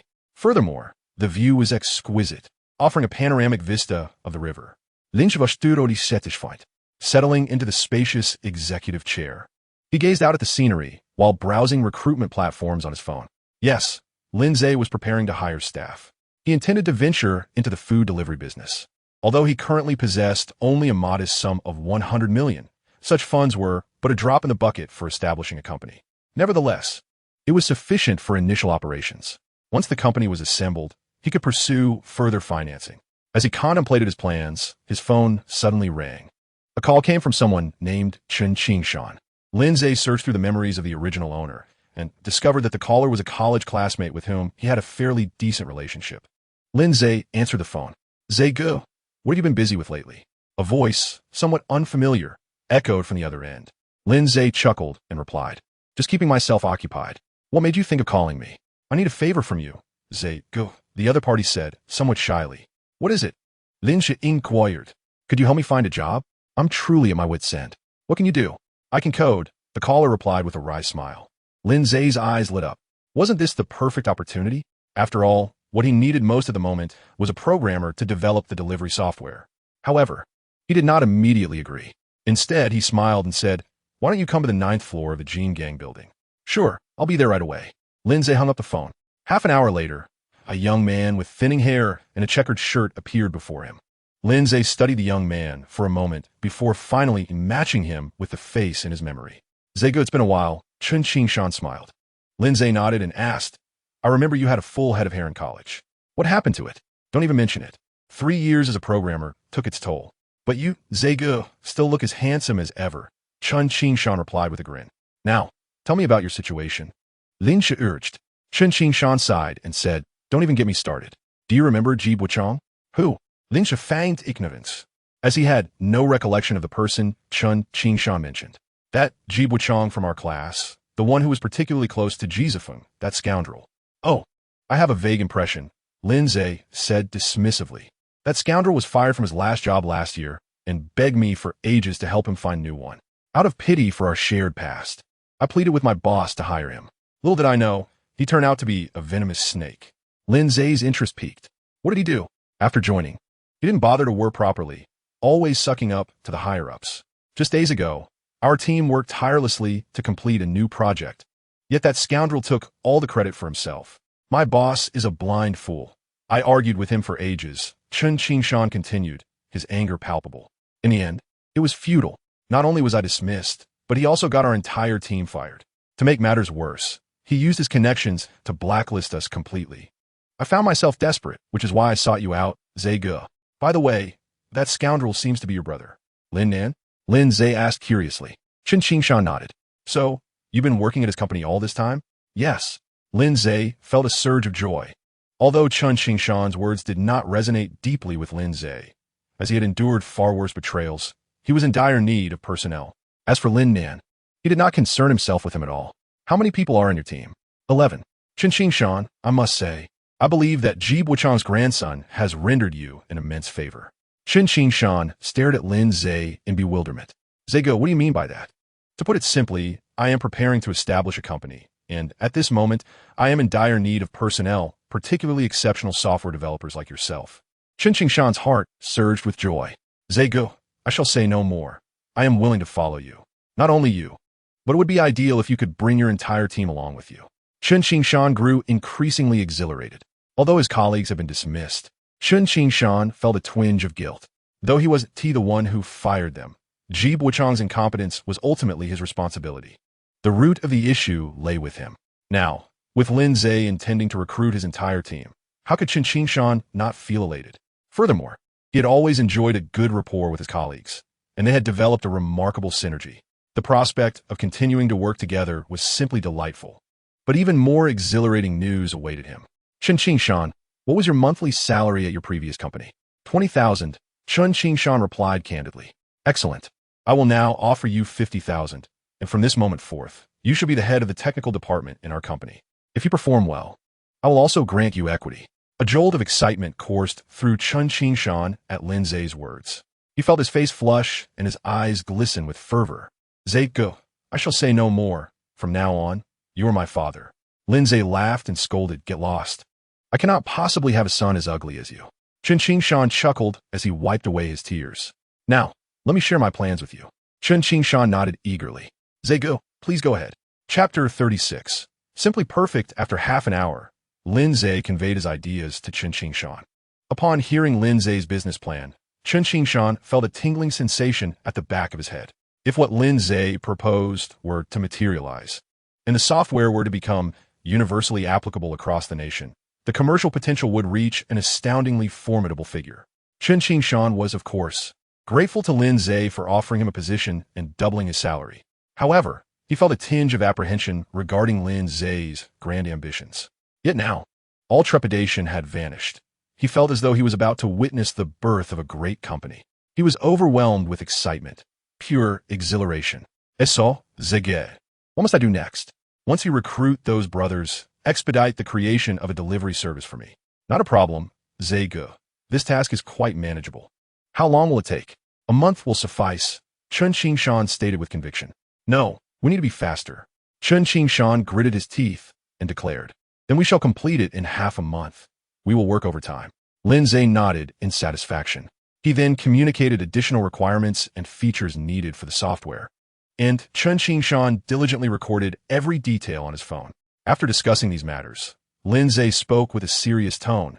Chen Qingshan, this situation holds immense significance for both of us, and I hope you can keep it confidential. Rest assured, Ze Ge, I won't reveal a word. Chen Qingshan replied with a nod. Lin Ze continued. When hiring, technical skills are undoubtedly important, but character is equally essential. Understood. Well then, go ahead and get busy. Chen Qingshan affirmed with a firm nod. After departing from a Jingguang building, Chen Qingshan opened the green bubble and sent a message in the group named Technology First. See you at the usual place in half an hour. I have monumental news to announce. After sending Chen Qingshan off, Lin Ze proceeded to Shun Tianli's company. Shun Tianli was listening to music, specifically the accompaniment of Xiao Yaotan. Upon noticing Lin Ze's arrival, she smiled charmingly and said, You're just in time. The arrangement is complete. Come listen. That was quick. Lin Ze inquired. Of course. I instructed them to complete it with utmost speed, she replied. Lin Ze approached her, and Shun Tianli graciously offered her boss's chair for him to sit in. She wanted him to listen carefully and see where improvements might be needed. After all, this song was his creation, and he possessed the most authority to comment on it. Lin Ze took a seat in Shun Tianli's chair without hesitation and clicked play. After listening intently, he felt generally satisfied. While it may not have reached the perfection of his past life, it was certainly worthy of a score of 90. How is it? Shun Tianli asked, her expression tinged with nervousness. It's decent, Lin Ze replied. Shun Tianli's heart soared with joy, and she asked with a smile. Does that mean we can go to the recording studio? Yes, Lin Ze nodded. Wonderful. Let's head to the recording studio, Shun Tianli exclaimed. Her company housed a recording studio equipped with an abundance of professional gear. The sound engineer, Sun Shiji, briefly discussed matters with Lin Ze before they entered the recording room. Once he donned the headphones, Lin Ze gestured for Sun Shiji to begin. As the music played, Lin Ze began to sing. Shortly thereafter, the recording concluded. How was it, Mr. Sun? Shun Tianli asked with a smile. Sun Shiji nodded repeatedly, visibly excited. Miss Shun, it was excellent. Mr. Lin's skill is remarkably high, on par with professional singers. Moreover, his vocal quality is exceptional and distinctive. If he were to pursue a singing career, with his looks and vocal talent, he would undoubtedly achieve great success. Shun Tianli's eyes sparkled with joy. For some reason, hearing others praise Lin Ze filled her heart with delight. Do we need to record again? She inquired playfully. Ms. Shun, I believe it is already perfect, Sun Shiji replied. All right, please finalize everything swiftly. This afternoon, have the publicity department begin creating a buzz online with the trailer for that fantasy drama paired with this song. Understood. As they conversed, Lin Ze stepped out of the recording room. How'd it go? He asked curiously. Shun Tianli replied with a delightful laugh. It was fantastic, simply perfect. It seems I truly am quite impressive. How impressive? Come, allow me to treat you to a meal and perhaps offer you a chance to vent your frustrations. Shen Tianli remarked with a sense of satisfaction. Your rather inexpensive brother has invited me to dinner. Initially, I intended to decline, but upon reflecting on how he mistreats you, I suddenly felt compelled to provide you with a means to retaliate. Are you planning to flirt with me right in front of him? Lin Ze inquired with a playful smile. Indeed, when we met for a blind date yesterday, his gaze was utterly repugnant, suggesting he harbors some feelings for me. If that's the case, wouldn't it be delightful to engage in a bit of flirtation before his very eyes? It would surely drive him mad. Lin Ze chuckled at the notion. What a splendid idea. Perhaps a passionate kiss would send him into tears. To be candid, Lin Ze found no genuine satisfaction in this method of revenge. For him, true gratification would stem from orchestrating the Lin family's downfall, rendering them destitute and homeless. However, since Shen Tianli wished to employ this approach to alleviate her grievances, he certainly wouldn't decline. After all, who could resist the allure of flirting with a captivating beauty? Shen Tianli shot Lin Ze an exasperated glance and laughed. You certainly have the audacity to suggest such things. A passionate kiss indeed. Why not just say we should sleep together right in front of him? I wouldn't mind, but I'm concerned you might feel shy, Lin Ze teased. Get lost, Shen Tianli retorted playfully. Lin Ze grinned, and the two exited the company together. As they made their way to the restaurant, Shen Tianli jested, You rogue. Have you ever considered becoming a star? Why do you ask? Lin Ze replied, perplexed. Has someone ever asked you that before? Shen Tianli inquired, her brow furrowed in suspicion. Yes, Su Qingxue posed the same question yesterday, Lin Ze admitted. Shen Tianli's heart skipped a beat. You rogue, you didn't compose a song for her, did you? Lin Ze nodded, confirming her suspicion. A wave of discomfort washed over Shen Tianli, as if a cherished possession had been snatched away. This sentiment left her feeling quite unsettled. You rogue, why did you write for her? She left you for another man, and yet you still create for her? Do you still have feelings for her? Lin Ze laughed. What makes you think I still hold affection for her? You wrote her a song last night, Shen Tianli pointed out. Of course I did. Because I desire her, he replied unabashedly. Chapter 37. Unmasked, Shen Tianli found herself both infuriated and amused. This rogue was utterly invincible, boldly making such shameless claims. Though she yearned to retort, she remembered that her relationship with Lin Ze could at most be classified as friendship, leaving her feeling ill-equipped to admonish him. Yet, refraining from a rebuttal only added to her discontent. She genuinely felt upset, for the thought of Lin Ze desiring Su Qingxue stirred a sense of betrayal within her. What is your current relationship with Su Qingxue? Shen Tianli inquired, suppressing her inner turmoil. It's just as it is, Lin Ze replied nonchalantly. Then what prompted you to write her a song? That's your fault. After you sent her Xiaoyaotan, she became irritable, he explained. Shen Tianli was momentarily taken aback. She suddenly wanted to scold herself for provoking Su Qingxue unnecessarily. Although she harbored no affection for Lin Ze, her possessiveness was insatiable, especially since he was her sworn rival. Lin Ze had composed a song for her. Naturally, she would demand it from him. Shen Tianli was filled with regret. It appeared that not every situation could be used to provoke Su Qingxue. Otherwise, she too would be subjected to her own provocations. You rogue, do not treat her so well in the future, do you hear? Why? Because it would displease me, and if I am displeased, you shan't have the privilege of being with me. Lin Ze chuckled and replied, Shen Tianli, I am merely your hired actor for this charade. If that is the case, then whom I choose to sleep with is none of your concern. Or do you find yourself too deeply enmeshed in this act, perhaps developing feelings for me? Shen Tianli burst into a series of delicate giggles, as if she had just heard the most ludicrous of jokes. Lin Ze, you truly are amusing. Do you think I would ever fall for a divorced man? I merely consider you my paid companion, and should you betray my trust, I would certainly be displeased. Lin Ze patted his chest and exclaimed, You nearly frightened me. I thought you had developed an affection for me. Shen Tianli's displeasure deepened. What was this rogue implying? She was stunning, with a figure that was both alluring and fiery, and her impressive lineage only added to her appeal. Was he not yearning for her admiration? Yet, he now appeared fearful that she might indeed fall for him. At that moment, a thought suddenly struck Shen Tianli. Could it be that Su Qingxue had made some promise to this rogue? Otherwise, how could he not desire her affection?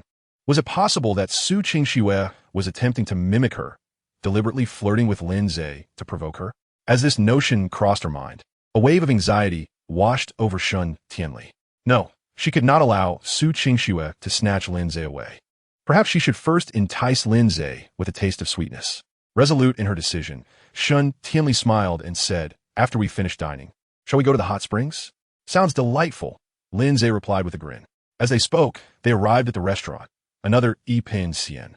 Lin Ze realized he had become quite accustomed to this place. Having traversed 3 days since his arrival, he had dined here for 3 consecutive days. Even the most delectable of meals could become monotonous. "Shun Tianli, is there not another restaurant in Haicheng?" Lin Ze inquired, his frustration evident as they entered. "Are you tired of the food? Isn't it obvious? 3 days in a row, regardless of how delicious, it becomes wearisome." Shun Tianli laughed. "Then what would you like to eat?" "Ikraba otbot." "Very well, after the hot springs this afternoon, we shall have hot pot for dinner." Shun Tianli, you truly embody the essence of beauty and kindness. "You see, there's a reason I wish to be with you," Lin Ze jested. Shun Tianli retorted playfully. "You are indeed shameless. Do you desire me merely for my looks and figure?" "Alas, you've seen through my intentions." Shun Tianli laughed heartily. The two soon arrived at the door of their private room. Shun Tianli pushed the door open, with Lin Ze following closely behind. Inside the spacious room sat but a single individual.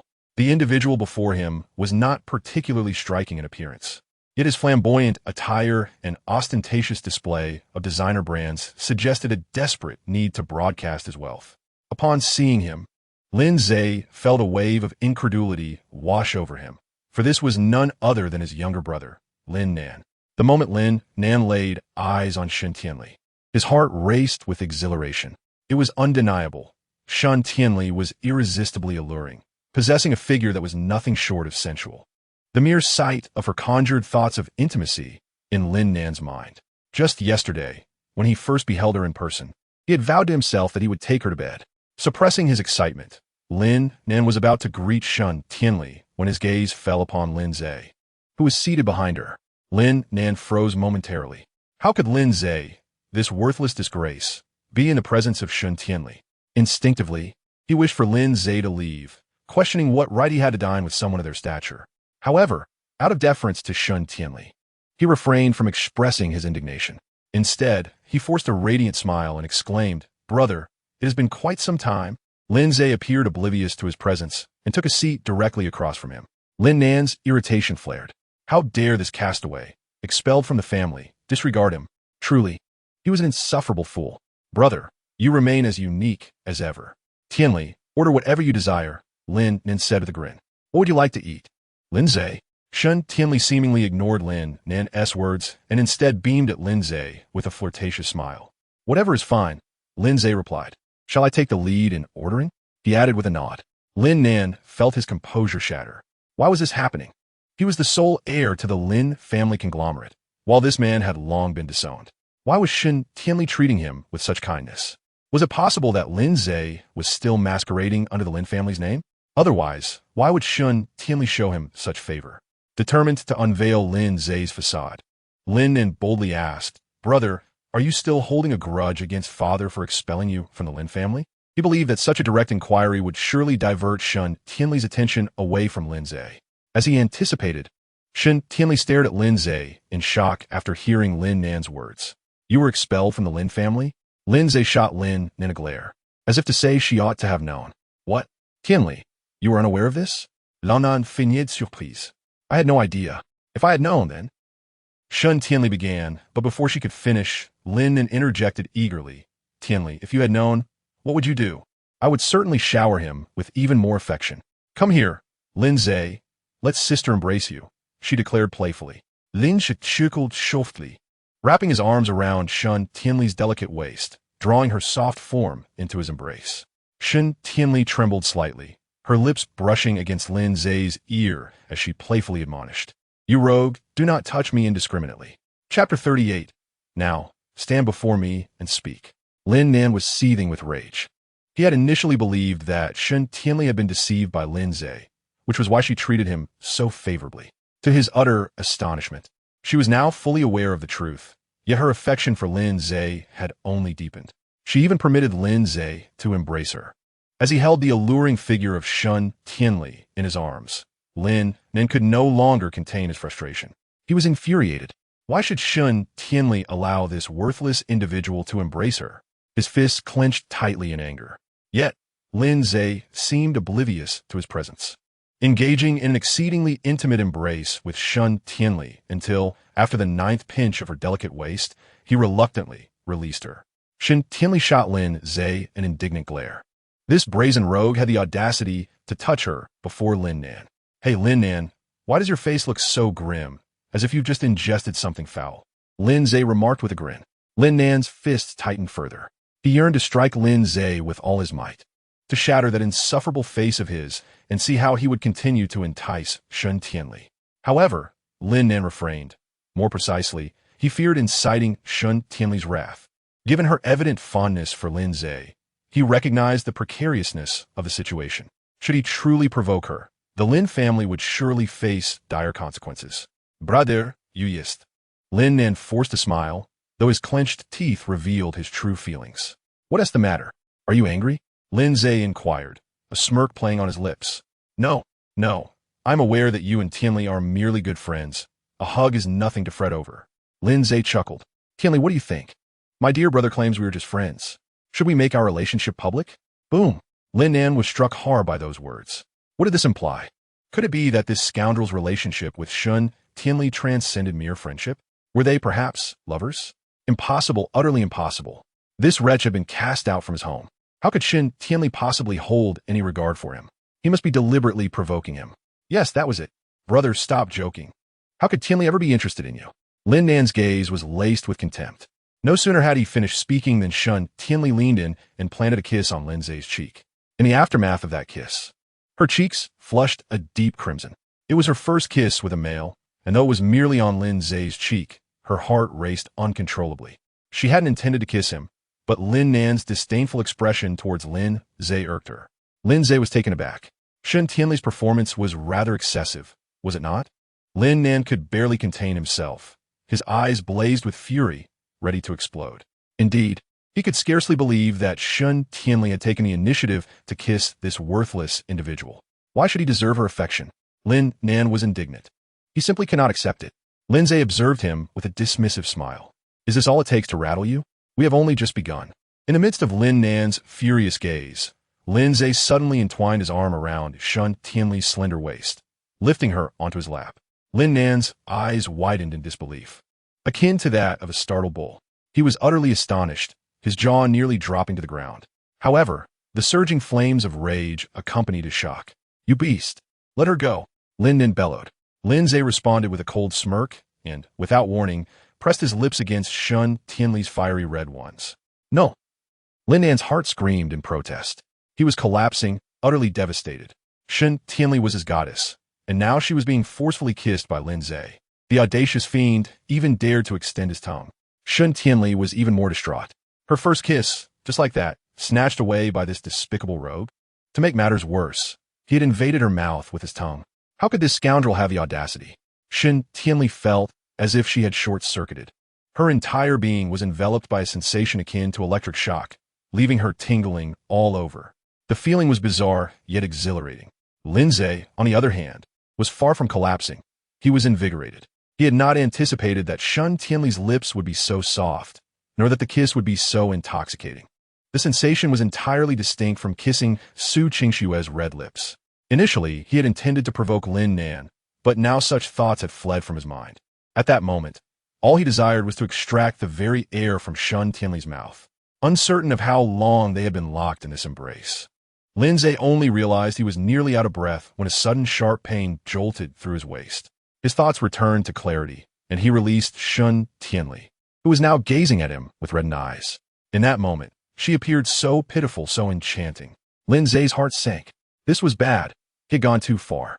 Just as he contemplated an apology, Shun Tianli abruptly stood and said, "I need to use the restroom." With that, she hurriedly exited the private room. Once Shun Tianli had departed, Lin Nan dropped his facade. He shouted furiously, "Damn it, Lin Ze, you're nothing but a discarded child of a wealthy family. A worthless piece of trash. What gives you the right to claim Shun Tianli? I could let you off easy, but if you don't leave her alone, I swear I'll make you regret it." Lin Ze merely chuckled disdainfully. Lighting a cigarette, he exhaled clouds of smoke while retrieving his phone to send a message to Shun Tianli's green bubble. "Sorry, I couldn't resist. If you're angry, just kiss me once later to even the score." Shun Tianli, fuming, nearly smashed her phone upon reading Lin Ze's message. This rogue had forcibly kissed her and now pretended to be innocent. The most infuriating part was his suggestion that a kiss from her would settle the matter. Shun Tianli had long known Lin Ze to be a beast, a shameless scoundrel, but she never imagined he would be so audacious. No, this matter would not conclude so easily. She needed to devise a plan to teach this scoundrel a lesson he wouldn't forget. Once she had made up her mind, Shun Tianli swiftly began to contemplate her course of action. Inside the private room, Lin Nan observed that Lin Ze appeared oblivious to his presence, exuding an air of nonchalance that further infuriated Lin Nan. How could this scoundrel become so brazen? In the past, whenever Lin Nan scolded him, Lin Ze would humbly offer explanations. Yet now, he seemed to utterly disregard Lin Nan. Was it possible that Shun Tianli had emboldened him? No, I must ensure this trash stays away from Shun Tianli. If he were to associate himself with her, it would spell disaster for both me and the Lin family. After all, what right does such scum have to claim Shun Tianli as his own? With this thought, Lin Nan suddenly bellowed, "Hey, are you even listening to me?" "No, my hearing isn't great. Come stand in front of me and speak," Lin Ze replied indifferently. Fuming, Lin Nan marched toward Lin Ze. "I said, get the hell away." Before he could finish, Lin Ze delivered a sharp slap. Chapter 39. Are you jealous? In this wretched place, if this trash had dared to speak to him like that back in Blue Star, he would have extinguished his lights long ago. The sting of the slap left Lin Nan's head throbbing painfully. Ignoring the excruciating ache, he lunged at Lin Ze, but was instantly paralyzed by the intensity of Lin Ze's gaze. What kind of eyes were those? Cold, merciless, piercing, dangerous, terrifying. An overwhelming sense of dread enveloped Lin Nan, as if he were prey being stalked by a fearsome beast, poised to be torn to shreds at any moment. He faltered. He truly faltered. He had never encountered Lin Ze in such a terrifying manner. "Get lost," Lin Ze commanded in a chilling tone. In an instant, Lin Nan fled the private room as if his life depended on it, not daring to utter another word. Witnessing this scene, Lin Ze let out a soft scoff and resumed smoking. When Shun Tianli returned to the private room and found only Lin Ze present, she curiously inquired, "Where's Lin Nan?" "He left." "What do you mean?" "That trash provoked me and claimed you were his, demanding I leave you." "Damn it, I haven't even been with you." "So who does he think he is?" "So I hit him." Having grown immune to Lin Ze's shamelessness, Shun Tianli shrugged it off. "If he dares to retaliate, I'll handle it for you." Lin Ze glanced at her with a hint of surprise, genuinely touched by her words. "Shun Tianli, you're truly wonderful. Come here. Let me give you a hug. Get lost. I haven't even settled the score with you for that kiss earlier," Shun Tianli retorted, exasperated. Lin Ze chuckled, unabashedly taking her hand. "How about you kiss me once more, and we'll call it even." To be fair, her hand was incredibly soft, akin to the texture of mutton fat jade. Just as Shun Tianli was about to scold Lin Ze for his lewdness, she suddenly realized that this rascal was holding her hand. A wave of vulnerability washed over her. She forcefully withdrew her hand from Lin Ze's grasp. "Humph, you shameless rogue, your audacity grows by the day." Lin Ze chuckled, pinching her chin, and exhaled a ring of smoke toward her. As the mist enveloped Shun Tianli's alluring face, her heart suddenly raced wildly. "See? Now, that's audacity." With that, he released Shun Tianli. She was momentarily taken aback by Lin Ze's bold maneuver. She felt she ought to be angry and considered striking this scoundrel with the ashtray before her. After all, in all her years, Shun Tianli had never been so brazenly teased. Yet, why was it that instead of anger, she found him rather handsome at that moment, especially when their eyes met?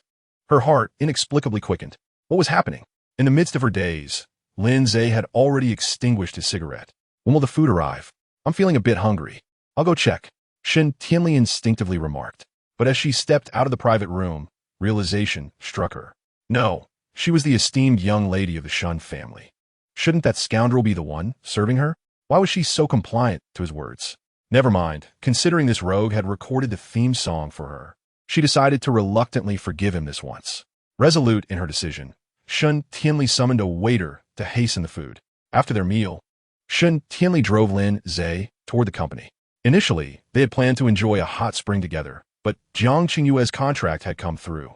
After reviewing it, the other party had signaled there were no issues and was ready to sign. At that moment, Jiang Qingyue was already at the company, awaiting Shun Tianli's return to finalize the contract. "Play me a few of Jiang Qingyue's songs," Lin Ze requested. Shun Tianli frowned. Why on earth does this scoundrel want to hear her songs? Why do you want to listen to her songs? Well, I promised to write her a song. So I need to hear what type of music suits her, Lin Ze replied. So, it's not just because you want to hear her songs? Lin Ze chuckled and asked. What, are you jealous? Shun Tianli shot him a glare and began to play Jiang Qingyue's music. Her voice, cool and ethereal, perfectly matched her temperament. After listening to a few songs, Lin Ze formed a general impression. Before long, they arrived at the company. Jiang Qingyue was already in Shun Tianli's office waiting for them. Today, she wore a flowing white dress, and her slightly aloof demeanor made her appear as if she had stepped out of an ancient painting, ethereal and extraordinary. However, her haughtiness vanished the moment she laid eyes on Lin Ze, replaced by a bashful smile.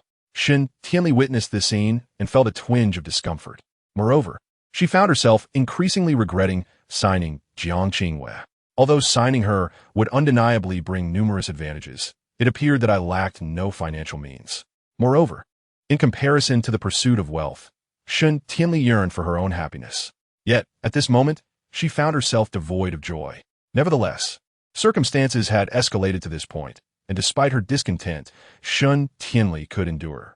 She greeted Jiang Qingyue with a smile, to which Jiang Qingyue responded with a nod, acknowledging Shun Tianli's presence. Just as Shun Tianli was about to speak, she unexpectedly noticed Jiang Qingyue gazing affectionately at Lin Ze. This sight caused Shun Tianli's heart to lurch. She couldn't help but think, could it be that Jiang Qingyue harbored genuine feelings for this scoundrel? It is often said that girls easily develop fondness for those who have once saved them. Could Jiang Qingyue truly have feelings for Lin Ze merely because he had once gifted her 50,000 yuan? The very thought intensified Shun Tianli's displeasure. With a flirtatious smile directed at Lin Ze, she sweetly inquired, Darling, would you like to review the contract between the company and Qingyue? Shun Tianli was obviously deliberate in her actions, aiming to convey to Jiang Qingyue that Lin Ze belonged to her and was not to be coveted. Upon hearing Shun Tianli refer to Lin Ze as darling, Jiang Qingyue's complexion drained of color, and her body trembled slightly. She felt a profound sense of discomfort. Shun Tianli's endearment felt akin to being stabbed with a knife. How could Lin Ze, who had only recently divorced Su Qingxue, now be associated with Shun Tianli? When had they become an item? Regret washed over Jiang Qingyue. She lamented not having revealed her feelings to Lin Ze the previous night. If only she had confessed her affection then, perhaps Shun Tianli would have been irrelevant. Meanwhile, Lin Ze was irked. Damn it. Was Shun Tianli attempting to sabotage his prospects? He was incensed by the notion that Jiang Qingyue might perceive him as being with Shun Tianli while still desiring to be intimate with her. Lin Ze undeniably found Shun Tianli, the sultry enchantress, alluring, yet he also coveted Jiang Qingyue, the icy beauty. Thus, he would never allow Shun Tianli to employ such tactics to provoke Jiang Qingyue. If it drove her into someone else's arms, he would be the one left lamenting. Casting a disapproving glance at Shun Tianli, Lin Ze remarked, Shun Tianli, don't create a ruckus. Jiang Qingyue is not Su Qingxue. There is no need to pretend. Jiang Qingyue was taken aback by Lin Ze's words. So, Lin Ze and Shun Tianli were not actually together? Thus, Shun Tianli's earlier affectionate address was intended to provoke her? A wave of exhilarating surprise washed over Jiang Qingyue, transforming her previously sorrowful demeanor into one of fervent excitement, even restoring color to her pale cheeks. She felt as though a precious treasure, once lost, had miraculously returned to her. In contrast to Jiang Qingyue's elation, Shun Tianli felt somewhat disheartened. She had not anticipated that Lin Ze, this insufferable rogue, would unravel her deception. How utterly vexing. Shun Tianli cast a sharp glance at Lin Ze and then, with a smile that was almost teasing, remarked, Qingyue, my apologies, I forgot you're not Su Qingxue. President Shun, it's quite all right. May we proceed with the contract signing now? Jiang Qingyue inquired, her smile warm and inviting. Nodding in agreement, Shun Tianli completed the signing of the contract. Afterward, Jiang Qingyue eagerly extended her hand, stating, President Shun, I look forward to your guidance in the future. Shun Tianli replied with a reassuring smile, Rest assured, your dedicated studio is already in the process of being established. You may take this time to relax. Jiang Qingyue nodded appreciatively and, turning to Lin Ze with a shy smile, asked, Lin Ze, may I treat you to a cup of coffee? Is there something on your mind? Lin Ze replied with a grin. Jiang Qingyue affirmed, I would like to discuss matters concerning the album with you. A wave of annoyance washed over Shun Tianli. She perceived Jiang Qingyue's intentions as a strategic approach to get closer to Lin Ze. What did it mean to merely discuss the album? Shun Tianli suspected this was nothing more than a pretext for Jiang Qingyue to draw nearer to Lin Ze. To be candid, Shun Tianli was correct. Indeed, Jiang Qingyue's motive was to connect with Lin Ze. There were matters Jiang Qingyue had intended to approach slowly, such as pursuing Lin Ze. However, Shun Tianli's earlier affectionate remark had jolted her into realization. She understood that such matters could not be delayed. If she did not take action soon, Lin Ze might very well be swept away by Shun Tianli, who was not only stunningly beautiful, but also possessed an irresistibly alluring figure. Even Lin Ze, who was typically composed, found himself drawn to her presence. Who could resist the charm of such a captivating young woman? Even if nothing were to transpire, merely gazing upon her was a delight. Yet before Lin Ze could voice his agreement to Jiang Qingyue, Shun Tianli interjected with a cheerful tone, "Qingyue, I apologize. But Lin Ze and I have some matters to attend to this afternoon. If you are amenable, perhaps you could discuss your album with him tomorrow." Jiang Qingyue remained silent, her gaze fixed on Lin Ze as she awaited his response. Lin Ze glanced at Shun Tianli, only to see a glimmer of threat in her eyes, as if to imply that should he acquiesce to Jiang Qingyue, he would be distancing himself from her. Lin Ze was not inclined to let such a situation unfold, especially since he had yet to fully engage with her. Thus he smiled and said, "Indeed, there are pressing matters, ones that have been arranged for quite some time. However, Qingyue, if you are willing, I can come to your place this evening." Lin Ze was determined not to forego the opportunity to connect with Jiang Qingyue, and visiting her home would certainly be more convenient. Jiang Qingyue, initially feeling a tinge of disappointment, brightened considerably at Lin Ze's words, responding with a cheerful, "Then I shall await your arrival tonight." Lin Ze nodded, his smile unwavering. Shun Tianli, feeling frustrated but saying nothing, had already resolved to keep Lin Ze occupied that evening, ensuring he would not be able to escape. As Jiang Qingyue departed, Lin Ze accompanied Shun Tianli to the ground floor. "Qingyue, shortly, the company will announce your signing on social media. I hope you will also share a post in conjunction," Shun Tianli advised. "No problem, Mr. Shun. Once the company makes the announcement, do remind me. I shall share it." Shun Tianli smiled and replied, "All right, then let us enjoy our collaboration." Jiang Qingyue acknowledged her words. After watching Jiang Qingyue depart, Shun Tianli drove Lin Ze towards the hot spring resort. "You lecher, are you perhaps longing to be with Jiang Qingyue?" Lin Ze lit a cigarette, exhaling clouds of smoke as he chuckled. "Indeed. You beast, why would you think I will allow that?" Lin Ze playfully cursed. "Damn it, as if you would let me. You believe I am unaware that your ratings are merely a means to keep me tethered, compelling me to treat you well as your devoted admirer?" Shun Tianli was taken aback. She had not anticipated Lin Ze's keen perception. His insight into her intentions was indeed accurate. She aimed to use this strategy to keep him as her admirer, to provoke Su Qingxue. Initially, she thought that with this bait, combined with her stunning appearance and alluring figure, she would surely captivate Lin Ze, transforming him into a compliant companion. However, she was surprised to find that he had already unraveled her scheme. Yet, how could Shun Tianli ever concede to such a notion?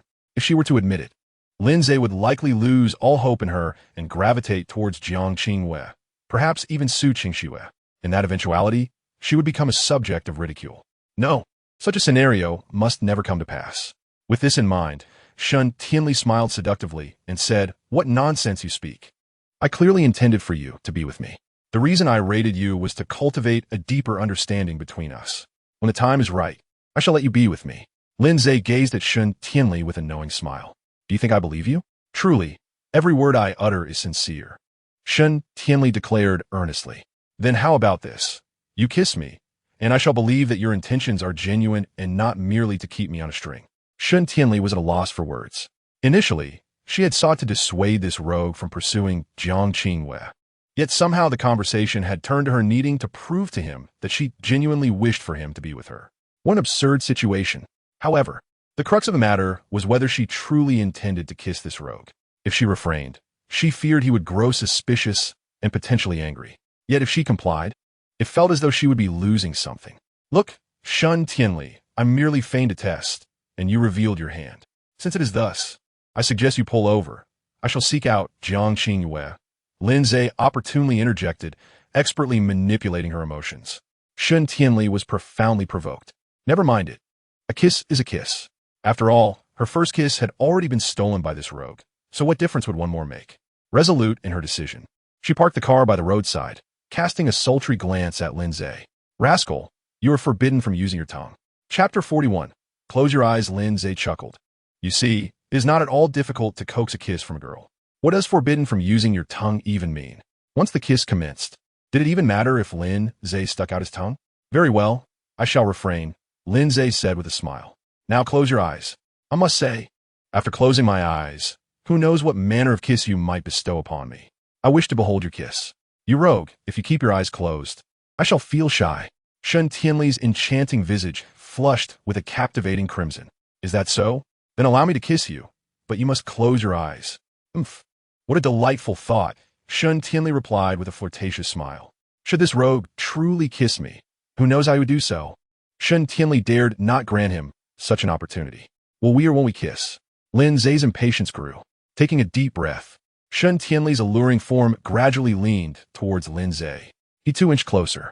In no time, the distance between them shrank to mere centimeters, and they could distinctly feel the warmth of each other's breath brushing against their faces. The atmosphere turned palpably intimate. Shen Tianli's heart began to race. Just as her luscious lips were about to touch Lin Ze's, he suddenly grasped her head and pressed his lips against hers with fervor. The unexpected kiss elicited a sound from Shen Tianli's throat that was both tantalizing and bone-melting, sending shivers down Lin Ze's spine. Along with the tingling sensation, Lin Ze's heart raced uncontrollably. Unable to resist, he extended his tongue, attempting to invade her territory. However, Shen Tianli bit down on her delicate teeth, preventing his tongue from entering. After several fruitless attempts, Lin Ze grew increasingly anxious. He seized Shen Tianli's slender waist, pulling her from the driver's seat to sit upon his lap, their bodies pressed intimately together. As Lin Ze held her tightly, Shen Tianli realized what was happening and instinctively tried to struggle. But Lin Ze's kisses became even more fervent. A thrilling sensation coursed through her, mingling pleasure with the tingling electricity that enveloped her entire being. Her lips involuntarily swelled, allowing Lin Ze's tongue to deftly slip into her mouth, teasing her own. The kiss left Shen Tianli feeling increasingly intoxicated, as her rationality was consumed by desire. She felt herself sinking into a delightful abyss, reveling in the overwhelming sensation of Lin Ze's passionate and fervent kisses. Time seemed to lose meaning until they finally parted, gasping for breath. Lin Ze exhaled heavily, while Shen Tianli gazed at him with sultry eyes, breathless and pliant, as if she were a puddle of fragrant mud in his embrace. What to do? I wish to sleep with you, Lin Ze murmured, his voice husky. Umph, not a chance, Shen Tianli replied, her tone soft and playful, as if teasing him. Lin Ze's heart fluttered, his desire to kiss her rekindled. Goodness, she truly knows how to entice. Moreover, her lips are unbelievably soft, and her tongue is equally tender. Kissing her feels entirely different from kissing Su Qingxue. Lin Ze found himself becoming addicted. He pressed his lips fiercely against Shen Tianli's delicate, soft mouth once more. Yet, to his surprise, she summoned an unexpected strength and pushed him away. Breathing heavily, she exclaimed, "You rogue, no more kisses." Why not? Lin Ze questioned, equally breathless. The conversation grew increasingly intimate, and I feared that I might genuinely desire to share a bed with you. Wouldn't that be splendid? No. Only when you achieve a perfect score will I consider such an arrangement. Lin Ze found himself at a loss for words. At this hour, she still managed to maintain her composure. It seemed that his previous kisses had not been sufficient. He leaned in once more, but Shen Tianli suddenly flung open the passenger door and leaped from the car. Lin Ze, however, refrained from pressing the matter further, for such behavior was not in his nature. Besides, they were destined for a hot spring, and he believed that he could persuade her during their time there. Before long, they arrived at their destination. This is our family's exclusive hot spring resort, reserved solely for members, ensuring a high degree of privacy, Shen Tianli announced with a smile. Shall we share a pool? Her cheeks flushed as she nodded in response, recalling the kiss they had shared in the car. Splendid. Shen Tianli, you truly are a kind-hearted person, Lin Ze exclaimed. You lecher. I am merely accompanying you to the hot spring, and you must refrain from any peculiar behavior. Am I such a person? He replied, feigning innocence. If not you, then who? Lin Ze chuckled. It appears you have a discerning eye. A light laugh escaped Shun Tianli's lips as they both exited the vehicle, poised to enter the resort. However, an exceedingly irritating voice broke through their moment. Lin Ze. Miss Shun, what a coincidence. It was none other than Ji Zifeng, that insufferable green tea. Lin Ze turned to find Ji Zifeng standing beside Su Qingxue and another girl wearing sunglasses. When Su Qingxue spotted Lin Ze, her heart initially soared, but it plummeted upon seeing Shun Tianli by his side. She realized that Shun Tianli must have brought Lin Ze to this place. Otherwise, he would never have come. Lin Ze nodded, his smile lacking warmth. Indeed, quite the coincidence. Are you here for the hot springs? Yizefem inquired eagerly, his gaze lingering on Shun Tianli despite addressing Lin Ze. Although Shun Tianli was merely clad in jeans, they clung alluringly to her shapely legs. Lin Ze regarded him with an air of incredulity, retorting, "What else would we be here for? Dining, perhaps? Why not join us?" Ji Zifeng suggested with a grin. "Let us not add to each other's troubles," Lin Ze replied, feigning disappointment as he cast a deliberately gloomy glance at Su Qingxue. A pang of hurt struck her heart. She yearned to clarify her intentions to Lin Ze. She had not brought Ji Zifeng for leisure, but rather to assist a female singer under her management in unwinding. Following Jiang Qingyue's departure, this singer had become the company's most prominent artist, and Su Qingxue hoped to discuss her upcoming album during their time at the hot spring. Moreover, she had no intention of sharing a hot spring with Ji Zifeng. However, Su Qingxue found herself unable to voice her thoughts, fearing ridicule from Shun Tianli, and was even more apprehensive about revealing her lingering feelings for Lin Ze, which might provoke Shun Tianli to taunt her further. "Darling, let us depart," Shun Tianli suddenly said, wrapping her arm around Lin Ze's. Lin Ze nodded in acknowledgement. As she watched the pair depart, Su Qingxue's fists clenched in frustration. "Yi Zifeng," with a look of genuine regret, remarked, "Qingxue, shall we also enter?" His disappointment was palpable. He had sincerely invited Lin Ze to join him in the hot springs, not only because he wished to be in the same pool as Su Qingxue, but also because he desired the company of Shun Tianli. "Do not enter. Simply wait outside." Su Qingxue responded coldly. The thought of Ji Zifeng inviting Lin Ze to the hot springs infuriated her, as she believed his actions were merely a ploy to provoke Lin Ze. How dare he? Uttering this, Su Qingxue ushered her artist into the hot spring establishment, leaving Ji Zifeng in a state of shock. Chapter 42. Do not move. Lin Ze relished the experience of soaking in hot springs, particularly in the company of beautiful women. Presently, Shun Tianli stood before him, a stunning beauty, undeniably alluring. Although she was modestly dressed, the glimpse of her fair, shapely legs and her delicate waist tantalized Lin Ze. Yet, she maintained a distance, clearly wary of him. "Shun Tianli, what do you mean by keeping such distance?" he inquired. Shun Tianli replied with a flirtatious smile. "Isn't it to prevent you from being a rogue?" Lin Ze feigned innocence, saying, "Shun Tianli, I, Lin Ze, am as pure as jade. How can you utter such words? Phew, how can you say that? Who was it that shamelessly kissed me in the car, even daring to invade my mouth with their tongue?" She retorted, "Very well. If that is the case, I shall seek out Su Qingxue. I believe she would not maintain such distance from me." Shun Tianli immediately became flustered. She had spent a fortune and endured 2 kisses from this rogue. Yet now he intended to find Su Qingxue? "You dare, you scoundrel!" Lin Ze shrugged. "Why should I not? We are merely collaborators. There is no stipulation preventing me from seeking her out." With that, he rose, appearing ready to leave. Shun Tianli, in a panic, quickly stood and rushed to Lin Ze's side, firmly grasping his arm. It would be a calamity if Su Qingxue discovered that she had spent an exorbitant amount to invite Lin Ze to provoke her, only for him to seek out Su Qingxue instead. Shun Tianli would not permit such an occurrence. Lin Ze smiled, fully aware she would wish to retain him. Since that morning, he had realized Shun Tianli's possessiveness rivaled that of Su Qingxue, although it felt somewhat unethical to exploit her jealousy. It was as if Lin Ze had any moral standing himself. Lin Ze settled back into the pool, and upon seeing this, Shun Tianli sighed in relief, preparing to distance herself from him. However, Lin Ze firmly grasped her arm and gently tugged, causing Shun Tianli to tumble into his embrace. Their eyes met, and Shun Tianli distinctly perceived the desire flickering in Lin Ze's gaze. "You rogue, let me go," she exclaimed hurriedly, her voice trembling slightly with anxiety. Lin Ze chuckled softly, leaning closer to her ear, exhaling a warm breath.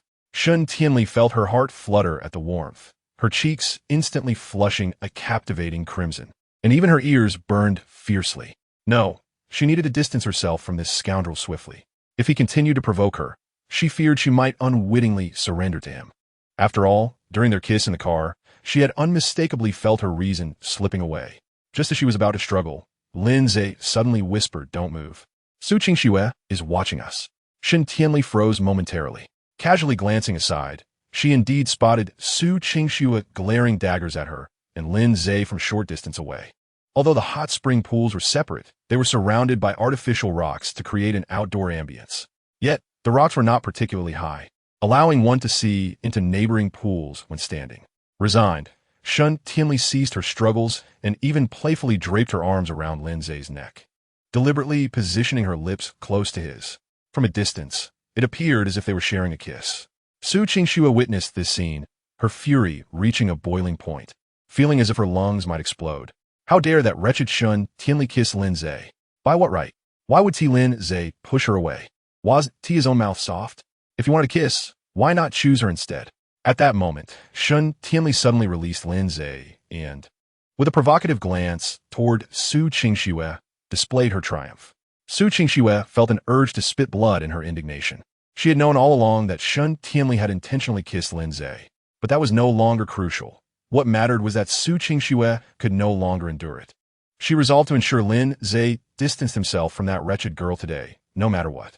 With determination, Su Qingxue climbed over the artificial rocks, standing before Lin Ze and Shen Tianli. "Oh, Su Qingxue, do you wish to join us in the hot spring?" Shen Tianli asked with a flirtatious smile as she leaned against Lin Ze. Su Qingxue shot her a fierce glare, suppressing her anger, and addressed Lin Ze, "Come with me." "Su Qingxue, you are already divorced from Lin Ze. By what right do you command him?" Shen Tianli retorted. "Silence. I'm not speaking to you, you wretched girl." Su Qingxue snapped. Despite being insulted, Shen Tianli's smile grew more triumphant, for she knew her previous actions had driven Su Qingxue to the brink of madness. Otherwise, with her upbringing, how could she have resorted to such vile language? This was precisely the scene Shen Tianli had longed to witness. She sought to provoke Su Qingxue into a frenzy. Shen Tianli smiled and said, "Indeed, I am a wretched creature. Not only am I a wretched creature, but I'm also a brazen one. I intend not only to kiss Lin Ze, but also to share his bed. After all, Lin Ze is mine now." It was a blatant provocation. Su Qingxue could no longer contain herself. She grasped Lin Ze and forcibly pulled him out of the hot spring. Of course, Lin Ze discreetly cooperated with her. Otherwise, even 10 Su Qingxus would not have been able to move him. Lin Ze complied because he was curious about what she wished to say to him. When Shen Tianli saw Lin Ze being pulled out, she immediately became anxious. She was about to climb ashore, but Su Qingxue had already taken Lin Ze away to the adjacent lounge. By the time Shen Tianli reached the shore and attempted to pursue them, Lin Ze had already been ushered into the room by Su Qingxue. Shen Tianli hurriedly followed, pushing against the door, only to find it locked. Furious, she contemplated smashing the door. For some unknown reason, the image of Lin Ze with Su Qingxue filled her with an inexplicable displeasure. As Lin Ze observed Su Qingxue locking the door, he asked indifferently, "Qingxue, why did you lock the door?" Su Qingxue snorted coldly and suddenly reached out her delicate finger to wipe Lin Ze's lips. She applied quite a bit of pressure, causing him discomfort. Pushing her away, Lin Ze irritably questioned, "Su Qingxue, what are you doing? Why didn't you avoid her kiss just now? Why did you allow her to kiss you?" "Oh, that matter," Lin Ze replied, casting a meaningful glance at Su Qingxue, yet feigning a pitiful tone as he said, "I would have liked to kiss you, but you wouldn't allow it." Su Qingxue was infuriated. "You scoundrel, who said I wouldn't let you kiss?" Chapter 43. I have a plan? What is happening? Has Su Qingxue been driven mad by Shen Tianli? Lin Ze mused. Then just kiss her. Such a splendid opportunity could not be missed. Su Qingxue's face flushed. "If you leave Shen Tianli, I will let you kiss me." "What? There were conditions?" Lin Ze immediately felt displeased. "Damn it, when I kissed Shen Tianli, she didn't impose so many conditions. Why is it different with you?" He resigned himself to the situation, saying nonchalantly, he was currently in a passionate entanglement with Shen Tianli, and with a little more effort, he estimated he could sleep with her. To ask him to leave Shun Tianli now was absurd. Of course, Lin Ze desired to kiss Su Qingxue. He craved more than just a kiss. He longed to be with her intimately, particularly drawn to her alluring, fair legs, which lingered in his memory. However, to forsake Shun Tianli for the sake of Su Qingxue was akin to signing his own death warrant. Su Qingxue, instantly displacif, recalled her own words. As long as he left Shun Tianli, she would allow him to kiss her. Yet he refused to abandon Shun Tianli. Was Shun Tianli's kiss softer and more pleasurable?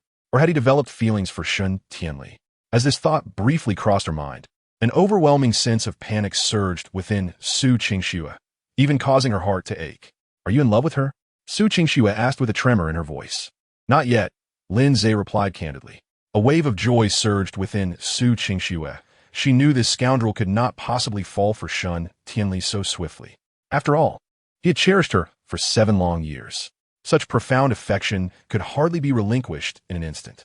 Just as Su Qingxue was about to speak, Lin Ze continued, however, if this persists, who can say what might happen? The joy within her vanished in an instant, replaced by a sense of dread. To be frank, Su Qingxue understood that should Lin Ze continue to spend time with Shun Tianli, the likelihood of such a scenario occurring was alarmingly high. After all, Shun Tianli was alluring, with a figure that could entice any man, Lin Ze included. Scoundrel, when will you finally leave Shun Tianli? Su Qingxue inquired, her expression betraying her unease. Just the thought of Lin Ze developing feelings for Shun Tianli caused her heart to ache as if it were being torn apart. She could scarcely fathom the extent of her despair if that eventuality were to materialize. She desperately wished to avert such a fate. Lin Ze lit a cigarette, exhaling clouds of smoke as he said, I'm afraid I have no intention of leaving her. Su Qingxue's eyes reddened, feeling a wave of injustice wash over her. This rogue, who clearly held affection for her, was now rejecting her for another woman.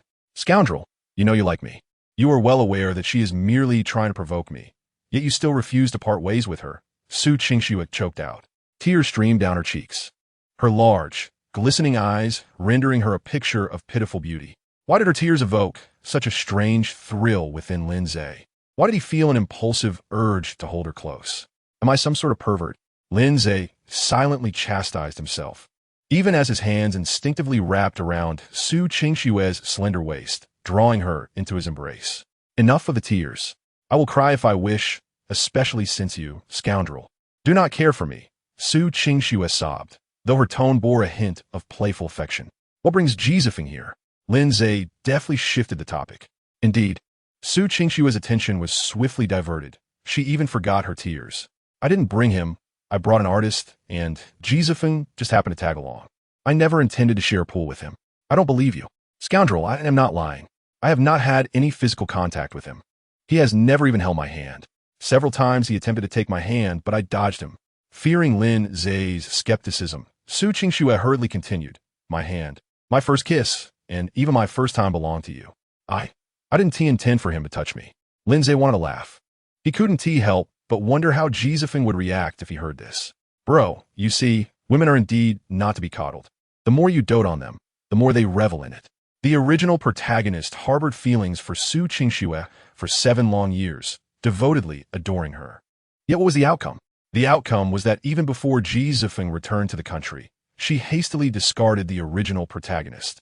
Lin Ze, now free from his previous infatuation, found Su Qingxue in a rather desperate manner, constantly pledging her loyalty to him. Moreover, I hadn't even invited him in. He was still waiting outside, Su Qingxue remarked. Lin Ze nodded in agreement. Indeed, well done. Su Qingxue was not a vain person, yet at that moment, receiving Lin Ze's praise filled her heart with sweet delight, akin to savoring honey. Why aren't you wearing stockings today? Lin Ze suddenly inquired, his hand now sliding up Su Qingxue's split skirt, unabashedly caressing her fair and alluring legs. It was only then that Su Qingxue became acutely aware of his touch. Her cheeks flushed crimson as she playfully scolded, You rascal, don't touch me. What is wrong with a little touch? Lin Ze retorted, Su Qingxue half, countering. Do you enjoy seeing me in stockings? Of course, he replied. Her exquisite face turned even more scarlet. Then, when you go home tonight, I shall wear them for you. Can I be touched? Lin Ze asked with a grin. Su Qingxue, feeling bashful, replied, Humph, no touching. Then forget it, he said. Rascal, are you a pig? Su Qingxue scolded in irritation. Lin Ze chuckled. Not tonight. Why not? Su Qingxue's mood soured. She had promised to wear stockings for him, yet he was refusing her. I have to discuss her album with Jiang Qingyue tonight. Su Qingxue was taken aback. Jiang Qingyue is releasing an album? Is she no longer acting? Yes. For the time being, she is not acting.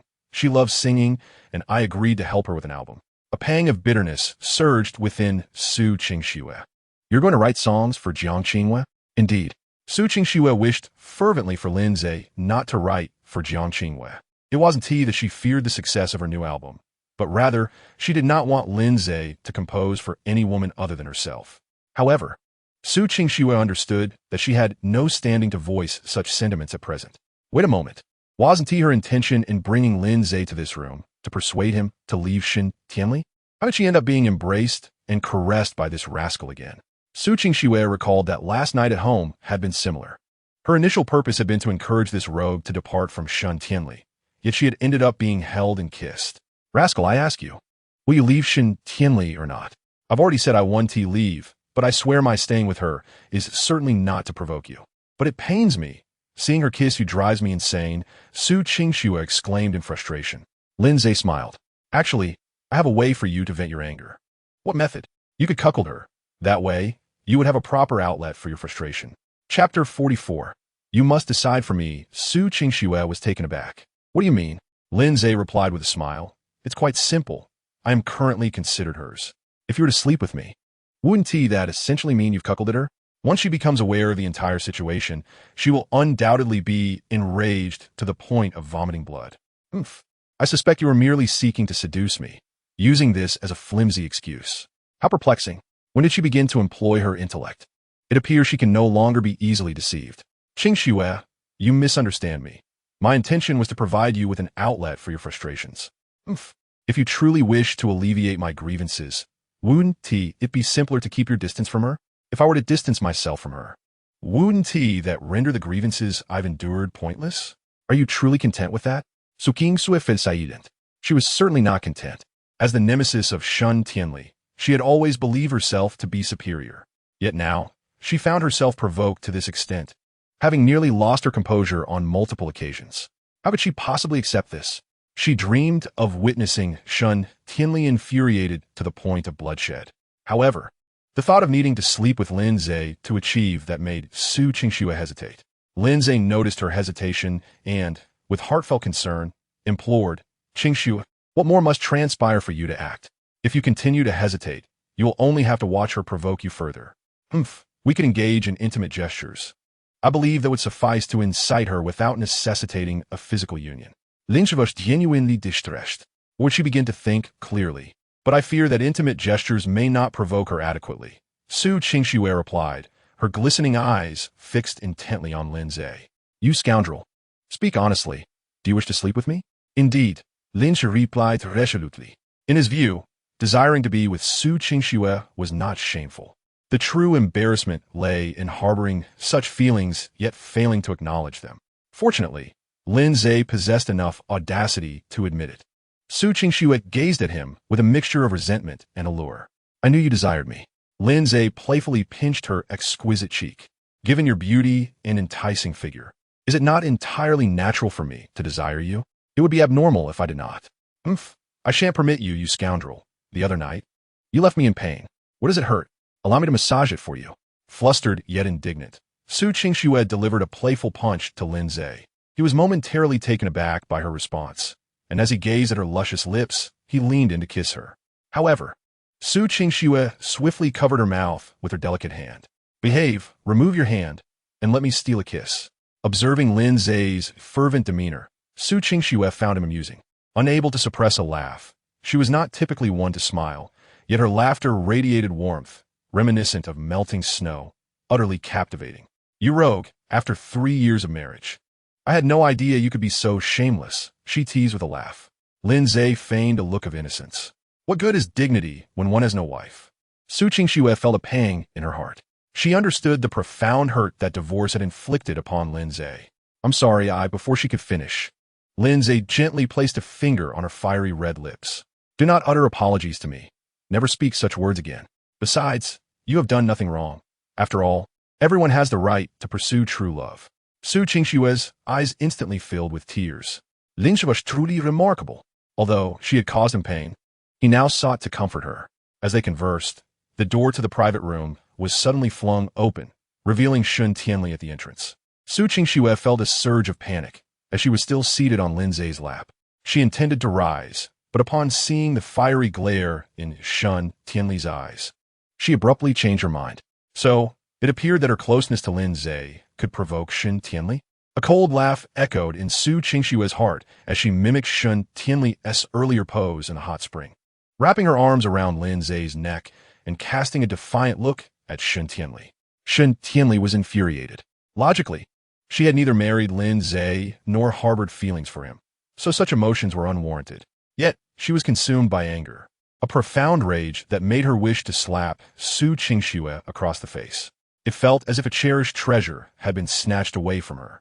She despised this feeling intensely.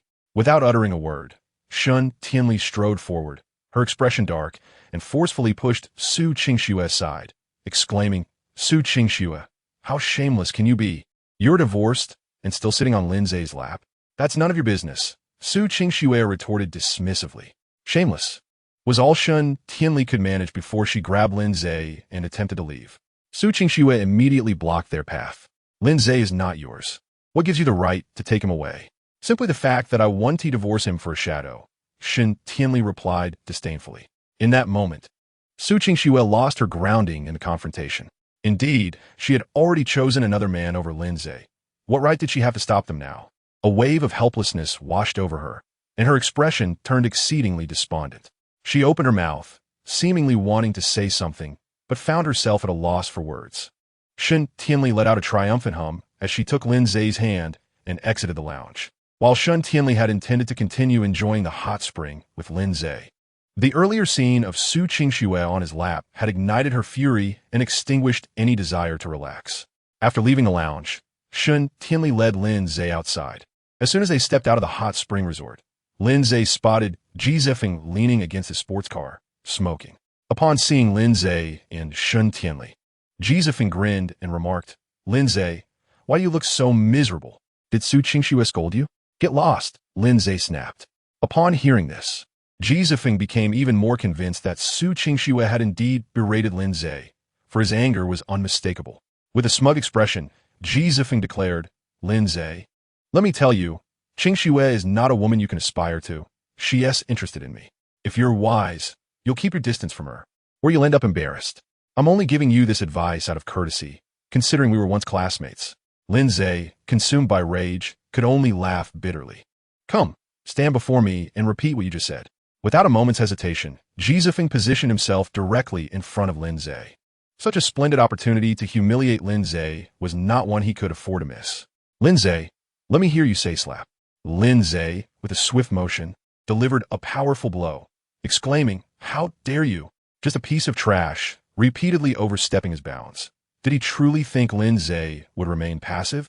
Previously, Lin Ze had refrained from confronting him, deeming someone as worthless as Ji Zifeng unworthy of his attention. Engaging with him would only sully his hands. Yet, the result was Ji Zifeng's audacity escalating. Given this, Lin Ze certainly would not indulge him any longer. After all, Lin Ze's life motto was clear. "If you provoke my displeasure, I shall ensure you suffer doubly."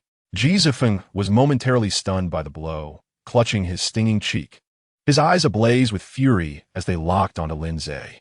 He was about to retaliate, but at that moment, Ji Zifeng's gaze fell upon Su Qingxue. Instantly, he altered his course of action.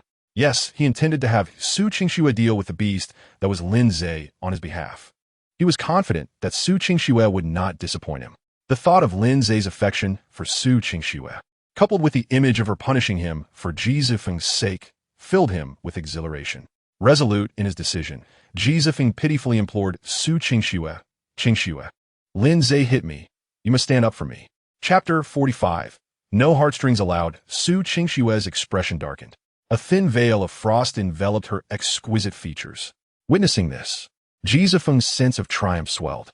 He was certain that Su Qingxue, his devoted admirer, would fiercely reprimand Lin Ze. At that moment, Su Qingxue coldly commanded, "Apologize." Ji Zifeng feigned magnanimity replying, "Qingshu, why not let it go?" Lin Ze acted out of jealousy, losing his composure. "Considering we are classmates, let's spare him." He did not genuinely wish to be magnanimous. Rather, he sought to leave a favorable impression on both Su Qingxue and Shen Tianli, especially Shen Tianli. Every time he saw her, his heart raced, and he dreamt of winning her affection. Regrettably, his messages to her had gone unanswered. If he could leave a good impression, perhaps she would respond. Once that happened, with a subtle allure, he was certain she would be captivated. However, before Ji Zifeng could finish speaking, Su Qingxue interrupted him. "Silence. I command you to apologize." Her voice was as frigid as ice. Ji Zifeng was taken aback, feeling a wave of despair wash over him. What was happening? Wasn't Su Qingxue supposed to be his devoted admirer? Why was she demanding he apologize to that beast, Lin Ze? Why was this happening? "Qingxue, he struck me." Ji Zifeng protested. "Why should I apologize?" Su Qingxue regarded Ji Zifeng with a cold, indifferent stare. How kind-hearted Lin Ze is. Had you not provoked him, would he have struck you? Ji Zifeng's composure shattered. He could scarcely believe Su Qingxue would utter such words. Wasn't she in love with him? "Since you cherish yourself, why do you now lean towards that scoundrel, Lin Ze? If it weren't for your absence, Su Qingxue would have hastily divorced Lin Ze. Had you returned a moment earlier, she would not have bestowed upon you such an extravagant sports car." Ji Zifeng genuinely doubts whether her affections truly lie with Lin Ze. Shen Tianli is somewhat taken aback by Su Qingxue's words. She understands that, to some extent, Su Qingxue harbors feelings for Lin Ze. Otherwise, she wouldn't have reacted so fiercely when provoked. However, Shen Tianli has always believed that Su Qingxue's heart belongs to Ji Zifeng, and under these circumstances, she should unconditionally support him and seek retribution. To her utter astonishment, Su Qingxue stands by Lin Ze. Could it be that her affection for Lin Ze surpasses that for Ji Zifeng? The thought unsettles Shen Tianli's heart. Lin Ze is not the least bit surprised by Su Qingxue's declaration. After all, her recent reactions have made it clear to him that her feelings for Ji Zifeng might not be as profound as he initially thought. Otherwise, why would she express loyalty to him and provide various hints? "What are you dawdling for? Apologize." Su Qingxue's voice suddenly rose in intensity. Ji Zifeng felt utterly crushed. Being compelled by his devoted admirer to apologize to another man, he had never felt such humiliation. Yet he dared not refuse. He had yet to win Su Qingxue's heart, and he relied on her to salvage his family's company. With reluctance and indignation, Ji Zifeng stiffly addressed Lin Ze. "Lin Ze, I apologize." "Very well, I forgive you. After all, I am magnanimous, unlike you, who complains over trivial matters." Lin Ze responded with an air of superiority. Ji Zifeng's eyes blazed with fury. How dare this scoundrel utter such shameless words? He had been the one to strike Ji Zifeng, yet it felt as though the roles were reversed. Observing Lin Ze's smug demeanor, Ji Zifeng vowed once more to win over both Su Qingxue and Shen Tianli, and when that day comes, he would make Lin Ze kneel and beg like a dog. As for Su Qingxue, when he claimed her, she too would be made to kneel and obey. The thought exhilarated Ji Zifeng. "My dear, let us depart," Shen Tianli said, wrapping her arm around Lin Ze's, her smile alluring. Lin Ze nodded in agreement. Watching them leave, Su Qingxue's expression dimmed significantly, her heart aching. "Qingxue, I was wrong earlier, but truly, I did not provoke him," Ji Zifeng explained, his voice tinged with grievance. "What is past is past. There is no point in revisiting it. You should return to the company. I need to discuss the album with Ji Shanshan." For reasons unknown, Su Qingxue did not wish to see Ji Zifeng for even a moment. His presence was irksome. Ji Shanshan, the artist she had brought along, was now the most prominent star in Su Qingxue's agency. "Qingxue, I am actually capable of assisting with this matter. You see, during my time abroad, I became acquainted with numerous top-tier producers who have worked with some of the most celebrated artists in Europe and America." Su Qingxue's eyes sparkled with interest. A few days prior, Ji Shanshan had mentioned her desire for an international flair in her new album. Recently, Su Qingxue had been contemplating inviting renowned foreign producers to craft her new project. To her surprise, Ji Zifeng happened to know such individuals, thus alleviating a considerable amount of her burdens. As this thought crossed her mind, a sense of ease washed over Su Qingxue's expression. She spoke softly. "Come in with me." Ji Zifeng felt a surge of joy. The prospect of soaking in the hot springs alongside Su Qingxue, while admiring her alluring figure, filled his heart with exhilaration. Surely, if they shared the same hot spring, a few sweet words from him would surely persuade Su Qing Shui, this infatuated admirer, to indulge him with a kiss. With this thought, he hurriedly followed Su Qing Shui into the spa. After Shen Tian, Li drove Lin Ze away from the hot spring. She eagerly inquired, "You rascal, what did Su Qing Shui say to you two in the lounge? And why was she sitting on your lap?" "She told me to leave you," Lin Ze replied with a laugh. I knew she would say something like that. You wouldn't actually listen to her, would you?" "I must admit, I was tempted as she mentioned that leaving you would allow me to sleep with her," Lin Ze jokingly quipped. Shen Tianli, however, believed him entirely, as she felt that such a statement was within Su Qing Shui's realm of possibility. After all, she had already pushed her to the brink of madness. Yet that was not the crux of the matter. The real concern was that Lin Ze, this rogue, had indeed been swayed. A wave of anxiety washed over her. "You rascal, you mustn't be tempted. Goodness, with Su Qing Shui's stunning beauty and her first-rate figure, if you leave me, I could end up with her. Unlike you, who not only rates me, but also deducts points. Even a fool would know how to choose." Shen Tianli grew increasingly anxious. "Rascal, I won't deduct your points anymore. I will even add to them." Chapter 46. I will follow your lead. Lin Ze's heart soared with delight. "So, how much can you add?" 35, no, 40. "I will increase it to 40 points. Ling's disappointment was palpable." "Only 40 points? That leaves me 60 points short of 100. Forget it. I might as well leave you, for if I do, Su Qing Shui will let me sleep with her." Shen Tianli felt somewhat defensive.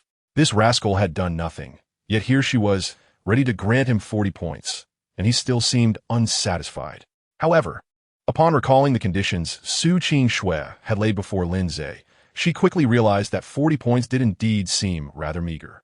After a moment of silence, Shen Tianli clenched her teeth and declared, "Rascal, 50 points, but not a point more." Lin Ze beamed. "With 50 points already, am I far from 100? Very well, 50 points it is, but you mustn't deduct any in the future." Upon hearing Lin Ze's agreement, Shen Tianli inexplicably felt a sense of relief. She smiled seductively and said, do not reduce it. Hurry up and earn 100 points, and I shall grant you a night."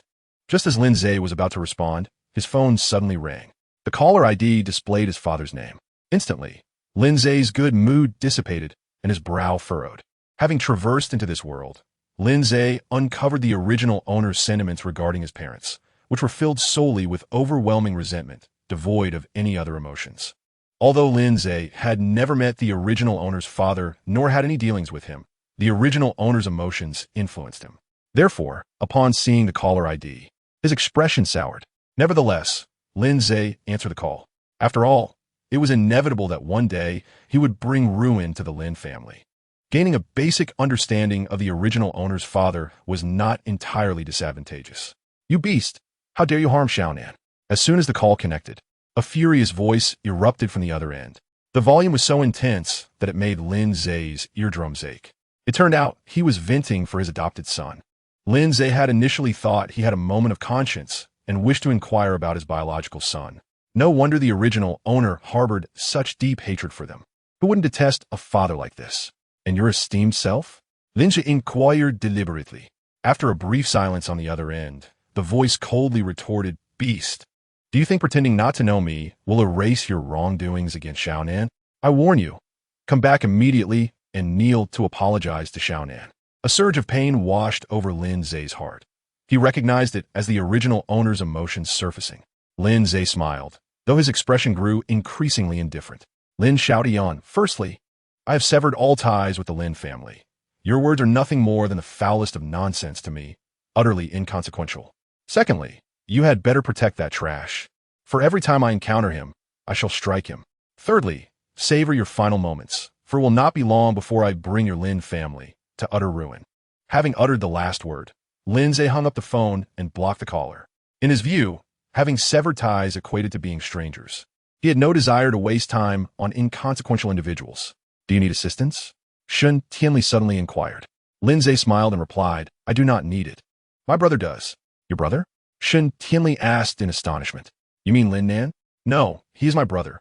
Shen Tianli appeared increasingly bewildered.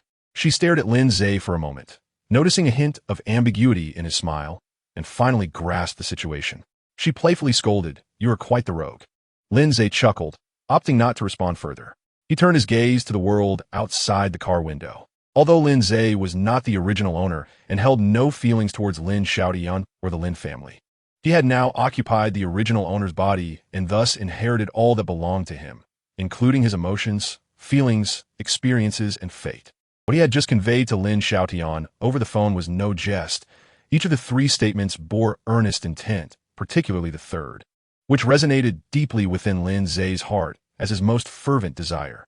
Lin Ze genuinely contemplated the prospect of driving the Lin family to bankruptcy, allowing them to taste the bitterness of despair. Observing Lin Ze's silence, Shen Tianli cast a glance in his direction, but his back was turned to her, obscuring his expression and leaving her unaware of his current feelings.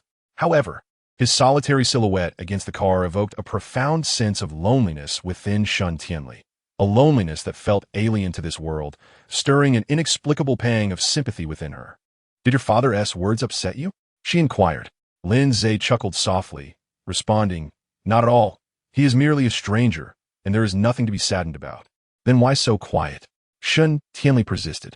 Lin Ze turned to her with a playful smile, remarking, "I feared I might inadvertently become mischievous with you." "As if you have never been mischievous with me before," she retorted with a laugh. Lin Ze grinned and asked, "Where to now?" "Where'd you like to go?" She replied, "Home. I intend to write a song for Jiang Qingwei." "Oh, inspiration has struck." Lin Ze laughed. "I ascend, tea having hand sufficient? Is it? I shall look forward to witnessing your creation." "Very well." Upon returning to the villa, Lin Ze requested Shen Tianli to fetch a guitar. Once the recording equipment was set up, he cradled the guitar, ready to perform. Suddenly, Shen Tianli's phone rang, and after a brief conversation, she hurriedly departed. Lin Ze chose not to inquire about her destination. His primary focus was to compose a song. After all, what would he use to charm Jiang Qingwei if he didn't have a melody ready? Lin Ze sang Obsessed and Unrepentant, a song by the renowned diva, Fei Jia. Once the performance concluded, he wrapped up the recording. Frankly, Lin Ze could craft the songs for Jiang Qingwei's album in merely an hour, given the plethora of classic tunes swirling in his mind.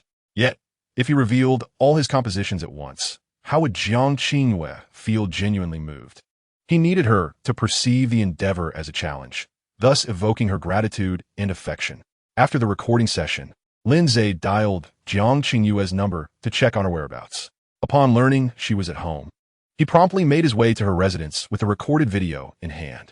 Indeed, Jiang Qingwei was at home, dressed quite casually, wearing a white, oversized shirt that barely concealed her figure. Her slender, alabaster legs stood out strikingly against the fabric, appearing even more radiant. The purity of her whiteness was intoxicatingly alluring, rendering Lin Ze momentarily speechless. He had not anticipated such sensuality in her legs. They were as delicate and straight as those of Su Qingxue. Blushing with modesty, Jiang Qingwei quickly invited Lin Ze inside. "I've written a song and recorded a version of it. Would you like to listen?" Lin Ze proposed. Jiang Qingwei's heart leaped with joy. "Really? I want to hear it." Lin Ze activated the recording device and clicked play on the video, accompanied by the strumming of the guitar. A voice imbued with magnetism resonated in Jiang Qingwei's ears. "This time, I resolutely faced the challenge, indulgently lost in the moment, indifferent to right or wrong. Even if I were to be ensnared, I would disregard everything." The moment these 6 lines of lyrics emerged, Jiang Qingwei trembled all over. Goosebumps cascaded across her skin, and she felt as though her very soul had been pierced. She believed the lyrics were a reflection of her own experience, or more precisely, they encapsulated her feelings for Lin Ze. Particularly the line, "I do not care whether it is right or wrong," which echoed her innermost sentiments at that moment. From the instant she learned of Lin Ze's divorce, Jiang Qingwei vowed to pursue him, regardless of the consequences. She merely wished to warm his wounded heart with her own. Lin Ze's voice continued to soar. "Whose heart should I use to truly feel the world around me? Even if it is painful, even if it brings tears. It belongs to my sorrow. Who else's heart can I utilize to genuinely sense my surroundings?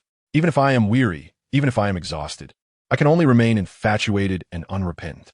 Upon hearing these lines, Jiang Qingwei experienced a sharp, piercing pain in her heart.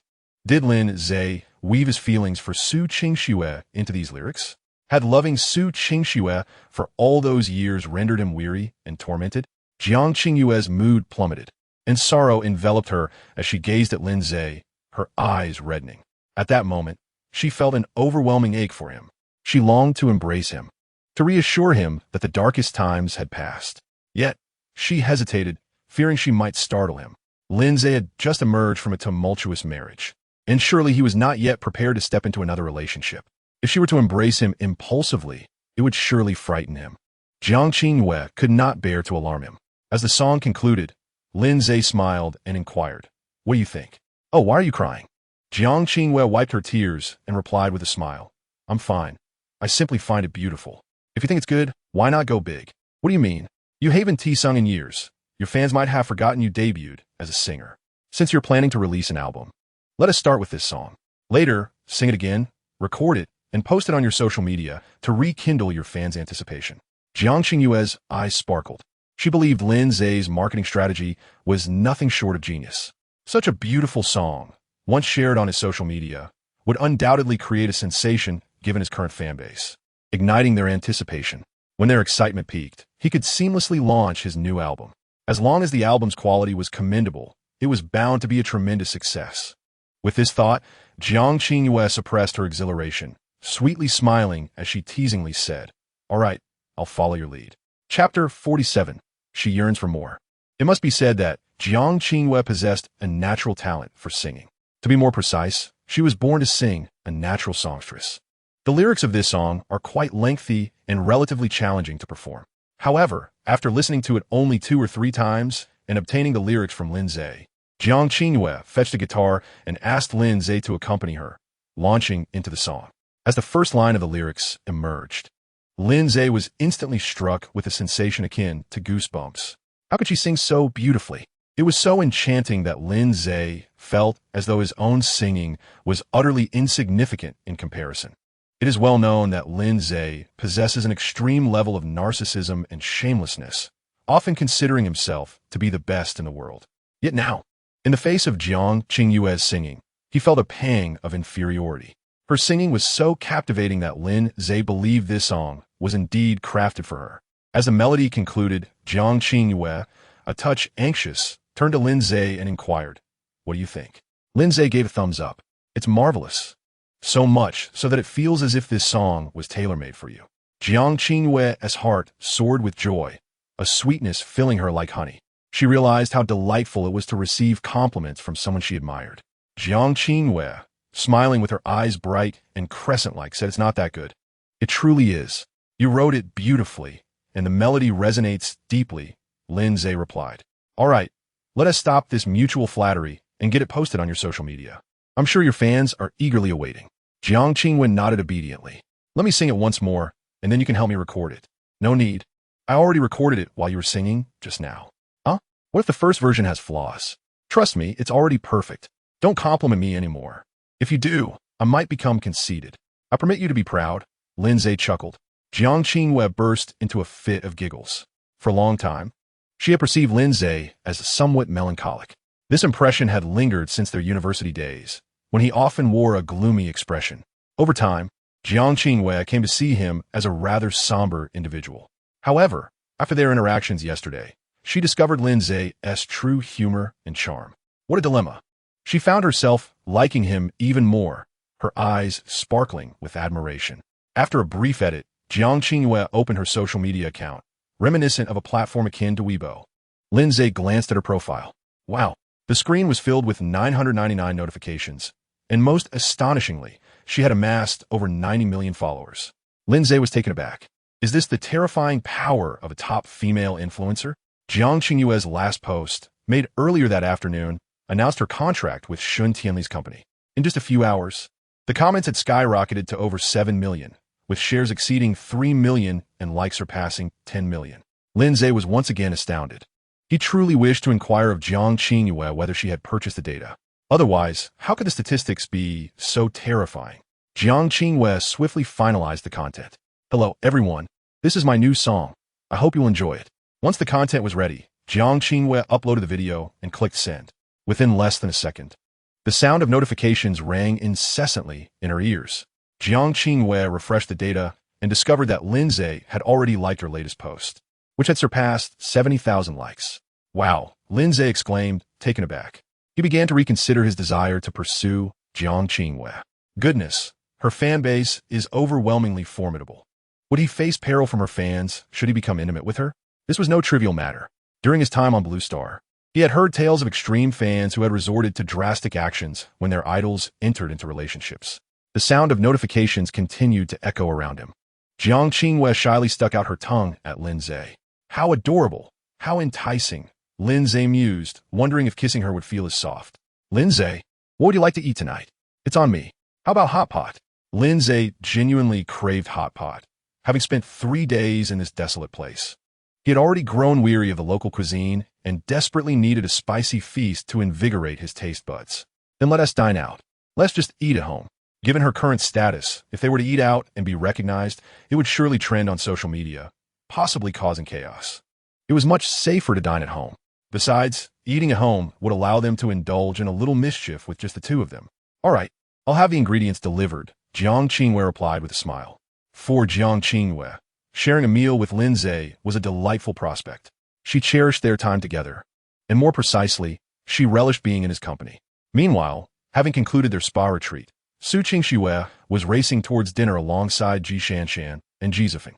Ji Zifeng was driving, while Su Qingxue and Ji Shanshan occupied the back seat. Their afternoon at the spa had fostered a pleasant rapport between Su Qingxue and Ji Shanshan, largely thanks to Ji Zifeng, who had directly contacted a top international producer in front of Ji Shanshan. Although Su Qingxue had not heard of the individual, he spoke with remarkable professionalism. After a lengthy discussion, he agreed to meet in the country in a few days. Observing this mature side of Ji Zifeng, Su Qingxue's impression of him improved slightly. Thus, she invited him to dinner that evening. Qingxue, will Jiang Qingwei continue filming? Ji Shanshan suddenly inquired. Su Qingxue recalled Lin Ze's words from earlier in the day. She shook her head and replied, she should also be releasing an album. She's releasing an album? Can she sing? Ji Zifeng, who was driving, interjected unexpectedly, slightly irritating Su Qingxue. In the afternoon, when this fellow continuously urged her to visit the hot springs, Su Qingxue felt somewhat irritated with him. Were it not for his facilitation in bringing a renowned foreign producer to assist Ji Shanshan with her new album, she would have preferred not to see him at all. She could distinctly sense that her admiration for Ji Zifeng was gradually fading. Jiang Qingwei, who debuted as the champion of a singing competition, possessed considerable vocal talent. Su Qingxue explained softly, moreover, if all goes well, her new album will be produced by Lin Ze, who will also handle the songwriting and composition. Huh, Yizefem Chekeld. Qingxue, I do not mean to belittle Lin Ze, but does he really write songs? Can he produce an album? Su Qingxue's expression darkened. She despised anyone who disparaged Lin Ze. Furthermore, she had witnessed Lin Ze's talent firsthand. Why did Ji Zifeng have to look down upon him? Just as she was about to respond, Ji Shanshan suddenly exclaimed, Jiang Qingwei has released a new song. Shanshan, how do you know? Su Qingsui Quickly Guayith. She posted it on social media and has already garnered over 2 million likes and more than 1 million comments. I just checked, and the reviews are overwhelmingly positive. Su Qingxue felt a tremor in her heart. Her intuition told her that Jiang Qingxue's new song must have been composed by Lin Ze. She was eager to listen, to discover what Lin Ze had crafted this time. Shanshan, please play it. Chapter 48. Then you should return home early this time. I face it with persistence, drunkenly indulging in my own whims. I do not care whether it is right or wrong. Even if I am deeply entangled, I disregard everything. Even if I am infatuated, I remain unrepentant. As the ethereal melody resonated within the million-dollar vehicle, Su Qingxue felt a jolt within her. She swiftly glanced at Ji Shanshan, who met her gaze. In that moment of connection, both women discerned a flicker of astonishment in each other's eyes. Neither spoke, choosing instead to continue listening. However, at that moment, Ji Zifeng nonchalantly remarked, what is this song about? It's all about love and romance, utterly unappealing, lacking any international flair. His words are delivered with malice. In his view, Jiang Qingwei had severed ties with Su Qingxue and was now signed to the company of her fiercest rival. Therefore, he believed Su Qingxue must harbor intense disdain for Jiang Qingwei. By disparaging Jiang Qingwei, he presumed that Su Qingxue would be pleased. Yet unexpectedly, as soon as he finished speaking, Su Qingxue coldly commanded, be quiet. Ji Zifeng was instantly displeased. How dare she? He had assisted her immensely that afternoon. Yet she would not even allow him the chance to accompany her to the hot springs, much less speak freely now. If this continued, Should they ever end up together, she would surely ride him like a horse. No, he resolved to continue pursuing Shun Tianli. Once he had her in his grasp, Su Qingxue would undoubtedly feel a sense of insecurity. When that sense of urgency arose, the power would revert to him. At that point, he could manipulate her as he pleased. After resolving his determination, Ji Zifeng decided to send some provocative photos to Shun Tianli that evening. He was confident that his impressive physique would stir her emotions. At this thought, Ji Zifeng cast a disdainful glance at Su Qingxue through the rearview mirror. The song concluded, leaving the car enveloped in an almost palpable silence. After an indeterminate amount of time, Ji Shanshan abruptly remarked, "It's delightful, and it will undoubtedly be a tremendous success." As a professional singer, Ji Shanshan had unwavering confidence in her judgment. Su Qingxue nodded in agreement. Indeed, the lyrics were exceptional, and the melody was top-notch, leaving no reason for it not to become a hit. Yet, as she spoke, her tone bore a hint of bitterness. For she knew this song was undoubtedly penned by Lin Ze for Jiang Qingwei. However, that was not the crux of her distress. It was the sentiment expressed in the lyrics that weighed heavily on her heart. In the song, Su Qingxue discerned an unwavering dedication and persistence towards love. Aware that such devotion might not yield favorable returns, yet still willing to give wholeheartedly and without regret. She recalled her own marriage to Lin Ze, where she had explicitly informed him that it was a contractual union, and that when Ji Zifeng sought her out in the future, she would divorce him. From the very beginning, this marriage had been unjust to Lin Ze, yet he had consented, fully aware of the likely outcome, simply because he cherished her. For 3 years, he had devoted himself to her without complaint. Su Qingxue reminisced about the times when she was ill, and Lin Ze had stayed by her side, sleepless and vigilant. She recalled moments of sorrow when he had donned a clown's attire to bring her joy. She remembered how he had humbly sought blessings for her at a temple, bowing with every step. Most poignantly, she recalled the moment she had informed him of Ji Zifeng's return and her intention to divorce him, witnessing the redness in his eyes. There were countless such instances, too many for Su Qingxue to bear, leading her to feel an overwhelming sense of guilt. He had cherished her so deeply, to the point of surrendering his dignity, while she had hastily cast him aside even before Ji Zifeng's return. At this realization, her heart felt as if it were being tightly gripped by an unseen hand, causing her immense pain, nearly suffocating her. Unbeknownst to her, her palm had formed into a fist, her nails digging into her flesh, drawing blood, yet she remained oblivious. "Qingxue, are you all right?" Yi Shanshan suddenly inquired. Su Qingxue shook her head. "I'm fine," she replied, her voice faint. Ji Shanshan looked at her with concern. Her complexion was so pale, yet she insisted she was well. "But your complexion?" "I'm fine. I might just be hungry." Su Qingxue casually fabricated an excuse, not wanting her employee to perceive her anguish. Ji Shanshan exhaled in relief. "Qingxue, do you know who wrote the song for Jiang Qingwei?" Su Qingxue nodded and responded, "I know. I am 100% certain it was penned by Lin Ze, who is that talented lyricist and composer from our country." Ji Shanshan inquired again. Upon hearing Ji Shanshan's high praise for Lin Ze, Su Qingxue couldn't help but chuckle. She wasn't quite sure why, but she took pleasure in hearing others commend Lin Ze. Despite his relative obscurity, he possessed remarkable talent. As she uttered these words, her mind conjured up Lin Ze's handsome visage. It seemed as though she could see him before her. "Who is it?" Su Qingxue candidly replied, "It's Lin Ze, the young man you saw at the entrance of the hot spring resort earlier, together with Shun Tianli. He is exceptionally handsome and undeniably charismatic." Ji Shanshan asked in astonishment, "What? The song that Jiang Qingwei just performed was actually penned by that scoundrel Lin Ze?" Although Ji Zifeng had previously disparaged Jiang Qingyue's singing as unpleasant, it was merely to defend Su Qingxue. However, after listening to the entire song, he found himself compelled to acknowledge its beauty. As Su Qingxue had said, both the lyrics and composition were of the highest caliber. Yet, he was utterly taken aback to learn that it was written by Lin Ze. When did he become so impressive? "Yes, it's him," Su Qingxue replied with a slight smile. She relished hearing others praise Lin Ze's looks. "I thought she was a newcomer just signed by President Shun. After all, he is so striking and exudes charm. Indeed, he is handsome and undeniably charismatic." Su Qingxue concurred with a grin. "Qingxue, I've suddenly lost interest in that international style. Could you ask Lin Ze to write a song for me?" Having just listened to the entire piece, Ji Shanshan felt this was the music she truly desired. To hell with that international style. I'll ask him, Su Qingxue said, already pulling out her phone to message Lin Ze. Can you come home tonight?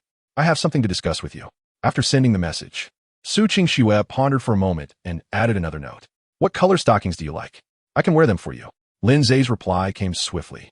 White shirt, black fitted skirt, nude stockings, and stilettos. Su Qingxue felt her cheeks flush. Wasn't this precisely what she wore on the day she proposed divorce? No wonder he had insisted she not undress and had been so fervent. The memory of that moment made her face burn with embarrassment, and her heart raced. Taking a deep breath, she replied to Lin Ze, then make sure to get home early. Chapter 49. When did you develop a romantic mindset? Ji Zifeng was on the verge of collapse. His distress was not solely due to the revelation that Lin Ze had written Jiang Qingyue's song, but also because Ji Shanshan had declared her disinterest in the international style. It was worth noting that Ji Zifeng had been counting on this situation to make a profit. The Ji family was on the brink of bankruptcy, and having grown up in comfort, Ji Zifeng was accustomed to a lavish lifestyle. Yet, after returning home for several days, he had not earned a single penny. His pockets contained less than 200 yuan, and this state of financial deprivation felt like a living hell. Had it not been for Su Qingxue booking the hotel for him and the provision of meals within its confines, Ji Zifeng would likely be wandering the streets at this very moment, perhaps even facing the pangs of hunger. He had originally intended to capitalize on the opportunity of producing an album for Ji Shanshan, leveraging his connection with Su Qingxue for substantial profit. Yet the unexpected shift in Ji Shanshan's decision caught him off guard. His resentment towards Lin Ze grew exponentially. It was all that scoundrel's fault. Had Lin Ze not penned songs for Jiang Qingyue, would Ji Shanshan have altered her course? The more Ji Zifeng pondered, the more infuriated he became, wishing fervently for Lin Ze to appear before him, so he could accelerate and collide with him. This situation could not be allowed to conclude so easily. Ji Shanshan's vision for her album was of no concern to him. He simply refused to let this lucrative opportunity slip through his fingers. Qingxue, what about David? Ji Zifeng feigned difficulty in asking. David was the producer in question. To be candid, he was hardly a top-tier music producer in the vernacular of the locals. He was little more than a petty hustler. Lacking true talent, he merely possessed a knack for boasting. Ji Zifeng had met him while indulging in revelry abroad. Upon learning this afternoon that Ji Shanshan's new album was to adopt an international flair, Ji Zifeng concocted a scheme. He reached out to David, discussing the matter beforehand. Initially, their collaboration was progressing smoothly, aligning perfectly with Ji Zifeng's expectations. He had even envisioned how he would celebrate after receiving his payment. Yet, the emergence of Lin Ze, that scoundrel, had disrupted everything. Let us cancel the collaboration, Su Qingxue spoke calmly. To be frank, she had never supported Ji Shanshan pursuing an international music style. Her branding had always been that of a sorrowful ballad singer, and her fan base predominantly resided within the Chinese-speaking realm. A hasty shift in her musical direction would likely lead to failure, as there were ample precedents within the industry. However, since Ji Shanshan was currently the most prominent artist in her company, Su Qingxue permitted her to experiment. Ji Zifeng's irritation deepened. He was not only displeased, but increasingly anxious. Of course, Qingxue, we can cancel the collaboration, but I worry that doing so abruptly would mean leaving the other party in the lurch. David is a man of integrity. If Lin Ze fails to manage Ji Shanshan's album, and we later wish to engage him again, he surely would not oblige. Impossible, Lin Ze will manage it. Su Qingxue replied straightforwardly. Moreover, our arrangement was merely a tentative collaboration, hardly deserving of the title of true partnership. Ji Zifeng felt utterly defeated. His grip on the steering wheel tightened, veins protruding from his hands. Damn it, why does Lin Ze refuse to fade away? Su Qingxue had divorced him. Yet she still placed such faith in that man. He could not fathom whether Su Qingxue's affections lay with him or with that scoundrel Lin Ze. But that was not the crux of the matter. The heart of the issue was that his plans for profit had been irrevocably dashed. Ji Zifeng sank into despondency, rendered speechless. Meanwhile, Lin Ze was reveling in his triumph. Upon receiving a message from Su Qingxue, he smiled. It appeared that his brothers and his own fortitude would be tested this evening.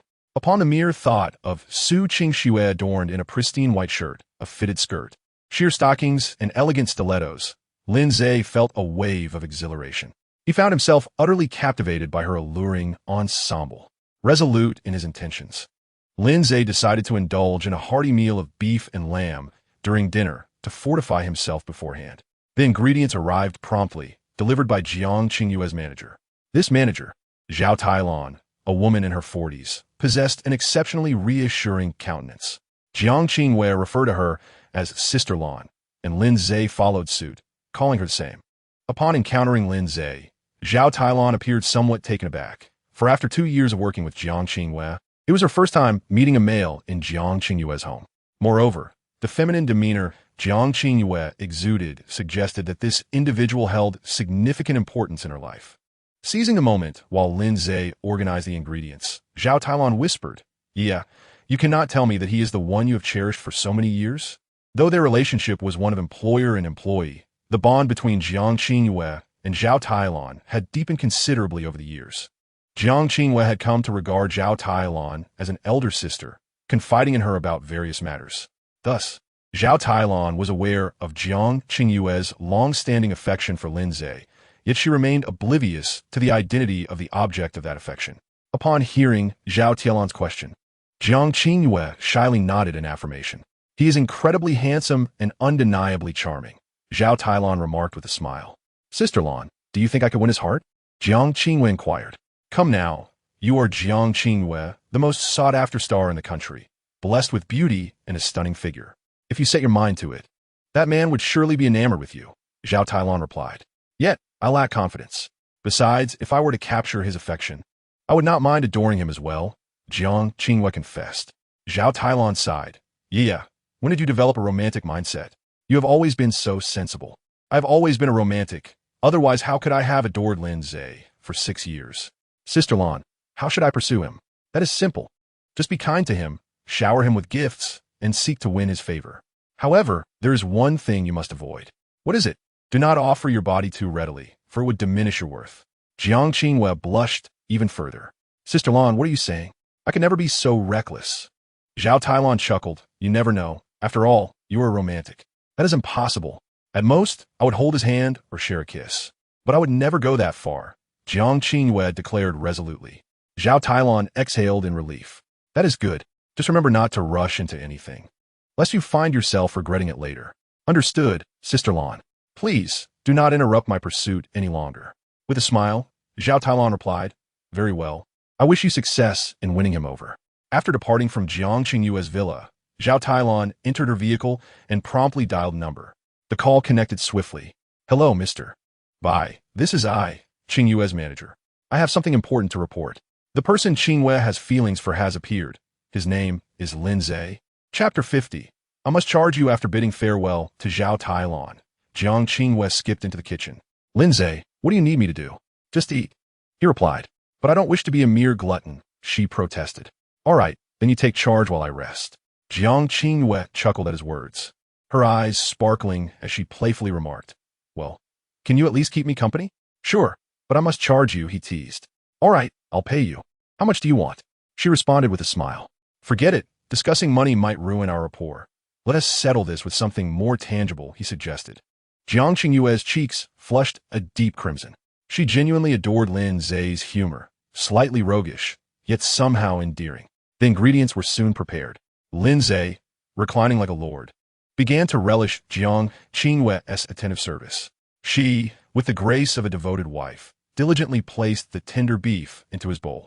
Though she wished to feed him directly with her chopsticks, she hesitated, fearing it might be too intimate and scare him away. "Try the beef, and see if it pleases your palate," she urged. Lin Ze grinned. "You serve it to me personally.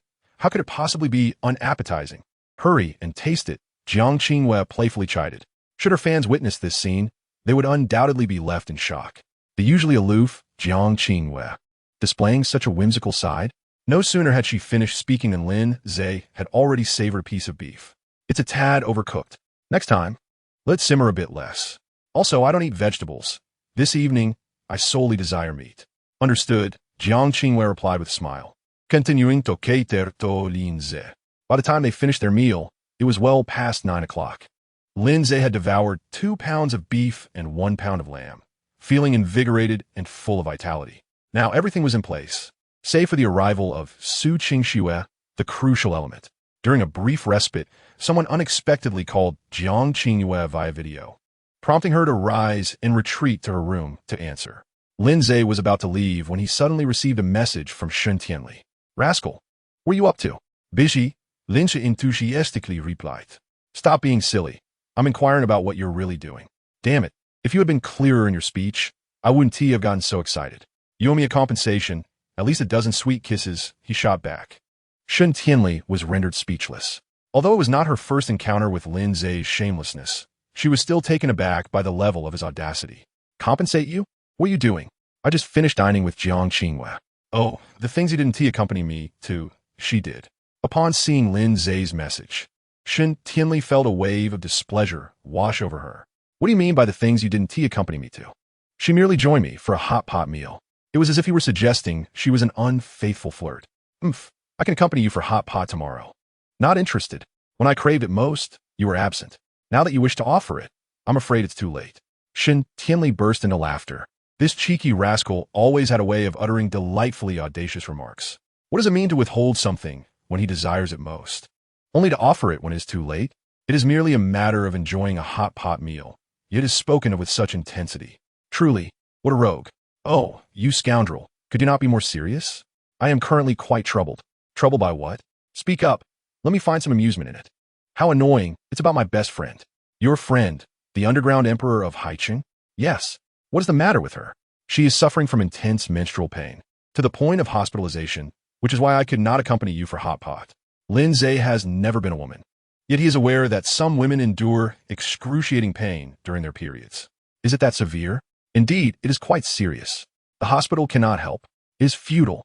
She has a cold uterus. It requires nurturing. Then allow me to provide her with some treatment. Lin Ze was not speaking idly. During the 3 years spent in confinement on Blue Star, he had learned some medical skills from an elderly man to pass the time. Treating a cold uterus is rather simple. You rascal, do not jest. My best friend is exceptionally beautiful, yet her identity is complex. If you dare to act foolishly, she could easily deal with you. What? Beautiful? Then I must indeed treat her, for it is everyone's responsibility to save a damsel in distress. Lin Ze responded with enthusiasm. Shen Tianli could not help but laugh. She quickly exited the ward and sent Lin Ze a video. As the video connected, Shen Tianli's stunningly alluring face appeared on the screen. To say she is breathtaking would be an understatement, especially when her enchanting eyes gaze at you. It feels as if they are radiating electricity, extraordinarily captivating. Come, let us see your legs, Lin Ze initiated. Shen Tianli playfully scolded. You rogue, are you seeking your demise? Lin Ze chuckled and then earnestly stated, in all seriousness, I do possess some medical knowledge. I should be able to treat a cold uterus. Shen Tianli ceased her laughter. Are you serious? Lin Ze nodded. How come I was unaware of your medical skills? There is much you do not know. Remember, my appearance is merely the least of my virtues. Shen Tianli burst into laughter. Why does she look so alluring when she laughs? No wonder I find myself drawn to her. You rogue, do not joke. My best friend is no ordinary person. If you mess up, she might truly take you down. Rest assured, I have yet to win your heart. I would not dare to court disaster. Shen Tianli rolled her eyes at him. So, did you enjoy your hot pot dinner with Jiang Qinghua? Indeed, with a beauty by my side, how could I not? Lin Ze replied with a grin. A pang of jealousy surged within Shen Tianli. Very well, enjoy yourself then. I shall hang up. Wait, let me see your legs. Scram, Shen Tianli retorted with a laugh. Lin Ze inquired, by the way, have you listened to Jiang Qinghua's new song? Upon hearing this, Shen Tianli's mood soured again. Of course, she had heard it. It had already made the trending list. Yet, it was precisely because she had heard it that her displeasure grew. Such a beautiful song. And that scoundrel had given it to Jiang Qinghua. Indeed, Shen Tianli was envious. You rogue, I don't care. You must write me another song.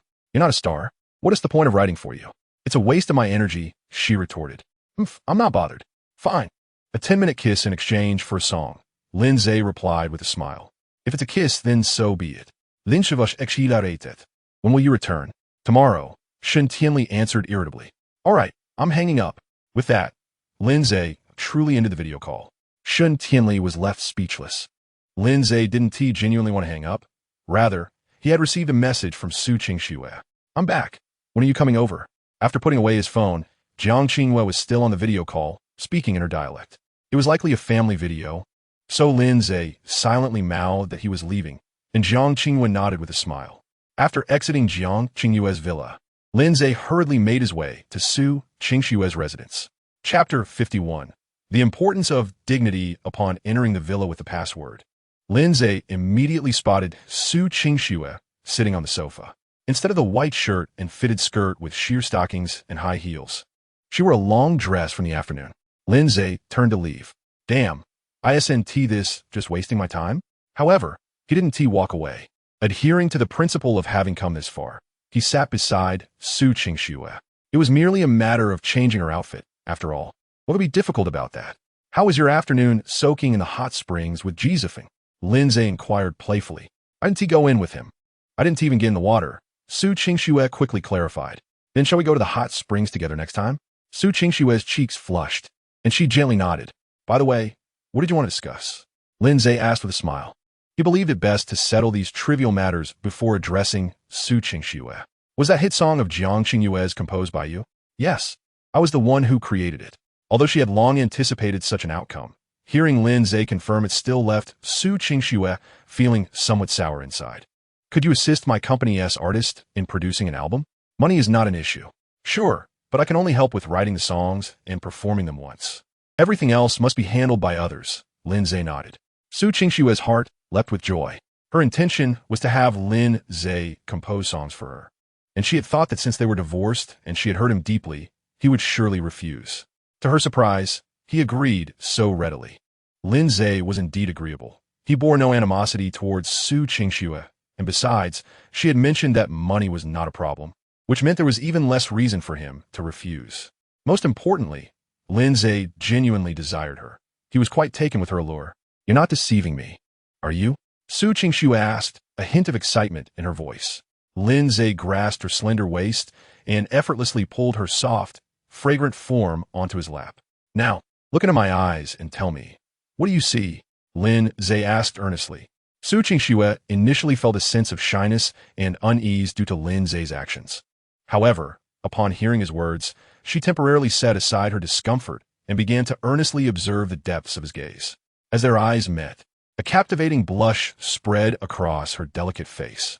She bashfully turned her head away, unable to withstand the intensity of his fiery stare, which made her heart feel as though it were being singed. Clumsily, she uttered, I see sincerity. Indeed, it was sincerity.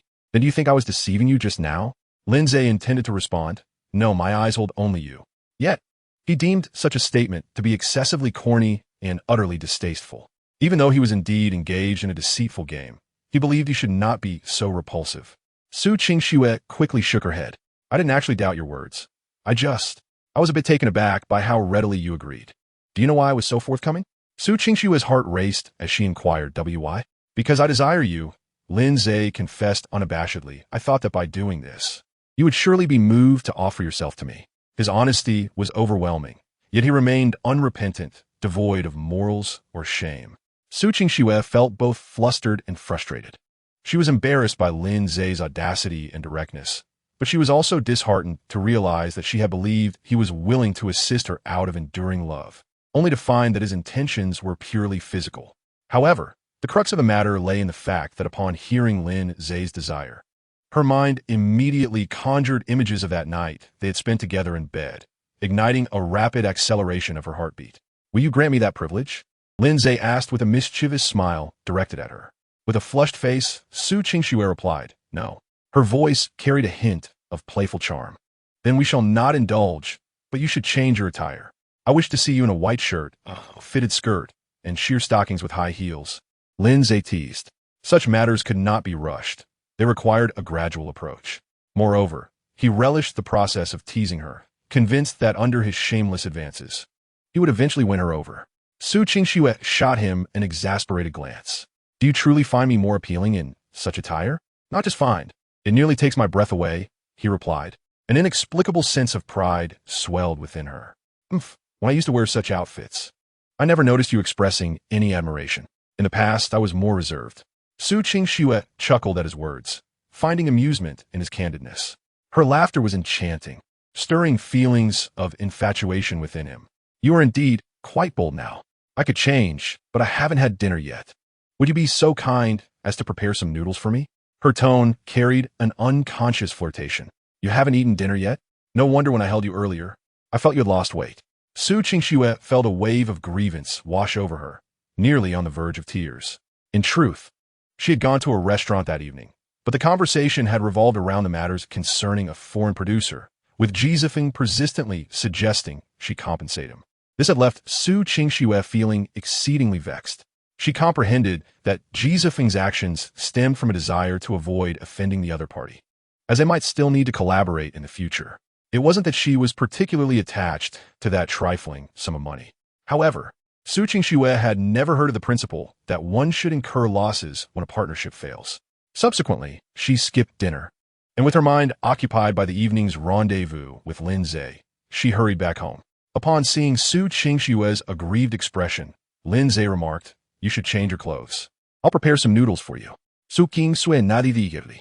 Once in her bedroom, she gazed at the large bed, recalling the events of that night when Lin Ze had playfully exhausted her on the mattress 7 times. Her face flushed a deep crimson. In truth, every time she lay on that bed over the past few days, her thoughts would invariably drift back to that night's escapades. Entering her wardrobe, she selected the outfit and stockings that Lin Ze had specifically requested her to wear. As she slowly slipped the sheer stockings over her fair, elongated legs, admiring her alluring figure in the mirror, her cheeks bloomed with even more color. Unable to restrain herself, she murmured, "Su Qingxue, why do you heed that scoundrel's words? You can't possibly want him to sleep with you." Yet, despite her words, she found herself eagerly anticipating Lin Ze's reaction upon seeing her adorned thus. Surely, he would be utterly captivated. As the noodles neared completion, Su Qingxue descended the stairs. The moment Lin Ze laid eyes on her, his breath became slightly uneven. Clad in a white shirt, a form-fitting skirt, sheer stockings, and stilettos, she epitomized the typical office attire found on bustling streets. Yet, for reasons unknown, her appearance stirred an unusual excitement within Lin Ze. He pondered whether it was a peculiar preference of his or simply that Su Qingxue looked exceptionally alluring in such attire.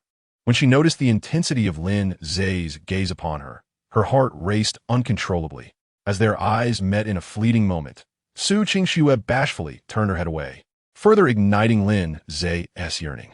Damn it, tonight, he resolved, he must be with her. Chapter 52. Shall I give you a massage? As she indulged in the noodles cooked by Lin Ze, a whirlwind of emotions surged within Su Qingxue. Lin Ze's culinary skills had improved remarkably, honed over 3 years of marriage. She vividly recalled how, at the beginning of their union, Lin Ze struggled to even fry an egg. Yet, for her sake, he diligently practiced, and his meals had grown increasingly delectable with each passing day. Initially, she had been indifferent about dining at home, but over time, her greatest anticipation became the prospect of sharing meals with Lin Ze. Before their impending divorce, Su Qingxue had savored countless dishes prepared by him. She used to think they were merely delicious, devoid of any extraordinary quality. Yet now, as she once again tasted Lin Ze's cooking, tears welled in her eyes. She understood that her tears were not merely for the opportunity to relish his culinary creations again. It was not merely the meal prepared by Lin Ze that transported her back to the time before their divorce. Rather, it was the profound nostalgia she felt for the days when they were still united. "Why aren't you eating? Are you waiting for me to feed you?" Lin Ze suddenly inquired with a playful grin. His words caused Su Qingxue's cheeks to flush. In their 3 years of marriage, she had not been unfamiliar with being fed by Lin Ze. She recalled a winter when she had fallen ill, lying weakly in bed while Lin Ze had lovingly prepared congee for her.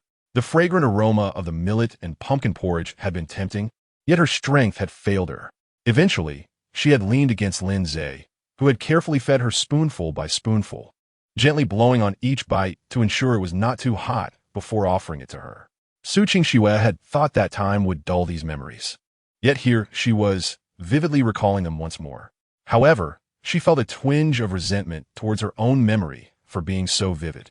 The recollection of those beautiful moments now felt like a piece of sandpaper, incessantly rubbing against her heart, causing it to ache as if it were being sliced by a knife. "I want to let you feed me," she retorted, her cheeks still flushed, and began to eat on her own. "By the way, which singer from your company did you want me to write a song for?" Lin Ze casually asked, intending to gauge her musical style for potential inspiration. "Ji-Shan-Shan, you met her this afternoon at the hot spring entrance," Su Qingxue replied. "All right, you eat first. I'll listen to her music to understand her style." Lin Ze opened his phone and searched for Ji-Shan-Shan. The sister appeared quite unassuming, which explained why she had not made a lasting impression on him. However, he had to admit that her singing was commendable. She did not sing with a heart-wrenching intensity, but rather pursued a path of melancholy that resonated deeply with listeners. After listening for a while, Lin Ze closed his phone, having already conceived a few ideas for what to emulate. "Can you write it?" Su Qingxue asked, her curiosity piqued. "Of course," Lin Ze replied with a smile. "But you should align it with her style, writing a sorrowful ballad isn't as effortless as it seems." "I understand. To be honest, I'm already feeling inspired," Su Qingxue said, her heart lifting with unexpected delight. She had never anticipated Lin Ze to possess such a creative gift. In hindsight, it seemed almost foolish to have relegated such a talented individual to the role of a mere house husband. "Hurry and write for her. The entire album consists of 10 songs, and I'll pay you 5 million. How does that sound?" Truth be told, that was a substantial sum, but Su Qingxue believed Lin Ze was worth it, having witnessed his exceptional talent firsthand. "You still owe me 10 million, Lin Ze chuckled. Su Qingxue was aware that this figure referred to the amount she had promised him during their divorce. "I'll transfer it all to you at once. No ruse. Just enjoy your meal first," Lin Ze reassured her. "By the way, are your feet tired? If so, I could give you a massage." Su Qingxue felt her face heat up. In a hushed tone, she replied, "You naughty man, are you trying to take the opportunity to touch my feet? Was I that obvious?" He teased, causing her to laugh. I had no idea this fellow could be so lewd. However, she genuinely wished for Lin Ze to assist her for a while. With a smile, she directly extended her foot, adorned with slender high heels, from beneath the table towards Lin Ze. He glanced down, and his eyes fell upon her foot, encased in sheer stockings, undeniably alluring. Lin Ze grasped her ankle and removed her high heel. The moment his hand touched Su Qingxue's delicate foot, she involuntarily shivered, her fair complexion instantly flushing a deep crimson. It was unavoidable. Lin Ze's palm was quite warm, causing her heartbeat to become erratic. Su Qingxue lost her appetite for the noodles. In a playful manner, Lin Ze teased her by tickling the sole of her foot. Su Qingxue trembled even more intensely. She playfully protested, "Don't tickle, it tickles." Lin Ze looked at her and noticed her pristine white teeth gently biting her luscious red lips, her gaze filled with a poignant longing. Goodness, who taught her to nibble on her lips like that? Wasn't tea that perilous? Lin Ze's heart raced at her gesture, observing that Su Qingxue had abandoned her meal. He took a deep breath and inquired, "Are you still eating?" Su Qingxue shook her head. "I don't want to eat anymore." "Then shall we move to the sofa for a massage?" Su Qingxue's eyes sparkled as she teasingly replied, "Do you genuinely wish to massage me? Or are you merely seeking an opportunity to touch me?" "Both," he admitted. "How troublesome.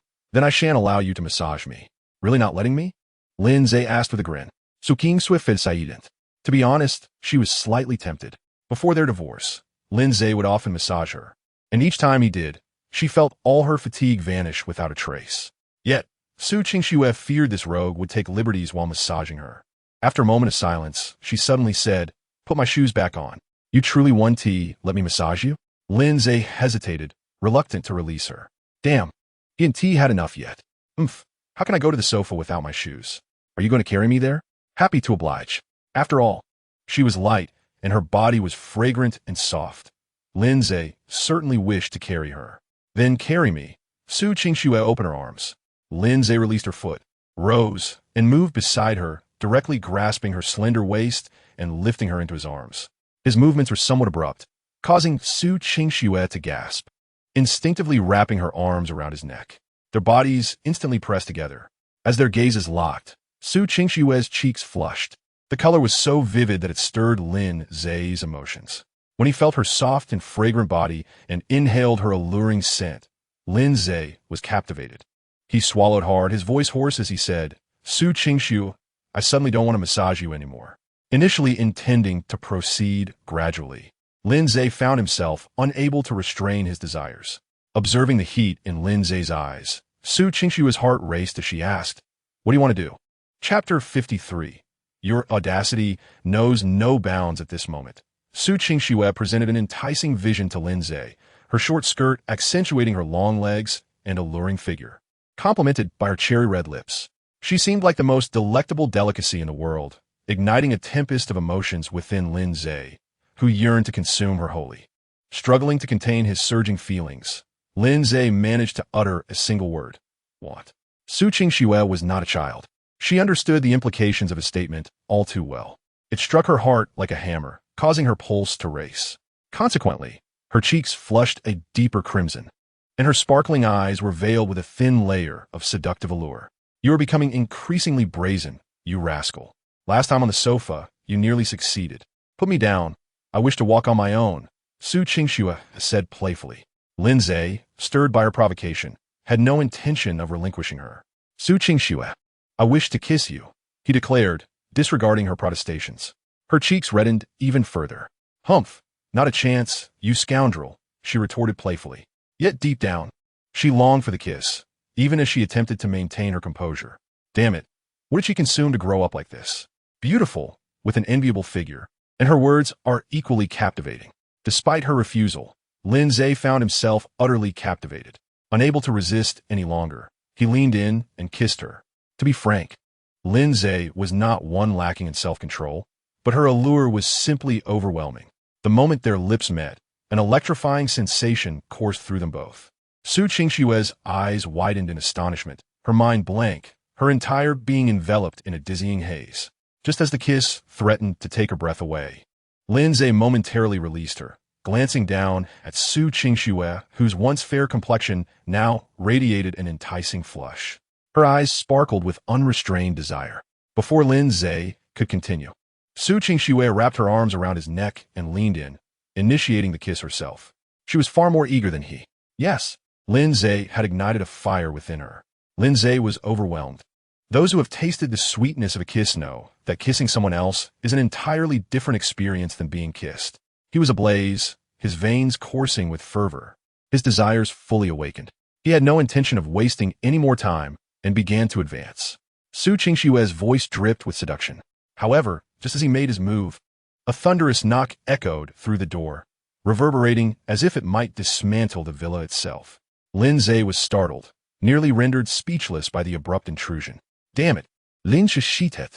Just when he had finally savored the moment, it was interrupted. He had no intention of acknowledging the knocker. After all, the door was sturdy enough to keep them safe. His priority was to savor the moment, but Su Qingxue had other ideas. She said in a flustered manner, You, go open the door. Don't mind him, let's continue. Lin Ze was reluctant to answer the door. Damn it, if this were to be interrupted, the next opportunity to indulge would not come so easily. What if it were my parents? Lin Ze was at a loss for words. Fine, I'll check. But even if your parents show up today, they cannot prevent us. You go upstairs and wait for me. Saying this, he hastily resumed his advances before reluctantly letting go of Su Qingxue. With a flushed face, Su Qingxue quickly ascended the stairs. After putting on his pants, Lin Ze leisurely approached the door. The moment the door swung open, Lin Ze was taken aback. Damn it, he regretted opening the door. You scoundrel. You are indeed in Su Qingxue's home.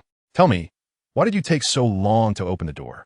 It was Shun Tianli who stood before him, her expression one of displeasure as she glared at Lin Ze, her watery eyes ablaze with fury.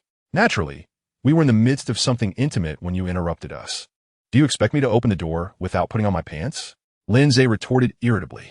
Shun Tianli, initially furious, couldn't help but break into a smile at Lin Ze's words.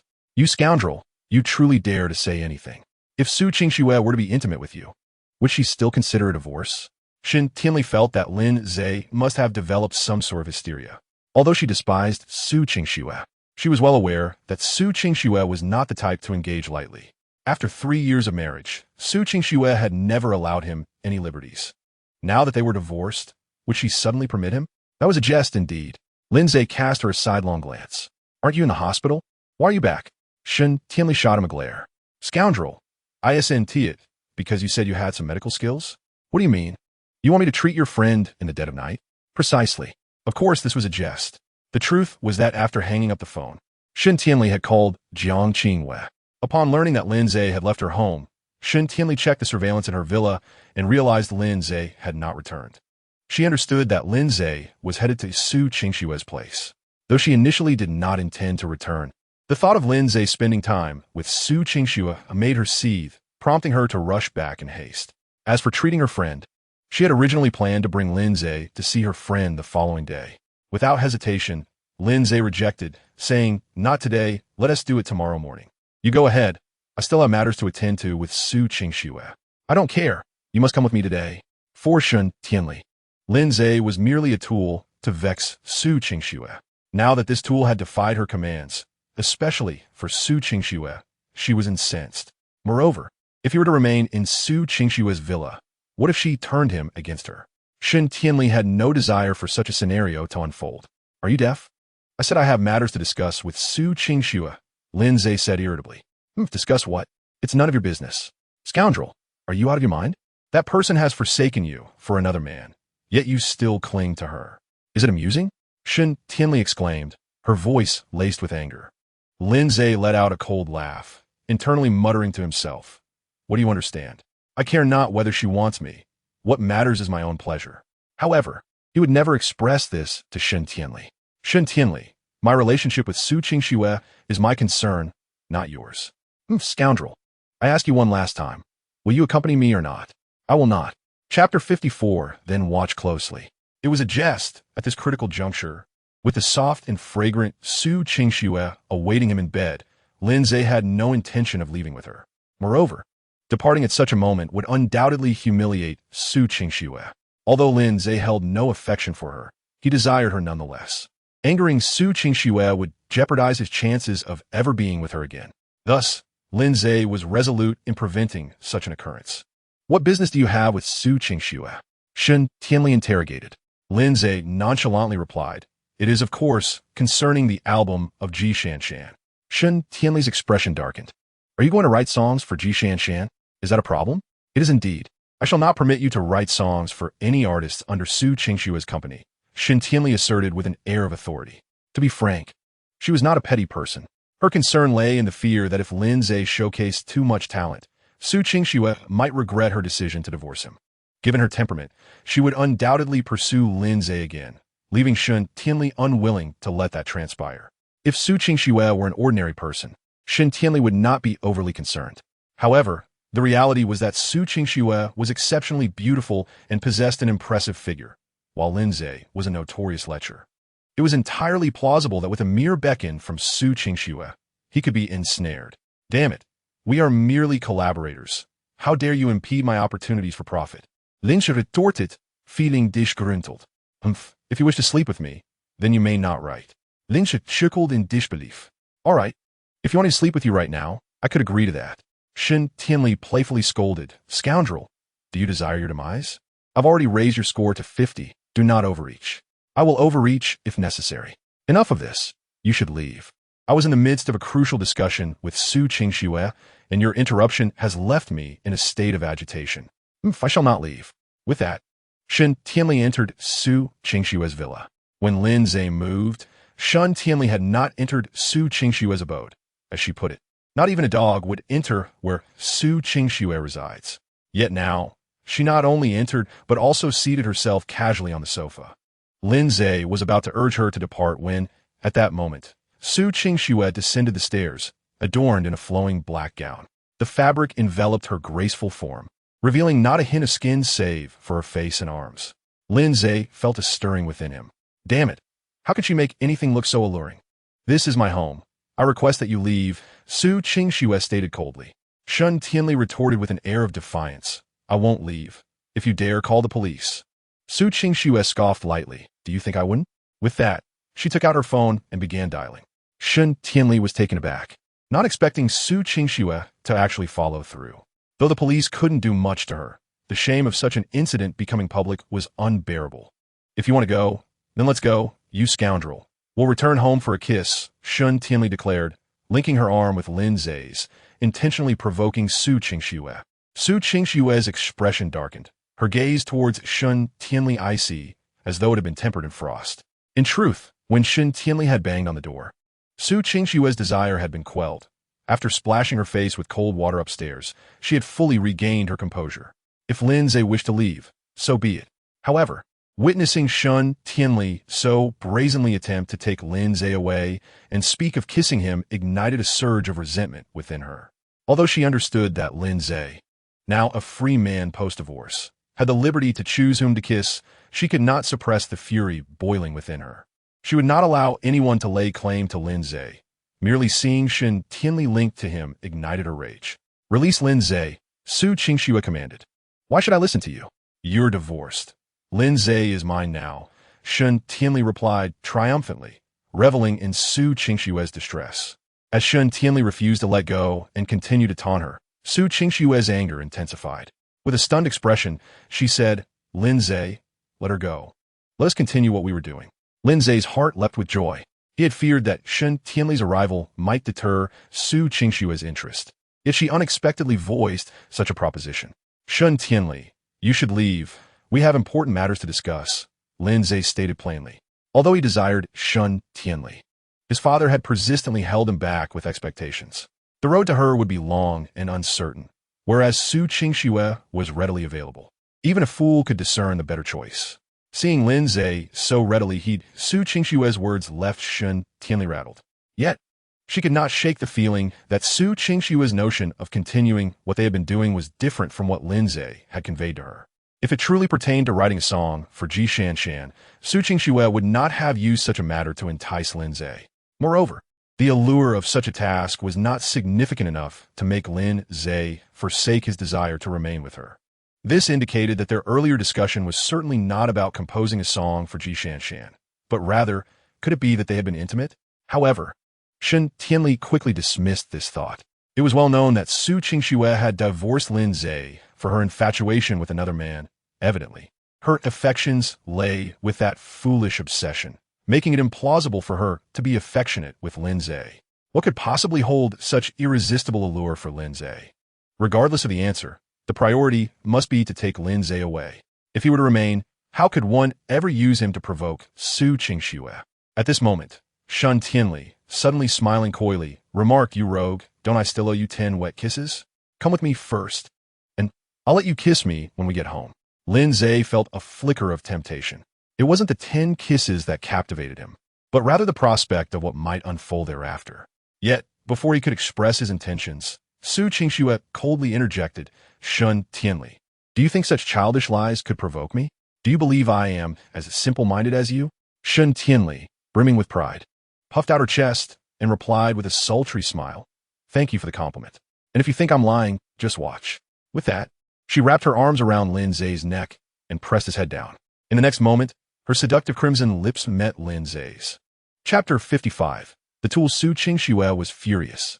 She had never anticipated that Shen Tianli would be so brazen as to kiss Lin Ze directly in front of her. Although it was the first time she had witnessed Shen Tianli kiss him, it was the first time it was so intimate. "How dare you kiss Lin Ze?" Su Qingxue nearly roared. Shen Tianli, with a triumphant expression, replied, "I want to. If you're not happy, you can kiss him too." She was aware that Su Qingxue would never dare to kiss Lin Ze with such abandon, as her heart belonged solely to her own white moonlight. But as soon as the words left her lips, Su Qingxue swiftly stepped forward, shoving Shen Tianli aside. In Lin Ze's bewildered gaze, she wrapped her arms around his neck and, rising on tiptoe, kissed him fiercely. Her kiss was wild and fervent. Shen Tianli was left dumbfounded. She could scarcely believe that Su Qingxue had actually kissed Lin Ze, and with such fervor, even using her tongue. Yet, before she could recover from her shock, a surge of unbridled fury erupted from the depths of her heart.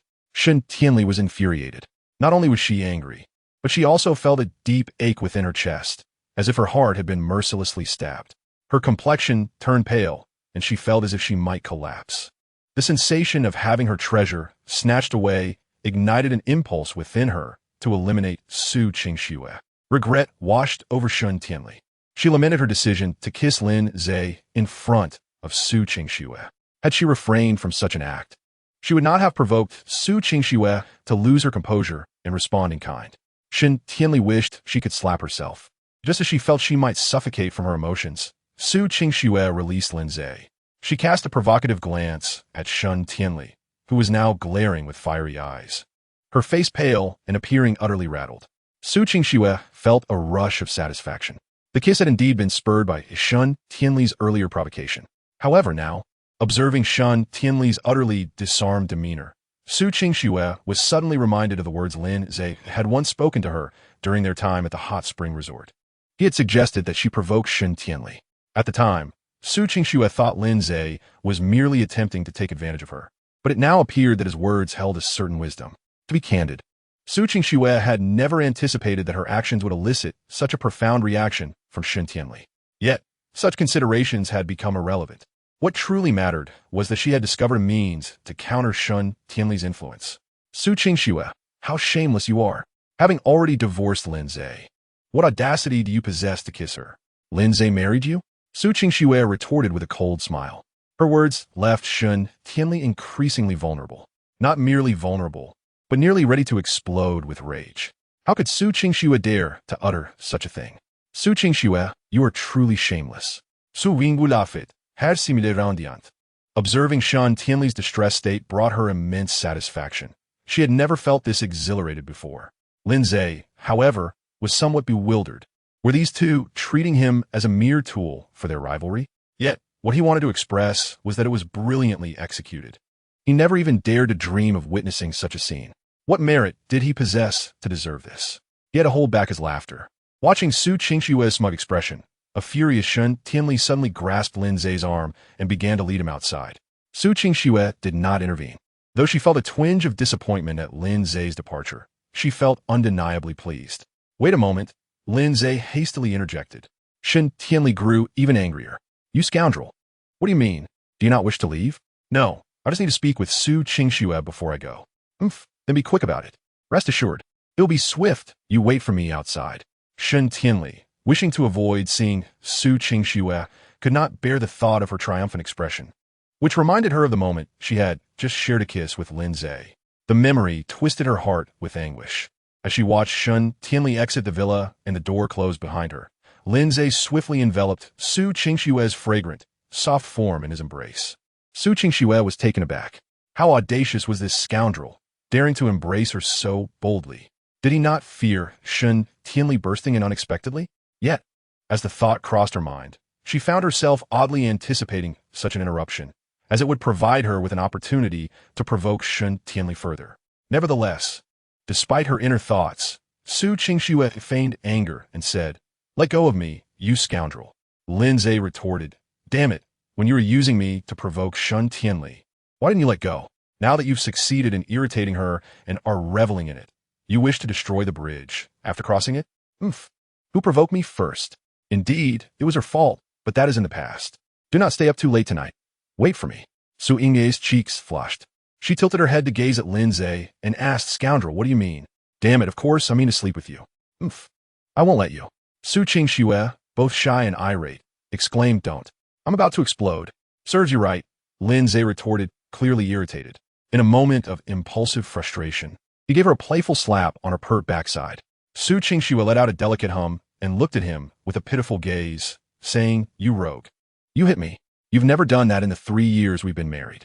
"I apologize. It was unintentional," he replied. "It seems you were aiming for that." Lin Ze chuckled at her words, a smile breaking across his face. "Ah, you caught me," he said lightly, with a gaze filled with unspoken sorrow. Su Qingxue fixed her eyes on Lin Ze. "Tell me, are you planning to be with Shen Tianli?" "Impossible," he replied firmly. "Then why are you so close to her?" "There is a reason, but I would never be with her." "I don't believe you. What would I gain from deceiving you?" A glimmer of joy flickered in Su Qingxue's eyes. Lin Ze remarked, "See, you should smile more often. It suits you beautifully." "I look good even without smiling." "Indeed, you do," he acquiesced. "That is just how it is." She pouted, her soft, red lips forming a tempting expression. Lin Ze felt himself faltering under her allure. He had intended to leave after their conversation, but now he found himself unable to resist. In a moment of urgency, he leaned in and kissed her. Su Qingxue's eyes widened, her body melting into his embrace. After a prolonged kiss, when he finally released her, her gaze was sultry yet tinged with a hint of melancholy. "You rogue, you're becoming increasingly audacious." Lin Ze, panting, replied, "Curse it, you're the one growing more alluring. Wait for me tonight, do you hear?" A flutter of excitement surged within Su Qingxue. What was happening to her? Why did a mere compliment from this rogue bring her such delight? "I don't want to wait until tonight. I want it now," she pouted playfully. Lin Ze felt a surge of temptation, but was also aware of Shen Tianli's incessant presence, akin to an unwelcome shadow. The thought of being interrupted mid-encounter made him shudder. "Let us wait until tonight. Shen Tianli is like a persistent adhesive, following me everywhere." If I try to stay, she'll provoke you. After she falls asleep, I will come to find you. Oomph. Then I'll lock the door to keep you out. No worries, I can climb in through the window. Don't. It sounds like we're having an affair. Isn't that more thrilling? Lin Ze replied with a mischievous grin. Su Qingxue shot him a glare, ready to retort. But just then, Shun Tianli's voice rang out from outside. You scoundrels, are you still talking? Lin Ze quickly pressed a kiss to Su Qingxue's vibrant lips and said, Wait for me, I'll be back shortly. With that, he swiftly exited the villa. Upon seeing Lin Ze emerge, Shun Tianli stepped forward, linking her arm with his. What were you talking to Su Qingxue about? It took so long. We were just kissing, he said cheekily. In the past, Shun Tianli would have never believed such a thing, but after witnessing Su Qingxue's bold kiss, she could no longer make hasty conclusions. Rogue, you are not allowed to see Su Qingxue from now on. Do you hear me? On what grounds? I refuse to comply, Lin Ze retorted, his irritation palpable. What gives you the right to dictate my choices? Our relationship is merely professional. Why the fuss? Shun Tianli was so exasperated that she felt as though she might vomit blood. How dare this rogue disregard her wishes? I don't care. If you wish to be with me, you must keep your distance from Su Qingxue. Fine, then I shall not pursue you any longer. You may leave, he replied dismissively. Do you truly believe you can dangle this over me like a fish on a hook? Shun Tianli was growing increasingly frustrated. Bro, what do you mean? Are you planning to seek out Su Qingxue? I shall pursue whoever I wish. Your concerns are irrelevant.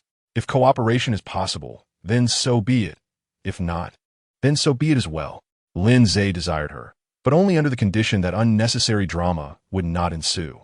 Shun Tianli's ire intensified, as she had believed she could easily manage this rogue, only to realize she had underestimated him. It seemed she would need to offer him further incentives. Otherwise, the thought of him returning to Su Qingxue would surely drive her to madness. Resolute in her decision, Shun Tianli smiled sweetly. Please don't be angry. I was wrong to raise my voice. As she spoke, she gently swayed Lin Ze's arm, causing his heart to flutter. What was she implying by brushing against him so intimately? Damn it, I am quite upset. What do you suggest we do about it? A kiss, perhaps? Shun Tianli suggested with a mischievous grin, convinced that a kiss would alleviate his anger. Let us return home and eat, she proposed as they arrived at her villa. Before she could utter another word, Lin Ze had pulled her close, wrapping his arms around her waist and seating her on the sofa. By the time Shun Tianli realized what had transpired, Lin Ze's lips had already claimed hers. A tingling sensation coursed through her, igniting a frenzy of heartbeats. She couldn't help but recall their previous kiss in the car, though that thought quickly faded as Lin Ze's kiss left her dizzy, akin to the intoxication of wine. Yet, unlike the discomfort of drunkenness, this was exhilarating and pleasurable. Shun Tianli found herself becoming addicted to the sensation. She entwined her arms around Lin Ze's neck, returning his kiss with fervor, their tongues dancing together. Just as the need for air became overwhelming, Lin Ze reluctantly released her. Breathless, Shun Tianli gazed at him with sultry, glistening eyes. Tell me, is kissing me more enjoyable than kissing Su Qingxue? She gasped teasingly. Alas, I was too caught up in the moment to notice. Perhaps we should try again, so I can truly discern who is the better kisser, she added, both amused and exasperated by Lin Ze's antics. You wishful thinker, this ends here for tonight. I must bathe and retire, she declared. Just as Lin Ze was becoming engrossed in their passionate exchange, he was reminded that Su Qingxue awaited him at home. Upon the mere thought of Su Qingxue's enchanting figure, Lin Ze resolved to temporarily spare Shun Tianli. After all, engaging with her was merely a trivial pursuit, whereas with Su Qingxue, the experience promised far more gratifying delights. In light of this comparison, Lin Ze found himself yearning for the latter. After bidding farewell to Shun Tianli, he retreated to his room. Once he had cleansed himself, he lay quietly on his bed, awaiting Shun Tianli's slumber. His apprehension was not born from a fear of her discovering his rendezvous with Su Qingxue, but rather from the concern that she might disrupt his plans. Lin Ze was genuinely unwilling to be interrupted midway through his endeavors. Time passed swiftly, and before long, it was deep into the night. Lin Ze rolled off the bed and exited his room, treading lightly up the stairs. He paused at Shun Tianli's door, listening intently to the silence within. Presumably, she had already succumbed to sleep. With a sense of relief, he descended the stairs and swiftly left the villa. The darkness enveloping Su Qingxue's abode suggested that she too had retired for the night. Yet, Lin Ze paid no heed to such matters. He hastily entered Su Qingshue's villa, making a beeline for her sleeping chamber. Su Qingxue had indeed drifted into slumber. After sending Lin Ze away, she had taken a shower and settled into her bed. Although Lin Ze had urged her to wait for him, she was acutely aware that he would most likely not return. After relinquishing her expectations, sleep had come upon her swiftly, and soon she was lost in dreams. Standing beside Su Qingshue's bed, Lin Ze observed her peaceful repose, somewhat at a loss for words.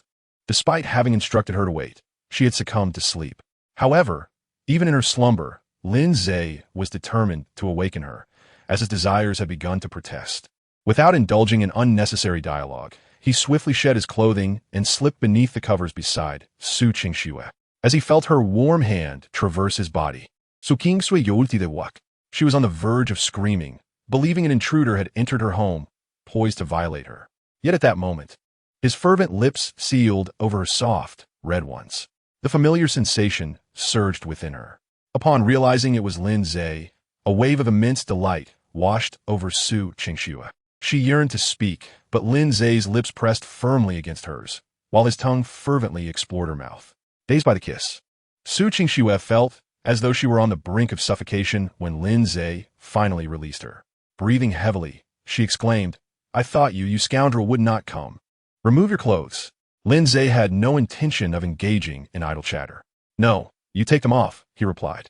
Su Qingsue, her voice dripping with allure, playfully protested. Overwhelmed by Lin Ze's kiss, she found herself utterly captivated.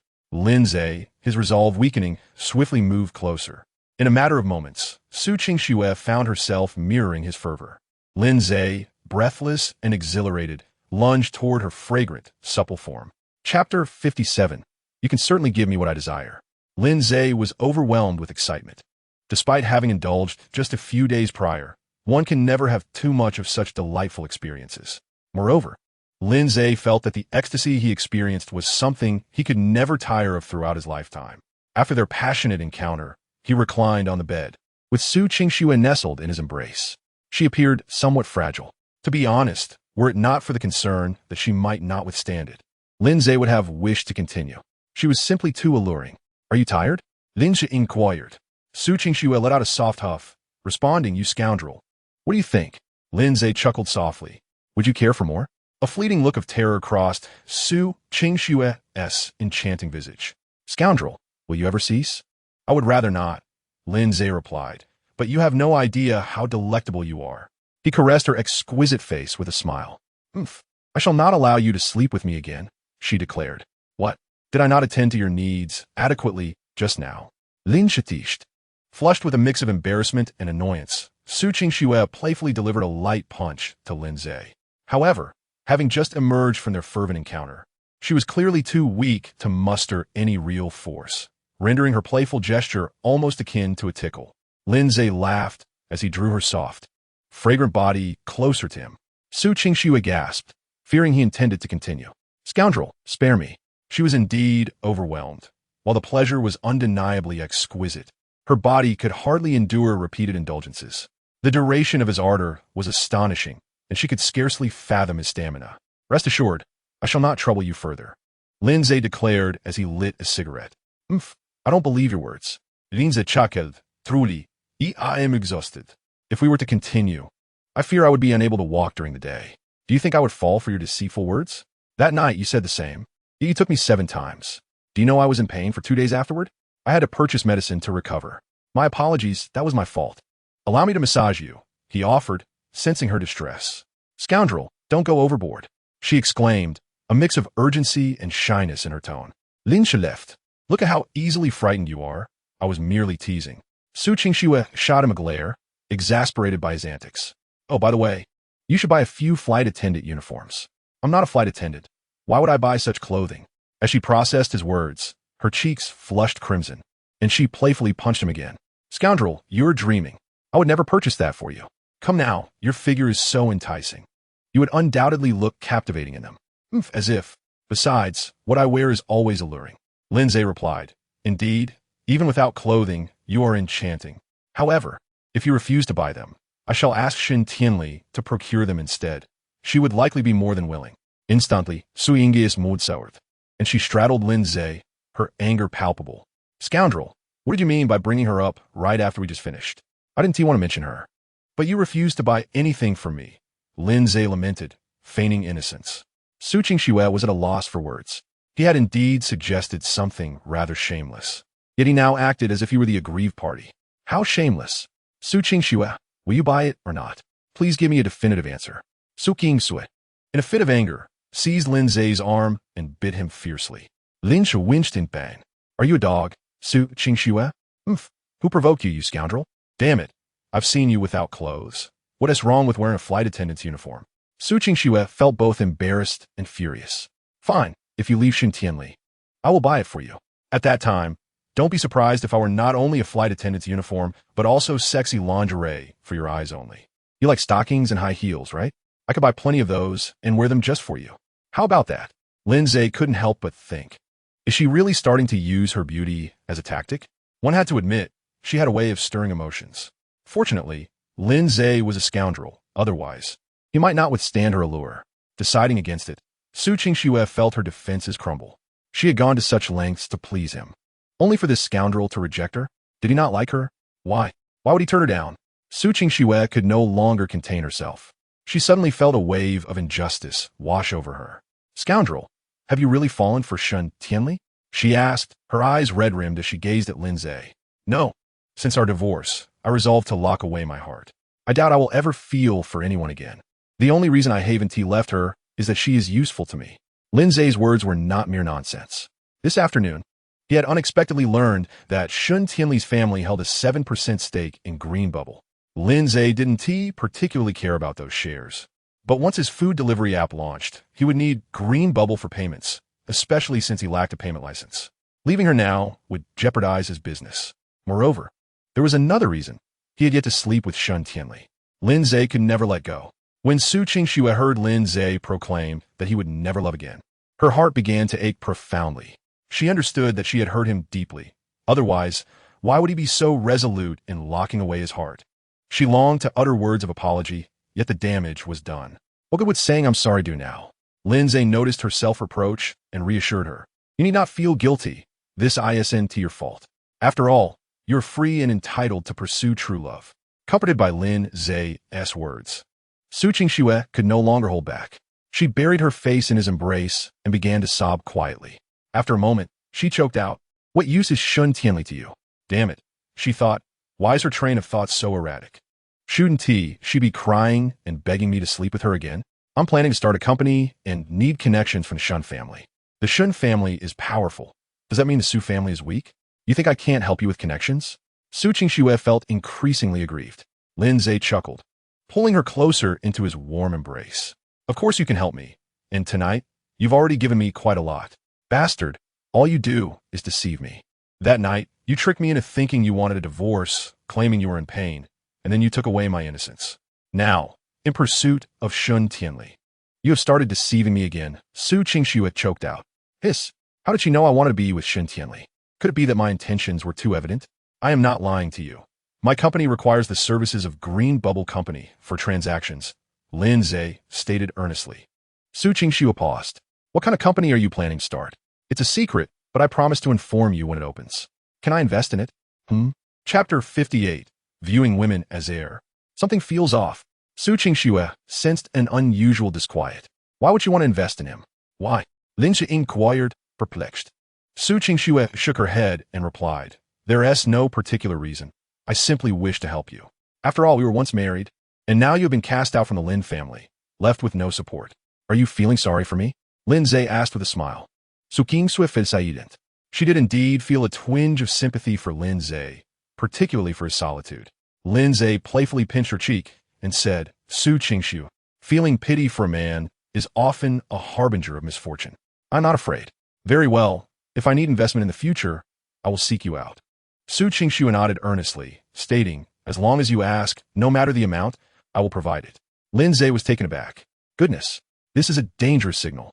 Past experiences told Lin Ze that when a woman is willing to spend money on a man, especially unconditionally and in large sums, she is either a fool in love or a fool in love. Su Qingxue was clearly no fool. Does this mean she has developed feelings for me? Or is she still unaware of her affection? Regardless, this is a troubling sign. Lin Ze may be a scoundrel, but he only deceives for physical intimacy, never for emotional entanglement or financial gain. I cannot continue to stay with her. If she sees through her own heart, it could spell disaster for me. Lin Ze chuckled. All right, I'll remember that. It's getting late. You should rest. I'll take my leave. What? You're leaving? Su King Sui grew anxious. She did not want to face such a large house alone. Well, mainly because I fear Shen Tianli might discover this and cause a scene. If this gets out, it could tarnish your reputation. Moreover, you are quite tempting, and if I stay, I might not be able to control myself. But I don't want to be alone in such a big house, Su Qingxue said, looking forlorn. How about this? I'll leave once you fall asleep. All right then. Lin Ze turned off the bedside lamp. Su Qingxue nestled into Lin Ze's embrace, relishing this rare moment of tranquility. For some reason, at that instant, a strange sense of happiness blossomed within Su Qingxue's heart. It was an odd feeling, yet she cherished it, grounded, serene, and comforting. Perhaps wearied by Lin Ze's relentless antics, Su Qingxue soon succumbed to slumber. Once Lin Ze confirmed she was indeed in deep sleep, he quietly slipped out of bed and vanished into the night. The night passed in silence. Shen Tianli rose with the dawn. After getting out of bed, she donned yoga pants and spent some time practicing yoga in the villa's living room. Shen Tianli's body was remarkably flexible, effortlessly executing various challenging poses. The snug fit of her yoga pants accentuated her figure, rendering her movements particularly alluring. By the time the housekeeper prepared breakfast, Shen Tianli had completed her shower and changed into a black split maxi dress. She opted not to wear stockings, allowing her long, slender, snow-white legs to tantalizingly reveal themselves with each step, proving more seductive than if she had adorned herself in hosiery. Lin Ze had yet to awaken. Perhaps it was her fondness for sharing breakfast with him that rendered her somewhat disoriented in his absence. Resolute, she decided to rouse him. Upon opening the door, her gaze fell upon Lin Ze, who lay soundly asleep. The sight of him stirred an inexplicable fondness within her. His fair skin, long eyelashes, and well-defined nose, though notably large, were perfectly proportioned rather than awkwardly so. Suddenly, an old saying flitted through Shen Tianli's mind. Men with prominent noses are said to possess other attributes of considerable size. A blush crept across her cheeks at the thought. Her attention drifted to Lin Ze's lips, which appeared neither too thin nor too full, but rather soft and inviting. The memory of his kiss from the previous night flooded her mind, intensifying her bashfulness.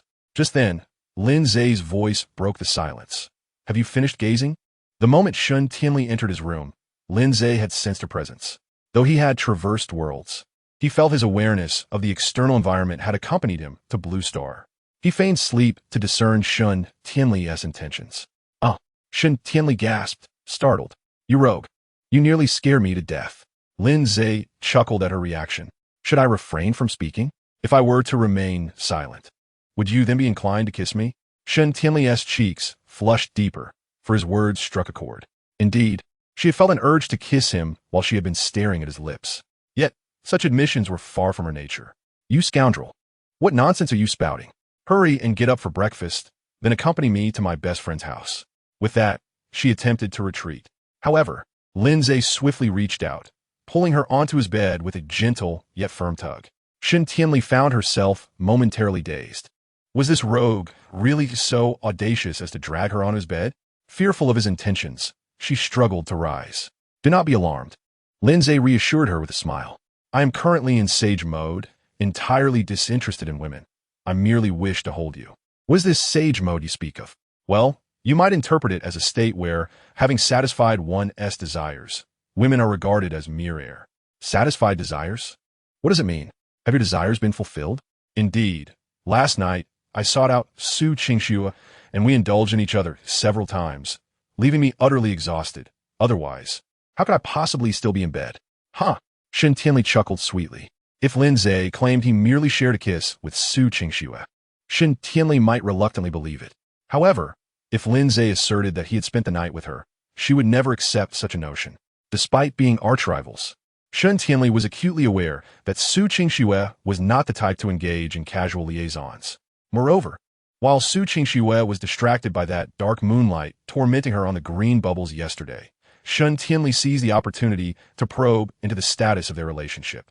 though that greasy man insisted he was as pure as snow, claiming he had only held Su Qingshua's hand. Shen Tianli suspected that it was more likely Su Qingxue had not allowed him to get any closer. "You shameless rogue, how audacious you are," Shen Tianli remarked with a playful smile. "If you don't believe me, then let me hold you for a moment. Rest assured, it will be a simple embrace, nothing more." Shen Tianli initially intended to refuse, but then recalled the scene from last night where Su Qingxue forcefully kissed Lin Ze. This incident instilled a sense of danger within Shen Tianli. "Fine, let me give this rogue a little sweetness. 3 minutes. I shall allow you 3 minutes at most." "Very well."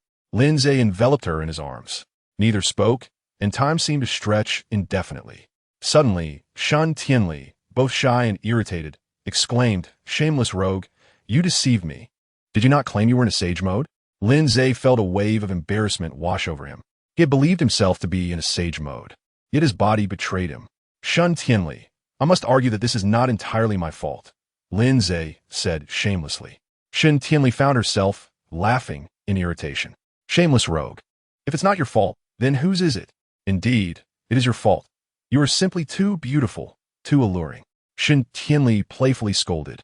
"One cannot expect ivory from a dog's mouth. Now, let me go." Lin Ze chuckled as he released her. It was not out of fear of inciting Shen Tianli's ire, but rather a concern that if he continued to hold her, his body might betray his mind, leading to actions that would be regrettable for his health. He certainly did not wish for his youthful vitality to fail him, especially with countless beauties awaiting his consolation in this world.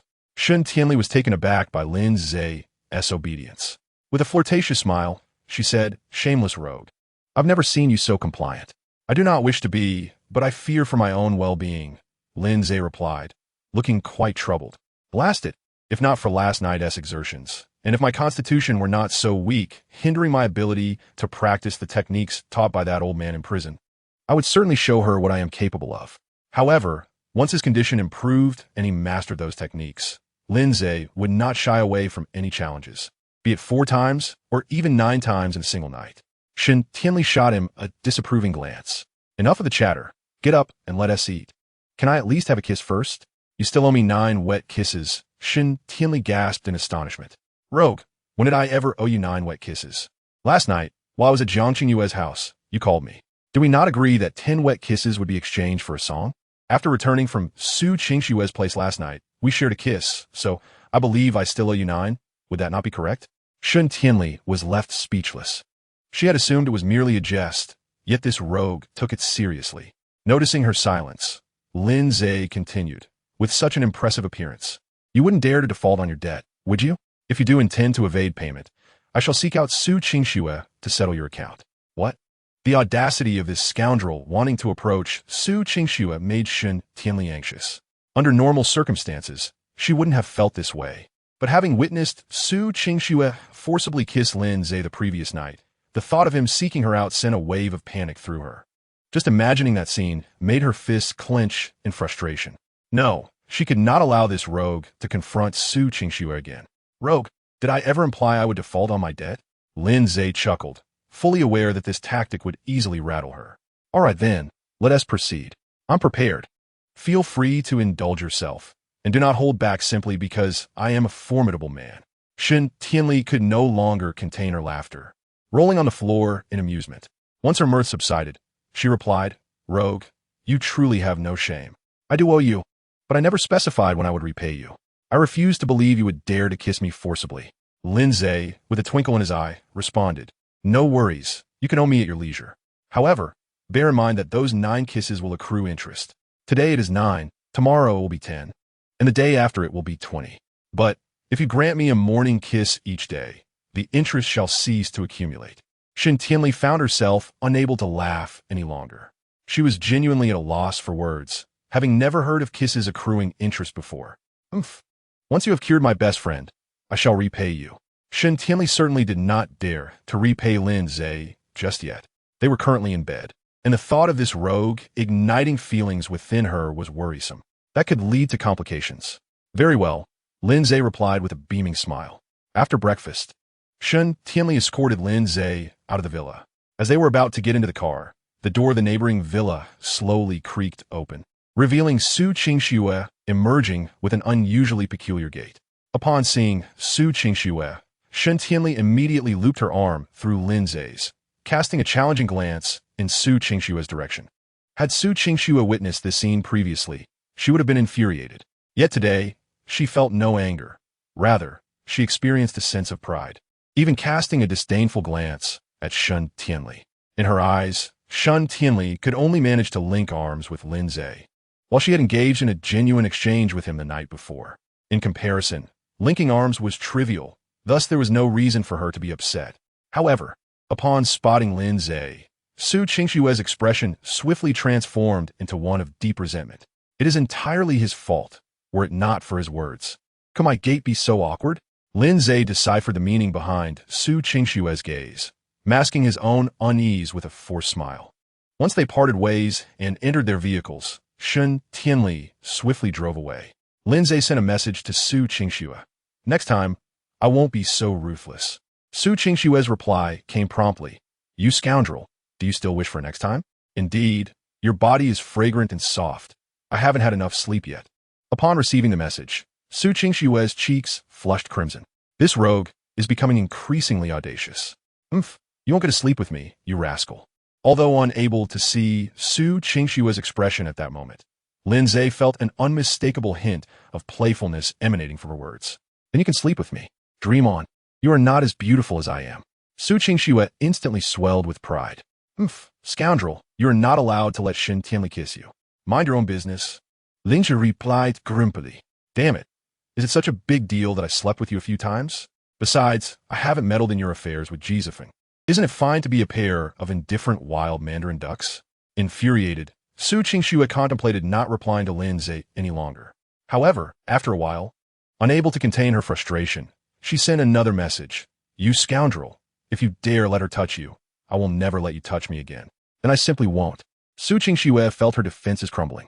This rascal, having just spent the night with her, now turned his back as if she were a stranger. Truly a creature beneath contempt. While engaged in texting Su Qingxue, Shen Tianli suddenly remarked, You filthy rogue, when you meet my best friend later, you had better tone it down.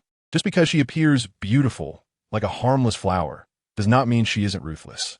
Do not dare to tease her. If you do, she might just deal with you. And no divine intervention will save you. Shen Tianli, how can you say such things?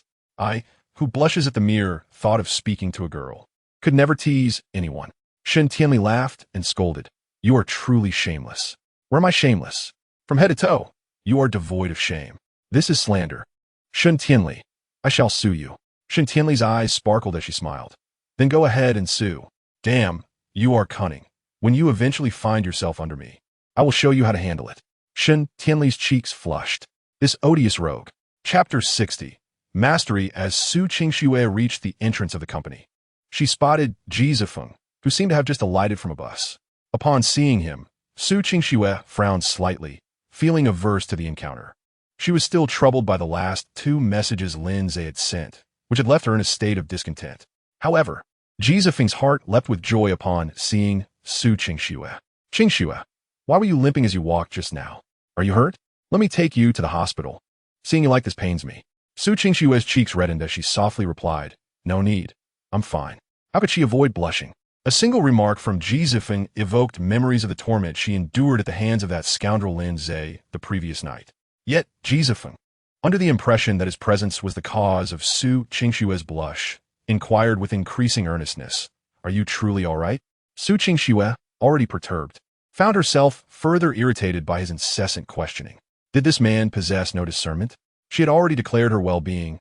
Why persist in asking? Was he intent on amplifying her discomfort? With a frosty tone, Su Qingxue retorted, Why did you take the bus to work? Oh, it's for the sake of low-carbon commuting, Jizifeng replied, a hint of guilt in his voice. He had no choice.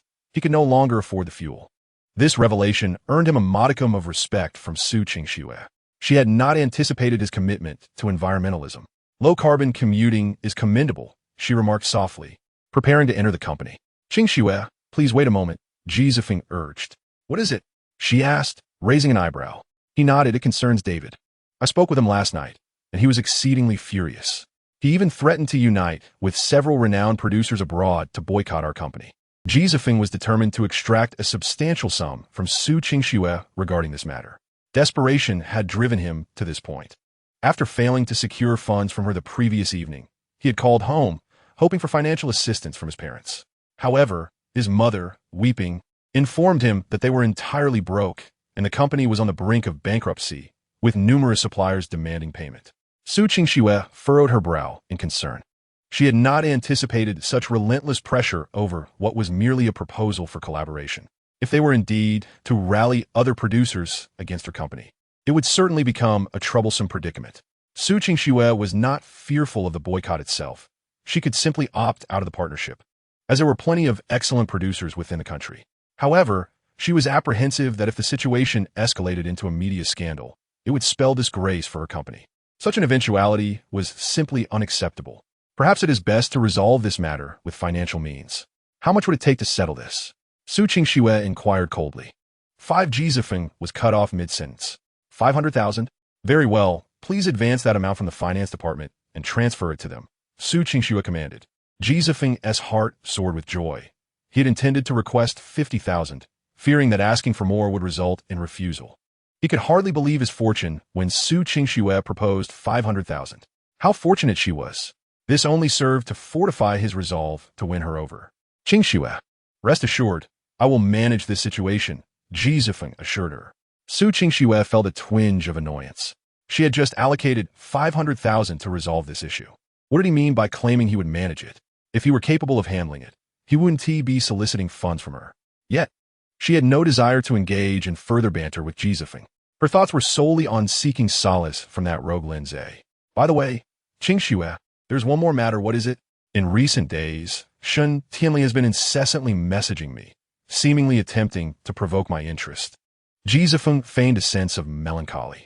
Indeed, he was utilizing Shun Tianli to awaken Su Qingxue's possessiveness towards him. He was certain that Su Qingxue would not confront Shun Tianli regarding this matter. Moreover, he believed that upon hearing this, Su Qingxue would undoubtedly be infuriated. After all, Su Qingxue had declared that they were arch-rivals, and he was the object of her affection. I understand, was all Su Qingxue said before turning to enter the company. Jizifeng was taken aback. Shouldn't she be seething with rage upon hearing that Shun Tianli was attempting to entice him? Why, then was her reaction so composed? Almost as if he were a stranger? Why did Su Qingxue become so furious when Shun Tianli used Lin Ze to provoke her? Could it be that Su Qingxue had feelings for that scoundrel Lin Ze? Panic flickered through Jizifeng's mind. Impossible, absolutely impossible. Su Qingxue's heart belonged to him. She had even divorced that cad Lin Ze for his sake. She simply had yet to realize it. Once she did, she would surely erupt with fury. Yes, that must be it. Reassuring himself with these thoughts, Jizifeng hurried into the company, making his way to the finance department. After Su Qingxue entered her office, her secretary promptly brought in a cup of coffee.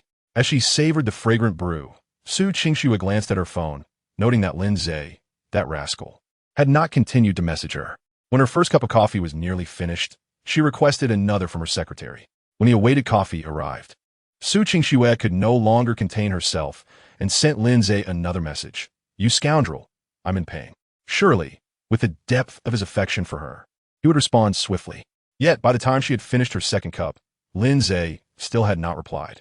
Su Qingxue's defenses crumbled completely. She resolved to ignore that scoundrel from now on.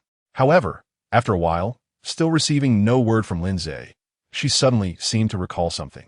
She lifted her long skirt, revealing her alluring legs clad in black stockings. Deliberately choosing a particularly enticing angle, she snapped a photo and sent it to Lin Ze, convinced he would have no choice but to respond. Mere moments after dispatching the image, her phone chimed with Lin Ze's message. A triumphant smile graced her lips. You scoundrel. I'll see if I can't manipulate you. Eagerly, she opened Lin Ze's message. In pain? Do you need me to massage it for you? By the way, what was it you sent me? The image was so blurry. Please resend it, but this time, make sure the angle is even more seductive. And ideally include your high heels. With a soft laugh, Su Qingxue found herself charmed by his audacity. What a scoundrel he was. Chapter 61. I must say, am I healing you? Do you believe it? The vehicle came to a halt before an extraordinarily opulent villa. Even before disembarking, Lin Ze observed a number of men clad in black stationed at the entrance. Each bore an expression of indifference, a demeanor that seemed to convey a warning. Do not attempt to impress me, for should you try, I shall not hesitate to retaliate. There was a certain air of the underworld about them. As Shun Tianli exited the car, the two strolled leisurely toward the villa's courtyard, which was resplendently adorned. Pavilions and towers, artificial hills, and flowing water all exuded an extraordinary grandeur. Numerous servants were bustling about in the yard. Upon entering the living room, a servant greeted with a smile, "Miss Shun, you have arrived." Shun Tianli nodded and inquired, "Where is Yining?" "She's upstairs," came the reply. "How is her condition today?" The servant shook her head. "Not very well." "I shall go check on her," Shun Tianli declared. The servant quickly interjected, "Miss Shun, it might be best if you refrain from going up. The young lady is in a particularly foul mood today and has instructed that she wishes to see no one. After all, tomorrow marks the anniversary of her father's passing. Perhaps it would be best for you to return." "Forget it then. I'll tell Yining I came by," Shun Tianli replied. The servant nodded in understanding. "Come on, you rogue," Shun Tianli said to Lin Ze. "Having come this far, why would I leave now?" "I must see her," Lin Ze retorted. He was well aware that Shun Tianli's friend held significant influence in the underworld of Haiqing, and such extraordinary connections were not to be overlooked.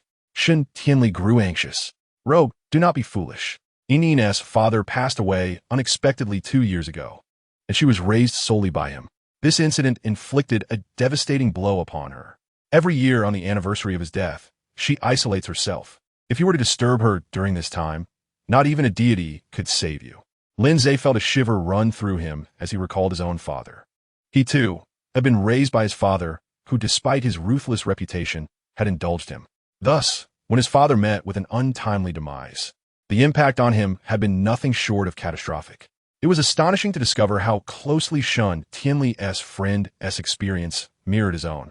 Just as Lin Ze was about to speak, a servant rushed down the stairs, her expression fraught with alarm. "It is bad. The young lady has fainted." Shun Tianli spoke firmly, "Do not panic. Yining has previously experienced fainting spells due to menstrual pain. I will go check on her." As she spoke, she swiftly led Lin Ze upstairs. Upon pushing open the door, Lin Ze's gaze fell upon a young woman in her 20s. Her eyes tightly shut, and her complexion as pale as a withering flower. She lay upon the bed, exuding an ethereal beauty that evoked deep sympathy. It was hard to fathom that such a stunning young woman was the formidable leader of Haiqing's underworld. Had he not known her identity beforehand, Lin Ze might have mistaken her for a campus belle. However, he lingered not in admiration. He promptly grasped the girl's wrist to assess her pulse, beginning his examination.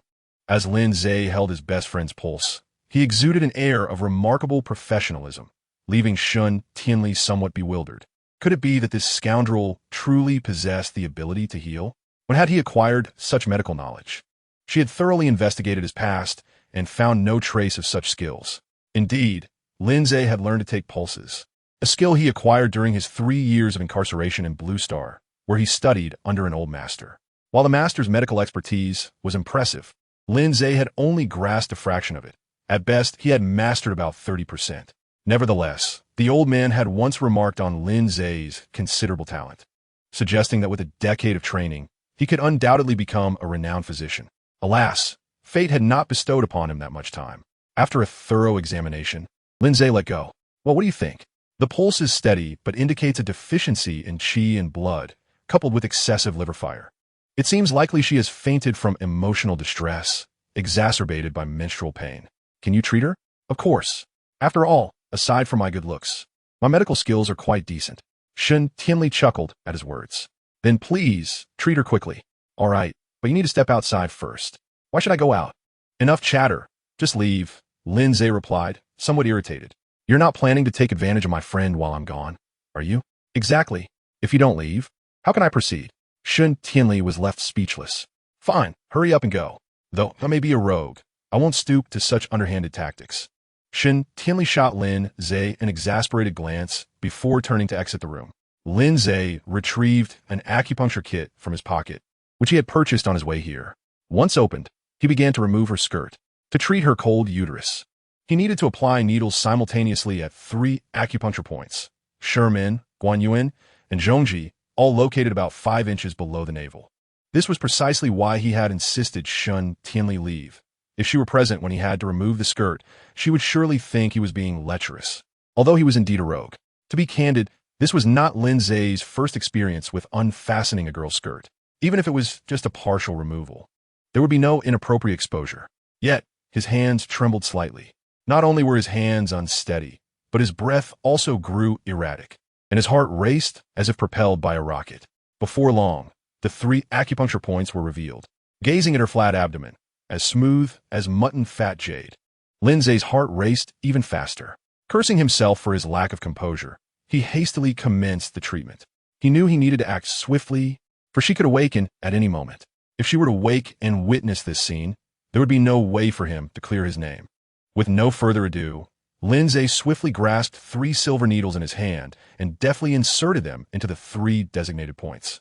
As the needles pierced her delicate flesh, her body quivered slightly. Lin Ze fervently prayed that she would remain asleep. Yet, as is often the case, the very thing one fears tends to materialize. As Lin Ze was engaged in prayer, the other party suddenly opened her eyes. In that fleeting moment of their gazes locking, a terrifying aura surged forth from her eyes. What a powerful presence. Although Lin Ze had once held the position of a leader, he could not help but feel a twinge of trepidation. "You're awake?" Lin Ze inquired, his voice laced with uncertainty. "Who are you? Why are you in my room?" The other's tone carried an air of authority that brooked no defiance. Lin Ze was about to provide an explanation, but she had already noticed that her skirt had been pulled down to her hips. A more fearsome aura erupted from her gaze. "Well, if I say I was treating you, would you believe me?" She remained silent. Lin Ze, momentarily believing that she had accepted his explanation, exhaled in relief. But just then, she suddenly commanded, "Come here." Lin Ze, startled, quickly covered her mouth. "Use your mouth." In that instant, as their lips collided, Lin Ze was utterly bewildered. He truly was at a loss. How could he be using his mouth? Shouldn't it be his hands? Even though her lips were undeniably sensual and soft, he couldn't just dive in like that. Now, while he could still find a way to justify pulling down her skirt, the connection of their lips left him utterly speechless. He hastily withdrew his lips. Song Nannin's eyes widened in shock, resembling green plums. She never imagined that, as the formidable leader of Haiqing's underground world, she would be forcefully kissed one day. This was her first kiss. Yet that was not the crux of the matter. The real issue was the electric sensation coursing through her. Moreover, why did her entire body feel tingling and numb, and even her mind felt slightly dizzy, as she watched the unfamiliar man's lips pull away from hers? That electrifying and numbing sensation dissipated swiftly. Song Nannin's consciousness gradually returned. So, had she just been forcefully kissed? A wave of wrath surged from the depths of her heart. If she didn't eliminate this scum today, she would not deserve the surname Song. She once again commanded sharply, "Come," but barely had the word escaped her lips when Lin Ze leaned in to kiss her again. Damn it! Lin Ze was bewildered. Why on earth did his mouth not heed his brain's command? Why was he kissing her again? If it had been Su Qingxue or Shen Tianli, it could have been somewhat acceptable. Yet, the woman before him was the formidable queen of Haiqing's underworld, capable of ending his life in an instant. Although Lin Ze did not fear her, he could not deny her ruthless power. Moreover, this was not Blue Star. In other words, it would be far simpler for her to kill him than to squash an ant. The electric sensations surged back, and Song Nannin's eyes widened again. This tingling feeling inexplicably made her heart race. Lin Ze, realizing the intensity of the moment, quickly pulled away. Song Nannin felt an unexplainable sense of loss. This feeling jolted her back to reality. No, how could I possibly feel such disgust? Her fury intensified, and even her beautiful eyes seemed to blaze with fire. How audacious! To dare to kiss her forcefully not once, but twice. Very well. The 2 Tibetan mastiffs tethered in the yard have been fed. Observing Song Nannin's terrifying glare and sensing her formidable aura, Lin Ze realized she was thoroughly enraged. He hastily explained, "My dear, I am here to treat your ailment. And the treatment necessitates inserting silver needles into the acupoints of your lower abdomen. Hence, I had to remove your skirt. You see, you still have silver needles embedded in your body." Upon hearing Lin Ze's words, Song Nannin glanced at her lower abdomen. Indeed, 3 silver needles were still inserted there. "Fine. Even if you claim to be treating me, I can overlook the removal of my skirt. But what about the kiss? Was that also a part of your treatment?" Song Nannin inquired sharply.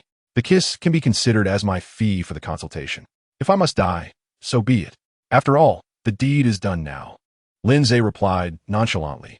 Song Nannin couldn't help but laugh in exasperation. This was the first time she encountered such a reckless individual. "What is your name?"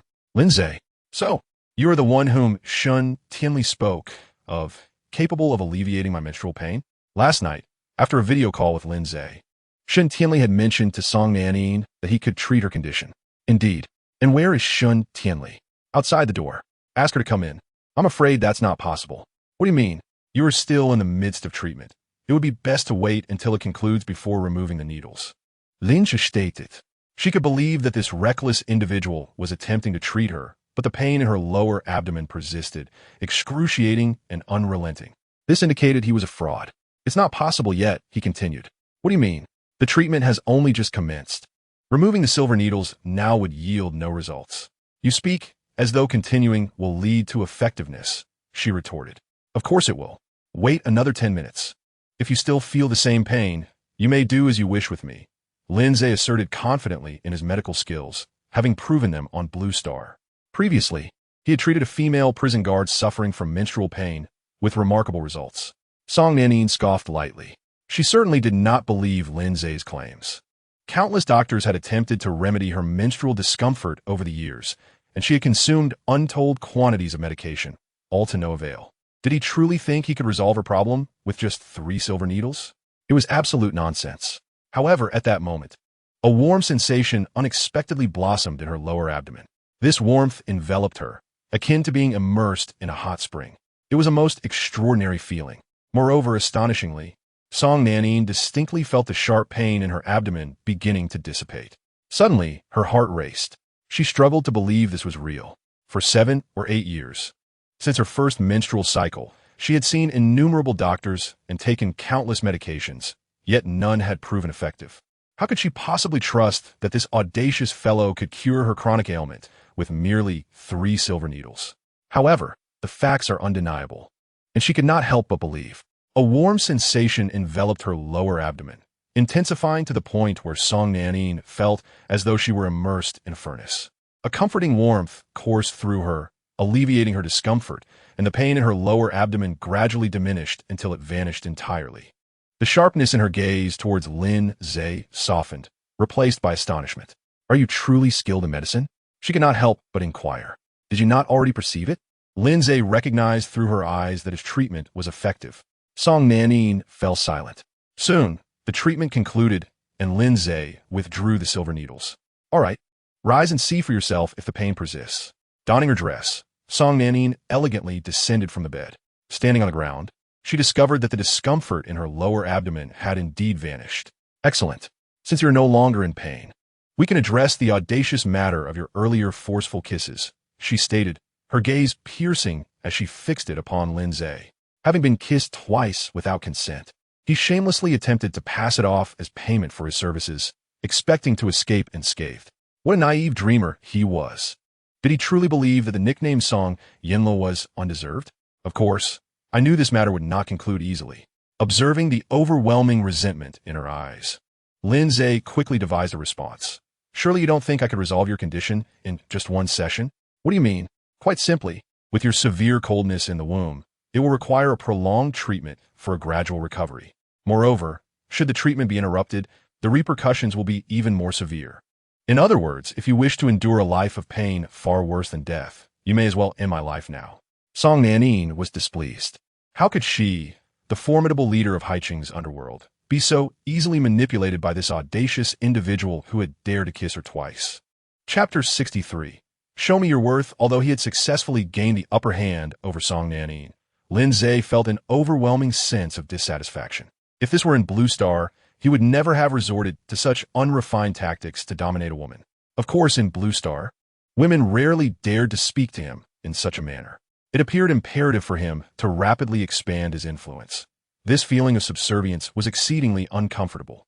Yet, his company had only recently been established, and it would take time to ascend to the ranks of the powerful. Perhaps it would be wiser to seduce her completely, ensuring her unwavering allegiance. This approach seemed far more feasible than relentless struggle. After all, a remarkable author from Blue Star once said, "The stomach is the pathway to a man's heart, while the bedchamber is the gateway to a woman's soul." If he could gain entrance to her body, how could he not enter her heart? Though such conduct was undeniably shameless, Lin Ze had never been one to shy away from embarrassment. With a determined resolve, Lin Ze smiled and said, "My dear, please do not be upset. The incident of the kiss was indeed my fault, and for that, I sincerely apologize. However, it was not my intention. At that moment, we were so close, and your lips are so irresistibly alluring and soft that I simply could not resist the temptation." Song Nanin felt a mixture of embarrassment and anger. What did he mean by calling her lips alluring and soft? Throughout her life, whenever someone encountered her, they would respectfully address her as Miss Song. No one dared to utter a vulgar word or even joke around. Yet, this audacious man before her spoke such shameless words with such confidence. "Be quiet. Tell me, how many treatments will it take for you to completely cure me?" To be frank, Song Nanin was quite displeased. She truly wished to punish this audacious man who dared to kiss her without consent. However, she was even more desperate to alleviate her menstrual pain. After all, this issue had severely impacted her life, and each time her period arrived, the pain was unbearable, almost akin to suffering a fate worse than death. It was difficult to say how many treatments were necessary. Some people required only one, while others needed 10 or more. How could one determine when a cure was complete? Naturally, it was when the pain ceased. But I'm not in pain now. Trust me, the absence of pain is merely a result of the recent treatment. If subsequent treatments are not administered promptly, in 3 days, the pain will return with greater intensity. Lin Ze continued to persuade her. Song Nanin was too frustrated to respond. She scrutinized Lin Ze, trying to discern any sign of deceit on his face. "Do you not believe me? How could I possibly deceive someone as beautiful as you? Besides, given your formidable presence, I would not dare to mislead you." "I doubt you would. Starting tomorrow, you will come every morning to treat me until I am completely healed. If you succeed, I may spare you. However, if within a month you have not improved my condition, I will not hesitate to feed you to the 2 Tibetan mastiffs in my yard." This woman was indeed formidable, speaking with such severity. Nevertheless, a month should suffice for him to win her over, he thought. "Very well. You may leave now, but wait a moment. Speak your mind, and do not hold back. When you come to treat me tomorrow, it would be best if you wore a short white skirt." Song Nanin shot Lin Ze the sharp look. "What does that have to do with my treatment? It has no relation, but I simply enjoy seeing it." With that, Lin Ze departed. As Song Nanin glared at his retreating figure, she felt a sense of humiliation. After all, she was the formidable leader of the underworld in Haichen. Yet here she was, at a loss against a man who had dared to kiss her twice. If word of this spread, where would her dignity reside? How could she continue to command respect on the streets and instill fear in her subordinates? Yet this very man was capable of alleviating her pain. Upon exiting the room, she encountered Shun Tianli, who was anxiously pacing back and forth. To be honest, she was quite worried about Lin Ze. Her concern was not that Lin Ze would be incapable of treating her best friend's illness. Rather, she feared that Lin Ze, that lecherous old man, might take advantage of the situation to exploit her friend, thereby bringing about dire consequences. If he were unable to cure her, it could merely indicate a lack of medical skill, a fault not deserving of severe punishment. However, should he dare to take advantage of her friend, it would spell disaster. After all, she had witnessed the ruthlessness of her friend, Shun Tianli. Previously, one of her subordinates had merely pointed at her while speaking, and she had ordered his hand to be severed. If Lin Ze, upon seeing her beautiful friend, were to act on his base desires, not even divine intervention could save him. As she pondered these thoughts, Lin Ze emerged unscathed. When Shun Tianli saw him step out in good health, her anxious heart finally found solace. She hurried to meet him. "You scoundrel, are you all right?" Lin Ze laughed. "I am quite formidable, of course I'm fine." "How's my friend?" "She has awakened," Shun Tianli replied with joy. "Have you cured her?" "Not so quickly. Further treatment is required. However, she is no longer in pain, and you may visit her." Upon hearing Lin Ze's words, Shun Tianli felt a surge of excitement. She truly had not anticipated that Lin Ze would genuinely be able to heal her friend. Although more time was needed, it was certainly preferable to having no remedy at all. "Please wait for me a moment," she said, swiftly entering Song Nanin's room.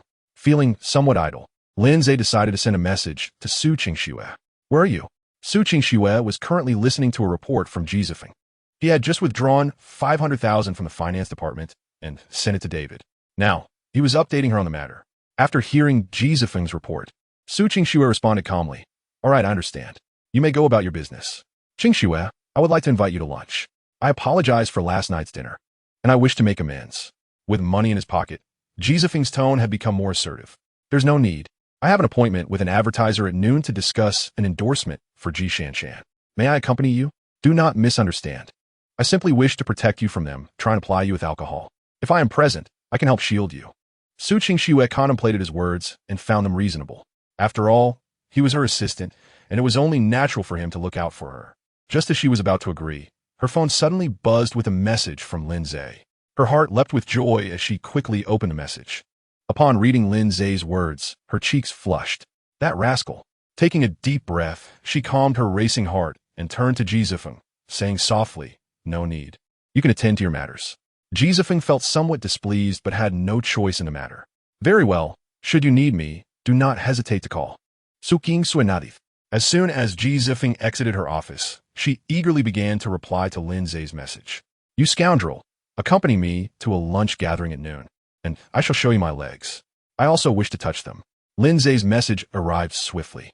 Su Qingxue's fair face flushed even more intensely. She replied to Lin Ze, "Humph, let us see how you perform." Chapter 64. I am pure and unblemished. When Lin Ze received Su Qingxue's message, he felt a ripple of excitement. It was inevitable. The mere thought of Su Qingxue's alluring legs encased in black stockings sent a thrill coursing through him. "Send me the address." Yupingxian. Lin Ze was at a loss for words. "Why Yupingxian again? Can't we choose another place?" "Why?" Su Qingxue replied promptly, "I'm tired of it." "Then where would you like to eat?" "I don't know. You choose the place. I just don't want to go to Yupingxian." "All right, once I select a suitable spot, I'll message you." "Okay." After concluding their conversation, Lin Ze descended the stairs. The opulence of Song Nanin's villa was striking, yet it emanated a rather lifeless ambience. Lin Ze was not fond of such places, so he left the villa. While waiting for Shun Tianli, Lin Ze, feeling somewhat idle, decided to write a song for Ji Shanshan. The song he chose to transcribe was Too Wrong from the Blue Star, a poignant ballad fitting for Ji Shanshan. He was immensely grateful for the years spent forming a band back on Blue Star, during which he had diligently mastered such melancholic love songs in pursuit of romance. The lyrics were copied swiftly, and soon he had completed the task. Initially, Lin Ze intended to give the song to Ji Shanshan, but after some contemplation, he decided it would be better suited for Jiang Qingwei, as it had garnered significantly more popularity on Blue Star than Too Wronged. Moreover, Lin Ze believed the latter to be more melodious. Nevertheless, he felt confident that Too Wronged would elevate Ji Shanshan's reputation further. After finishing Too Wronged, Shun Tianli had yet to emerge, prompting Lin Ze to transcribe later for Jiang Qingwei. Just as he completed it, he received a message from Su Qingxue containing an address. Checking the time, he noted it was nearly 11 o'clock. He decided to call Shun Tianli. Shun Tianli answered immediately. "Oh dear, you sly rascal. I forgot you were still at Enin's villa. I truly apologize. Enin is feeling a bit down, so perhaps you should head back for now. I'll stay with her a while." "All right. Okay, I'll call you later. Goodbye." After hanging up, Lin Ze drove towards the address Su Qingxue had sent. It was a private dining establishment. Upon arrival, he spotted Su Qingxue standing at the entrance of the restaurant. Her stunning visage and alluring figure drew many gazes as she stood there. A few attempted to strike up conversations, but Su Qingxue maintained a frosty demeanor, ignoring them completely. Lin Ze parked his car and walked briskly towards her. Upon seeing Lin Ze, Su Qingxue's lips curved into a subtle smile. She could not quite fathom why, but seeing him always lifted her spirits. "Had you been waiting long?" Lin Ze inquired with a cheerful smile. "Not all. I just arrived a short while ago." "Good. Then let us head inside." Su Qingxue obediently agreed. "What is the purpose of today's gathering?" "Discussing Ji Shanshan's endorsement with a cosmetic brand." "Why does this matter require your personal involvement, boss?" "After all, one cannot simply count money from the confines of an office." Su Qingxue responded with a smile. "I had assumed that a beautiful girl like you would have plenty of older gentlemen eager to collaborate with you." "Umph. Do you think it's all about you?" "Su Qingxue, you are resorting to personal attacks. Be careful, or I might accuse you of defamation." Upon hearing this, Su Qingxue halted, her sparkling eyes fixed intently on Lin Ze. In a soft voice, she remarked, "Where is the defamation in my words? Are you not an older gentleman? If you weren't, would you have treated me so poorly last night?" Lin Ze felt a stir within him. How had he not recognized Su Qingxue's alluring charm before? Although her words were innocuous, the delicate lilt of her voice rendered them particularly enticing, igniting within him an impulsive desire to engage in mischief with her. What should I do, Su Qingxue? I find myself wanting to sleep with you again. Her cheeks flushed with a rosy hue. After glancing around to ensure their privacy, she bashfully retorted, You scoundrel, must you be so shameless? Haven't you had enough sleep from last night? Are you questioning my capabilities? I'm done conversing with you, rascal. With that, Su Qingxue quickened her pace. Lin Ze followed her with a cheerful smile. The private room was empty, indicating that the representatives from the other party had yet to arrive. Why are they still not here? Lin Ze inquired as he settled beside Su Qingxue. Their arrangement was for 12 o'clock, and it was only 11:40. Surely, the other party would not arrive early, considering their status. Is negotiating tiring? He casually asked. A glimmer of delight sparkled in Su Qingxue's heart. Was this rogue actually concerned about her? He claimed to have liked her for 7 years. How could he possibly move on so quickly? Tiring. You used to give me massages when I returned home, but now you no longer do. Su Qingxue playfully pouted. That's nonsense. Didn't I massage your feet last night? Her face reddened once more. Scoundrel, don't think I'm oblivious. That was merely an excuse to touch my feet. See, you're wronging me. Though I cannot deny that your feet are indeed quite alluring, especially when clad in stockings. I pride myself on my virtuous character. How could I ever engage in such indecent acts? Virtuous character? How dare you utter such words? Su Qingxue laughed, genuinely amused. She felt that Lin Ze had transformed completely. He was no longer the gentle speaker he once was. Yet, for reasons unknown, she found him far more intriguing now and preferred his current company. Have you not engaged in lewd acts yourself? Don't think I'm unaware of your fondness for my feet. On the night we discussed our divorce, you certainly misused them. By the end of her statement, Su Qingxue's face was flushed, nearly dripping with embarrassment. Enough, Su Qingxue. No bringing up past grievances. Seeing that her words had successfully stirred Lin Ze, Su Qingxue excitedly stuck out her pink tongue and playfully exclaimed, Just turn. I will. Goodness. Why is her sticking out her tongue so alluring? Regardless, Lin Ze found his heart racing and his breath slightly hindered by her captivating gesture. Su Qingxue, since the representatives from the other party haven't arrived yet, why don't we indulge in a little kiss? Su Yingye's cheeks flashed crimson. She shot Lin Ze a glare. You scoundrel, don't be so shameless. What if the representatives come in unexpectedly?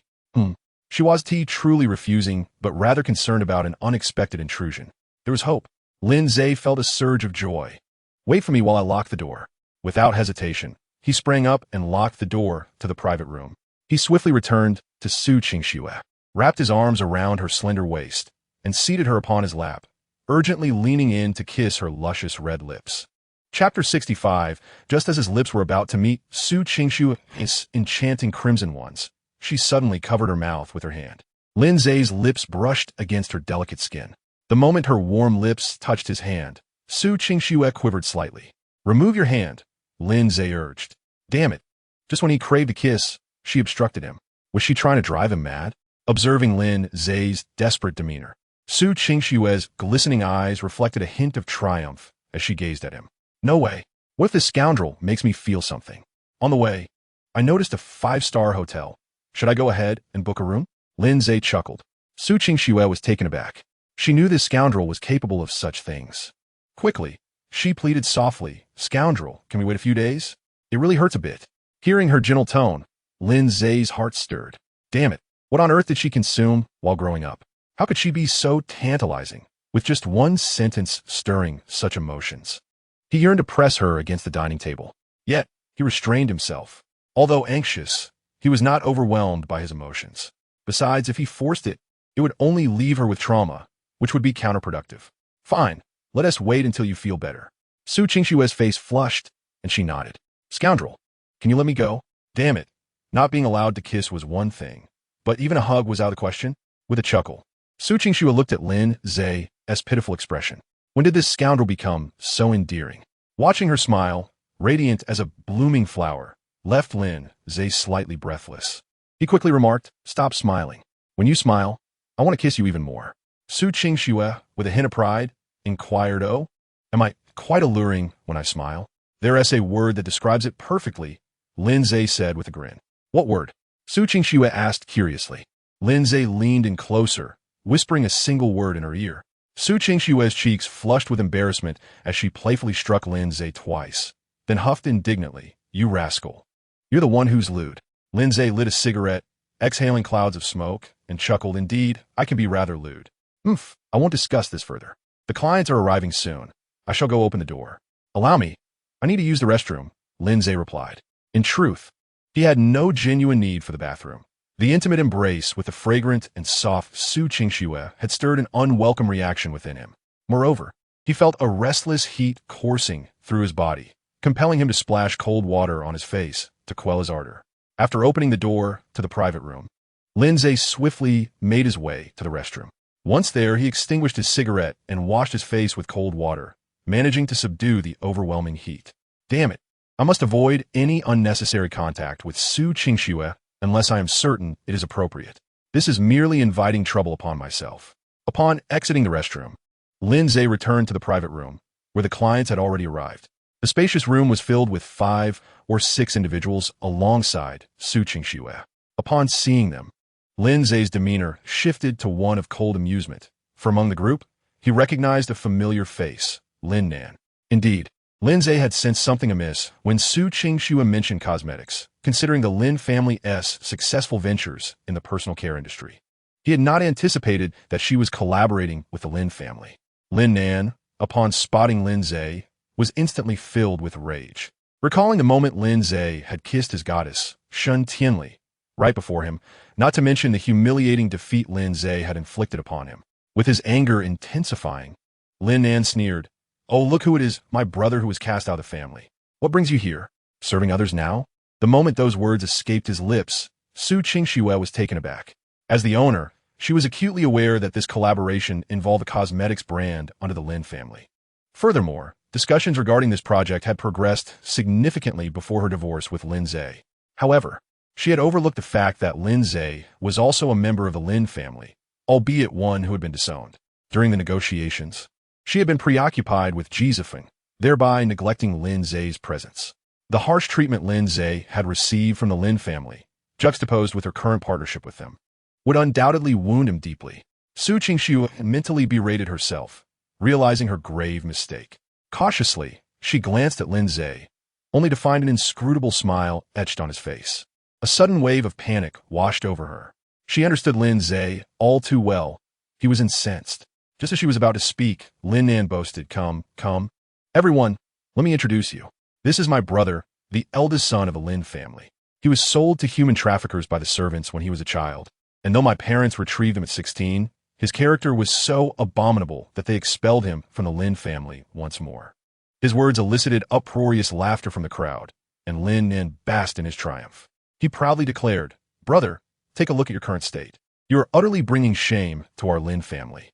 How about this? If you kneel down and apologize for what happened last time, perhaps in my good graces, I might reward you with a sum of 100,000 or so. That would surely be better than serving others here." Upon hearing this, some echoed in agreement. "President Lin, you truly possess a kind heart. Hey, what are you doing standing there? Hurry up and kneel to apologize to our President Lin. Indeed, President Lin is both handsome and benevolent. If I had such a brother, I would feel utterly ashamed to live in this world." Lin Ze appeared oblivious to the banter of those around him, making his way directly to Su Qingxue. "Do you know the partner for this collaboration is the Lin family?" he asked nonchalantly. Su Qingxue grew increasingly frustrated. She wished to explain, but found herself at a loss for words. After all, Lin Ze was correct. She had indeed known beforehand that the partner was the Lin family. It would do to tell him that she had forgotten he was also a member of that family, for such an admission would cut deeper. Very well, Lin Ze smiled, causing a sharp pang in Su Qingxue's heart. She felt the urge to cry, to apologize, to convey that she never intended to hurt him. Yet, Lin Ze did not afford her another opportunity to speak. He strode over to Lin Nan, seizing the ashtray from the table. "Now, I'm giving you a chance. Kneel and apologize to me, or I won't hesitate to make your head bleed," Lin Ze stated with an impassive expression. Lin Nan's fury ignited instantly. "Damn it. Try hitting me and see what happens." A discarded scion of the family, he had repeatedly been provoked, and he certainly did not take kindly to it. Moreover, he was there to discuss collaboration with Su Qingxue, the esteemed daughter of the Su family. If Lin Ze dared to strike him today, not only would he not let it slide, but the Su family would likely not spare him either. "Very well," Lin Ze replied with a cold smirk. In that moment, he swung the ashtray with great force, crashing it down onto Lin Nan's head. Chapter 66. I am not angry crash. The ashtray struck Lin Nan's head with tremendous force, shattering into pieces made of glass that splintered everywhere. Lin Nan fell to the ground with a horrifying scream, blood oozing from his head. The atmosphere in the private room turned incredibly tense. The few who had mocked Lin Ze moments ago were now rendered speechless by the shocking scene. This man was indeed ruthless. Lin Ze seemed unaffected, lighting a cigarette and exhaling clouds of smoke as he casually remarked, "Now, those who were just speaking for Lin Nan, kneel and give yourselves 30 slaps. One less, and that will be your fate." Though his voice was low, it resonated like thunder in the ears of those present. Faced with Lin Ze's terrifying gaze, no one dared utter another word. They hastily knelt down and began to slap themselves furiously. The resounding slaps echoed continuously within the private room. After the intense confrontation concluded, Lin Ze extinguished his cigarette, casting a condescending gaze upon Lin Nan, as if he were merely observing a maggot. Convey a message to that old fool Lin Xiaotian. If he seeks retribution, let him come at me. With this dismissive remark, Lin Ze turned on his heel, not sparing a glance at Su Qingxue. Su Qingxue felt a surge of urgency. Rising to her feet, she addressed the howling Lin Nan with a cold tone. "Lin Nan, I have taken note of the humiliation you inflicted upon Lin Ze today. I shall seek justice on his behalf." Had she not been so eager to explain herself to Lin Ze, she would have relished the opportunity to confront these individuals. While she had momentarily forgotten that Lin Ze was also a member of the Lin family, her original intention was to seek collaboration, not to allow Lin Nan to so brazenly demean Lin Ze. Lin Nan stood frozen in disbelief at Su Qingxue's words, unable to fathom that she would utter such a declaration. As he watched her retreating figure, a sense of dread gripped his heart. The project he was collaborating on with Su Qingxue was a focal point for the Lin family this year, although it did not bring in substantial funds. The Lin family strategy was to establish a connection with the Su family through this endeavor. What filled Lin Nan with trepidation was the fact that this project had initially been in the hands of others, but his father had assigned him to liaise with Su Qingxue to enhance his own standing and facilitate his upcoming entry into the board of directors. Now, it seemed he had jeopardized everything. As Su Qingxue rushed out of the restaurant, Lin Ze was already in his car. Witnessing his imminent departure intensified her anxiety. Without a moment's hesitation, she positioned herself in front of his vehicle. Her eyes glistened with unshed tears. "Lin Ze, I am truly sorry. I did not intend to pursue a partnership with the Lin family. This project was initiated before our divorce. I admit, when I heard news of Jizafeng's return, I lost my senses and completely overlooked your ties to the Lin family. I apologize sincerely. I acknowledge my mistake. Rest assured, I will no longer collaborate with the Lin family. I promise to rectify the humiliation you endured today." Lin Ze remained unmoved.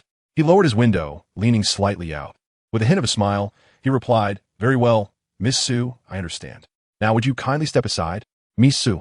Again, he addressed her as such.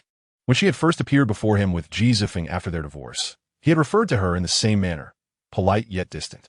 After days of gradually calling her by her full name, it seemed they had regressed to the formalities of their initial separation due to her foolishness.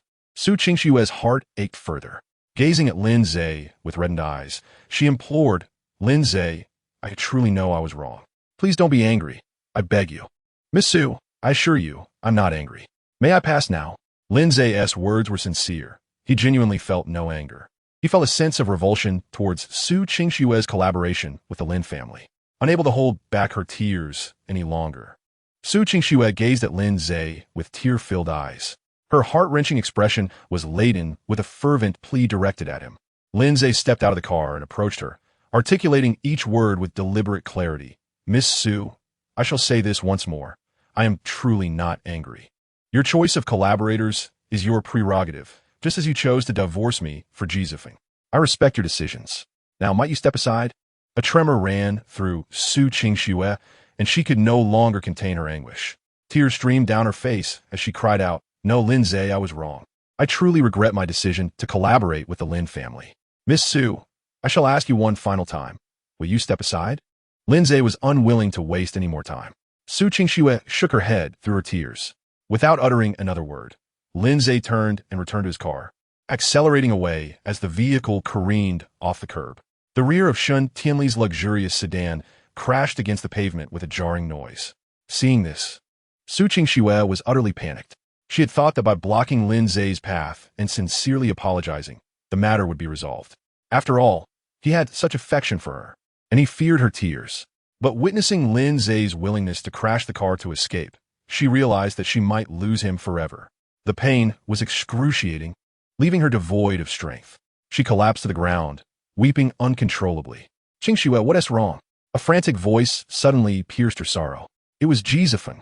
Lifting her gaze, she confirmed it was indeed him. Observing Su Qingxue's heart-rending state, Jizefeng expressed his concern. Qingxue, what has happened? He reached out to embrace her. Though he was unaware of the circumstances, he sensed that she was in dire need of comfort. However, just as he opened his arms, Su Qingxue sharply retorted, "Don't touch me." Jizefeng was instantly displeased. "Damn it, didn't you say you liked me? What is wrong with a hug?" Though he felt anger rising within him, he refrained from expressing it, fearing Su Qingxue's wrath. In that moment, he silently vowed that when he finally won her over, he would ensure she would regret her innocence. "What are you doing here?" Su Qingxue, I came to pick you up.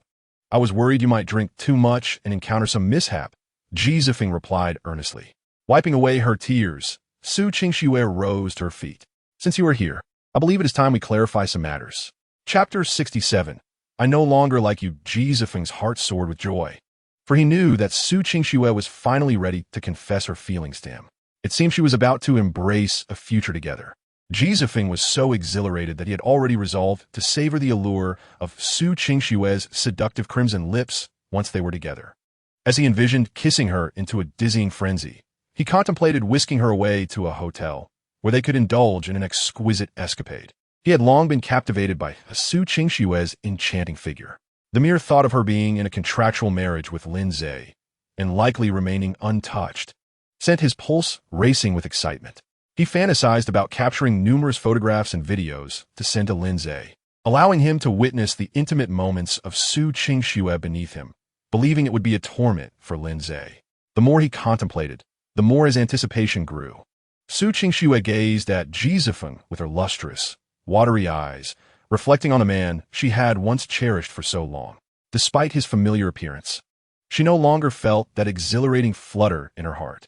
Indeed, she had come to a profound realization. Her feelings for him had dissipated. It was a revelation she had only grasped the previous night, catalyzed by her confidant. After Lin Ze departed, Su Qingxue found herself awake, lost in thoughts of him, reminiscing about the 3 years of their marriage and the passionate moments they had shared in bed. The more she pondered, the more perplexed she became. At around 5 in the morning, she called her friend, a woman who had once been innocent but had transformed after witnessing her first love's infidelity during their university days, leading her down a path of heartlessness. Her friend, just emerging from a nightclub and indulging in street food, listened as Su Qingxue delicately inquired about the feelings of longing for another person, how seeing them brought joy while their absence led to despair, and the anguish of seeing them close to someone else. She expressed a desire to possess them fully, to make them hers alone. In the end, Su Qingxue asked her friend to elucidate the reasons behind such emotions. With a knowing smile, her friend replied that it was, of course, due to love, a deep and profound affection. Her friend's words resonated like thunder in Su Qingxue's ears, leaving her mind utterly blank. By the time she regained her senses, her friend had already hung up. Yet, Su Qingxue was oblivious to this, consumed by the realization that she had developed feelings for Lin Ze. Initially, this awareness brought her a sense of secret delight, but soon the weight of her previous marriage to another man overshadowed her joy. In that moment, an overwhelming wave of despondency washed over her as she recognized the hurt she had inflicted upon Lin Ze, pain that ran deep. In truth, upon realizing her feelings for Lin Ze, Su Qingxue had contemplated calling him immediately to confess her affection. However, several hours prior, Lin Ze had declared that he would henceforth close his heart to love, never to harbor affection for anyone again. In that moment, Su Qingxue was overwhelmed with regret. Why had she chosen to divorce Lin Ze? Why had she inflicted pain upon him? Why had it taken her so long to realize her feelings for him? Later, she called her close friend, divulging the entire story.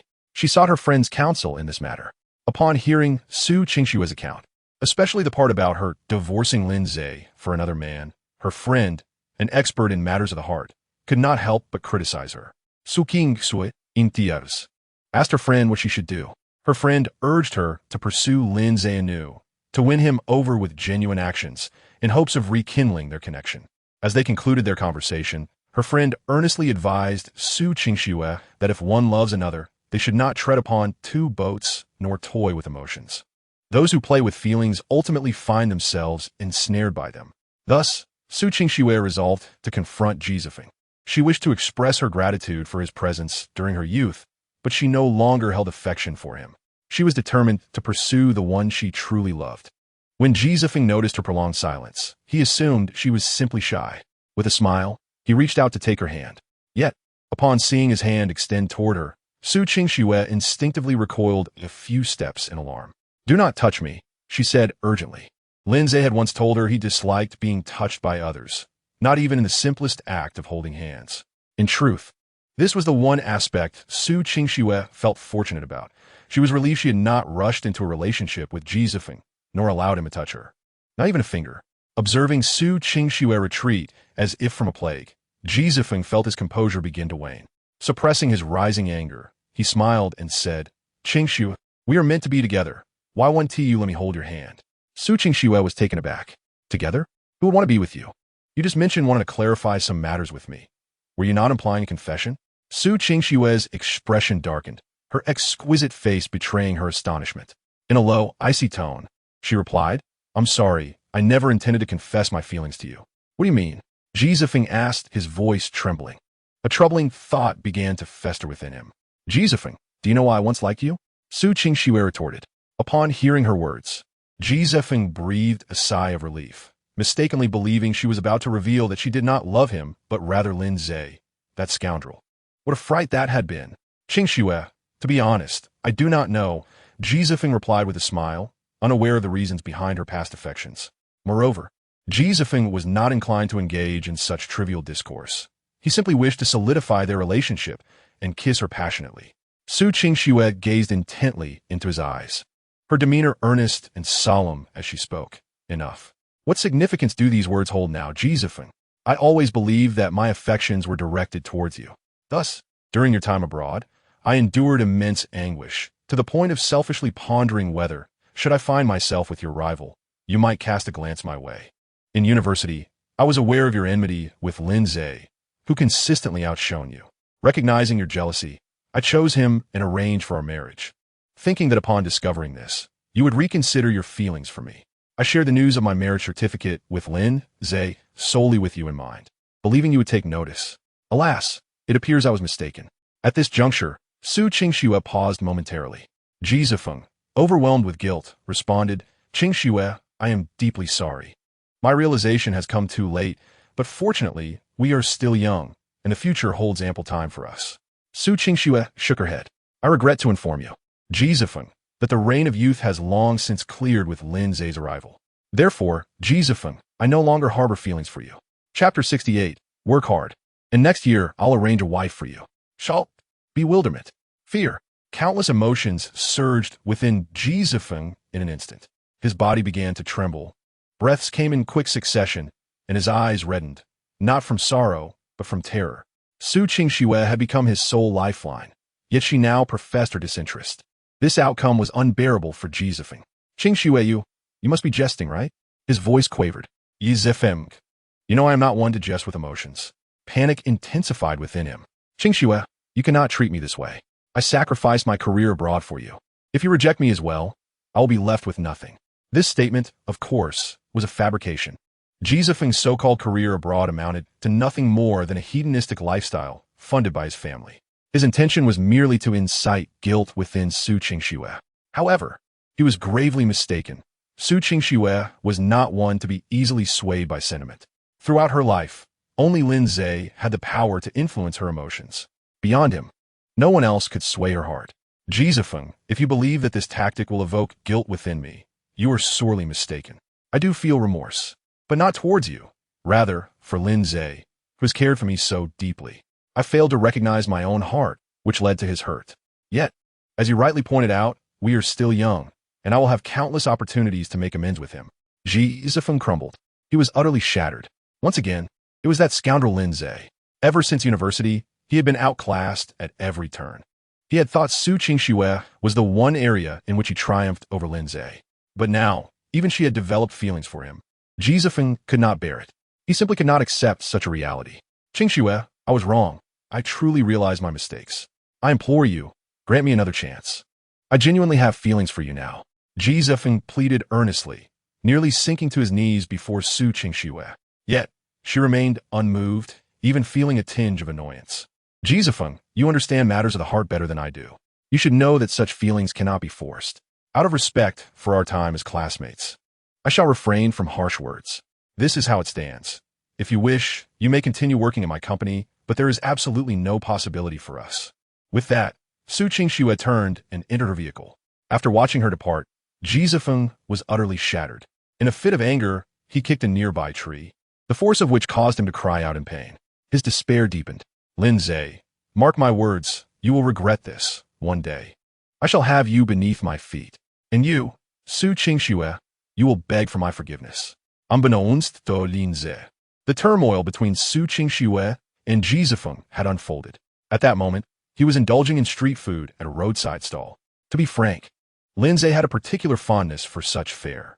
During his time on Blue Star, he often ventured out late at night to savor the delights of street vendors. Especially when he had just taken over his father's responsibilities, the pressure was overwhelming, and he needed an outlet. He had tried racing, rock climbing, and other pursuits, yet none offered the same relief as wandering to a bustling stall at midnight, surrounded by the vibrant atmosphere of human interaction. At this moment, Lin Ze was savoring his experience, despite the street food being a far cry from gourmet cuisine. He relished his meal, and after finishing, he left 200 yuan on the table before driving to his company. Upon entering, he spotted Chen Qingshan carrying 2 bags full of takeout. Upon seeing Lin Ze, Chen Qingshan smiled and asked, Zegu, have you eaten yet? I ordered some box meals. Would you like to join me? I've already eaten. Why are you only just having dinner now? Lin Ze inquired. Chen Qingshan chuckled. We had no choice. Your tasks are demanding, Zegu. We began working last night to ensure we meet the deadlines you set for us, and we've been staying at the company. Lin Ze patted Chen Qingshan on the shoulder. Work hard, and next year, I shall help you find a wife. Thank you, Zegu, Chen Qingshan replied, excitement sparkling in his eyes. Finding a girlfriend was his utmost dream at present. Lin Ze laughed. Go eat your meal. Afterward, gather everyone in the conference room for a brief meeting. Chen Qingshan nodded, taking his boxed meal inside. Suddenly, he realized a wife? What does that have to do with me? His realization left him both amused and bewildered. Zegu was still as humorous as he had been in college. After waiting for half an hour in the conference room, 11 people, including Chen Qingshan, entered. Lin Ze's gaze slowly swept across the faces of those present. Allow me to introduce myself. My name is Lin Ze. I am a university classmate of Chen Qingshan, and this company is a venture I have invested in. From this moment onwards, you shall be under my guidance. Please sign the non-disclosure agreement first. This document pertains to the software we are developing. Although I have full faith in all of you, I prefer to establish order with courtesy before resorting to authority. Lin Ze tossed a stack of documents to Chen Qingshan. The non-disclosure agreement was drafted with the assistance of the legal team from Shun Tianli Company. Please distribute these. Chen Qingshan nodded in acknowledgement. Once everyone had signed the agreement, Chen Qingshan organized the signed documents and handed them back to Lin Ze.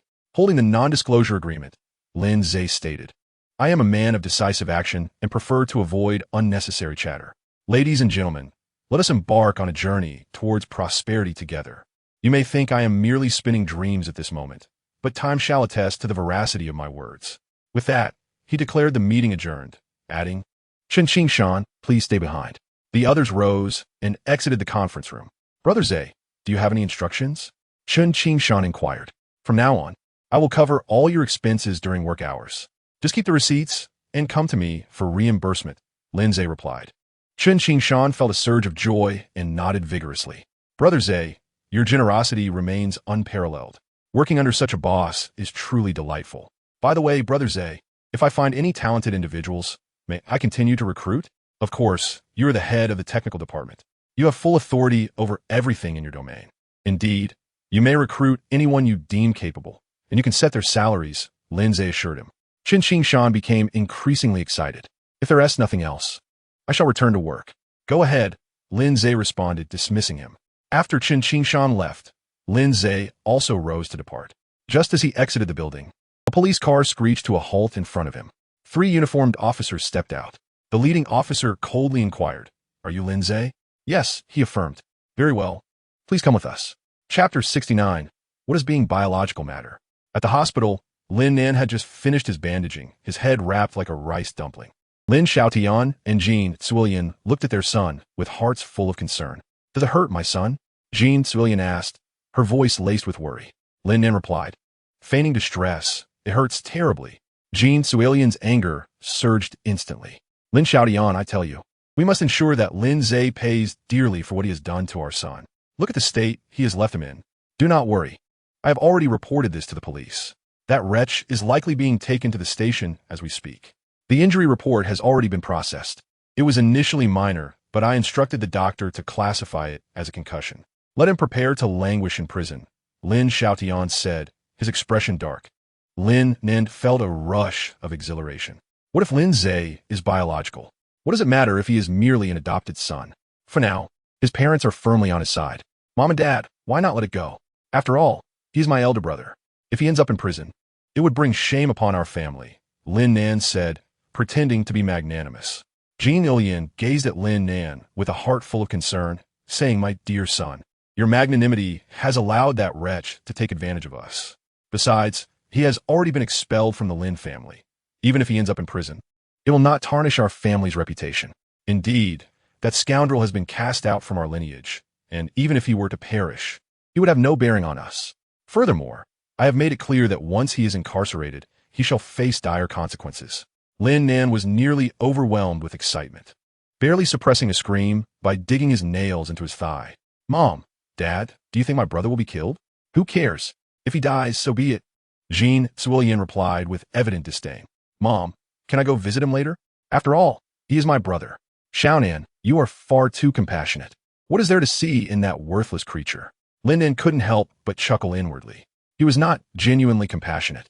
He merely wished to witness the extent of Lin Ze's misfortune. As the 3 conversed, the door to the hospital room was abruptly pushed open. A middle-aged man in his 30s strode in confidently. "Who is Lin Xiaotian?" he inquired, his expression devoid of emotion. "I am. And you are?" "My name is Fan Wenbing, and my boss is Bai Daolong," the man replied coldly. Lin Xiaotian was taken aback. Bai Daolong was the most notorious scion of Haicheng, a connection the Lin family could only dream of. To think he had come seeking them was astonishing. Could it be that he sought to collaborate with the Lin family? Lin Xiaotian's heart swelled with joy as he respectfully asked, "Mr. Fan, I am Lin Xiaotian. What instructions does young master Bai have for me?" "Bai Xiao has instructed you to retract your accusations against Lin Ze," Fan Wenbing stated coldly.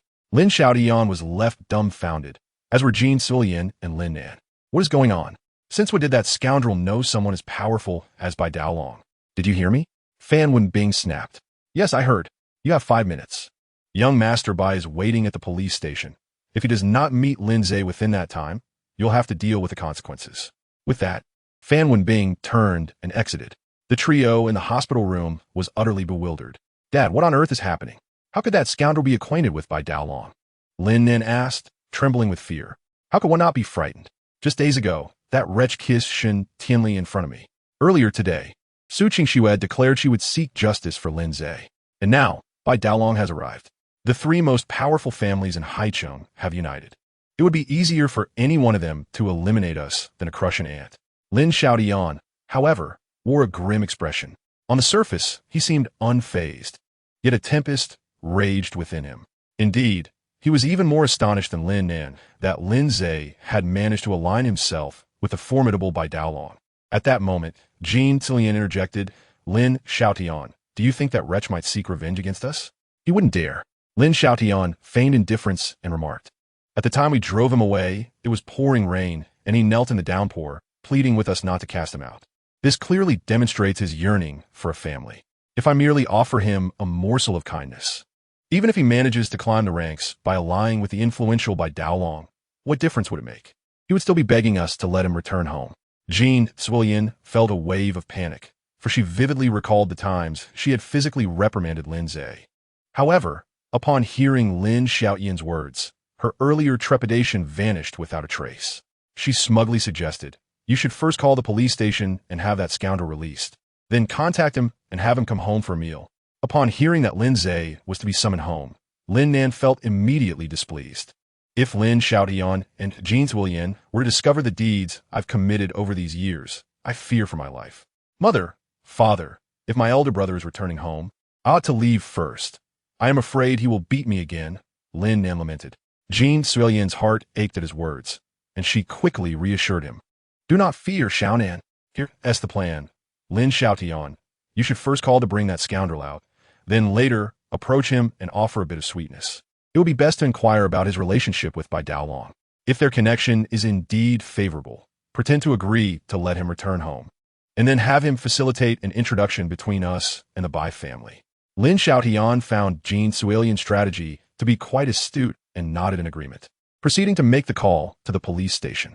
After hanging up, he began to ponder when to seek out Lin Ze to broker a connection with the Bai family. Mother, father, do you think my elder brother might exploit his ties with the Bai family and deliberately refuse to come out, forcing us to apologize to him? Lin Nan suddenly interjected. Lin Xiaotian scoffed. He is delusional. The only reason he would come out is out of respect for young Master Bai. Otherwise, he will be left to rot in there. Indeed, a discarded member of the family dares to impose upon us? What is he even worth? Jin Zuilian concurred. Just then, Lin Xiaotian's phone rang. It was a call from the police department, which he answered. Old Lu, what is going on? He inquired. The caller was the deputy director of the police station. Lin, do you have a moment? What is the matter? Perhaps you should come in person. What is it? Lin Xiaotian questioned irritably. Lin Ze stated that unless you kneel and apologize today, he will not be leaving the police station. Chapter 70. What are you worth? Lin Ze sat smoking in the interrogation room, a cigarette provided by the deputy director, Lu. There was no alternative. Upon his arrival, all his belongings had been temporarily confiscated. Initially, upon hearing he could leave, Lin Ze felt a sense of relief. It seemed that either Su Qingxue or Shun Tianli had come his aid. However, after inquiring with Deputy Director Lu, he learned that it was Lin Xiaotian who had called for his release. Lin Ze understood well that given Lin Xiaotian's nature, he would never willingly set him free. In other words, someone had signaled to Lin Xiaotian, or more accurately, someone had coerced him into acting as such. In the vast expanse of Haicheng, the only forces capable of compelling Lin Xiaotian to yield were the Su, Shun, and Bai families. Although the identity of the instigator remained uncertain, Lin Ze understood that Lin Xiaotian was currently in a position of disadvantage. Thus, he had instructed the deputy director, surnamed Lu, to contact Lin Xiaotian, demanding that he come and kneel to apologize. Lin Ze was confident that he would comply. Regardless of whether it was Shun Tianli or Su Qingxue behind this, it was clear that Lin Xiaotian had offended individuals he could not afford to antagonize. As he finished a cigarette, the interrogation room door swung open unexpectedly. The newcomer was not a police officer, but a young man of distinguished attire and demeanor. Upon seeing him, Deputy Director Lu immediately adopted a posture of utmost respect. Young Master Bai, how may I assist you? His words revealed the individual's name. While it was not a full name, it was enough to command such reverence from a deputy director, and in the sprawling Haicheng, there was likely only one person who could elicit such a response, Bai Daolong. Please step outside. I wish to converse with Lin Ze for a moment. The young man nodded promptly and exited. Why are you still here? Lin chuckled. I am awaiting Lin Xiaotian's arrival to kneel and apologize. You are indeed one who seeks retribution. Yet Lin Xiaotian is your father, is he not? He does not regard me as a son. So why should I acknowledge him as a father? Therefore, it is you who has compelled Lin Xiaotian to release me? Bai Daolong nodded. Indeed. Are you interested in discussing Jiang Qingyue? Lin Ze inquired further. Bai Daolong paused momentarily, then smiled. You are more astute than I had anticipated. Now, can you guess why I chose to save you? Two possibilities arise. Either you wish for my assistance in pursuing Jiang Qingyue, or you prefer that I maintain my distance from her. Personally, I lean towards the former. If your intent is to keep me away from her, given your background, you need not owe me a favor. Bai Daolong began to applaud. You are even more clever than I had imagined. Ignoring his praise, Lin Ze continued. If I am not mistaken, it was Jiang Qingyue's agent who informed you of my existence. Bai Daolong's smile faltered. Lin Ze's perceptiveness had once again caught him off guard. It was perplexing, as his investigation into Lin Ze had concluded that he was merely a waste of potential. Thus, he had contemplated rescuing him once to accrue a significant favor, thereby rendering Lin Ze useful to him. At Bai Daolong's level, employing threats was rather beneath him. He was a man of lofty self-regard.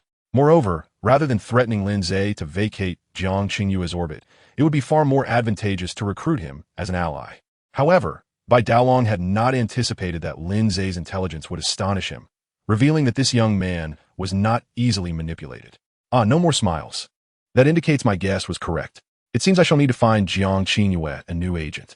Lin Ze remarked indifferently. No need for that. For regardless of whom you replace them with, in the end, they will all heed my commands. Indeed. All right, since you're already aware of my intentions, I shall be straightforward. I have taken quite a liking to Jiang Qingyue, yet despite my pursuit over the past 2 years, there's been no advancement in our relationship. She appears to hold you in high regard.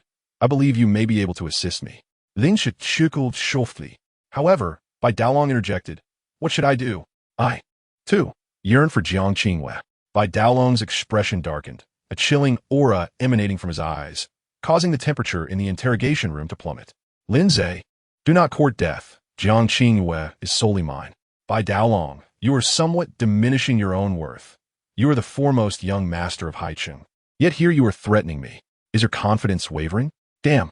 In an instant, Bai Daolong found himself restrained by Lin Ze. To be candid, Bai Daolong had no desire to threaten Lin Ze. Yet he had learned from Jiang Qingyue's agent that Lin Ze was the one she had cherished for many years. Now, Lin Ze had the audacity to declare his own desires for Jiang Qingyue.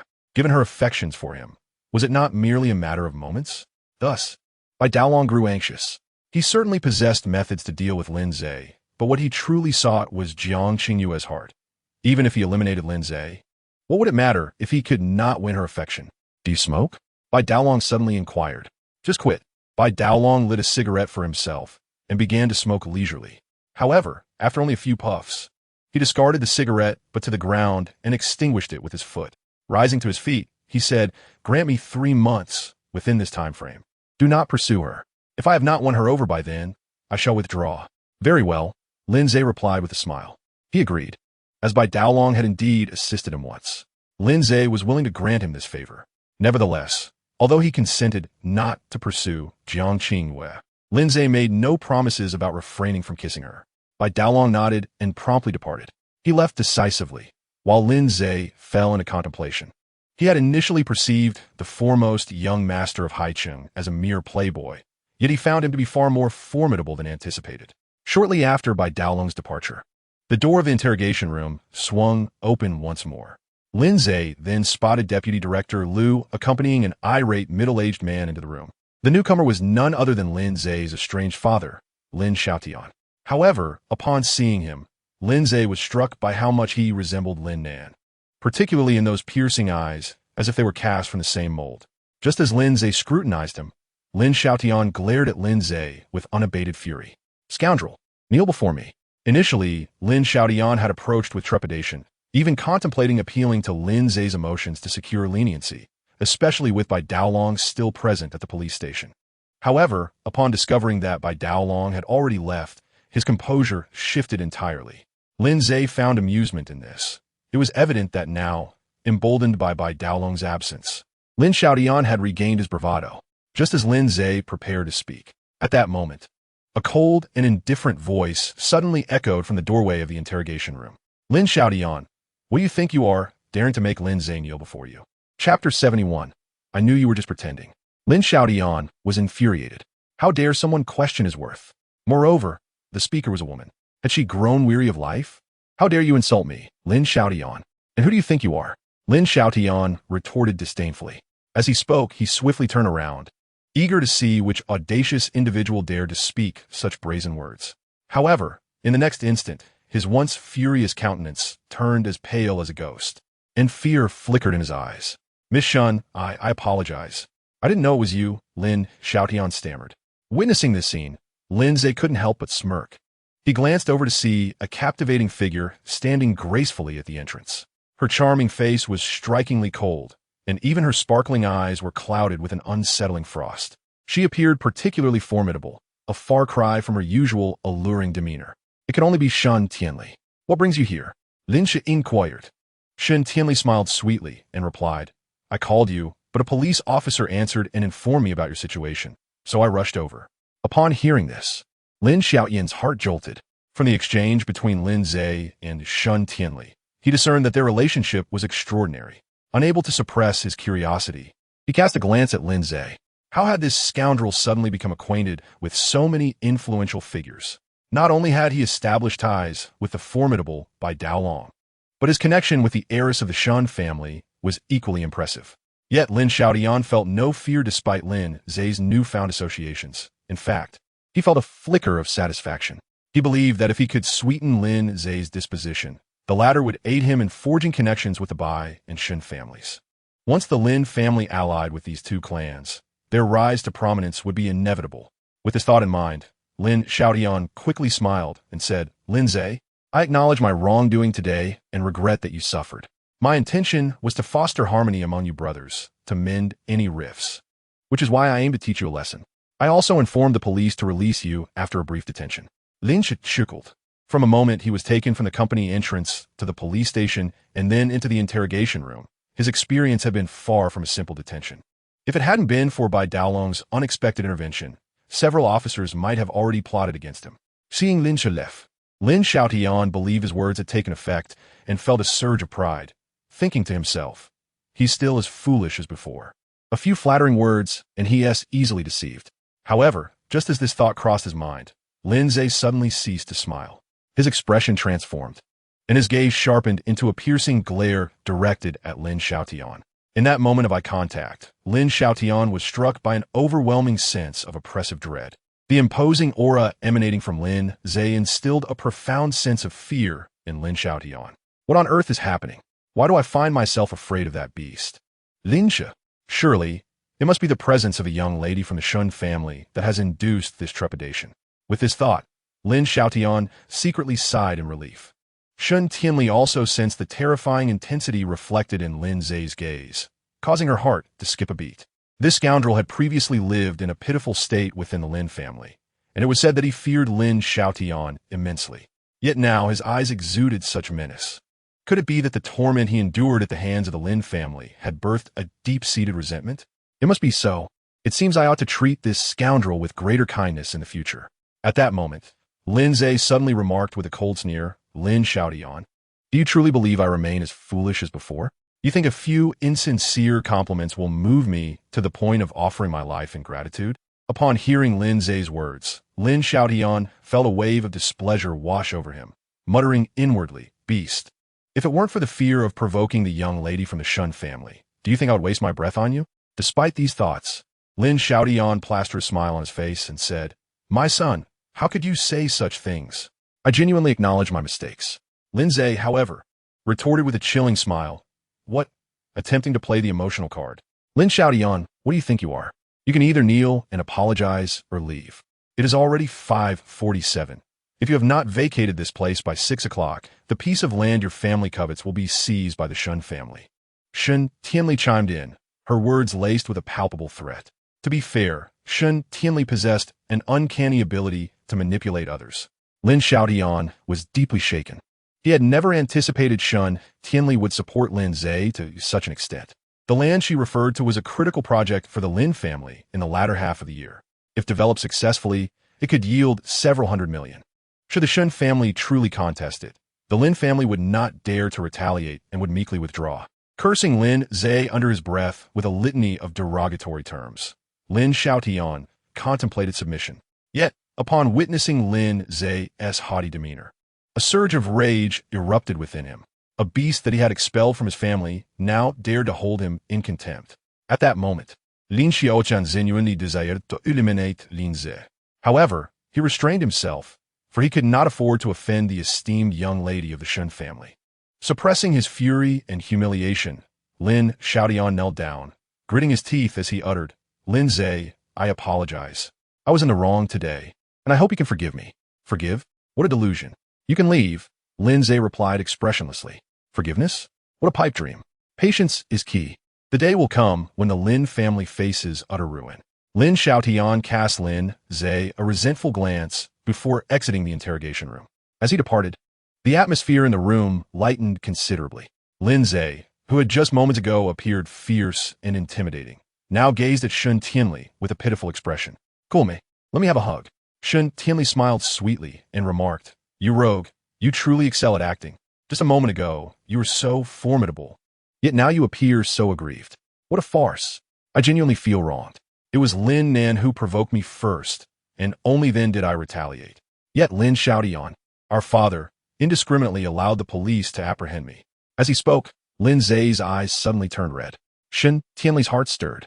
She had previously doubted that Lin Ze sought her embrace merely as a ruse, but upon hearing his words and witnessing the redness in his eyes, she realized that he was indeed sincere in his feelings of injustice.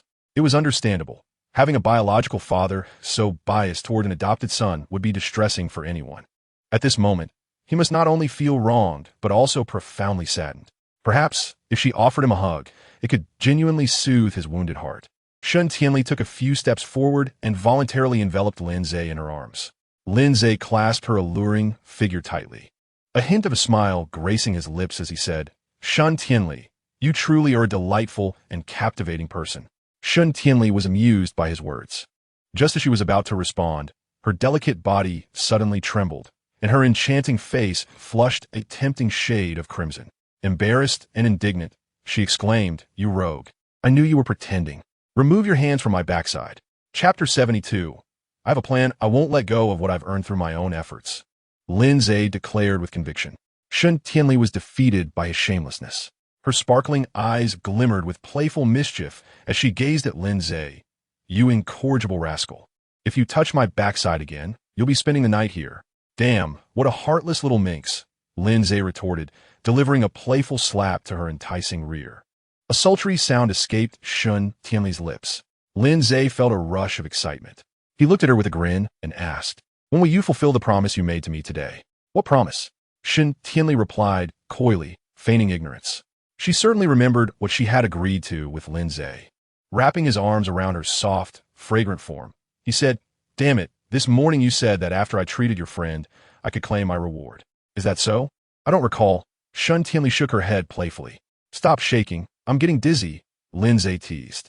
Shun Tianli giggled, but her laughter was short-lived as Lin Ze leaned in to kiss her.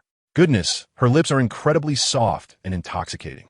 Shun Tianli considered pushing him away, yet the electrifying sensation was utterly captivating. Her heart raced, and her entire being felt exhilarated. Shun Tianli relished this thrill, perhaps having been somewhat addicted to Lin Ze's kisses. She found herself willingly wrapping her arms around his neck and reciprocating the kiss. They lost track of time until a sudden knock at the door jolted them back to reality. Shun Tianli, her cheeks flushed, pushed Lin Ze away. He glanced at her, his own cheeks tinged with color, his eyes glimmering with mischief.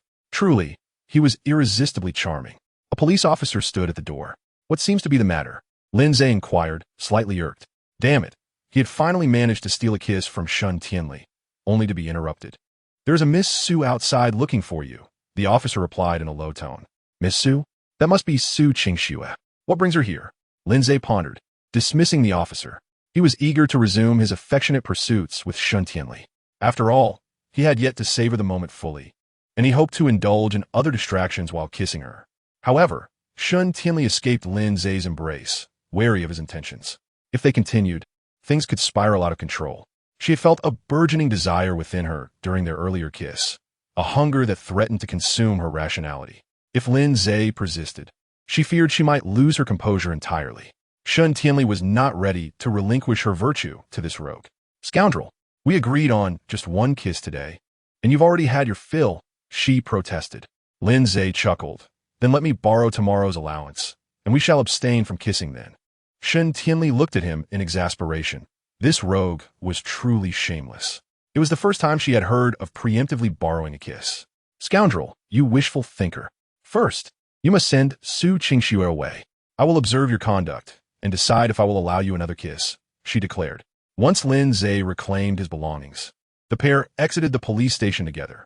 Su Qingxue stood by her luxurious car, undeniably stunning.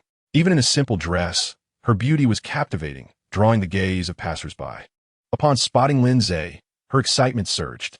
Half an hour earlier, she had called him, hoping for a meaningful conversation, only to find herself speaking to a police officer.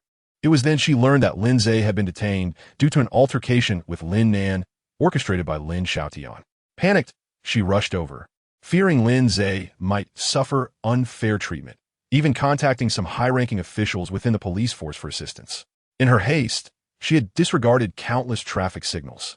Though unfamiliar with such environments, Su Qingxiu was acutely aware that Lin Xiaotian would not take it lightly with Lin Ze, especially after having expelled him from their home for the sake of his adopted son. She resolved to rescue Lin Ze at any cost and comfort him with a warm embrace. However, her initial excitement quickly dissipated upon seeing Shun Tianli. It felt as though a bucket of icy water had been poured over her, leaving her feeling completely chilled. A profound sadness enveloped Su Qingxiu, a sorrow unlike anything she had ever experienced before. It felt as if her heart were being relentlessly stabbed with a knife, nearly causing her to falter. Su Qingxiu, you arrived too late. I have already rescued Lin Ze, Shun Tianli said with a flirtatious smile, her words laced with double entendre, a clear demonstration of her triumph. Su Qingxiu's heart sank further into despair. Overwhelmed with sorrow, she yearned for him, wishing to share countless words with Lin Ze. Yet at that moment, she found herself utterly speechless. Forcing a smile, she remarked, "It is good that you are out." With that, Su Qingxiu turned and entered her car. After departing from the police station, her tears could no longer be contained. As she drove, she wept bitterly. "You say you love someone you should not have." The ringtone pierced through her grief. It was the song Lin Ze had gifted her. After recording it, Su Qingxiu had deliberately set it as a ringtone. It was her best friend's call, the notorious heartbreaker, Zhao Qianqian. With tears streaming down her face, Su Qingxiu answered, "Where are you? What happened?" Her friend inquired. "Qianqian, where are you?" Su Qingxiu sobith. "I'm at home," Zhao Qianqian replied. "Can I come to see you?" "Sure, but promise me you won't drive while crying. Safety first." Su Qingxiu agreed, and they ended the call. Half an hour later, she arrived at Zhao Qianqian's residence, her face a picture of sorrow, drenched in tears. "What on earth happened?" Zhao Qianqian asked, her heart aching for her friend. Su Qingxiu, no longer concealing her pain, recounted the entire story between sobs. Zhao Qianqian was among the few who knew about Su Qingxiu's marriage to Lin Ze, and she understood the reasons behind it. Upon hearing that Su Qingxiu was collaborating with the Lin family, Zhao Qianqian felt an overwhelming headache. "My dear friend, you seem to have a knack for stepping on Lin Ze's landmines. I truly did not mean to." Su Qingxiu wept. During that time, I had just reconnected with Jizifeng, and my thoughts were consumed with him, neglecting Lin Ze's feelings. "Sweetheart," Zhao Qianqian replied, "your explanations do little good. The damage to Lin Ze has already been done, regardless of the reasons." Su Qingxiu, in tears, asked Qianqian, "Do you think I'm truly about to lose Lin Ze?" "It's hard to say. You first divorced Lin Ze for Jizifeng, which was already a blow to him. Now, collaborating with the Lin family only deepens the wound. I find it hard to engage with you now." Su Qingxiu's tears flowed even more fiercely. "Stop crying for a moment. Let me ask you, do you genuinely wish to win Lin Ze back?" Su Qingxiu nodded vigorously. "This won't be easy. Does Lin Ze have any particular fondness for you?" Su Qingxiu choked as she replied, "He wants to be intimate with me, and he is quite fond of my legs." Zhao Qianqian burst into laughter at this revelation. Lin Ze seems so refined. Who knew he had such desires? Yet, given your looks and figure, I, as a woman, would be tempted, let alone men. Su Qingxiu sobbed again. "Qianqian, I'm in such despair. Can you not be so flippant? Stop crying. I have a plan to help you win Lin Ze back." Su Qingxiu was taken aback. With tear-filled eyes, she quickly asked, "What is the plan?" Chapter 73. He is quite skilled at seduction. "Seduce him," Zhao Qianqian succinctly stated. Su Qingxiu was momentarily stunned. "Seduce him? Indeed. Does he not admire your legs and desire to be with you? Then you should unleash your strengths and radiate your charm, making his heart yearn with desire. However, he currently seems disinclined to acknowledge me," Su Qingxiu said, her countenance dimmed. "Fool! His indifference stems from the fact that you have indeed faltered and wounded his heart. Yet, this does not negate his attraction to your legs and his longing for intimacy. Trust me, I possess a profound understanding of men. Does it truly work?" The beautiful woman queried. "Are you questioning my prowess? Would you like me to demonstrate it personally?" Su Qingxiu was taken aback. "But how would you showcase that?" Zhao Qianqian had already seized her phone. After a prolonged search in her chat, she finally pointed to an avatar showcasing a well-defined abdomen. "A fitness coach who has always regarded me with disdain. Each time I work out, he looks at me as if I am less than human. Today, let me show you the prowess of a top-notch femme fatale." As she spoke, Zhao Qianqian clicked on the coach's profile. Clearing her throat, she adopted a particularly seductive tone that sent chills down Su Qingshue's spine and said, "What should I do? I wish to roll upon your abs." "Qianqian, that is utterly repulsive." Zhao Qianqian chuckled. "Indeed, I find it revolting too, yet men seem to revel in this sort of thing." Just then, a notification chimed from Zhao Qianqian's phone. It was a message from the fitness coach. "How do you intend to roll?" Zhao Qianqian showed Su Qingxue the message. "What do you think? Have I succeeded in captivating him?" Su Qingxue stared at Zhao Qianqian in bewilderment. "Is this truly considered success? Do you doubt it? Just wait. If all goes as anticipated, he will soon inundate me with messages." As she spoke, another message arrived. "You can't be serious about losing a game of truth or dare, can you? Zhao Qianqian, don't toy with me. Respond with, 'If you do not reply, I will come find you.'" Zhao Qianqian, unimpressed, turned off her phone. "See, this is how men behave." "But Lin Ze is not like that," Su Qingxue countered. Zhao Qianqian replied with a smile. "Lin Ze is indeed different, yet he cannot resist your beauty and your alluring figure. If you were to leverage your advantages, he would soon be driven to the point of wanting to give you everything. What do you suggest I do to entice him?" Su Qingxue blurted out. Zhao Qianqian was momentarily stunned, taken aback by her usually aloof and dignified friend's inquiry. It appeared that Su Qingxue genuinely wished to be with Lin Ze. "Do you truly desire to be with him?" Su Qingxue nodded, her eyes glistening. "Yes. Before my divorce, I believed I was in love with Jizefeng, as you know. He was always my shining star. However, after the divorce, witnessing Lin Ze grow close to other girls drove me to madness. When Jizefeng was near other girls, I felt nothing. In fact, when I asked you this morning, I had already begun to realize that I might have feelings for Lin Ze, but I was hesitant to affirm it. It seems Lin Ze has truly devoted himself to you over these past 3 years." Zhao Qianqian remarked thoughtfully. Su Qingxue nodded in agreement. "He has indeed been exceptionally kind to me. I recall a time when I fell ill. He seemed to suffer even more than I did, vigilantly staying by my side throughout the night to care for me." As Su Qingxue spoke, tears began to overflow from her eyes once more. At that moment, I did not fully appreciate Lin Ze's remarkable care. However, it was only upon losing him that Su Qingxue realized that those seemingly trivial moments had transformed into her most cherished desires. Listening to Su Qingxue's account, Zhao Qianqian's gaze reflected a hint of envy. "Qingxue, do you remember that night when your car broke down? Lin Ze couldn't reach you and called me instead. You had no idea how anxious he was, as if he had lost his most beloved treasure. I truly envied you then, envied the fact that there was a boy whose heart and eyes were solely focused on you." Su Qingxue's tears flowed even more fiercely. How could she forget? She vividly remembered waiting for the tow truck by the roadside on that cold winter night when Lin Ze found her.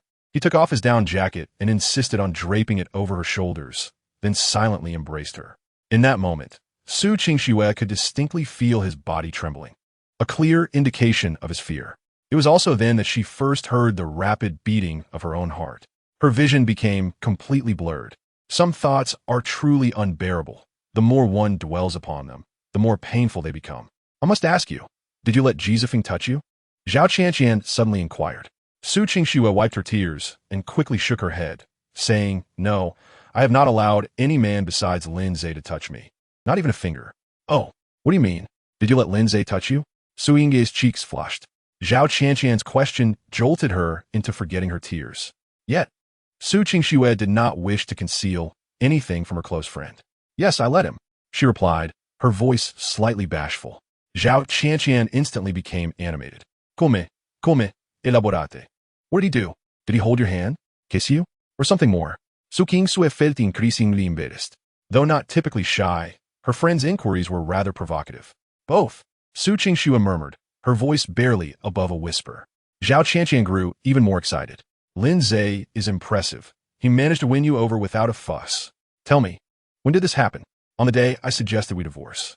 We had already come to an agreement, but after he cried on the ground and stood up, he seemed like a different person, clinging to me. I was so dazed from his kisses that I ended up sleeping with him."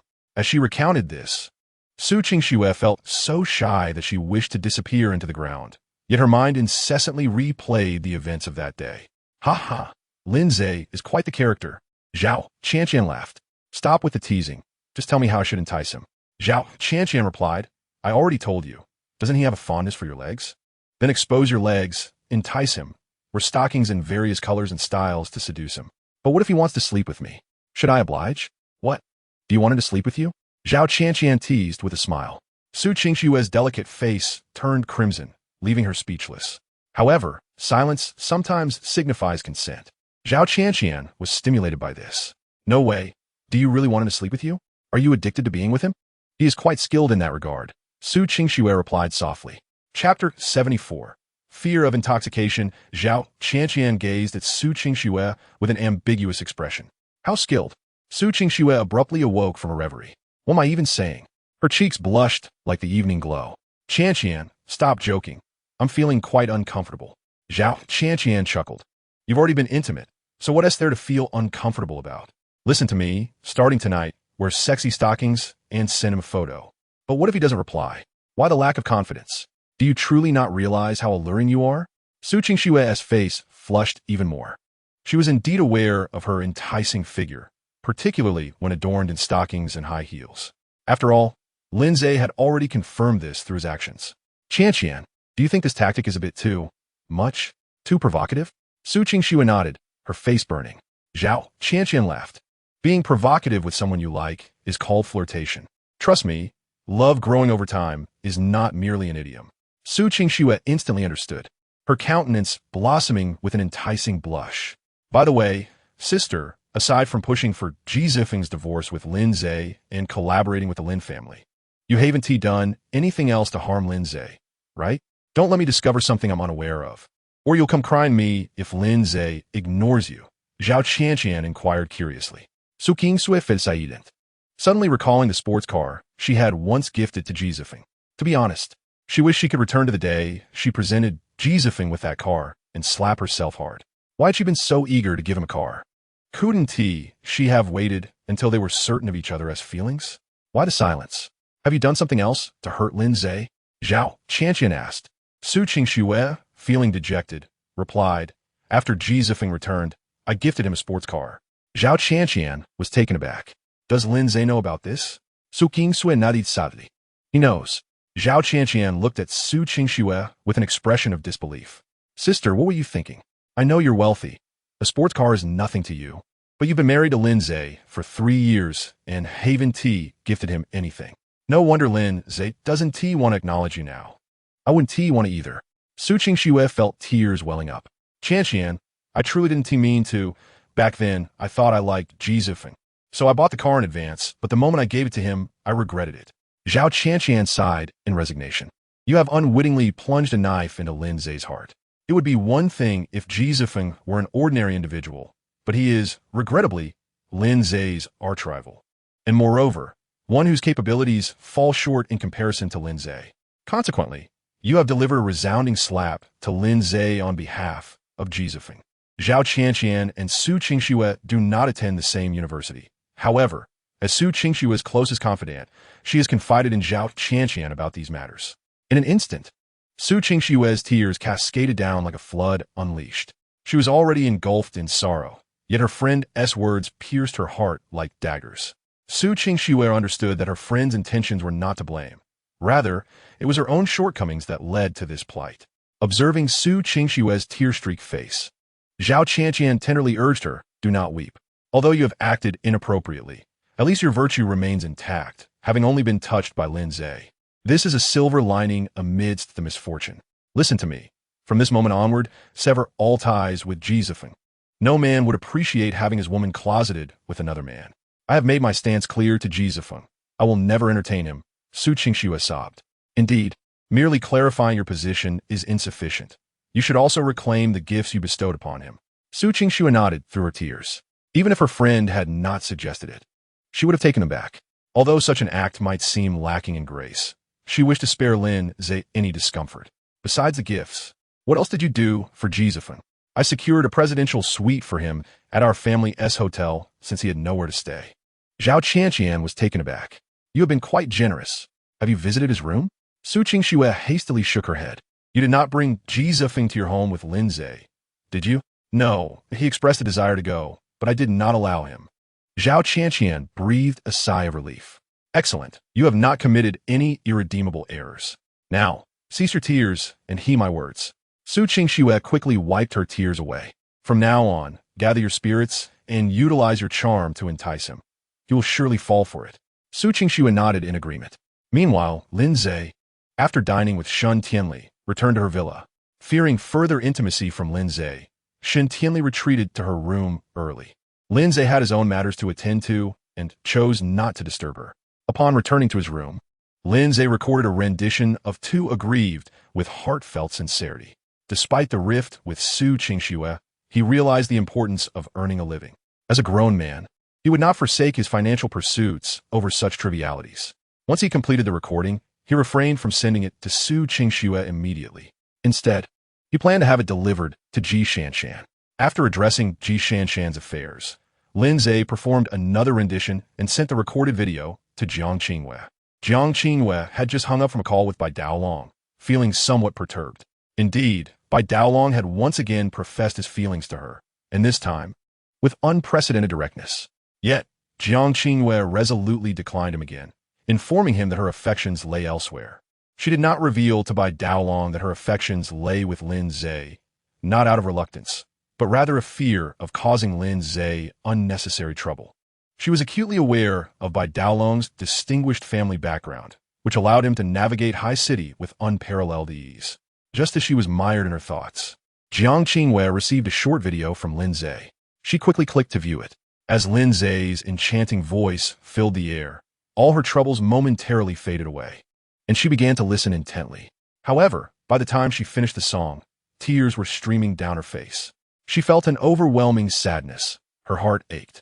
Yet, it was not for herself that she grieved, but for Lin Ze. How deeply must he have been wounded to compose such poignant lyrics? She wished to comfort him. Thus, she replied to Lin Ze, "Would you like to drink?" "I want to, but I'm afraid of getting drunk," he responded promptly. Jiang Qingwei, perplexed, replied, "What is there to fear about getting drunk?" "Mainly, I'm afraid that if I get drunk, I might want to kiss you," he jested. Jiang Qingwei's cheeks flushed. Her heart raced. She felt as if her heart might leap from her chest. With trembling fingers, she replied, "Perhaps if I were to get drunk, I might want to kiss you too." "Oh my," Lin Ze exclaimed, suddenly invigorated. He quickly rose and hurried towards Jiang Qingyue's villa. Chapter 75. Who is more beautiful between us? The moment the door to the villa swung open, Lin Ze was captivated by Jiang Qingyue's appearance. Clad in a creamy silk nightgown, she had wrapped herself modestly, yet the fabric clung to her figure, exquisitely outlining her alluring curves. Lin Ze was aware of Jiang Qingyue's commendable figure, but he had not anticipated it to be of such an impressive caliber, rivaling even Su Qingxue. Particularly striking was her tiny waist, so alluringly slender that it tempted Lin Ze to reach out and touch it.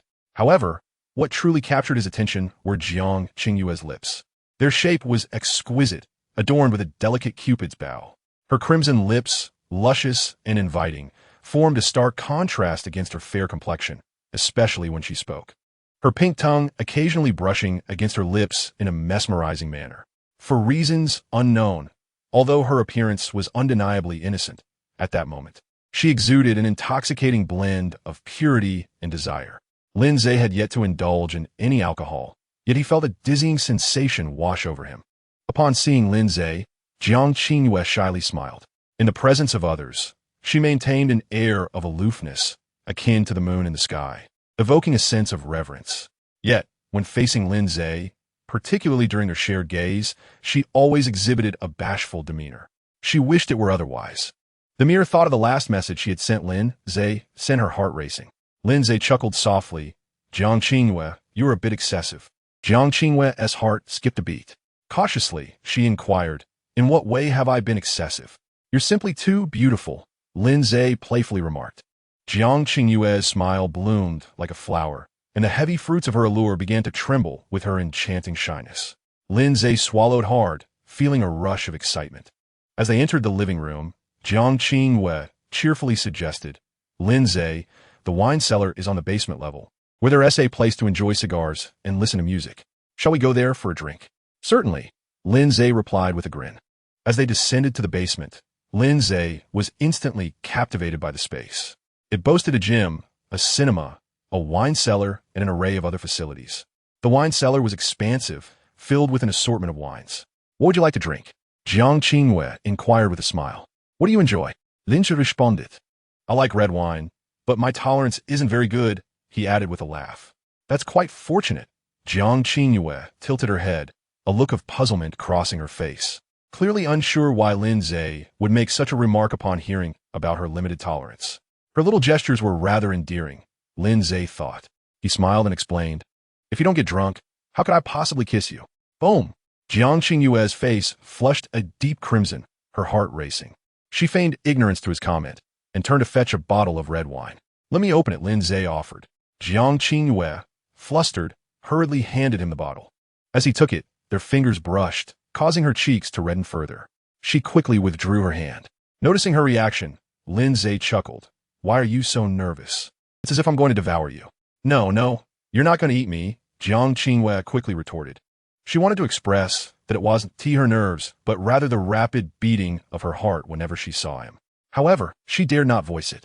Then why the anxiety? Or perhaps, are you hoping I would?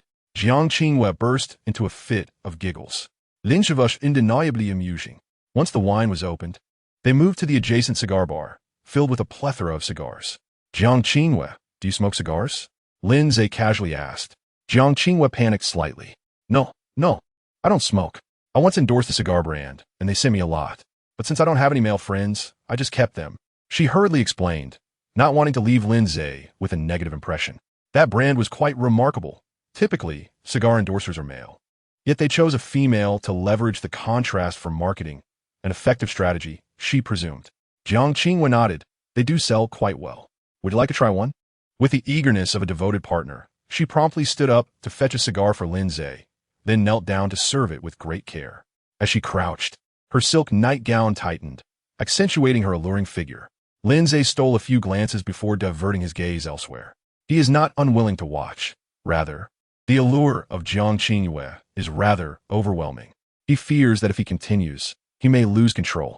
Had she been Su Qingxue or Shun Tianli, Lin Ze would have certainly been more audacious. But alas, she is Jiang Qingyue, and their relationship has not yet reached a level that permits him such liberties. Primarily, Lin Ze is reluctant to be reported for sexual harassment. The cigar was soon ignited. Lin Ze, reclining comfortably like a dignitary on the plush sofa, crossed his legs, sipped red wine, and took a draw from the cigar. He felt at ease. Jiang Qingyue had seen many individuals smoke cigars, yet none had exuded the elegance and charm that Lin Ze did. By the way, have you listened to the new song? Lin Ze casually inquired. Jiang Qingyue nodded.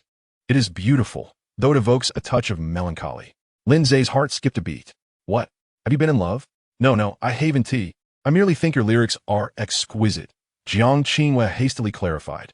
Lin Ze sighed with relief. He had no interest in women who had been with others. Now makes sense. Come, let us drink, Lin Ze said with a smile. Jiang Qingyue quickly raised her glass. As the wine flowed down, her delicate face flushed a rosy hue, and her gaze grew somewhat dreamy. Indeed, her tolerance for alcohol was not commendable. However, in her dazed state, she appeared alluring, particularly captivating. Their eyes met, and Jiang Qingyue suddenly smiled coyly. Lin Ze, you're truly handsome. Oh no, she must be quite inebriated, otherwise. Such bold words would never escape her lips. Lin Ze chuckled. I am aware, yet you are equally beautiful. So, who is more beautiful, me or Su Qingxue? How to say, each possesses their own beauty. This was not mere flattery. Lin Ze genuinely believed both women had distinct charms. If Su Qingxue were a resplendent rose, then Jiang Qingyue was a pure snow lotus. However, this snow lotus was currently quite enticing.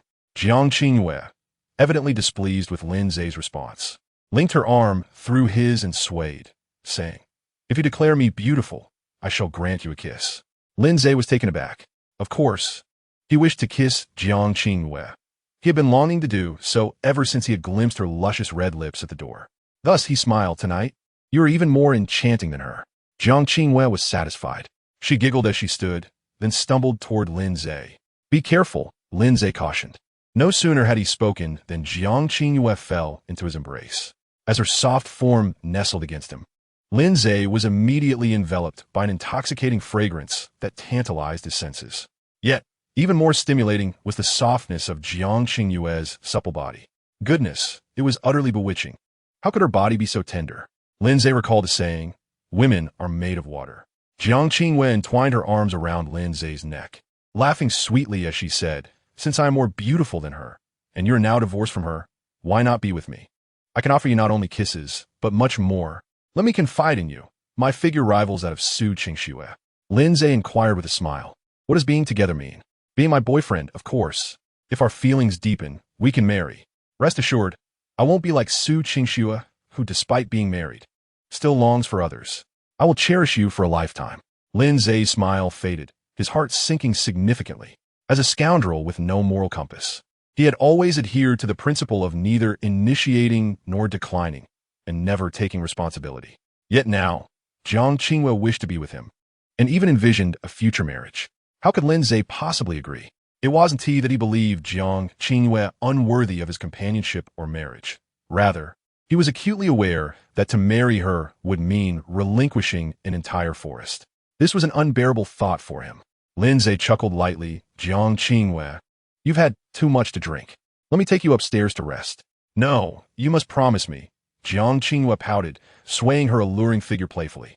"We can discuss it once you're sober," Lin Ze replied, maintaining his composure. Jiang Qingwei, displeased, pouted her luscious red lips, looking at him with a pitiful expression. "Do you still have feelings for Su Qingxue?" "Not all," Lin Ze admitted candidly. "Then why won't you be with me?" "Because I'm a scoundrel," he replied with a smile. "A scoundrel who is unaccountable." "Then be a scoundrel with me. I want to demand you take responsibility." Lin Ze was taken aback by Jiang Qingwei's swift change of heart, but he recognized that her intoxication was the cause of her words. Though he considered himself a rogue, he did not wish to exploit her vulnerability. He preferred a mutual desire. Furthermore, such encounters were most delightful when both parties were willing. "Jiang Qingwei, you've had too much to drink. I haven tea. I can still hold my liquor," she retorted, lifting Lin Ze's glass and downing its contents in one swift motion. The effects of the alcohol hit her quickly, and she curled up in Lin Ze's embrace, as docile as a kitten. "Lin Ze, my heart feels so heavy. Could you massage it for me, please?" As she spoke, she seized Lin Ze's hand, attempting to place it over her heart. He was taken aback, hastily withdrawing his hand. "If I were to do that, I would undoubtedly betray her tonight." "Jiang Qingwei, you've had too much to drink. Let me help you upstairs." "No, no assistance. I want to be carried." "Carry me upstairs," she insisted. "Very well," Lin Ze acquiesced, lifting her into his arms as they ascended the stairs. Jiang Qingwei wrapped her arms around his neck, her smile radiant as she gazed at him. "Lin Ze, you are truly handsome. May I kiss you?" "Don't be silly," he quickly cautioned. Yet, Jiang Qingwei was undeterred by his words. She directly pressed her lips against Lin Ze's Adam's apple. Lin Ze was set ablaze by this provocative act, hastily quickening his pace. After laying Jiang Qingwei on the bed, he turned and retreated to the bathroom, splashing cold water on his face in an attempt to douse the flames of desire that threatened to consume him. Did she not realize that a man's Adam's apple is not a place for casual affection? After spending a considerable time in the bathroom, uncertain of how much cold water he had wasted, Lin Ze finally managed to subdue the wicked fire within him. Upon exiting the bathroom, he cast a glance at Jiang Qingwei, only to find she had already succumbed to slumber. Yet, that was not the crux of the matter. What truly seized his attention was that her silk nightgown had hiked up to her thighs, exposing her pristine legs unabashedly to his gaze. Damn it! The wicked fire he had so painstakingly quelled surged back to life. He dared not linger any longer, hastily making his exit. Unbeknownst to Lin Ze. Just moments after he left, the previously slumbering Jiang Qingwei suddenly opened her eyes. Despite having been intoxicated, her gaze was now strikingly clear and lucid.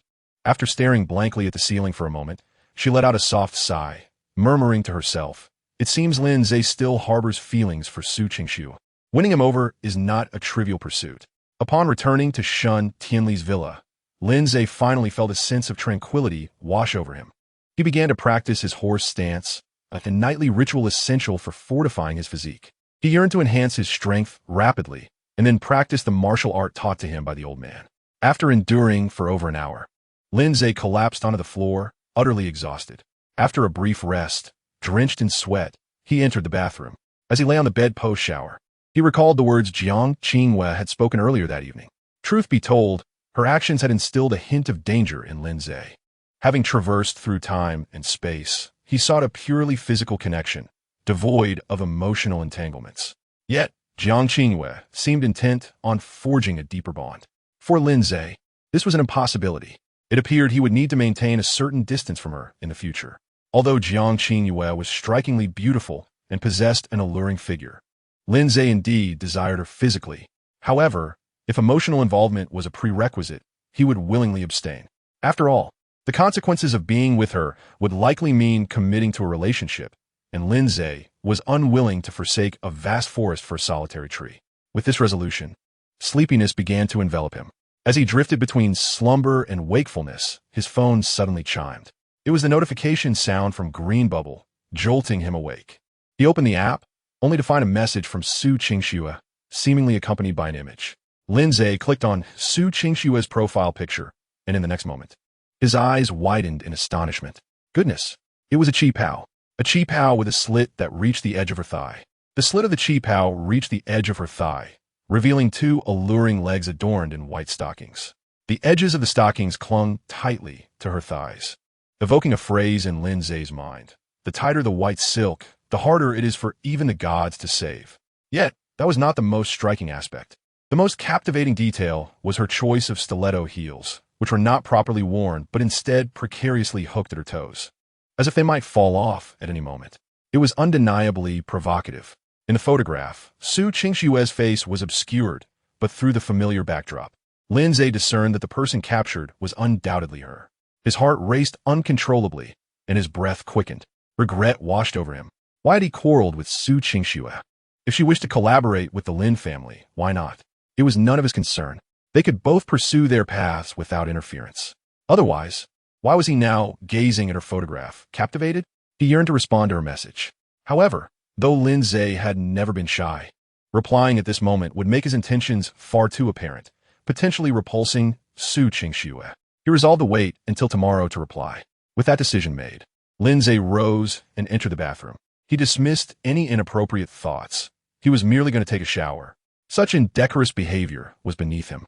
Half an hour later, Lin Ze emerged from the bathroom, feeling quite indifferent. Meanwhile, after he had gone, Su Qingxue anxiously stared at their conversation thread, eagerly anticipating his reply. Alas, she waited in vain. Her initial anxiety morphed into profound disappointment. Lying on her bed, tears silently streamed down the corners of her eyes. She was filled with regret for having foolishly divorced Lin Ze, and for her equally foolish decision to collaborate with the Lin family. Had she not divorced him or sought association with his family, she would not be enduring such sorrow now. The lingering emotions felt like sandpaper, incessantly grinding against her heart, causing her tears to flow more abundantly. In her distress, Su Qingxue sent a message to Zhao Qianqian. Lin Ze hasn't replied to me. Zhao Qianqian, immersed in her night out with male models, felt speechless upon reading Su Qingxue's message. Her friend, so stunning and endowed with an enviable background, should have been the object of countless admirers. Yet, she had now become a lovesick fool, grappling with insecurities. Zhao Qianqian sighed and replied, "That only indicates you've wounded him deeply. But don't lose heart. Send him more provocative photos tomorrow night." Upon receiving her friend's message, Su Qingxue found wisdom in her words. She wiped away her tears and responded, "I will." Just as she finished sending the message, she received a text from Jizhifeng. The mere sight of his name filled her with revulsion. She harbored a profound disdain for Jizhifeng, yet a greater loathing for herself. "Qingxue, I've indulged too much. I feel utterly miserable. Would you come and keep me company? If you choose not to come, I might as well leap from this balcony." Upon receiving the message, Su Qingxue's annoyance intensified. He had indeed begun to threaten her. "Jizhifeng, first and foremost, vacate the premises by tomorrow morning. I shall no longer provide you with accommodation. Secondly, bring the sports car to the company tomorrow. You need not drive it anymore. As for your suicidal threats, do as you please." When Jizhifeng read Su Qingxue's reply, a wave of elation surged through him. He was convinced she still harbored some feelings for him and would not merely stand by as he threatened to jump. Jizhifeng resolved that if Su Qingxue dared to approach his residence, he would resort to force to claim her. He envisioned recording a video to show Lin Ze. That scoundrel. Just as this thought crossed his mind, he eagerly opened her message, only to be met with devastation the very next moment. In a fit of rage, he smashed his phone. "Damn it, Su Qingxue, you have pushed me to this. One day, I shall make you kneel before me, begging for mercy," Jizhifeng roared. A night of silence ensued. The following morning, while Lin Ze remained ensconced in slumber, he sensed someone entering his room. With a swift motion, he opened his eyes to behold a young woman clad in pale pink yoga pants. Who else could it be but Shun Tianli? The yoga pants clung to her skin, perfectly accentuating her long, slender legs. Lin Ze licked his lips and remarked, "Shun Tianli, have you come to deliver my morning kiss?" With a playful smile, Shun Tianli responded, "You wish. I'm here to rouse you from your slumber. What time is it?" "Just past 8.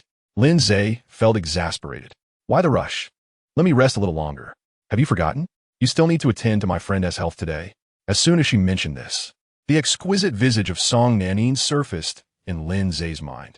He not only recalled her stunning features, but also her smooth, flat abdomen. Sleep fled from him. He chuckled and said, "Come, give me a kiss, and I shall rise." With a teasing smile, Shun Tianli replied, "Are you out of your mind? All you think about is kissing. You're only at 60 points. We'll talk once you achieve 100. When Lin Ze had kissed her in the interrogation room yesterday, Shun Tianli had felt her rationality slipping away. She couldn't tell if it was his exceptional kissing skills or her own enjoyment of his affections. Regardless of the reason, it was a dangerous signal. Shun Tianli feared that if she continued to succumb to his kisses, she might lose control of her heart and end up completely at the mercy of this rogue. "Shun Tianli, you may grade me.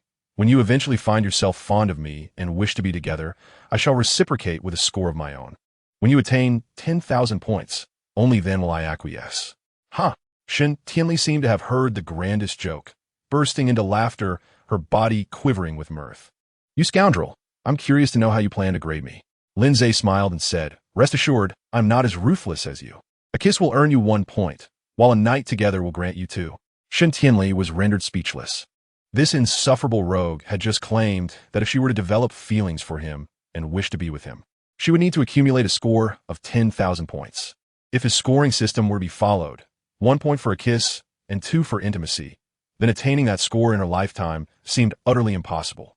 With this thought, Shun Tianli felt a surge of irritation. "You rogue, you needn't worry. I will never develop feelings for you, so you will have no opportunity to score me." Lin Ze lit a cigarette and, exhaling a cloud of smoke, cheerfully replied, "Remember your current demeanor and the words you've just spoken." "We shall see." "Fine, we shall see," she retorted. Chapter 78. Am I not handsome enough? After finishing breakfast, Shun Tianli drove Lin Ze towards Song Nanin's villa. "Rogue, after you left yesterday, my best friend probed me for information about you. Did you offend her?" Shun Tianli suddenly inquired. Lin Ze chuckled. Could it not be that she found me rather handsome and thus took an interest, prompting her to inquire about me? Shun Tianli burst into a melodious laugh. This rogue truly defied reason, daring to utter such shameless words. "What are you laughing at?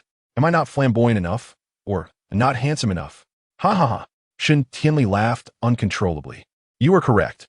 You are indeed flamboyant and quite handsome." "Then what did she inquire about?" Shun Tianli replied with a smile. "Your family background, all your information." "You shared everything with her?" "Of course. Are you foolish? What if she genuinely develops feelings for me and tries to steal me away from you? You would regret it immensely." Shun Tianli's heart trembled. This scoundrel was not only handsome, but also charming and humorous. Most importantly, he possessed medical skills. With such attributes, what girl would not be attracted? The mere thought of her best friend potentially stealing Lin Ze from her filled Shun Tianli with discontent. However, she quickly reassured herself that her friend had impeccable taste. Even if Lin Ze was handsome, humorous, and skilled in medicine, it was unlikely she would fall for him. With this thought, Shun Tianli sighed in relief. "Rogue, you are overthinking. My best friend will never develop feelings for you. Then why is she inquiring about me?" Lin Ze continued to tease Shun Tianli. Shun Tianli could no longer muster a smile. Indeed, why would the perfectly fine Song Nanin be probing for information about Lin Ze? Noticing the change in Shun Tianli's expression, Lin Ze could not suppress a chuckle. He continued, "When a woman, a beautiful woman, becomes curious about a man, a dashing man, what do you think that signifies?" Shun Tianli's expression darkened, her face becoming exceedingly serious. Indeed, when a woman begins to harbor curiosity about a man, what could that possibly imply? Although Shun Tianli had never been in love, she was acutely aware that it indicated the woman harbored at least some affection for the man. Otherwise, she would have no reason to inquire about him. Lin Ze couldn't help but chuckle. Shun Tianli was clearly no fool. Yet she had been easily misled by his casual remarks. Lin Ze understood that her possessiveness was at play. She had already begun to consider herself his, otherwise. He would not have been able to deceive her so effortlessly. Ironically, while she frequently claimed that Su Qingshua's possessiveness was overwhelming, it appeared that her own was not far behind. Lin Ze found it amusing. Before long, they arrived at Song Nanin's villa. "You scoundrel, I warn you. Do not flirt with Song Nanin. She is not someone you can provoke. Moreover, after treating her, make sure to leave promptly, understood? What if she wishes for me to stay for lunch?" Lin Ze teased, fully aware of her esteemed background, which made her untouchable in his eyes. Shen Tianli felt increasingly vexed. Had she known it would lead to this outcome, she would have refrained from bringing Lin Ze to treat Song Nanin the previous day. Now, it was too late to regret. Once I finish my tasks, I will come to fetch you. If it weren't for the pressing matters awaiting her at the company, Shen Tianli would have preferred to linger. To be honest, with Song Nanin's beauty, I must admit I am somewhat tempted. If you were to let me kiss you now, perhaps I would no longer feel this way, Lin Ze said with a grin. Shen Tianli playfully scolded him. "You rogue, you truly have no shame. Trying to trick me into kissing you. Fine, consider a trick on my part. Now you go about your business while I seek out Song Nanin," Lin Ze replied, preparing to exit the vehicle. Shen Tianli grew anxious, seizing Lin Ze's arm. She genuinely feared that this scoundrel would flirt with her close friend. He was undeniably handsome, witty, and humorous. It was entirely possible he could charm her friend. "Rogue, I might allow you a kiss, but you must promise me that you will have no contact with Song Nanin beyond her treatment, and certainly no flirtation." Lin Ze found this amusing. "You see, my friend, wooing a girl is truly not difficult at all. It all depends on your performance." Shen Tianli let out a playful huff and asked, "Are you going to kiss me?" The moment the words left her lips, Lin Ze grasped her delicate waist and pulled her from the driver's seat into his embrace. Shen Tianli was caught off guard as Lin Ze kissed her. The sensation was electrifying. Shen Tianli felt her rationality slipping away, and the intoxicating feeling compelled her to wrap her arms around Lin Ze's neck in response. They lost track of time, kissing until they were nearly breathless, reluctantly releasing each other when they could bear it no longer. Shen Tianli melted into Lin Ze's arms, gazing at him with sultry eyes. "You rogue, now that we have kissed, remember your promise," Shen Tianli breathed softly. Lin Ze playfully pinched her cheek. "All right, you go on inside, and do be careful on your way." Truthfully, Lin Ze wished to continue kissing her. However, he was acutely aware that no matter how intimate their actions became, Shen Tianli would never allow him to share her bed. Furthermore, persisting in their affection would only lead to his own discomfort. Shen Tianli obediently acknowledged him. After watching Lin Ze depart, she took a moment to compose herself before suppressing the tumultuous emotions that surged within her. Instead of heading directly to the office, she first returned to her villa to change her attire. Song Nanin was practicing her punches. Today, she donned a pair of black leggings coupled with a white top. Upon seeing her, Lin Ze was taken aback. My goodness, how could such a short time apart result in such astonishing development? In all the right places, she was voluptuous, captivatingly slim in others, and her curves were utterly enchanting. His gaze swiftly shifted to her face, a fair, oval visage with elegant contours, a pert nose tinged with a hint of pink, and luscious lips that appeared irresistibly soft. Yet, what truly captivated were her eyes, strikingly beautiful like blooming peach blossoms. Though she had been lovely the previous day, her pallor had rendered her akin to a wilting flower. It was nothing compared to the vibrant beauty she radiated today. What to do? He found himself yearning for her. "Good morning," Lin Ze greeted with a smile. Song Nanin, however, chose to ignore him. To be candid, she wished to avoid his presence.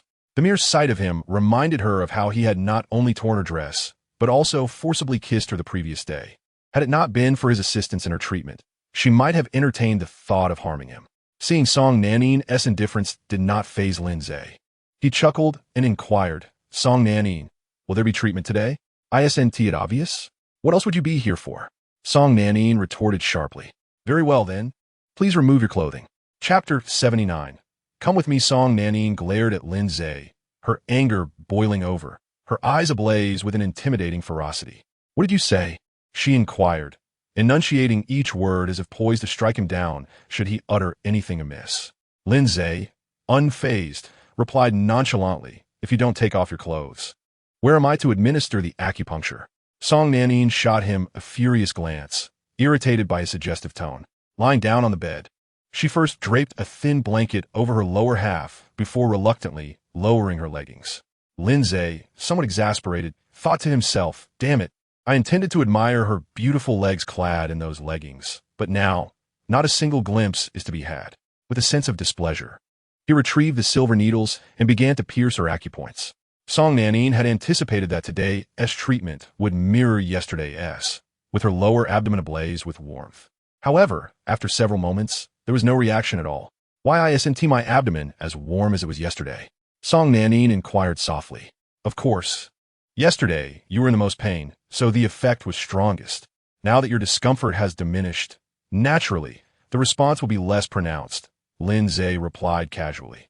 Song Nanin shot him another glare, choosing to remain silent. Lin Ze chuckled and inquired, "Would you like to recover more swiftly? What does that mean?" "In truth, the optimal treatment plan involves acupuncture while I simultaneously massage your legs." "You rascal, if you wish to touch my legs, just say so," Song Nanin retorted angrily. "Oh, she's rather clever," he mused. "Nonsense, when I massage your legs, I am actually targeting acupoints. Your dysmenorrhea stems from a cold uterus.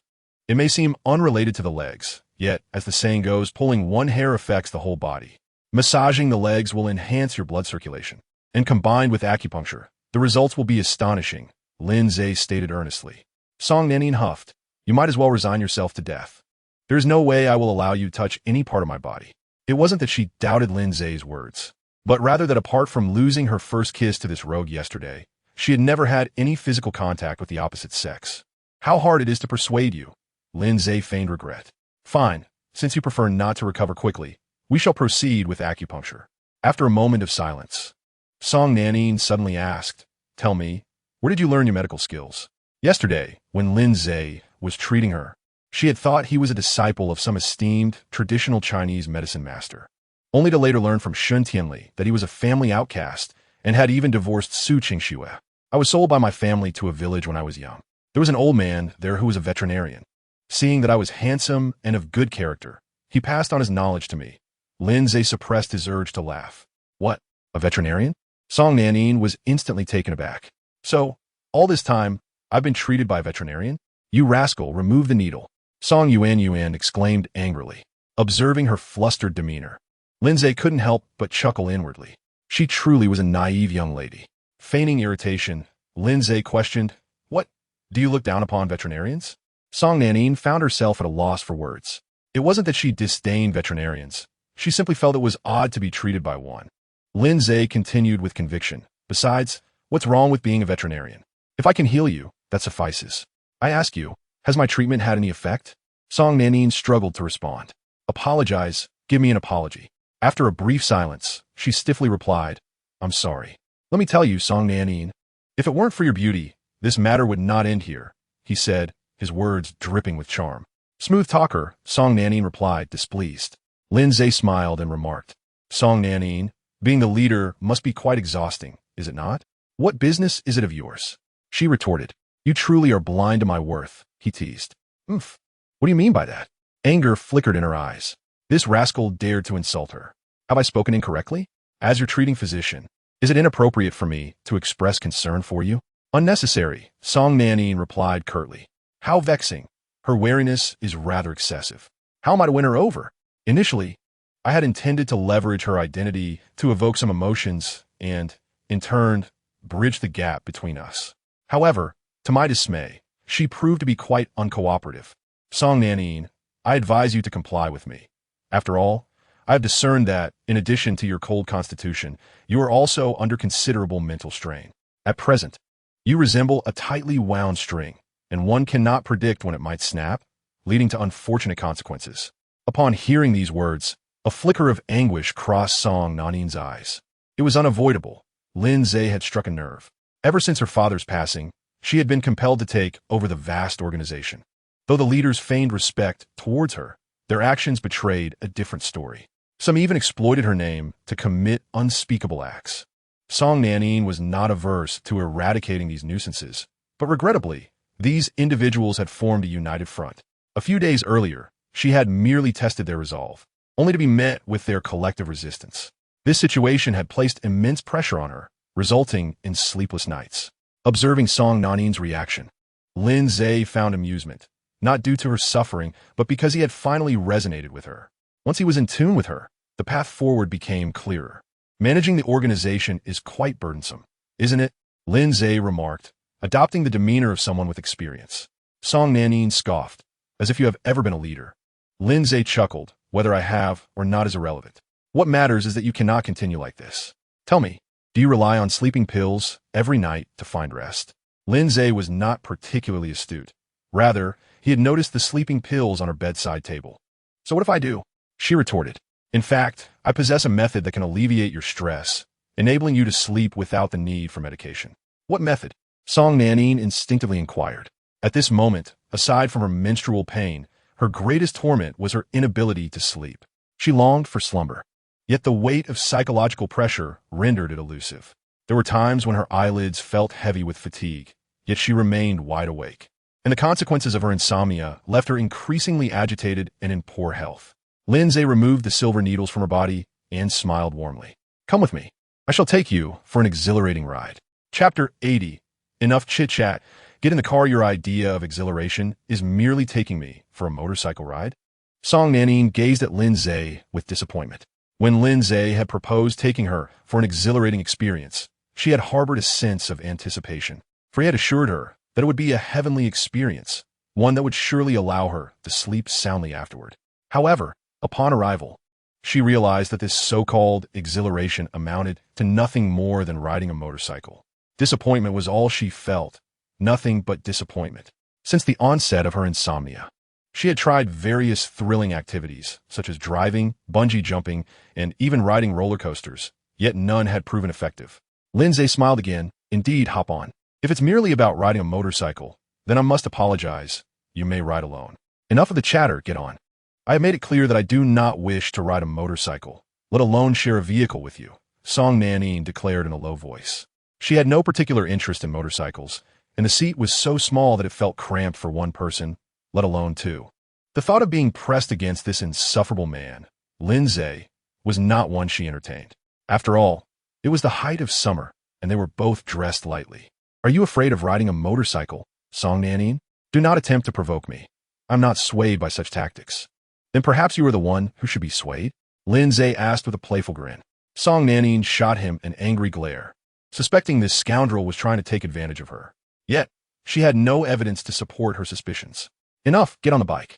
If you don't, I shall carry you up, she retorted, her temper flaring. With a chuckle, Lin Ze executed a swift maneuver, bringing the motorcycle right before her. Before she could react, she felt a strong hand wrap around her waist, and in an instant, she was lifted into the air. By the time Song Nanin regained her senses, she found herself seated on the motorcycle, her long, shapely legs clad in tight-fitting pants pressed against Lin Ze's, and her body intimately close to his back. Fury surged within her. How audacious of him to dare embrace her.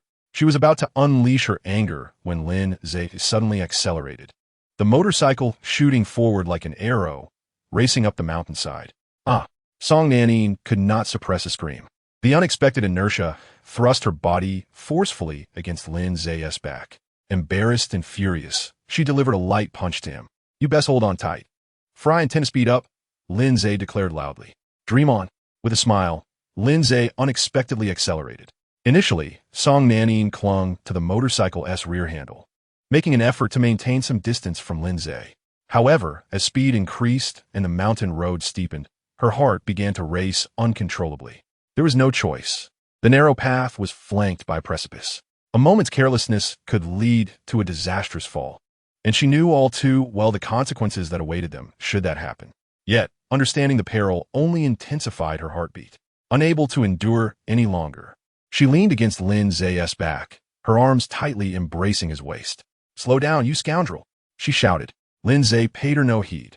Not only did he not slow down, but he also continued to accelerate.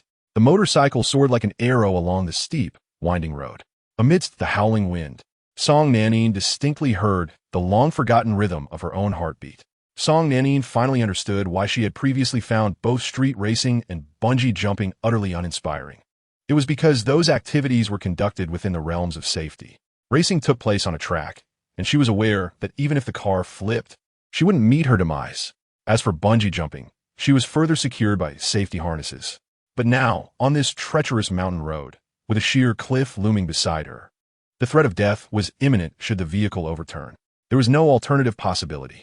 A thrill, unlike anything she had ever experienced, enveloped her being. Her heart raced wildly, and her breath came in quick gasps. Yet, her eyes, resembling delicate peach blossoms, glimmered with an exceptional brightness. Indeed, Song Nanin had begun to relish this exhilarating sensation, for it vividly reminded her that she was alive. "Go a little faster," she exclaimed with excitement. Lin Ze smirked, knowing she would enjoy this. The speed escalated. Not only the velocity of the motorcycle surged, but it also danced perilously close to the edge of the cliff. A slight miscalculation in Lin Ze's steering could send them plummeting into the abyss. The thrill intensified, making Song Nanin feel as though her heart might leap from her chest. With her eyes tightly shut, she clung to Lin Ze even more tightly. Their bodies were pressed closely together, yet Song Nanin remained oblivious, or rather, indifferent. All she desired at that moment was to unleash her pent-up emotions. Indeed, she was releasing herself. Accompanying this thrill was a clear awareness that the turmoil and frustrations within her were being cast aside, replaced by exhilaration, liberation, vibrancy, and stimulation. Just as Song Nanin was becoming addicted to this sensation, Lin Ze abruptly halted the motorcycle halfway up the mountain. "Why do we stop?" she questioned, displeasure evident in her tone. Lin Ze turned his head with a grin and inquired, "Would you like to experience something even more exhilarating?" "What do you mean? You drive, and I will sit behind you." Song Nanin's heart jolted. She certainly did not possess such extraordinary driving skills. "Don't worry, I'll guide you. You just need to press the accelerator all the way down." However, before she could finish her words, Lin Ze swiftly wrapped his arm around her slender waist and lifted her from the back seat to the front. Standing at approximately 1.7 meters, Song Nanin appeared particularly petite in Lin Ze's embrace, who stood at 1.88 meters tall. As she felt the firmness of his chest, her cheeks flushed inexplicably. "What are you dawdling for? Step on it," Lin Ze said playfully in her ear. The warmth of his breath brushed against her earlobe, making her pale complexion redden even more. Cursing him under her breath, Song Nanin took a deep breath and began to twist the throttle. Initially intending to accelerate gradually, Lin Ze unexpectedly seized her delicate hand, urging her to speed up suddenly. The motorcycle's tires were less than 30 centimeters from the edge of the fog-shrouded cliff, and yet the speed surged like a cannonball. The overwhelming thrill compelled Song Nanin to scream in exhilaration. Song Nanin was not a timid person, yet the scene before her was undeniably exhilarating. Lin Ze whispered in her ear, "Song Nanin, you can scream a little louder." Upon reaching the summit, Song Nanin was drenched in fragrant sweat, her legs trembling. However, the expression on her stunningly beautiful face was one of relaxation, and her enchanting eyes sparkled like peach blossoms. "Feeling good?" Lin Ze asked with a smile as he lit a cigarette and exhaled clouds of smoke. Song Nanin shot him a glance, disapproving of the crude undertone that always seemed to accompany his words. Yet, she could not deny the pleasure she felt, an unparalleled delight that permeated her being. She reclined carefreely on the grass, gazing at the blue sky and white clouds, reminiscing about the moments just past. Lin Ze lay beside her, their proximity palpable. But she did not shy away. In fact, she turned to him and inquired, "Your driving skills are impressive. Did you acquire them from your studies in veterinary medicine?" Lin Ze chuckled softly. "Not quite. I honed my skills after being cast out by the Lin family, learning to ride as a means of venting my frustrations." This was, of course, a jest. He could hardly reveal that his prowess originated from experiences on Blue Star. At that time, he, like Song Nanin now, had endured immense pressure, leading to sleepless nights. To relieve this burden, he took to riding motorcycles, but not just anywhere. He sought out perilous terrains. This was precisely why he had brought Song Nanin along for a ride, knowing it would serve as an effective escape. Although, he mused, indulging in roadside delicacies would be even more effective, yet that was not suitable for her at the moment. "What heinous acts did you commit to be expelled from your home?" Song Nanin pressed. Lin Ze offered a faint smile. "Perhaps. Do you harbor resentment towards the Lin family?" She inquired further. "What do you think?" Song Nanin fell silent. While she had never experienced abandonment, the absurdity of the Lin family's decision to cast Lin Ze out for the sake of an adopted son had struck her as bizarre when she heard it from Shin Tianli. Yet, as Lin Ze spoke of it so nonchalantly, an inexplicable discomfort stirred within her, not directed at him, but rather at the actions of the Lin family. When you cure my ailment, I can assist you in seeking revenge, Song Nanin pondered before speaking. The world labeled her as ruthless, even granting her the moniker Songyama. She did not dispute this, for she understood that in a society such as this, one must be somewhat merciless to avoid being torn to shreds. However, she was not devoid of gratitude. She felt it only right to repay Lin Ze for healing her. And dealing with the Lin family would not pose a challenge for her. Although she could not bring down the Lin family economically, employing some nefarious means to erase them from existence was indeed within her grasp. No need. I prefer to handle such matters myself, Lin Ze stated nonchalantly. The exhilarating satisfaction of annihilating the Lin family by his own hand could not be matched by the assistance of another. Moreover, this endeavor was not particularly challenging for Lin Ze. Thus, he graciously declined Song Nanin's offer. This response took Song Nanin by surprise. She had assumed that since she was willing to help him seek vengeance, he would certainly want her assistance. To her astonishment, he had rejected her. Frankly, she felt a tinge of irritation, though she could not quite grasp the reason for her discontent. Whatever. Just don't come begging me for help when you find yourself unable to accomplish it, Song Nanin retorted with annoyance. Lin Ze chuckled. Song Nanin, you look rather adorable when you're angry. What? Adorable? Is this scoundrel blind? She thought, for her anger was meant to instill fear, not charm. She shot Lin Ze a glare. You dog, if you dare to tease me again, I swear I'll have someone toss you into the moat to feed the turtles. You may be small in stature, but your temper is certainly not, Lin Ze quipped. You're the small one, Song Nanin snapped back, her irritation palpable. She detested being perceived as a child, especially since the leaders in her circle exploited her youth to their advantage. Whether I'm small or not, you'll find out soon enough. Lin Ze laughed. Song Nanin's cheeks flushed with anger as she kicked Lin Ze playfully. This scoundrel was once again toying with her. Song Nanin, if you dare kick me again, I might just kiss you, Lin Ze said with a hint of annoyance. Though her kick was hardly painful, Lin Ze abhorred being kicked. More importantly, he indeed harbored a desire to kiss her. As for the consequences that might follow, he thought, why worry? I'll kiss her first and see what happens. Perhaps Song Nanin might actually enjoy it. In this desolate wilderness, the mere thought of engaging in intimate acts was thrilling. Song Nanin glared fiercely at Lin Ze, warning, you dare touch me? The memory of being forcefully kissed by him just the day before was still fresh, and now he was attempting to do so again. Did he think her to be made of clay? No sooner had she voiced her thoughts than Lin Ze had flipped and landed atop her soft, fragrant form. Song Nanin was both mortified and enraged. Is this scoundrel serious? Doesn't he know what fear is? She yelled. Lin Ze replied with a grin, if I must die, let it be under the peony. After all, dying in such a manner is quite romantic. Song Nanin was momentarily taken aback. Prior to inheriting her father's legacy, she had been a literature student, immersed in the study of poetry and prose.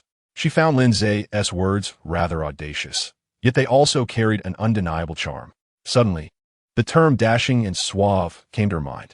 She inexplicably sensed that Lin Ze possessed a hint of that particular allure. When she had first encountered this idiom in her studies, she had not fully comprehended its meaning. At that moment, she suddenly comprehended. Lin Ze believed that his actions would infuriate Song Nanin, yet she stood there, momentarily taken aback, though he could not fathom the reason for her astonishment.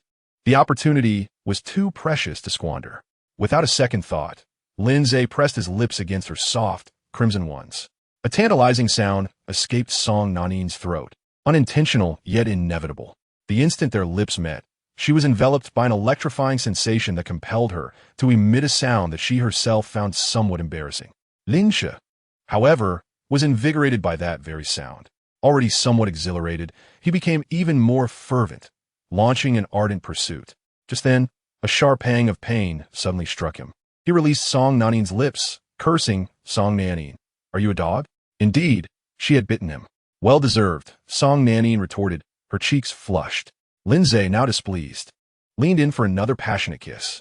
Chapter 82. The enemy of my enemy is my friend. When Ji Zifeng awoke, it was already past 10 in the morning. He had been roused by the hotel staff. With irritation, Ji Zifeng opened the door, and upon seeing 4 or 5 hotel employees standing outside, he was fully alert. Good morning, sir. We are the hotel staff, and we regret to inform you that your room fee has expired this morning. If you wish to continue residing in this room, please settle the payment now. Zifengus displeasure deepened. The night before, Su Qingxue had informed him that she would no longer renew his payment, and he had assumed she was jesting. After all, they were classmates, and he could not believe she would act so callously. However, upon hearing those words, he was convinced. Now he realized that Su Qingxue truly intended to evict him. What is the big deal about paying? I'll pay, but must you come knocking at the crack of dawn? Ji Zifeng questioned irritably. His brash tone stemmed from the fact that he had swindled 500,000 from Su Qingxue the previous day. Apologies for disturbing you, sir. If you wish to renew, how long will you be needing? Let us start with a month, Ji Zifeng replied, still disgruntled. Very well, that will amount to 210,000. How would you like to pay? How much? Ji Zifeng's eyes widened in astonishment. He had assumed the hotel charged a maximum of 3,000 a day. To his shock, the rate was a staggering 70,000. 210,000? Forget it, he exclaimed, slamming the door. A few minutes later, Ji Zifeng emerged from his room with his suitcase in tow. The hotel staff accompanied him, seemingly anxious that he might refuse to leave. Upon exiting the hotel, Ji Zifeng headed towards his sports car. The night before, Su Qingxue had demanded that he return the vehicle, but he had no intention of complying. That car was worth 7 million. Returning it would mean he might never be able to afford one again in his lifetime. However, in the next moment, Ji Zifeng was taken aback. The sports car that had been parked in the hotel parking lot was now mysteriously absent. Ji Zifeng realized that it was highly likely that Su Qingxue was behind this. After all, only she would dare to act in such a manner. Yet, these considerations had become trivial. What truly mattered was that Ji Zifeng was seething with rage. How could Su Qingxue have the audacity to reclaim a gift she had given him? His suspicions were correct. The car had indeed been towed away at Su Qingxue's behest, and she had sold it outright. For Su Qingxue, this was an unusual blemish in her otherwise pristine life, and each recollection of the incident brought her to the brink of tears. Rather than cling to it, she thought it better to sell it off at the earliest opportunity. Hey, Fengge, when did you return? Just as Ji Zifeng was on the verge of a breakdown, a cheerful voice reached his ears. Following the sound, he spotted a rather unsightly individual approaching. This person looked somewhat familiar. Wait a moment, wasn't this Ji Buchang, a former classmate from university? Back then, he had been one of Ji Zifeng's lackeys. Wow, Ji Buchang, it's been ages. Ji Zifeng feignet excitement. Ah, who could say otherwise? Fengge, weren't you abroad? When did you come back? Ji Buchang exclaimed. I just returned yesterday and was about to reach out to you when I unexpectedly ran into you here. Truly, it seems we are fated, Ji Zifeng replied with a smile. Ji Buchang grinned widely. Indeed, it is fate. Fengge, with your suitcase in hand, where are you headed? Oh, just switching hotels. This 1S service is rather lacking, Ji Zifeng replied. Fengge, you're amazing. This is one of the top hotels in Haicheng, and it belongs to Su Qingxue's family. By the way, have you been in touch with Su Qingxue? I hear she is utterly infatuated with you. Upon hearing Su Qingxue's name, Ji Zifeng's fists clenched tightly. However, he managed to smile and said, she booked this hotel for me. I had planned on returning, but her persistent allure drew me back. Ji Buchang looked at Ji Zifeng with envy. Fengge, you're incredible. To be pursued by a beauty like Su Qingxue. I envy you immensely. Envy? It's just a woman, Ji Zifeng scoffed, pretending to dismiss the notion.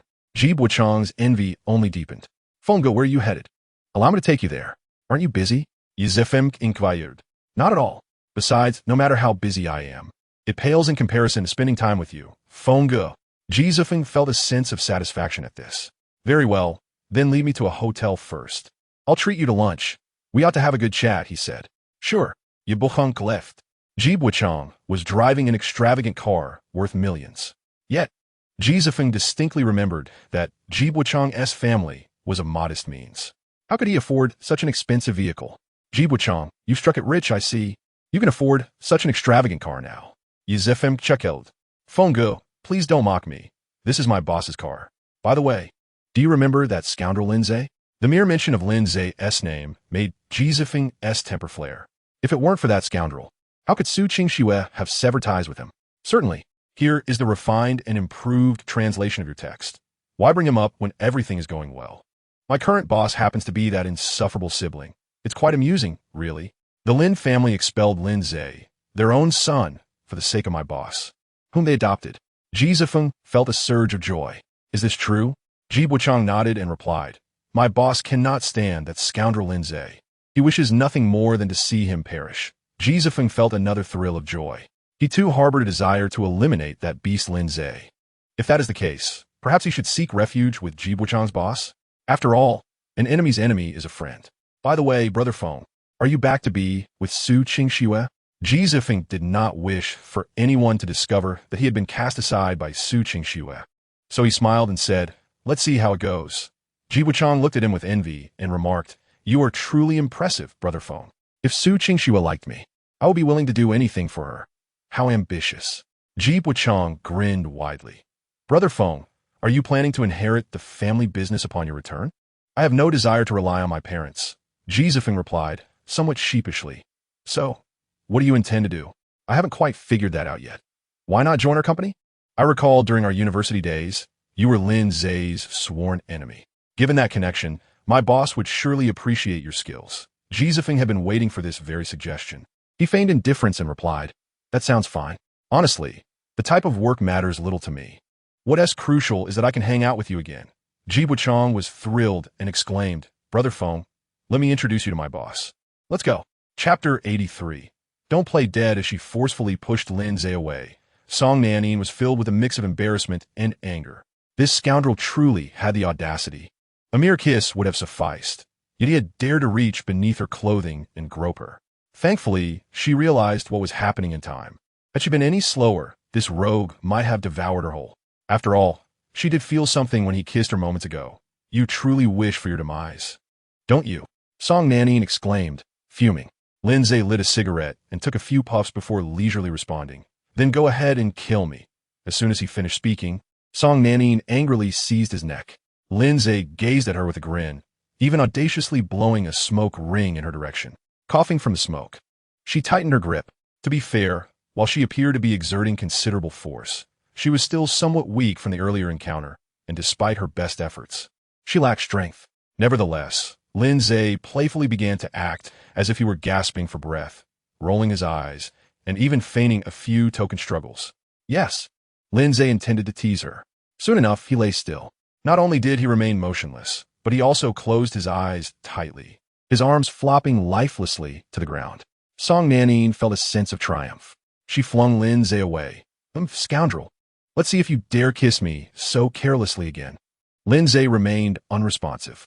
Irritated, Song Nanin kicked him. "Scoundrel, stop pretending to be dead." Lin Ze remained unresponsive. Song Nanin was momentarily taken aback. Could it be that this wretched creature had been suffocated to death by her? As this unsettling thought crossed her mind, she hurriedly placed her fingers on Lin Ze's pulse point. There was no breath. This revelation struck her like a thunderbolt, leaving Song Nanin in a state of panic. Although she had been irate after Lin Ze kissed her, she never truly wished for his demise. The reason she had squeezed him earlier was merely to vent her frustration. Now, witnessing Lin Ze's lifeless form before her, the anger that had consumed her vanished without a trace, replaced instead by profound regret. Song Nanin felt as if her insides had turned to lead. He had merely kissed her a few times and touched her for a moment. Why had she resorted to such violence? If she hadn't choked him, he would not have met this fate. After a brief moment of distress, a sudden recollection of the first aid techniques she had learned flooded her mind. Without further ado, she swung herself onto Lin Ze's body, clasped her hands together, and began to administer rapid compressions to his chest. After a short while, she leaned down, grasped his jaw, and initiated mouth-to-mouth resuscitation.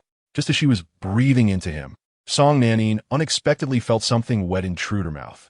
It was his tongue. A shudder coursed through her, and she quickly withdrew from Lin Ze's lips. Casting a swift glance at him, she was met with a cheeky grin. This insufferable rascal was smirking at her. Embarrassment and fury surged within her. She realized that she had been deceived by this scoundrel. How dare he? Enraged, Song Nanin unleashed a flurry of punches upon Lin Ze. Her delicate fists fell upon him like rain, determined to continue until he was thoroughly incapacitated. Lin Ze did not resist. After all, her strikes were hardly painful. Moreover, having tricked her earlier, it seemed only fair that he endure a few blows to allow her to vent her frustration. With a grin, Lin Ze observed Song Nanin, bemused by her apparent intelligence juxtaposed with her naivete, believing for a moment that he had been choked to death. After a spell of exertion, Song Nanin grew weary of her assault. Fuming, she stood up and began to walk down the hill, wishing to avoid Lin Ze for even a second. The sight of him reminded her of her foolish actions. Lin Ze swiftly rose to intercept her path. "Move aside," she barked, her anger palpable. Lin Ze chuckled. "You've choked me and hit me. I believe we are even now." "Get lost. Who said we are even?" Song Nanine retorted, her ire unabated. Lin Ze cheekily pinched her cheek and smiled. "All right, don't be upset. Let me escort you home." Song Nanine's anger flared even more.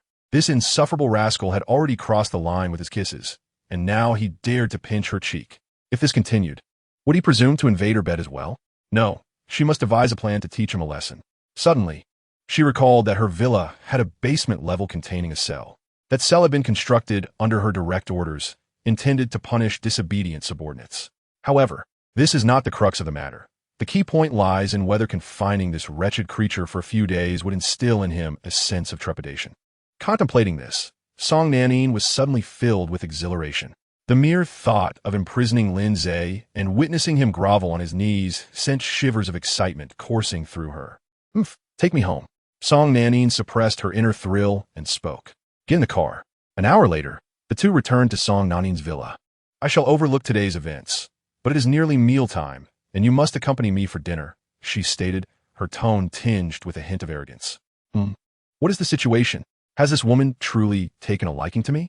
Otherwise, why would she suddenly invite me to dine with her? "Very well," Lin Ze replied readily.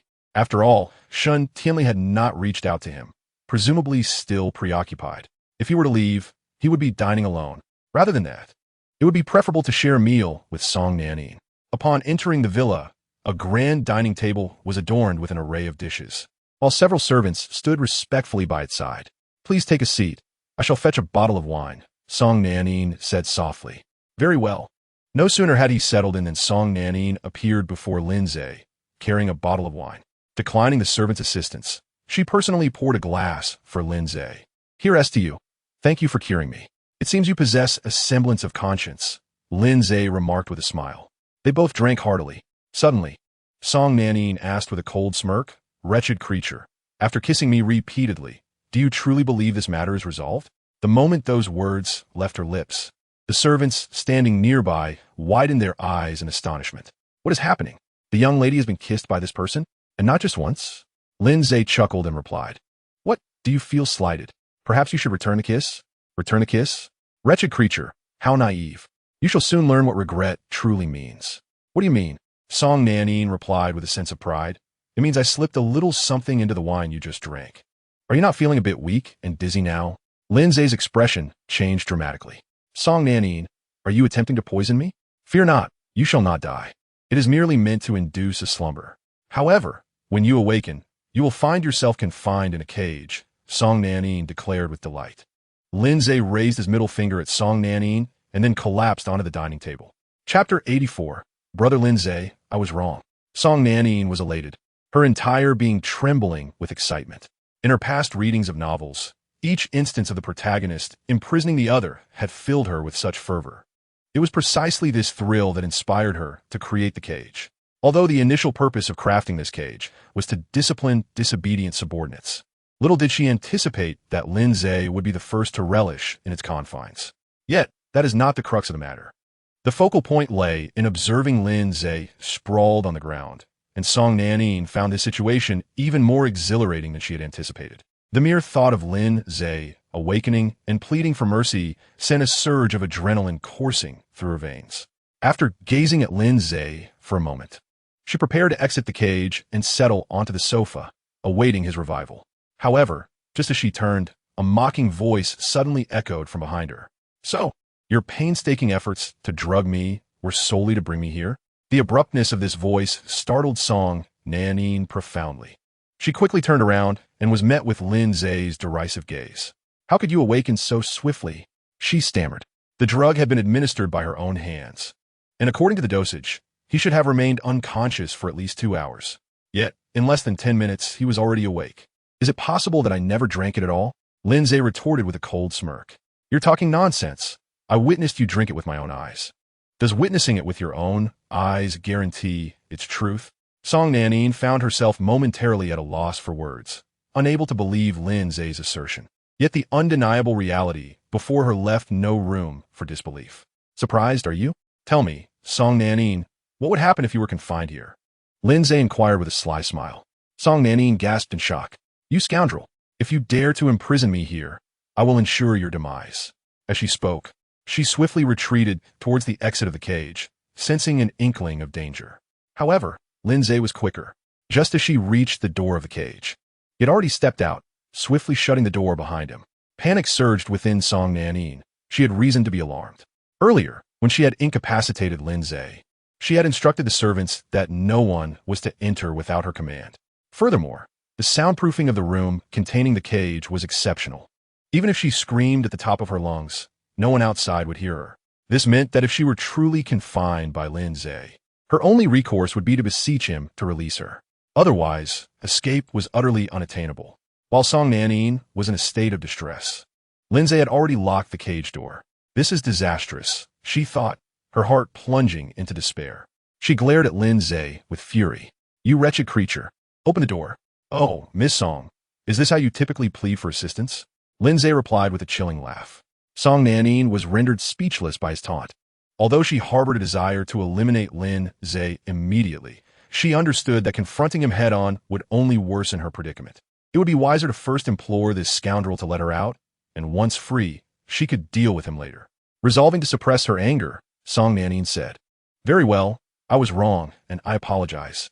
Not sincere enough, Lin Ze taunted further, igniting her fury. She vowed that once that wretched dog of a man released her, she would surely and fiercely bite him to death. Resolute in her determination, Song Nanin smiled broadly and said, Lin Ze, I was wrong. I truly realize my mistake. I beg of you, let me out. Her sincerity was palpable, yet her smile was undeniably feigned. Internally, Song Nanin was seething with rage, yet her laughter was strikingly alluring. Indeed, it was captivating. Lin Ze did not anticipate that her smile could be so enticing. It seemed she should be encouraged to smile more often. Can you let me out now? Song Nanin implored with a pitiful tone. Come on, call me brother, and perhaps my spirits will lift, and I shall release you. Suppressing her desire to exact vengeance upon Lin Ze, she sweetly responded, Brother, Lin Ze brother, please let me out. I truly understand my mistake. Goodness. She had a way of sounding quite charming when she played the coquette. However, Lin Ze remained resolute. With a cheerful grin, he replied, Not a chance, Song Nanin. You shall remain there for the time being. With that, he swiftly departed. It was not that he wished to cease teasing her, but rather that he feared if he lingered, he might genuinely relent and free her. Song Nanin's defenses crumbled entirely. She had already humbled herself to such a degree, even resorting to the embarrassment of calling him brother, and yet he was merely toying with her. As the door shut, she erupted in a torrent of curses. Beast! Lin Ze, you beast! I shall surely make you pay. Someone let me out. Lin Ze stood outside the door, aware that Song Nanin would undoubtedly unleash her wrath. Yet he heard not a whisper. One must admit, the soundproofing of this room was remarkably effective. Upon exiting the basement level, Lin Ze instructed his servant. Inform everyone that the young lady requires some rest. No one is to disturb her. The servant nodded eagerly. With a smile, Lin Ze made his way. Meanwhile, Su Qingxue emerged from her office, preparing to return home. Her mood was dismal, rendering her incapable of focusing on work. She intended to rest before attempting to entice Lin Ze later that evening. However, upon leaving the building, she encountered Jizufeng. The sight of him cast a shadow over her countenance, as it brought forth memories of her past foolishness. Although Jizufeng had committed no wrongdoing, Su Qingxue could not escape the judgment of her own heart. What brings you here? Jizufeng replied with a sorrowful expression. Qingxue, I have come to bid you farewell. No need. If you wish to leave, it has nothing to do with me. I understand, Qingxue, but I was hoping we could share a meal together. Not interested. Su Qingxue replied coldly. Please, Qingxue, I merely wish to dine with you before I go. I know you have feelings for Lin Ze, and if you agree to have a meal with me, I shall reveal a secret about him. If you learn this secret, I assure you that Lin Ze will be with you. Su Qingxue's heart leaped with anticipation. She yearned to be with Lin Ze, desperately so. What secret? I will tell you during our meal. I do not intend to coerce you, but genuinely wish to share a meal with you. Moreover, this is not the most suitable place for conversation. Su Qingxue hesitated for a moment before coldly stating, Come with me. Jizufeng felt a surge of joy within. Once in Su Qingxue's car, he settled in the back seat and began sending messages on his phone. Ji Buchang, does this medicine truly work? Brother Feng, rest assured, It is absolutely effective. I've already seduced several women with it. He deleted the message and put away his phone, gazing out the window with a venomous and malevolent glint in his eyes. Chapter 85. I truly envy Lin Ze. 2 hours earlier, Ji Buchang had accompanied Ji Zifeng to the hospital to see Lin Nan. Lin Nan's injuries had nearly healed, and he could have been discharged, yet he continued to feign discomfort, remaining in the hospital. His aim was to remind his parents that all of this was the result of Lin Ze's actions. His objective was accomplished. Lin Nan's mother now harbored a seething hatred for Lin Ze, vowing to make him pay. Following Lin Xiaoyan's return home yesterday, though he said nothing, his grim demeanor indicated a profound loathing for Lin Ze. When Lin Nan tentatively mentioned Lin Ze's name, he was met with Lin Xiaoyan's furious outburst, cursing Lin Ze and forbidding any mention of the name henceforth. Lin Nan felt a sense of satisfaction. Upon meeting Ji Zifeng, Lin Nan displayed a degree of disdain. He found such overseas returnees tiresome. However, upon learning that Ji Zifeng had been Lin Ze's archrival since university, and that Su Qingxue, whom Lin Ze adored, had developed feelings for Ji Zifeng, Lin Nan's interest in Ji Zifeng peaked, particularly when he discovered that Su Qingxue had divorced Lin Ze for Ji Zifeng. Lin Nan was elated to the point of explosion. He waved his hand grandly, offering Ji Zifeng a position in his company as his personal assistant, with a monthly salary of 50,000, bonuses to be calculated separately. Ji Zifeng felt a secret thrill, just as it seemed the matter had concluded. Lin Nan inquired of Ji Buchang whether he had retrieved the items he requested. From their conversation, Ji Zifeng unexpectedly learned that the items Lin Nan had tasked Ji Buchang with procuring were aphrodisiacs, reputed to be highly effective. Lin Nan had reportedly seduced countless women with this substance. Upon hearing this, a nefarious scheme began to form in Ji Zifeng's mind. The car halted in front of Yupingxian, the venue chosen by Su Qingxue. The reason for dining here was simple. Su Qingxue was not entirely confident in Ji Zifeng's intentions. She feared that a meal between a man and a woman alone might lead to unforeseen circumstances. Yupingxian was her family's restaurant, where, even if complications arose, the staff would promptly come to her aid. The private room was the same one they had dined in upon Ji Zifeng's return. The celebratory decorations that once adorned the space had long since vanished. Yet as Su Qingxue stepped into the room, a twinge of sadness washed over her. As she recalled Lin Ze's reaction upon seeing the decor of the private room, Ji Zifeng presented the menu to Su Qingxue after they were seated. In a gentle voice, he inquired, "Qingxue, what would you like to eat? Please feel free to order. Today, I shall treat you.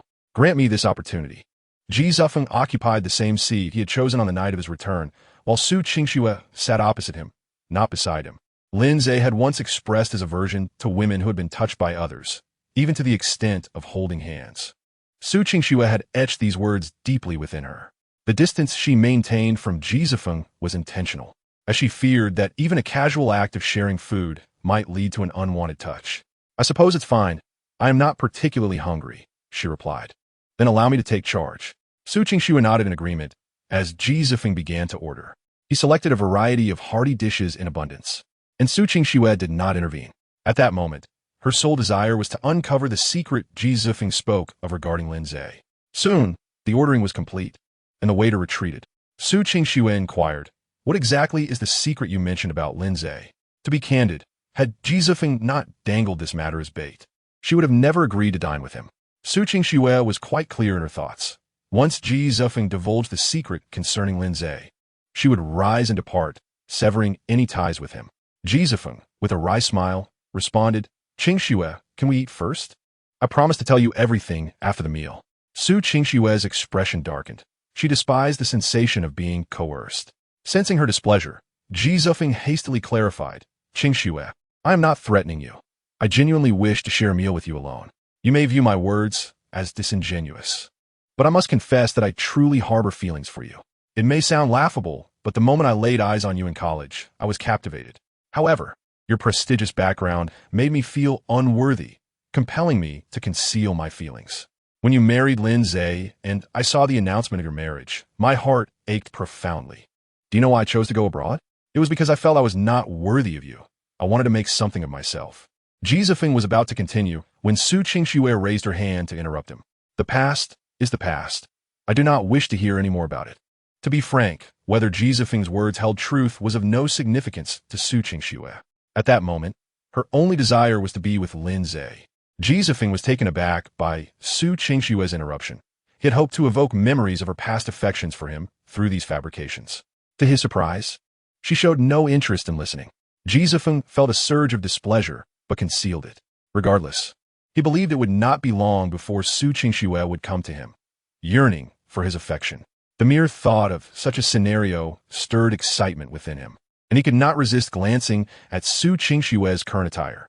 She wore a sleek, pure black dress that enveloped her alluring figure, yet her neck was long and pale, reminiscent of a graceful swan. It was undeniably captivating. Ji Zifeng felt a stir within him, his impatience to drug Su Qingxue growing. All right, you are right. The past is the past. Let's not dwell on it. Qingxue, when did you start to like Lin Ze? Ji Zifeng shifted the conversation. Upon hearing Lin Ze's name, a glimmer of brightness flickered in Su Qingxue's eyes, and her stunning visage softened. Witnessing her reaction, Ji Zifeng's jealousy gnawed at him, his nails digging into his flesh. How could Lin Ze, that beast, deserve Su Qingxue's affection? I don't know. Perhaps it was his meticulous care for me, or maybe his silent dedication that won my heart. Or perhaps it was during some other moment. Su Qingxue replied. Ji Zifeng, filled with envy, sighed, I truly envy Lin Ze. As he spoke, he placed a glass of water before Su Qingxue. Does Lin Ze know of your feelings for him? Ji Zifeng inquired nonchalantly. Su Qingxue shook her head and lifted the glass to her lips. She was indeed parched. Her spirits had been low since last night, leaving her unable to consume anything.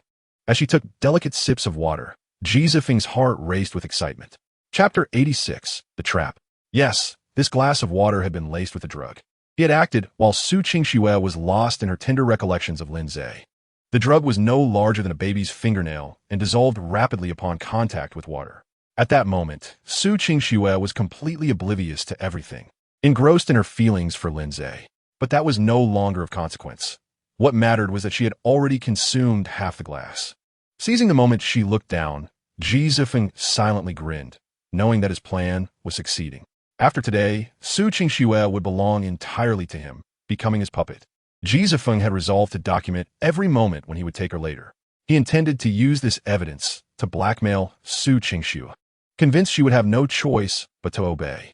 The thought of Su Qingxue becoming his puppet, his slave, his dog, his cash machine sent shivers of excitement through him. Qingxue, when do you plan to reveal all of this to Lin Ze? Ji Zifeng asked, suppressing his eagerness. The effects of the drug would take some time to manifest, and until then, he dared not show even the slightest crack in his faade. After all, this was a matter of the Su family's interests. Should he allow her to escape before possessing her, his fate would be dire. Ji Zifeng was determined to prevent such an outcome. This is my affair.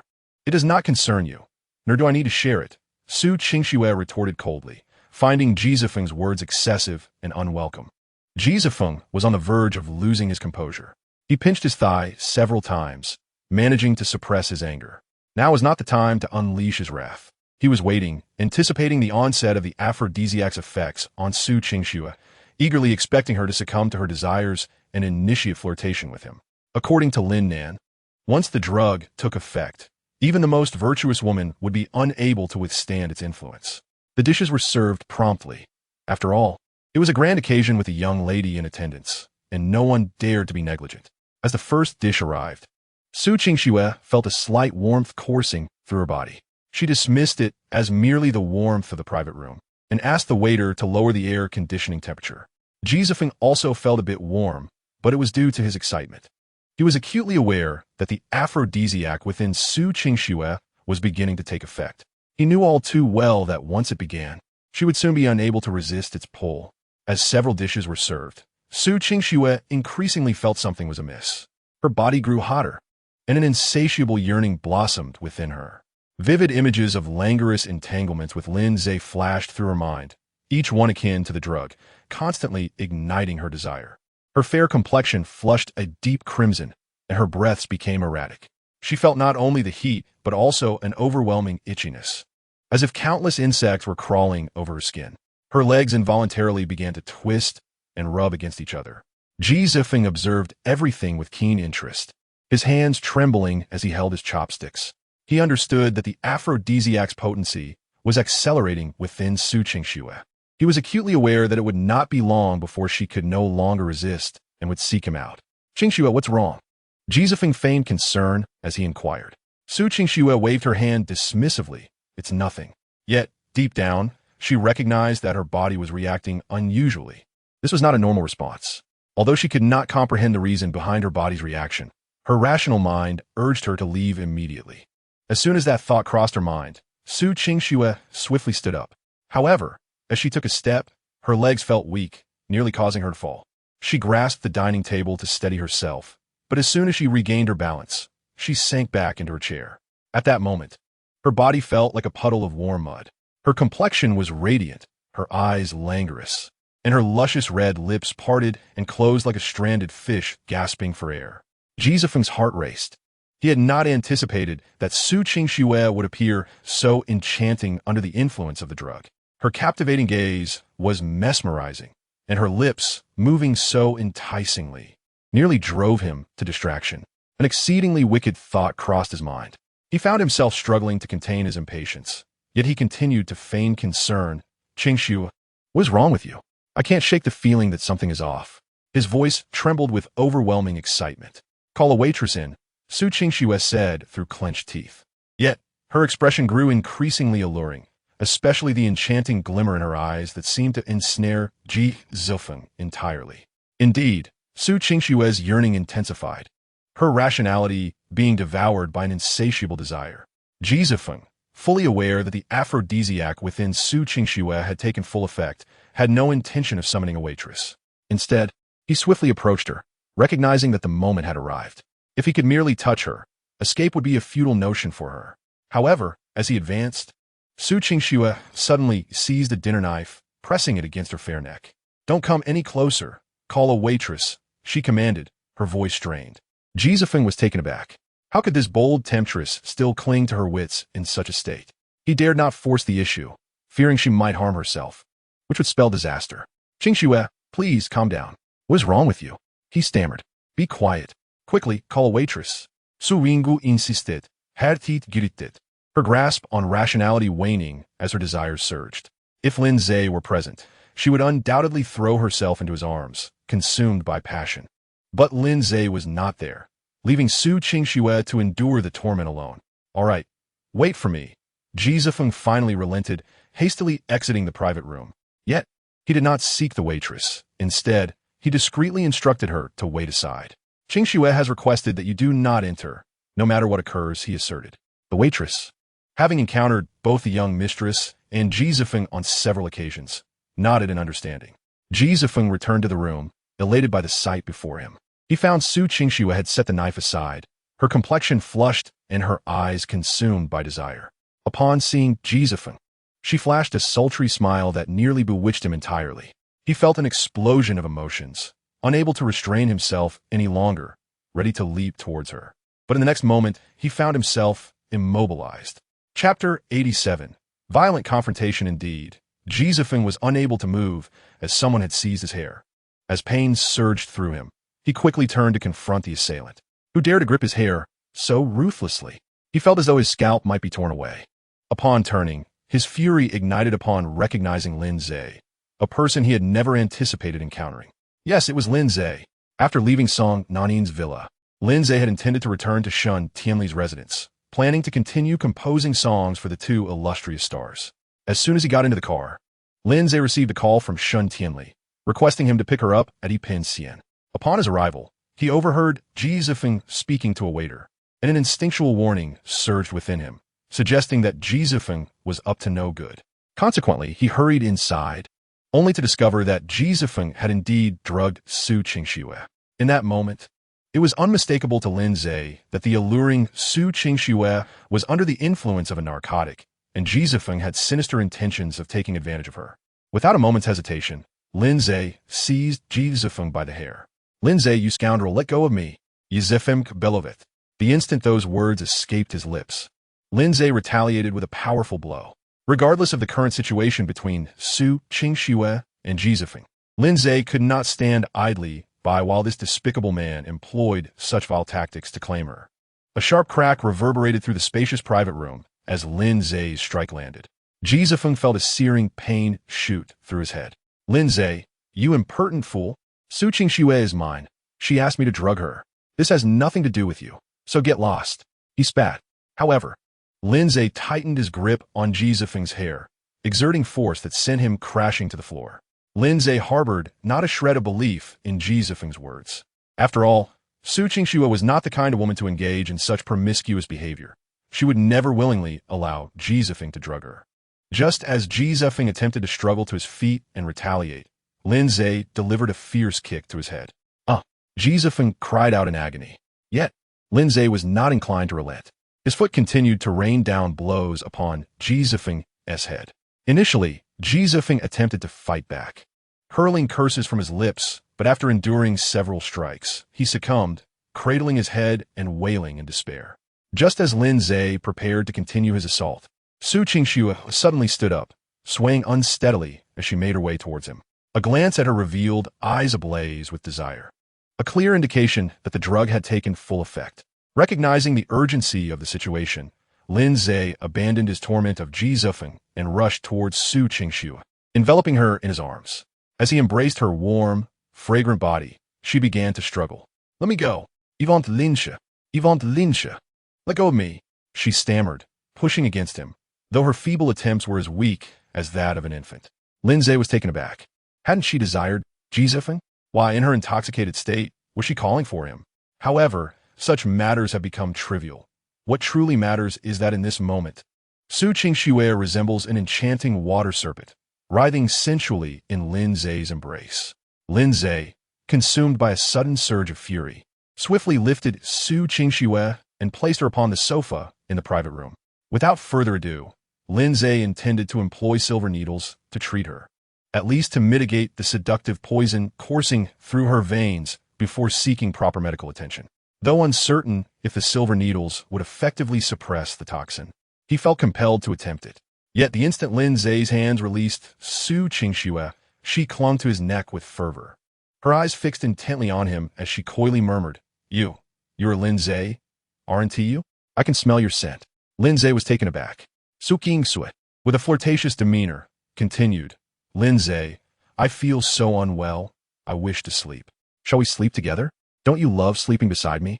Please, let us sleep together. The delicate, soft timbre of her voice, her alluring visage, and the intoxicating charm she exuded were overwhelming. Who could withstand such temptation? Lin Ze forcefully pried her fingers away. Breathing heavily, he prepared to expel Ji Zifeng from the private room. Regardless of whether through silver needles or any other means, Lin Ze was determined to eliminate this nuisance. Yet upon turning, he found no trace of Ji Zifeng. Surely, that scoundrel had seized the opportunity to flee while Lin Ze was preoccupied with Su Qingxue. Now, with no time to ponder, Lin Ze hastened to the door, locking it securely. Once this was accomplished, he swiftly returned to Su Qingxue's side. Just as he retrieved the package of silver needles, Su Qingxue once again wrapped her delicate arm around his neck. Linche, Schelveschleip, I truly wish to be with you, to sleep with you. I feel so unwell, she implored, heedlessly pressing her lips against him. Su Qingxue, do not move, Lin Ze gasped, his breath quickening. Despite his desire, he was unwilling to succumb to her charms while she was ensnared by the seductive poison. If she continued to entice him, he feared he would be unable to resist. I do not want to. I want to sleep. Please, sleep with me as you did before. I wish to give myself to you. In the midst of her fervent pleas, Su Qingxue sat upright from the sofa, resembling an octopus entwining itself around Lin Ze. Her luscious lips fervently kissed his neck and cheeks, driving him to the brink of explosion. He genuinely wished to administer her treatment. Just as he prepared to push her away once more, her soft, heated lips unexpectedly met his own. The warmth of her kiss sent a shiver through Lin Ze. He was taken aback by the intensity. Yet, Su Qingxue seemed to crave more, like a stranded fish desperately seeking moisture. Lin Ze could no longer withstand it. He began to reciprocate her affections. His response was even more fervent than Su Qingxue's. There was no way around it. He had been thoroughly ignited. It was unclear when the two had tumbled to the ground, yet none paid heed. Su Qingxue, too, had been completely set ablaze, resembling a barrel of explosives that had reached its critical point. Lin Ze, Could you be a bit faster? She murmured, her voice dripping with seduction, almost lethally enchanting. Chapter 88. It's useless to be angry, it was over, utterly concluded. 4 times or 5. Lin Ze had lost count, though it was certainly numerous. After their final encounter, Su Qingxue lay languidly on Lin Ze, her skin glistening with fragrant perspiration. He lit a cigarette, and silence enveloped them, save for their shared breaths reverberating through the spacious room. Do you realize you were drugged? Lin Ze inquired shootingly. Su Qingxue acknowledged him with a curt reply. I will not let him off the hook. Clearly, she had discerned who was responsible for her predicament. Still feeling unwell? She teased, pouting, yes, I am. Damn it. It's already over. Why did she still speak in such an enticing manner? Where does it hurt? It aches. You're too ruthless, she retorted. Well, you asked me to hurry, Lin Ze replied, irked. Her cheeks flushed as she said, how annoying. Don't say that again. I'm not really angry. It is no good to be angry. What's done is done. Su Qingxue huffed, delivering a playful punch to Lin Ze. Can't you say something sweet? You should seek out decisively then. Don't mention that trash again, Su Qingxue coldly replied, her eyes glimmering with a chilling intensity. It was evident she was upset. What is wrong? No longer fond of him? Lin Ze tished. Su Qingxue nadif. Do you know why he drugged me? Of course. He wanted to sleep with you. Yet, after being together for so long, you never let him? In a fit of anger, Su Qingxue bit Lin Ze's lip. If you can't say anything sensible, just keep quiet. I've told you countless times, I haven't even let him touch my hand. So how could I let him sleep with me? Lin Ze chuckled. Then he must be heartbroken. What do I care? It would be better if he died. Su Qingxue snapped, her fury unabated at the thought of Ji Zifeng's audacity to drug her. Such animosity. But just a few days ago, you were head over heels for him, Lin Ze remarked, not intentionally teasing, merely curious about her sudden change of heart. Su Qingxue felt a flush of embarrassment, wishing to disappear into a crevice. She regretted her prior infatuation and feared Lin Ze might utter something provocative again. Thus, she swiftly silenced him with her luscious lips. Lin Ze was taken aback, surprised by her boldness. Did she still desire him? After kissing for a while, Su Qingxue finally released Lin Ze, her face adorned with a rosy hue. Enough. Do not mention my feelings for him again. This matter has become a stain on my life. Whenever I think of it, I feel like striking myself. As she spoke, tears welled in Su Qingxue's eyes. She was genuinely remorseful. But I'm truly curious. What heinous act did he commit that made you suddenly lose your affection for him? Lin Ze inquired. Su Qingxue shook her head.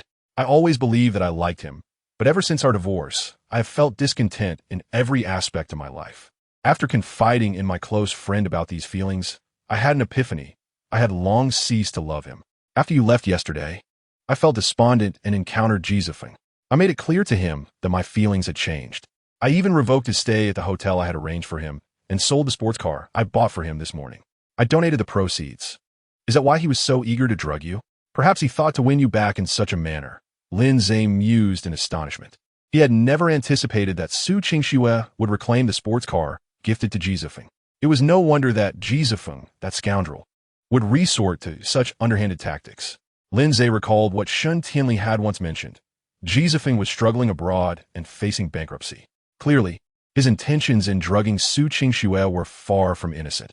It seemed he aimed to manipulate her circumstances. What do you mean? Su Qingxue asked, her expression darkening. Their family is on the brink of collapse, and he has also failed to find his footing abroad, Lin Ze explained. Understanding dovnet on sununtai kingsu. Realizing why Ji Zifeng had reached out to her so proactively and had been so overly attentive. She had foolishly believed he was a reformed man, but in hindsight, it was evident he viewed her as prey. Had she truly entered into a relationship with him, her prior affection would have compelled her to support him unconditionally, potentially leading to the downfall of her family's assets. Thank goodness Lin Ze came today. Had he not appeared, as the thought crossed her mind, a wave of dread washed over Su Qingxue. Feeling afraid? Lin Ze queried. Su Qingxue nadif. I had overestimated his character. By the way, how did you come to know all of this? Shen Tianli informed me. In fact, I came to Yupingxian to pick her up today. However, consider yourself fortunate. Otherwise, you might have already fallen victim to his schemes, possibly even recorded. If that were the case, he could have used it to blackmail you. And escaping him would have been impossible. Su Qingxue's fear intensified. Lin Ze's words were not without merit. She had indeed been fortunate to have him intervene just in time. Had fate played a crueler hand, she could have found herself utterly at his mercy, too intimidated to refuse his demands, her face growing pale at the thought. She clung tightly to Lin Ze, filled with fear. Don't hold me so tightly. I've barely managed to calm down.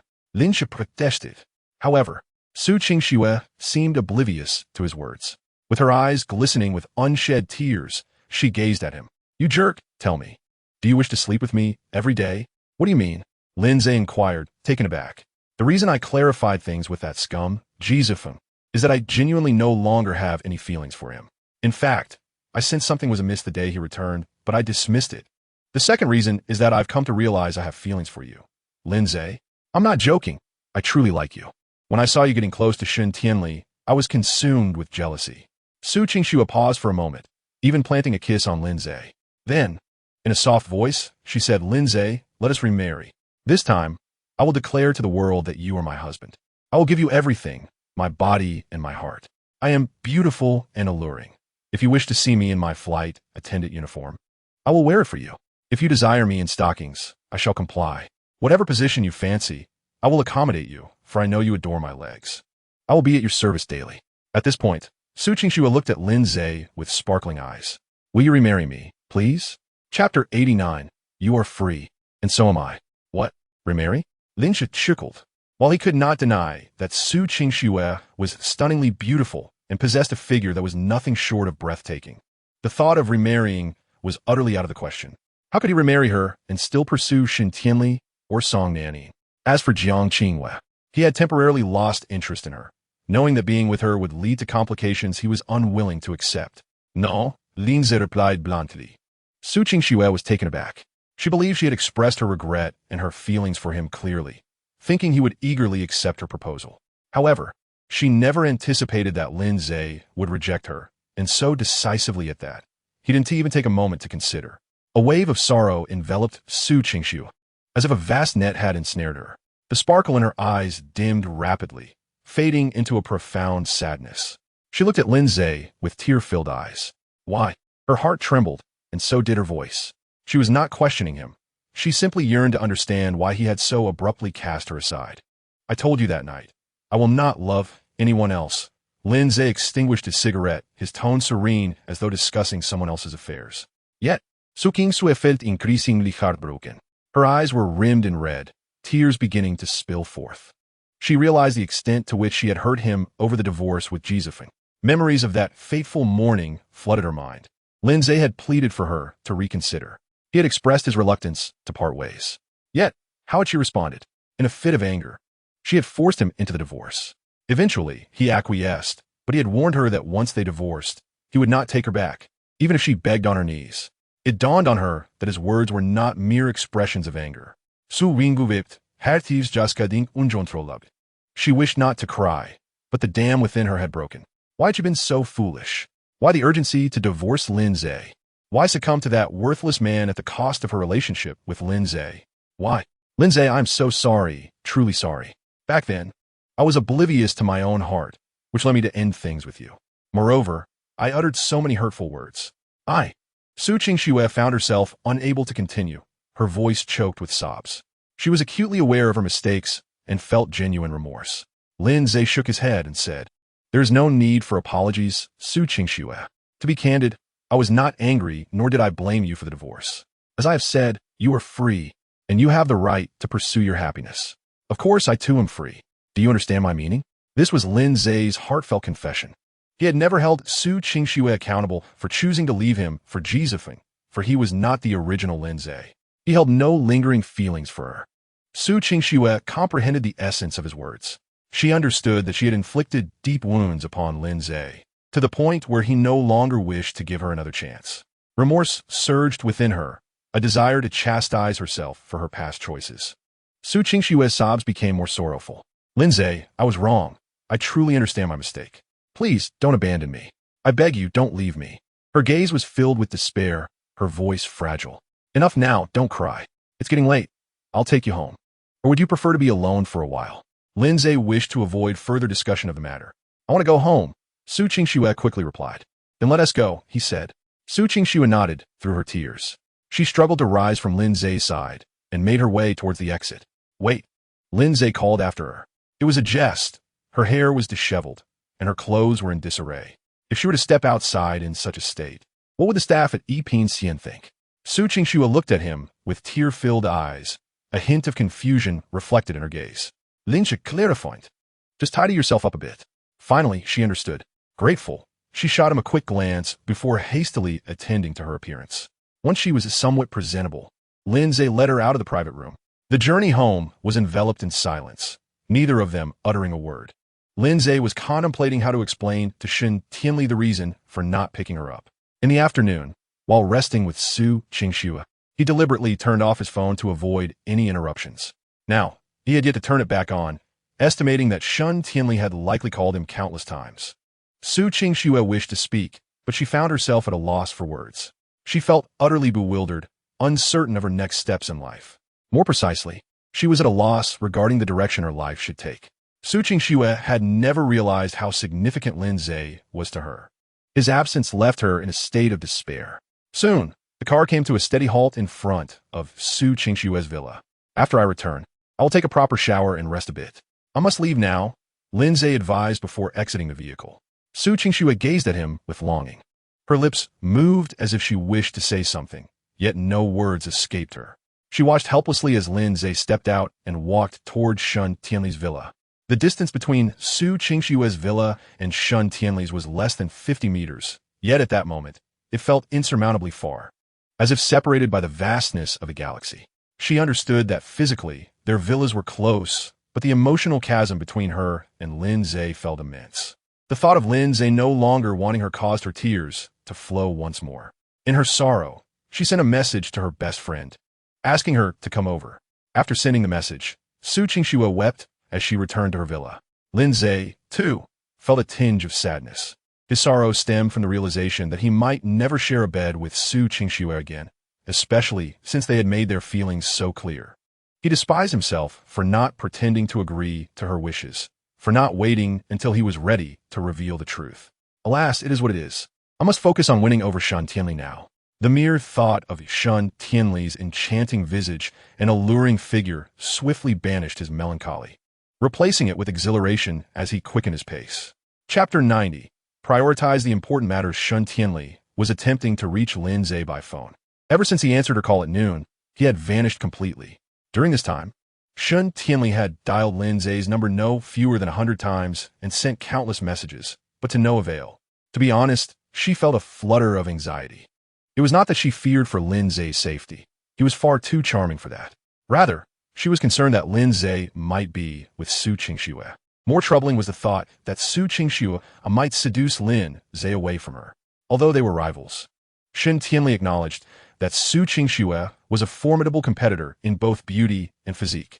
If Su Qingxue truly had the ability to entice Lin Ze, it was highly likely that he would be swayed, especially considering he had harbored feelings for her for 7 long years. The mere thought of Lin Ze being seduced by Su Qingxue filled Shen Tianli with an overwhelming sense of displeasure. Just as she once again failed to reach Lin Ze by phone and irritably tossed her device onto the sofa, Lin Ze appeared before her eyes. A flicker of joy surged within Shen Tianli. With a flirtatious smile, she remarked, "Ah, look who has returned." Upon witnessing the alluring and captivating Shen Tianli, Lin Ze nonchalantly replied, "Oh, I merely came back to collect my belongings." Upon his return, he had contemplated the situation clearly. Rather than wait for Shen Tianli to interrogate him about his whereabouts, he preferred to seize the initiative and catch her off guard.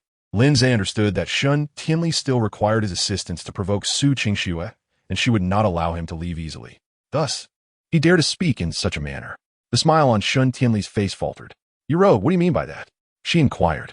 "Oh, so Su Qingxue has severed ties with her dark Moonlight and wishes for me to return to her side.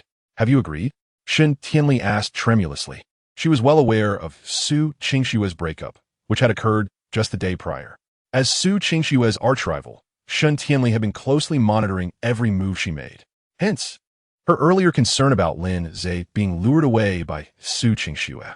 Suppressing the urge to chuckle, Lin Ze nodded and said, "Why would I refuse?" Su Qingxue stated that if I return, she would grant me her company. Shen Tianli was instantly infuriated. Her anger was not directed at Lin Ze, but rather at Su Qingxue. How dare she utter such shameless words? "You rogue, You shall not leave. Shen Tianli quickly interjected. Lin Ze countered, "Oh, are you offering to be with me?" The implication was unmistakable. "If you are not willing to be with me, then I shall take my leave." Shen Tianli, of course, understood his insinuation and felt a sense of urgency. Lin Ze had previously mentioned that his reason for giving her a score was merely a tactic to keep her engaged. Shen Tianli had indeed planned this way. Thus, she could never allow Lin Ze to be with her. Yet, the dilemma was clear.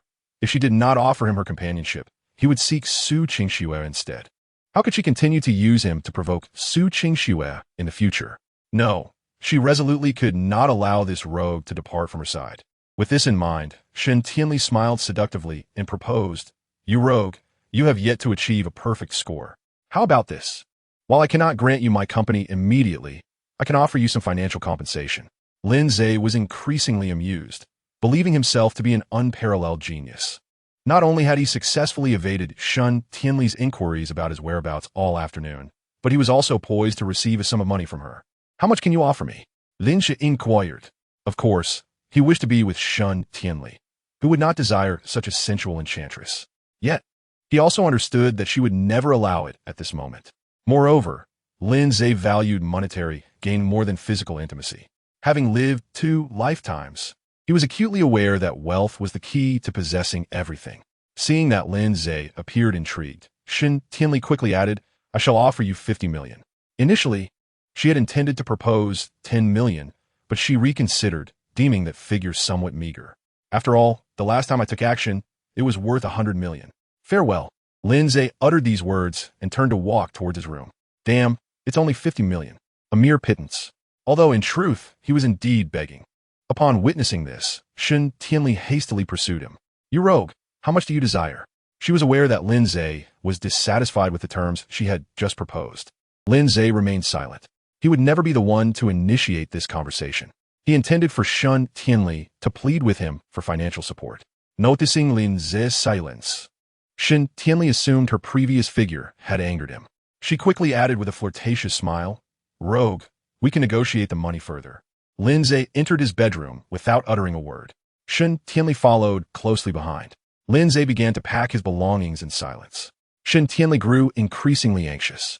She quickly intercepted him. "Rogue, I said we could discuss the money." She pouted playfully while linking her arm with his.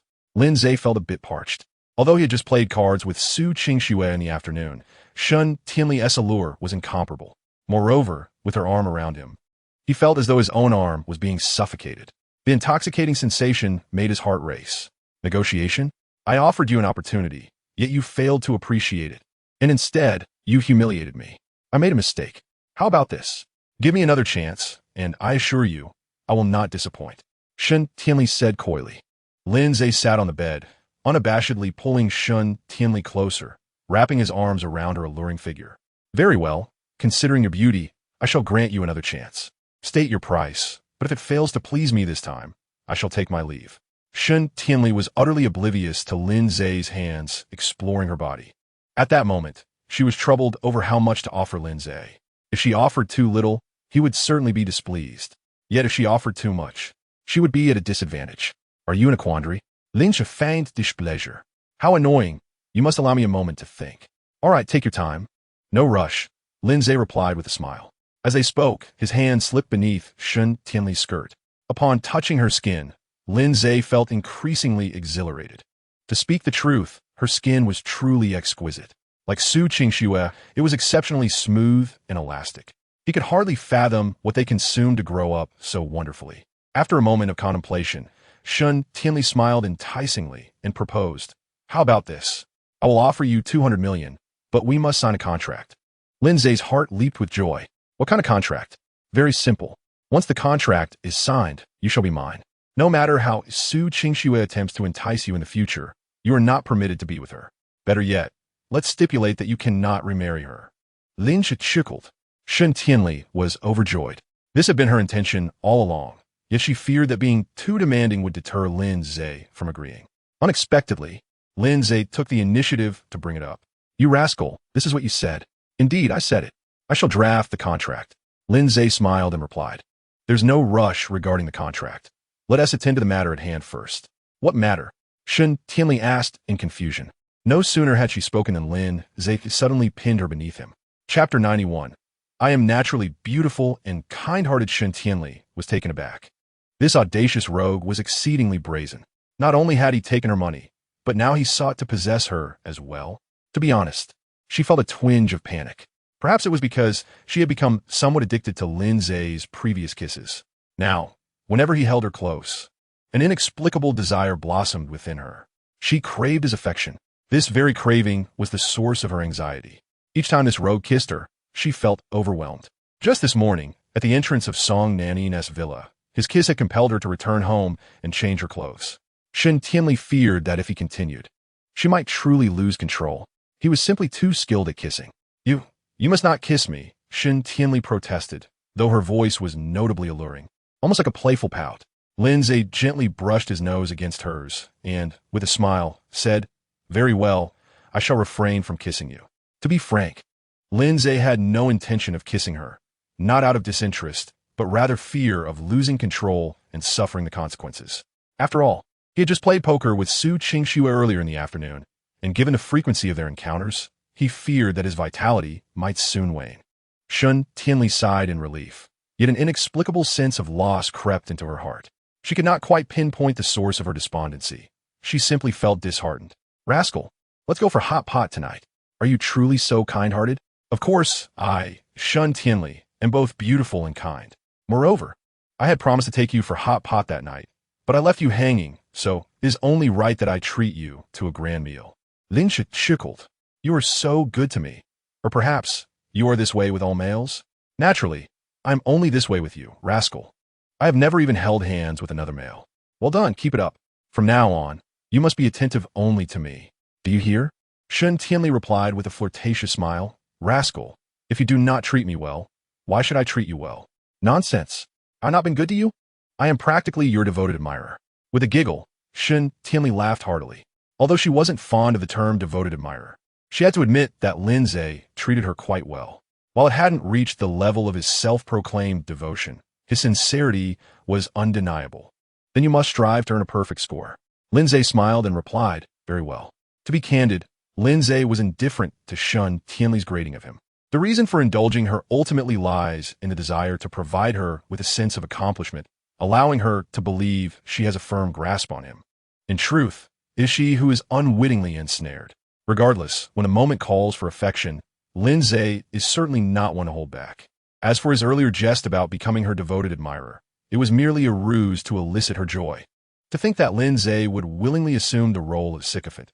Such folly. Shen Tianli was thoroughly pleased by the flattery and, in a spontaneous gesture, leaned in to kiss Lin Ze. Goodness, were it not for the fear of his own desires spiraling out of control, Lin Ze would have acted on his impulses in that very moment. You rogue, I'm off to change, Shen Tianli declared with a triumphant air. Very well, go ahead, Lin Ze replied, watching her depart. He lit a cigarette, his thoughts drifting back to the unsettling incident with Su Qingxue that had transpired earlier at Yupingxian. Leaving him somewhat perturbed, he resolved to dismiss those thoughts. Meanwhile, upon arriving at Su Qingxue's villa, Zhao Qianqian found her already half consumed by a bottle of red wine. She was not typically a drinker, or rather, she only indulged in the presence of Lin Ze. Yet in that moment, she yearned to become intoxicated, seeking to numb herself and temporarily forget the painful reality of Lin Ze's rejection. The memories of the afternoon's events at Yupingxian pierced her heart with agony. Her loathing for Ji Zifeng, that wretched creature, was intense, yet her self-loathing was even greater. How foolish she had been to forsake Lin Ze for such a scoundrel. Lin Ze was undeniably wonderful. Su Qingxue recalled the morning of their divorce when Lin Ze had professed his reluctance to part ways.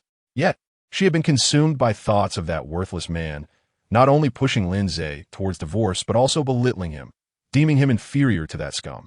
The more she pondered, the deeper her sorrow became. She felt a desperate urge to punish herself, even to the point of wishing for her own demise. Her heart ached terribly. Upon seeing Zhao Qianqian, Su Qingxue resembled a wronged child finally finding solace in a protector. Her tears erupted uncontrollably. Zhao Qianqian, taken aback, exclaimed, What on earth is wrong? Why are you crying? What happened with Lin Ze? He no longer wants me. Lin Ze has cast me aside, Su Qingxue sobbed. Zhao Qianqian felt a wave of exasperation wash over her. She had anticipated that Su Qingshua's self-deprecation would inevitably be linked to Lin Ze. What exactly transpired? Zhao Qianqian inquired urgently. Through her tears, Su Qingxue recounted, I made it clear to Jizefeng that I no longer had feelings for him. I even expelled him from the hotel and reclaimed the sports car I had gifted him. Yet, he invited me to dinner today. And then? Zhao Qianqian pressed. Did you agree? Did Lin Ze happen to witness this, leading to his discontent? Su Qingxue shook her head, crying, It's not that simple. Jizefeng claimed he knew a secret about Lin Ze, and if I learned this secret, Lin Ze would surely return to me. I was tempted and took him to Yupingxian. Continue, Zhao Qianqian urged. Upon arriving at Yupingxian, that scoundrel actually drugged me. Zhao Qianqian was taken aback. She quickly inquired, Did he succeed in his scheme? No, Lin Ze saved me at a critical moment. He administered an antidote. Zhao Qianqian instantly felt a sense of relief. She patted her chest and exclaimed, You scare me to death. Thankfully, that scoundrel did not lay a hand on you. However, you truly are rather naive. How could you believe his lies? Su Qingxue, in tears, replied, I didn't want to believe it either, but I genuinely longed to be with Lin Ze. I was cautious around him, which is why I brought him to Yupingxian. What happened after Lin Ze cured you? Su Qingxue sobbed, struggling for breath. He laid everything bare. I told him I no longer had feelings for Jizefeng and that the one I desired was him. I wished to remarry him, but Lin Ze rejected me. Qianqian, I feel utterly hopeless. I truly do not know what to do. Zhao Qianqian fell silent. Chapter 92. You are far too lacking in self-confidence. As a woman of dubious character, particularly a top-tier one, she had endured such experiences numerous times. Zhao Qianqian felt a pang of sympathy for her dear friend. After so many years of acquaintance, she had never witnessed her in such profound sorrow. Did you ask him why? Su Qingxue nodded through her tears. He said that after our divorce, he wouldn't love anyone again. I know my decision to divorce him for that scoundrel hurt him deeply. I apologized, and he said he wasn't angry. He acknowledged my right to pursue happiness, but he too was free. Listening to Su Qingshue's account, Zhao Qianqian sighed in resignation. It seemed her friend had indeed inflicted significant pain upon Lin Ze, rendering him incapable of loving anyone again. Nevertheless, to console Su Qingxue, Zhao Qianqian remarked, Did Lin Ze not love you for 7 years? Why has he become so heartless now? Su Qingxue continued to weep. It was my fault. On the morning of our divorce, Lin Ze pleaded with me to stay. He expressed his desire not to part ways. However, I was blinded by anger, fixated solely on that scoundrel. I threatened him in a fit of rage, and he eventually yielded. Yet, he warned me that if I regretted the divorce, he would never turn back, not even if I begged on my knees. Qianqian, I truly regret my actions. What should I do? Zhao Qianqian was taken aback, surprised to learn of this facet of her friend's relationship with Lin Ze. She sighed in exasperation. To be honest, Zhao Qianqian was somewhat at a loss as to how to proceed. If her friend had not made such choices, the situation would have been much simpler. Unfortunately, her previous actions had completely severed her chances for reconciliation. Observing Su Qingshue's already swollen eyes, Zhao Qianqian said, Stop crying for now. Wipe your tears. Su Qingxue obediently dabbed at her tears. Perhaps I should have a conversation with Lin Ze. Where is he staying? He resides next door at Shun Tianli's villa. Su Qingxue choked out. Zhao Qianqian was once again taken aback. How could he associate himself with Shun Tianli, unaware that she is your sworn enemy? It was Shun Tianli who invited him to stay. Damn, what is Shun Tianli's intention? Does she wish to use Lin Ze to provoke you? Su Qingxue nodded. Her eyes reddened. Does Lin Ze know about your rivalry with Shun Tianli? He is aware. Zhao Qianqian instantly became irate. If he knows, then why does he still cooperate with Shun Tianli to provoke you? Is he out of his mind? Or does he have some desire for that promiscuous Shun Tianli? Su Qingxue quickly replied, Please refrain from speaking ill of him. He has his reasons. She did not wish to hear anyone disparage Lin Ze, not even her closest friend. Zhao Qianqian retorted, What reason could he possibly have? Isn't it merely because he finds Shun Tianli beautiful and her figure alluring that he approaches her? No. Initially, Shun Tianli paid him to act, but later he established a company and needed the Shun family's payment system, which is why he got close to her. Su Qingxue explained. What kind of company did he start? I'm not sure, but he mentioned he would inform me when it opens. Zhao Qianqian fell silent. She had not anticipated that Su Qingshue's affair with Lin Ze was entangled with Shun Tianli. Had it been just her friend and Lin Ze, she could have persuaded her friend to set aside her pride and pursue him. After all, Lin Ze was also attracted to her friend. It would have sufficed to let him indulge a few times until he became infatuated. Men, after all, are creatures driven by their lower instincts. Yet now, with Shun Tianli's involvement, the situation had become far more intricate. After all, in terms of looks, physique, and family background, Shun Tianli was no less than her friend. Moreover, in terms of allure, Shun Tianli appeared to have the upper hand. This was not to say that Su Qingxue lacked charm, but Shun Tianli's slightly provocative aura was something men found hard to resist. Qianqian, what should I do? Su Qingxue asked, distressed. Perhaps you should follow the approach I suggested last night. Since he desires you, let him have you. While he enjoys your company, shower him with affection, and over time, he will naturally develop feelings for you. Additionally, this could serve to provoke that shameless Shun Tianli. But will this truly work? It certainly will. Think about it. He wants you because you are beautiful and possess an enticing figure. He may already be addicted. Su Qingxue fell silent. What? Do you think this plan lacks merit? Zhao Qianqian inquired. No, I was contemplating how to approach him next. Zhao Qianqian chuckled. I truly cannot tell if you wish to win back his heart or if you have already become addicted to his affection. I thought you would be more reserved. Yet here you are, already considering how to draw near to him. Su Yingye's cheeks flushed. Qianqian, please do not mock me. I genuinely want to win back his heart. Very well, you may take my word for it. In truth, getting in touch with him is rather simple. You merely need to concoct an excuse. For instance, you could mention that there are still some of his belongings at your home, prompting him to come and collect them. Once he arrives, a touch of alluring attire would undoubtedly leave him unable to resist. Su Qingxue's eyes sparkled with enthusiasm. This is indeed a splendid idea. Once Lin Ze sees me in such enticing attire, he surely will be unable to maintain his composure. However, a thought crossed her mind, causing her momentary concern. But what if he manages to resist? Zhao Qianqian raised an eyebrow, somewhat speechless. My dear Miss Su, do you truly lack confidence in your beauty and physique? If I were blessed with your looks and that fiery, alluring figure, the Scions of Haicheng would be lining up to seek my favor. Besides, if he can genuinely withstand the temptation, you wouldn't be trying to seduce him, would you? Suddenly, Su Qingxue felt a surge of excitement. Indeed, if Lin Ze can truly resist, then I shall simply entice him further. With this realization, her earlier melancholy dissipated, and her spirits lifted considerably. Qianqian, thank you. Without your support, I would be utterly lost. Not at all what are best friends for. Without further ado, send Lin Ze a message, inviting him to come by this evening to retrieve his things. Ensure you don your most seductive outfit to utterly captivate him. Su Qingxue nodded and began composing a message on her phone. Chapter 93. What a coincidence the message was quickly drafted, yet Su Qingxue hesitated to hit send. What is the matter, feeling shy? Zhao Qianqian teased. Su Yingye's cheeks flushed. No, it's just that then why aren't you sending it? This afternoon at Yi Pin Xian. He attended to me quite thoroughly for 5 times, and I doubt he has any energy left now. Su Qingxue replied, embarrassment evident in her voice. She felt at ease sharing this with Zhao Qianqian, her confidant, but otherwise would never have uttered such intimate details. My goodness, Lin Ze, is that vigorous?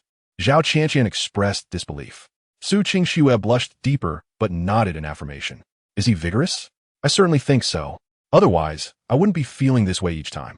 Zhao Qianqian's curiosity piqued. How vigorous? She asked with a smile. Su Qingxue hesitated, feeling shy. Despite their close friendship, discussing such personal matters felt uncomfortable. Please do share. I implore you. With a sigh, Su Qingxue relented. On the day I divorced him, he was with me 7 times. The night before last, 5 times.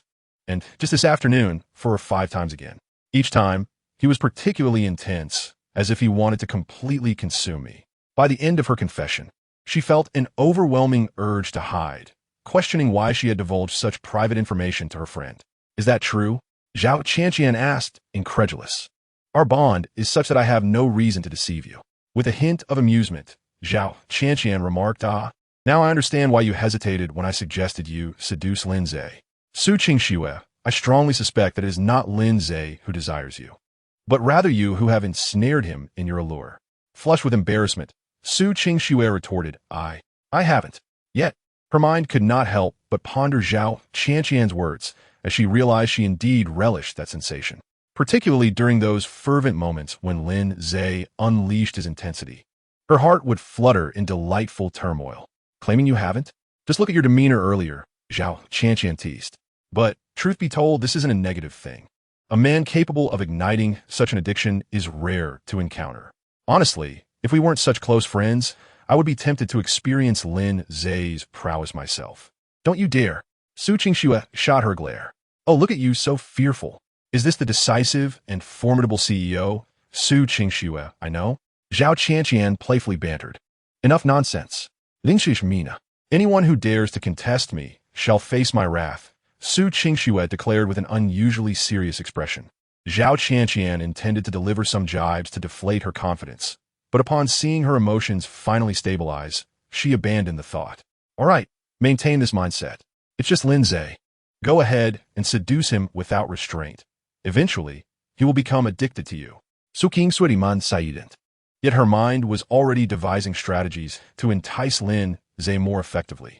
By the way, how do you plan to deal with that scoundrel, Jizifeng? Zhao Qianqian suddenly inquired. Su Qingxue's demeanor shifted abruptly, her expression turning cold at the mention of him. Without further ado, she swiftly made a phone call. Uncle He, I have 2 matters to discuss, she spoke in a frosty tone. Miss, please go ahead, came the prompt reply. First, purchase a villa in my current residential area, preferably adjacent to mine. Second, deal with a man named Jizifeng. He was my classmate in university. Understood, Mississippi. How would you like me to handle him?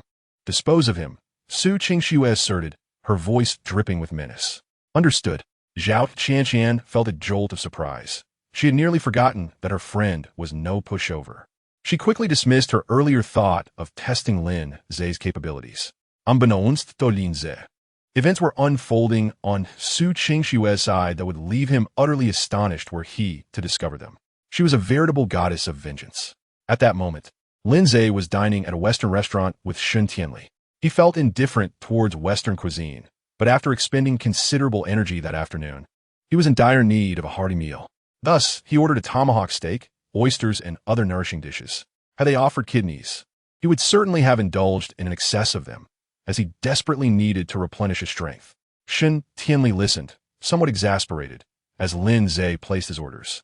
Anyone unaware of the situation might think this rogue was in dire straits. Such a rogue. How insincere you are, Shun Tianli teased with a charming smile. Lin Ze shot her a glance, muttering, damn it, when I have my way with you later, you'll know just how sincere I am. Shun Tianli's cheeks flushed. Under the table, she playfully kicked Lin Ze with her stiletto heels, scolding, you rogue, mind your manners. This is a public place, not our home. Very well, let us save it for home. I'll truly let you experience it then, Lin Ze replied with a grin. Shun Tianli rolled her eyes at him. Yet her enchanting beauty made even her disdainful gesture captivating. One could only wonder how alluring she would be when her charms were fully unleashed in the bedroom. To be honest, Lin Ze was genuinely looking forward to it. The dishes arrived promptly. Lin Ze was indeed ravenous, having engaged in a sporadic, exhausting 3 to 4 hours of poker with Su Qingxue that afternoon. It is well known that poker is a game that demands considerable stamina. As the oysters were served, Lin Ze eagerly popped one in his mouth. Hey, slow down. I'm not competing with you, Shun Tianli said with a coy smile. Of course. You don't need to compete. After all, it's not you doing the labor, Lin Ze retorted. Shun Tianli's fair complexion instantly turned a rosy hue. You rogue, you're absolutely insufferable, she exclaimed. Lin Ze chuckled. Damn it, you call me insufferable, yet you're the one passing me oysters. Let us be honest. You want me to be even more impressive, so you can enjoy it later. Initially, Lin Ze anticipated a rebuttal from Shun Tianli, but to his surprise, she responded with a sultry smile. Indeed, that's precisely my intention. She then shot him an alluring glance. Goodness, it must be said, Shun Tianli certainly knew how to entice.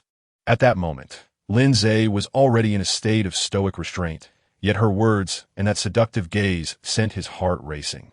If he weren't concerned about his stamina, he would have certainly pulled her into the stairwell for a more thorough encounter, allowing this enchantress to truly experience his ferocity. By the way, have you written another song for Jiang Qingwei? Shun Tianli suddenly inquired. Jiang Qingwei had sent her the second song Lin Ze had crafted for her that afternoon. To be honest, it was delightful, so delightful that it made Shun Tianli regret signing Jiang Qingwei even more. It wasn't that she feared Jiang Qingyue's new album would elevate her career. Rather, Shen Tianli had clearly sensed that Jiang Qingyue seemed to harbor some affection for Lin Ze. This was an extremely perilous signal for Shen Tianli. Lin Ze nodded, about to respond, when suddenly a voice filled with surprise exclaimed, "Lin Ze, Suzong, what a coincidence."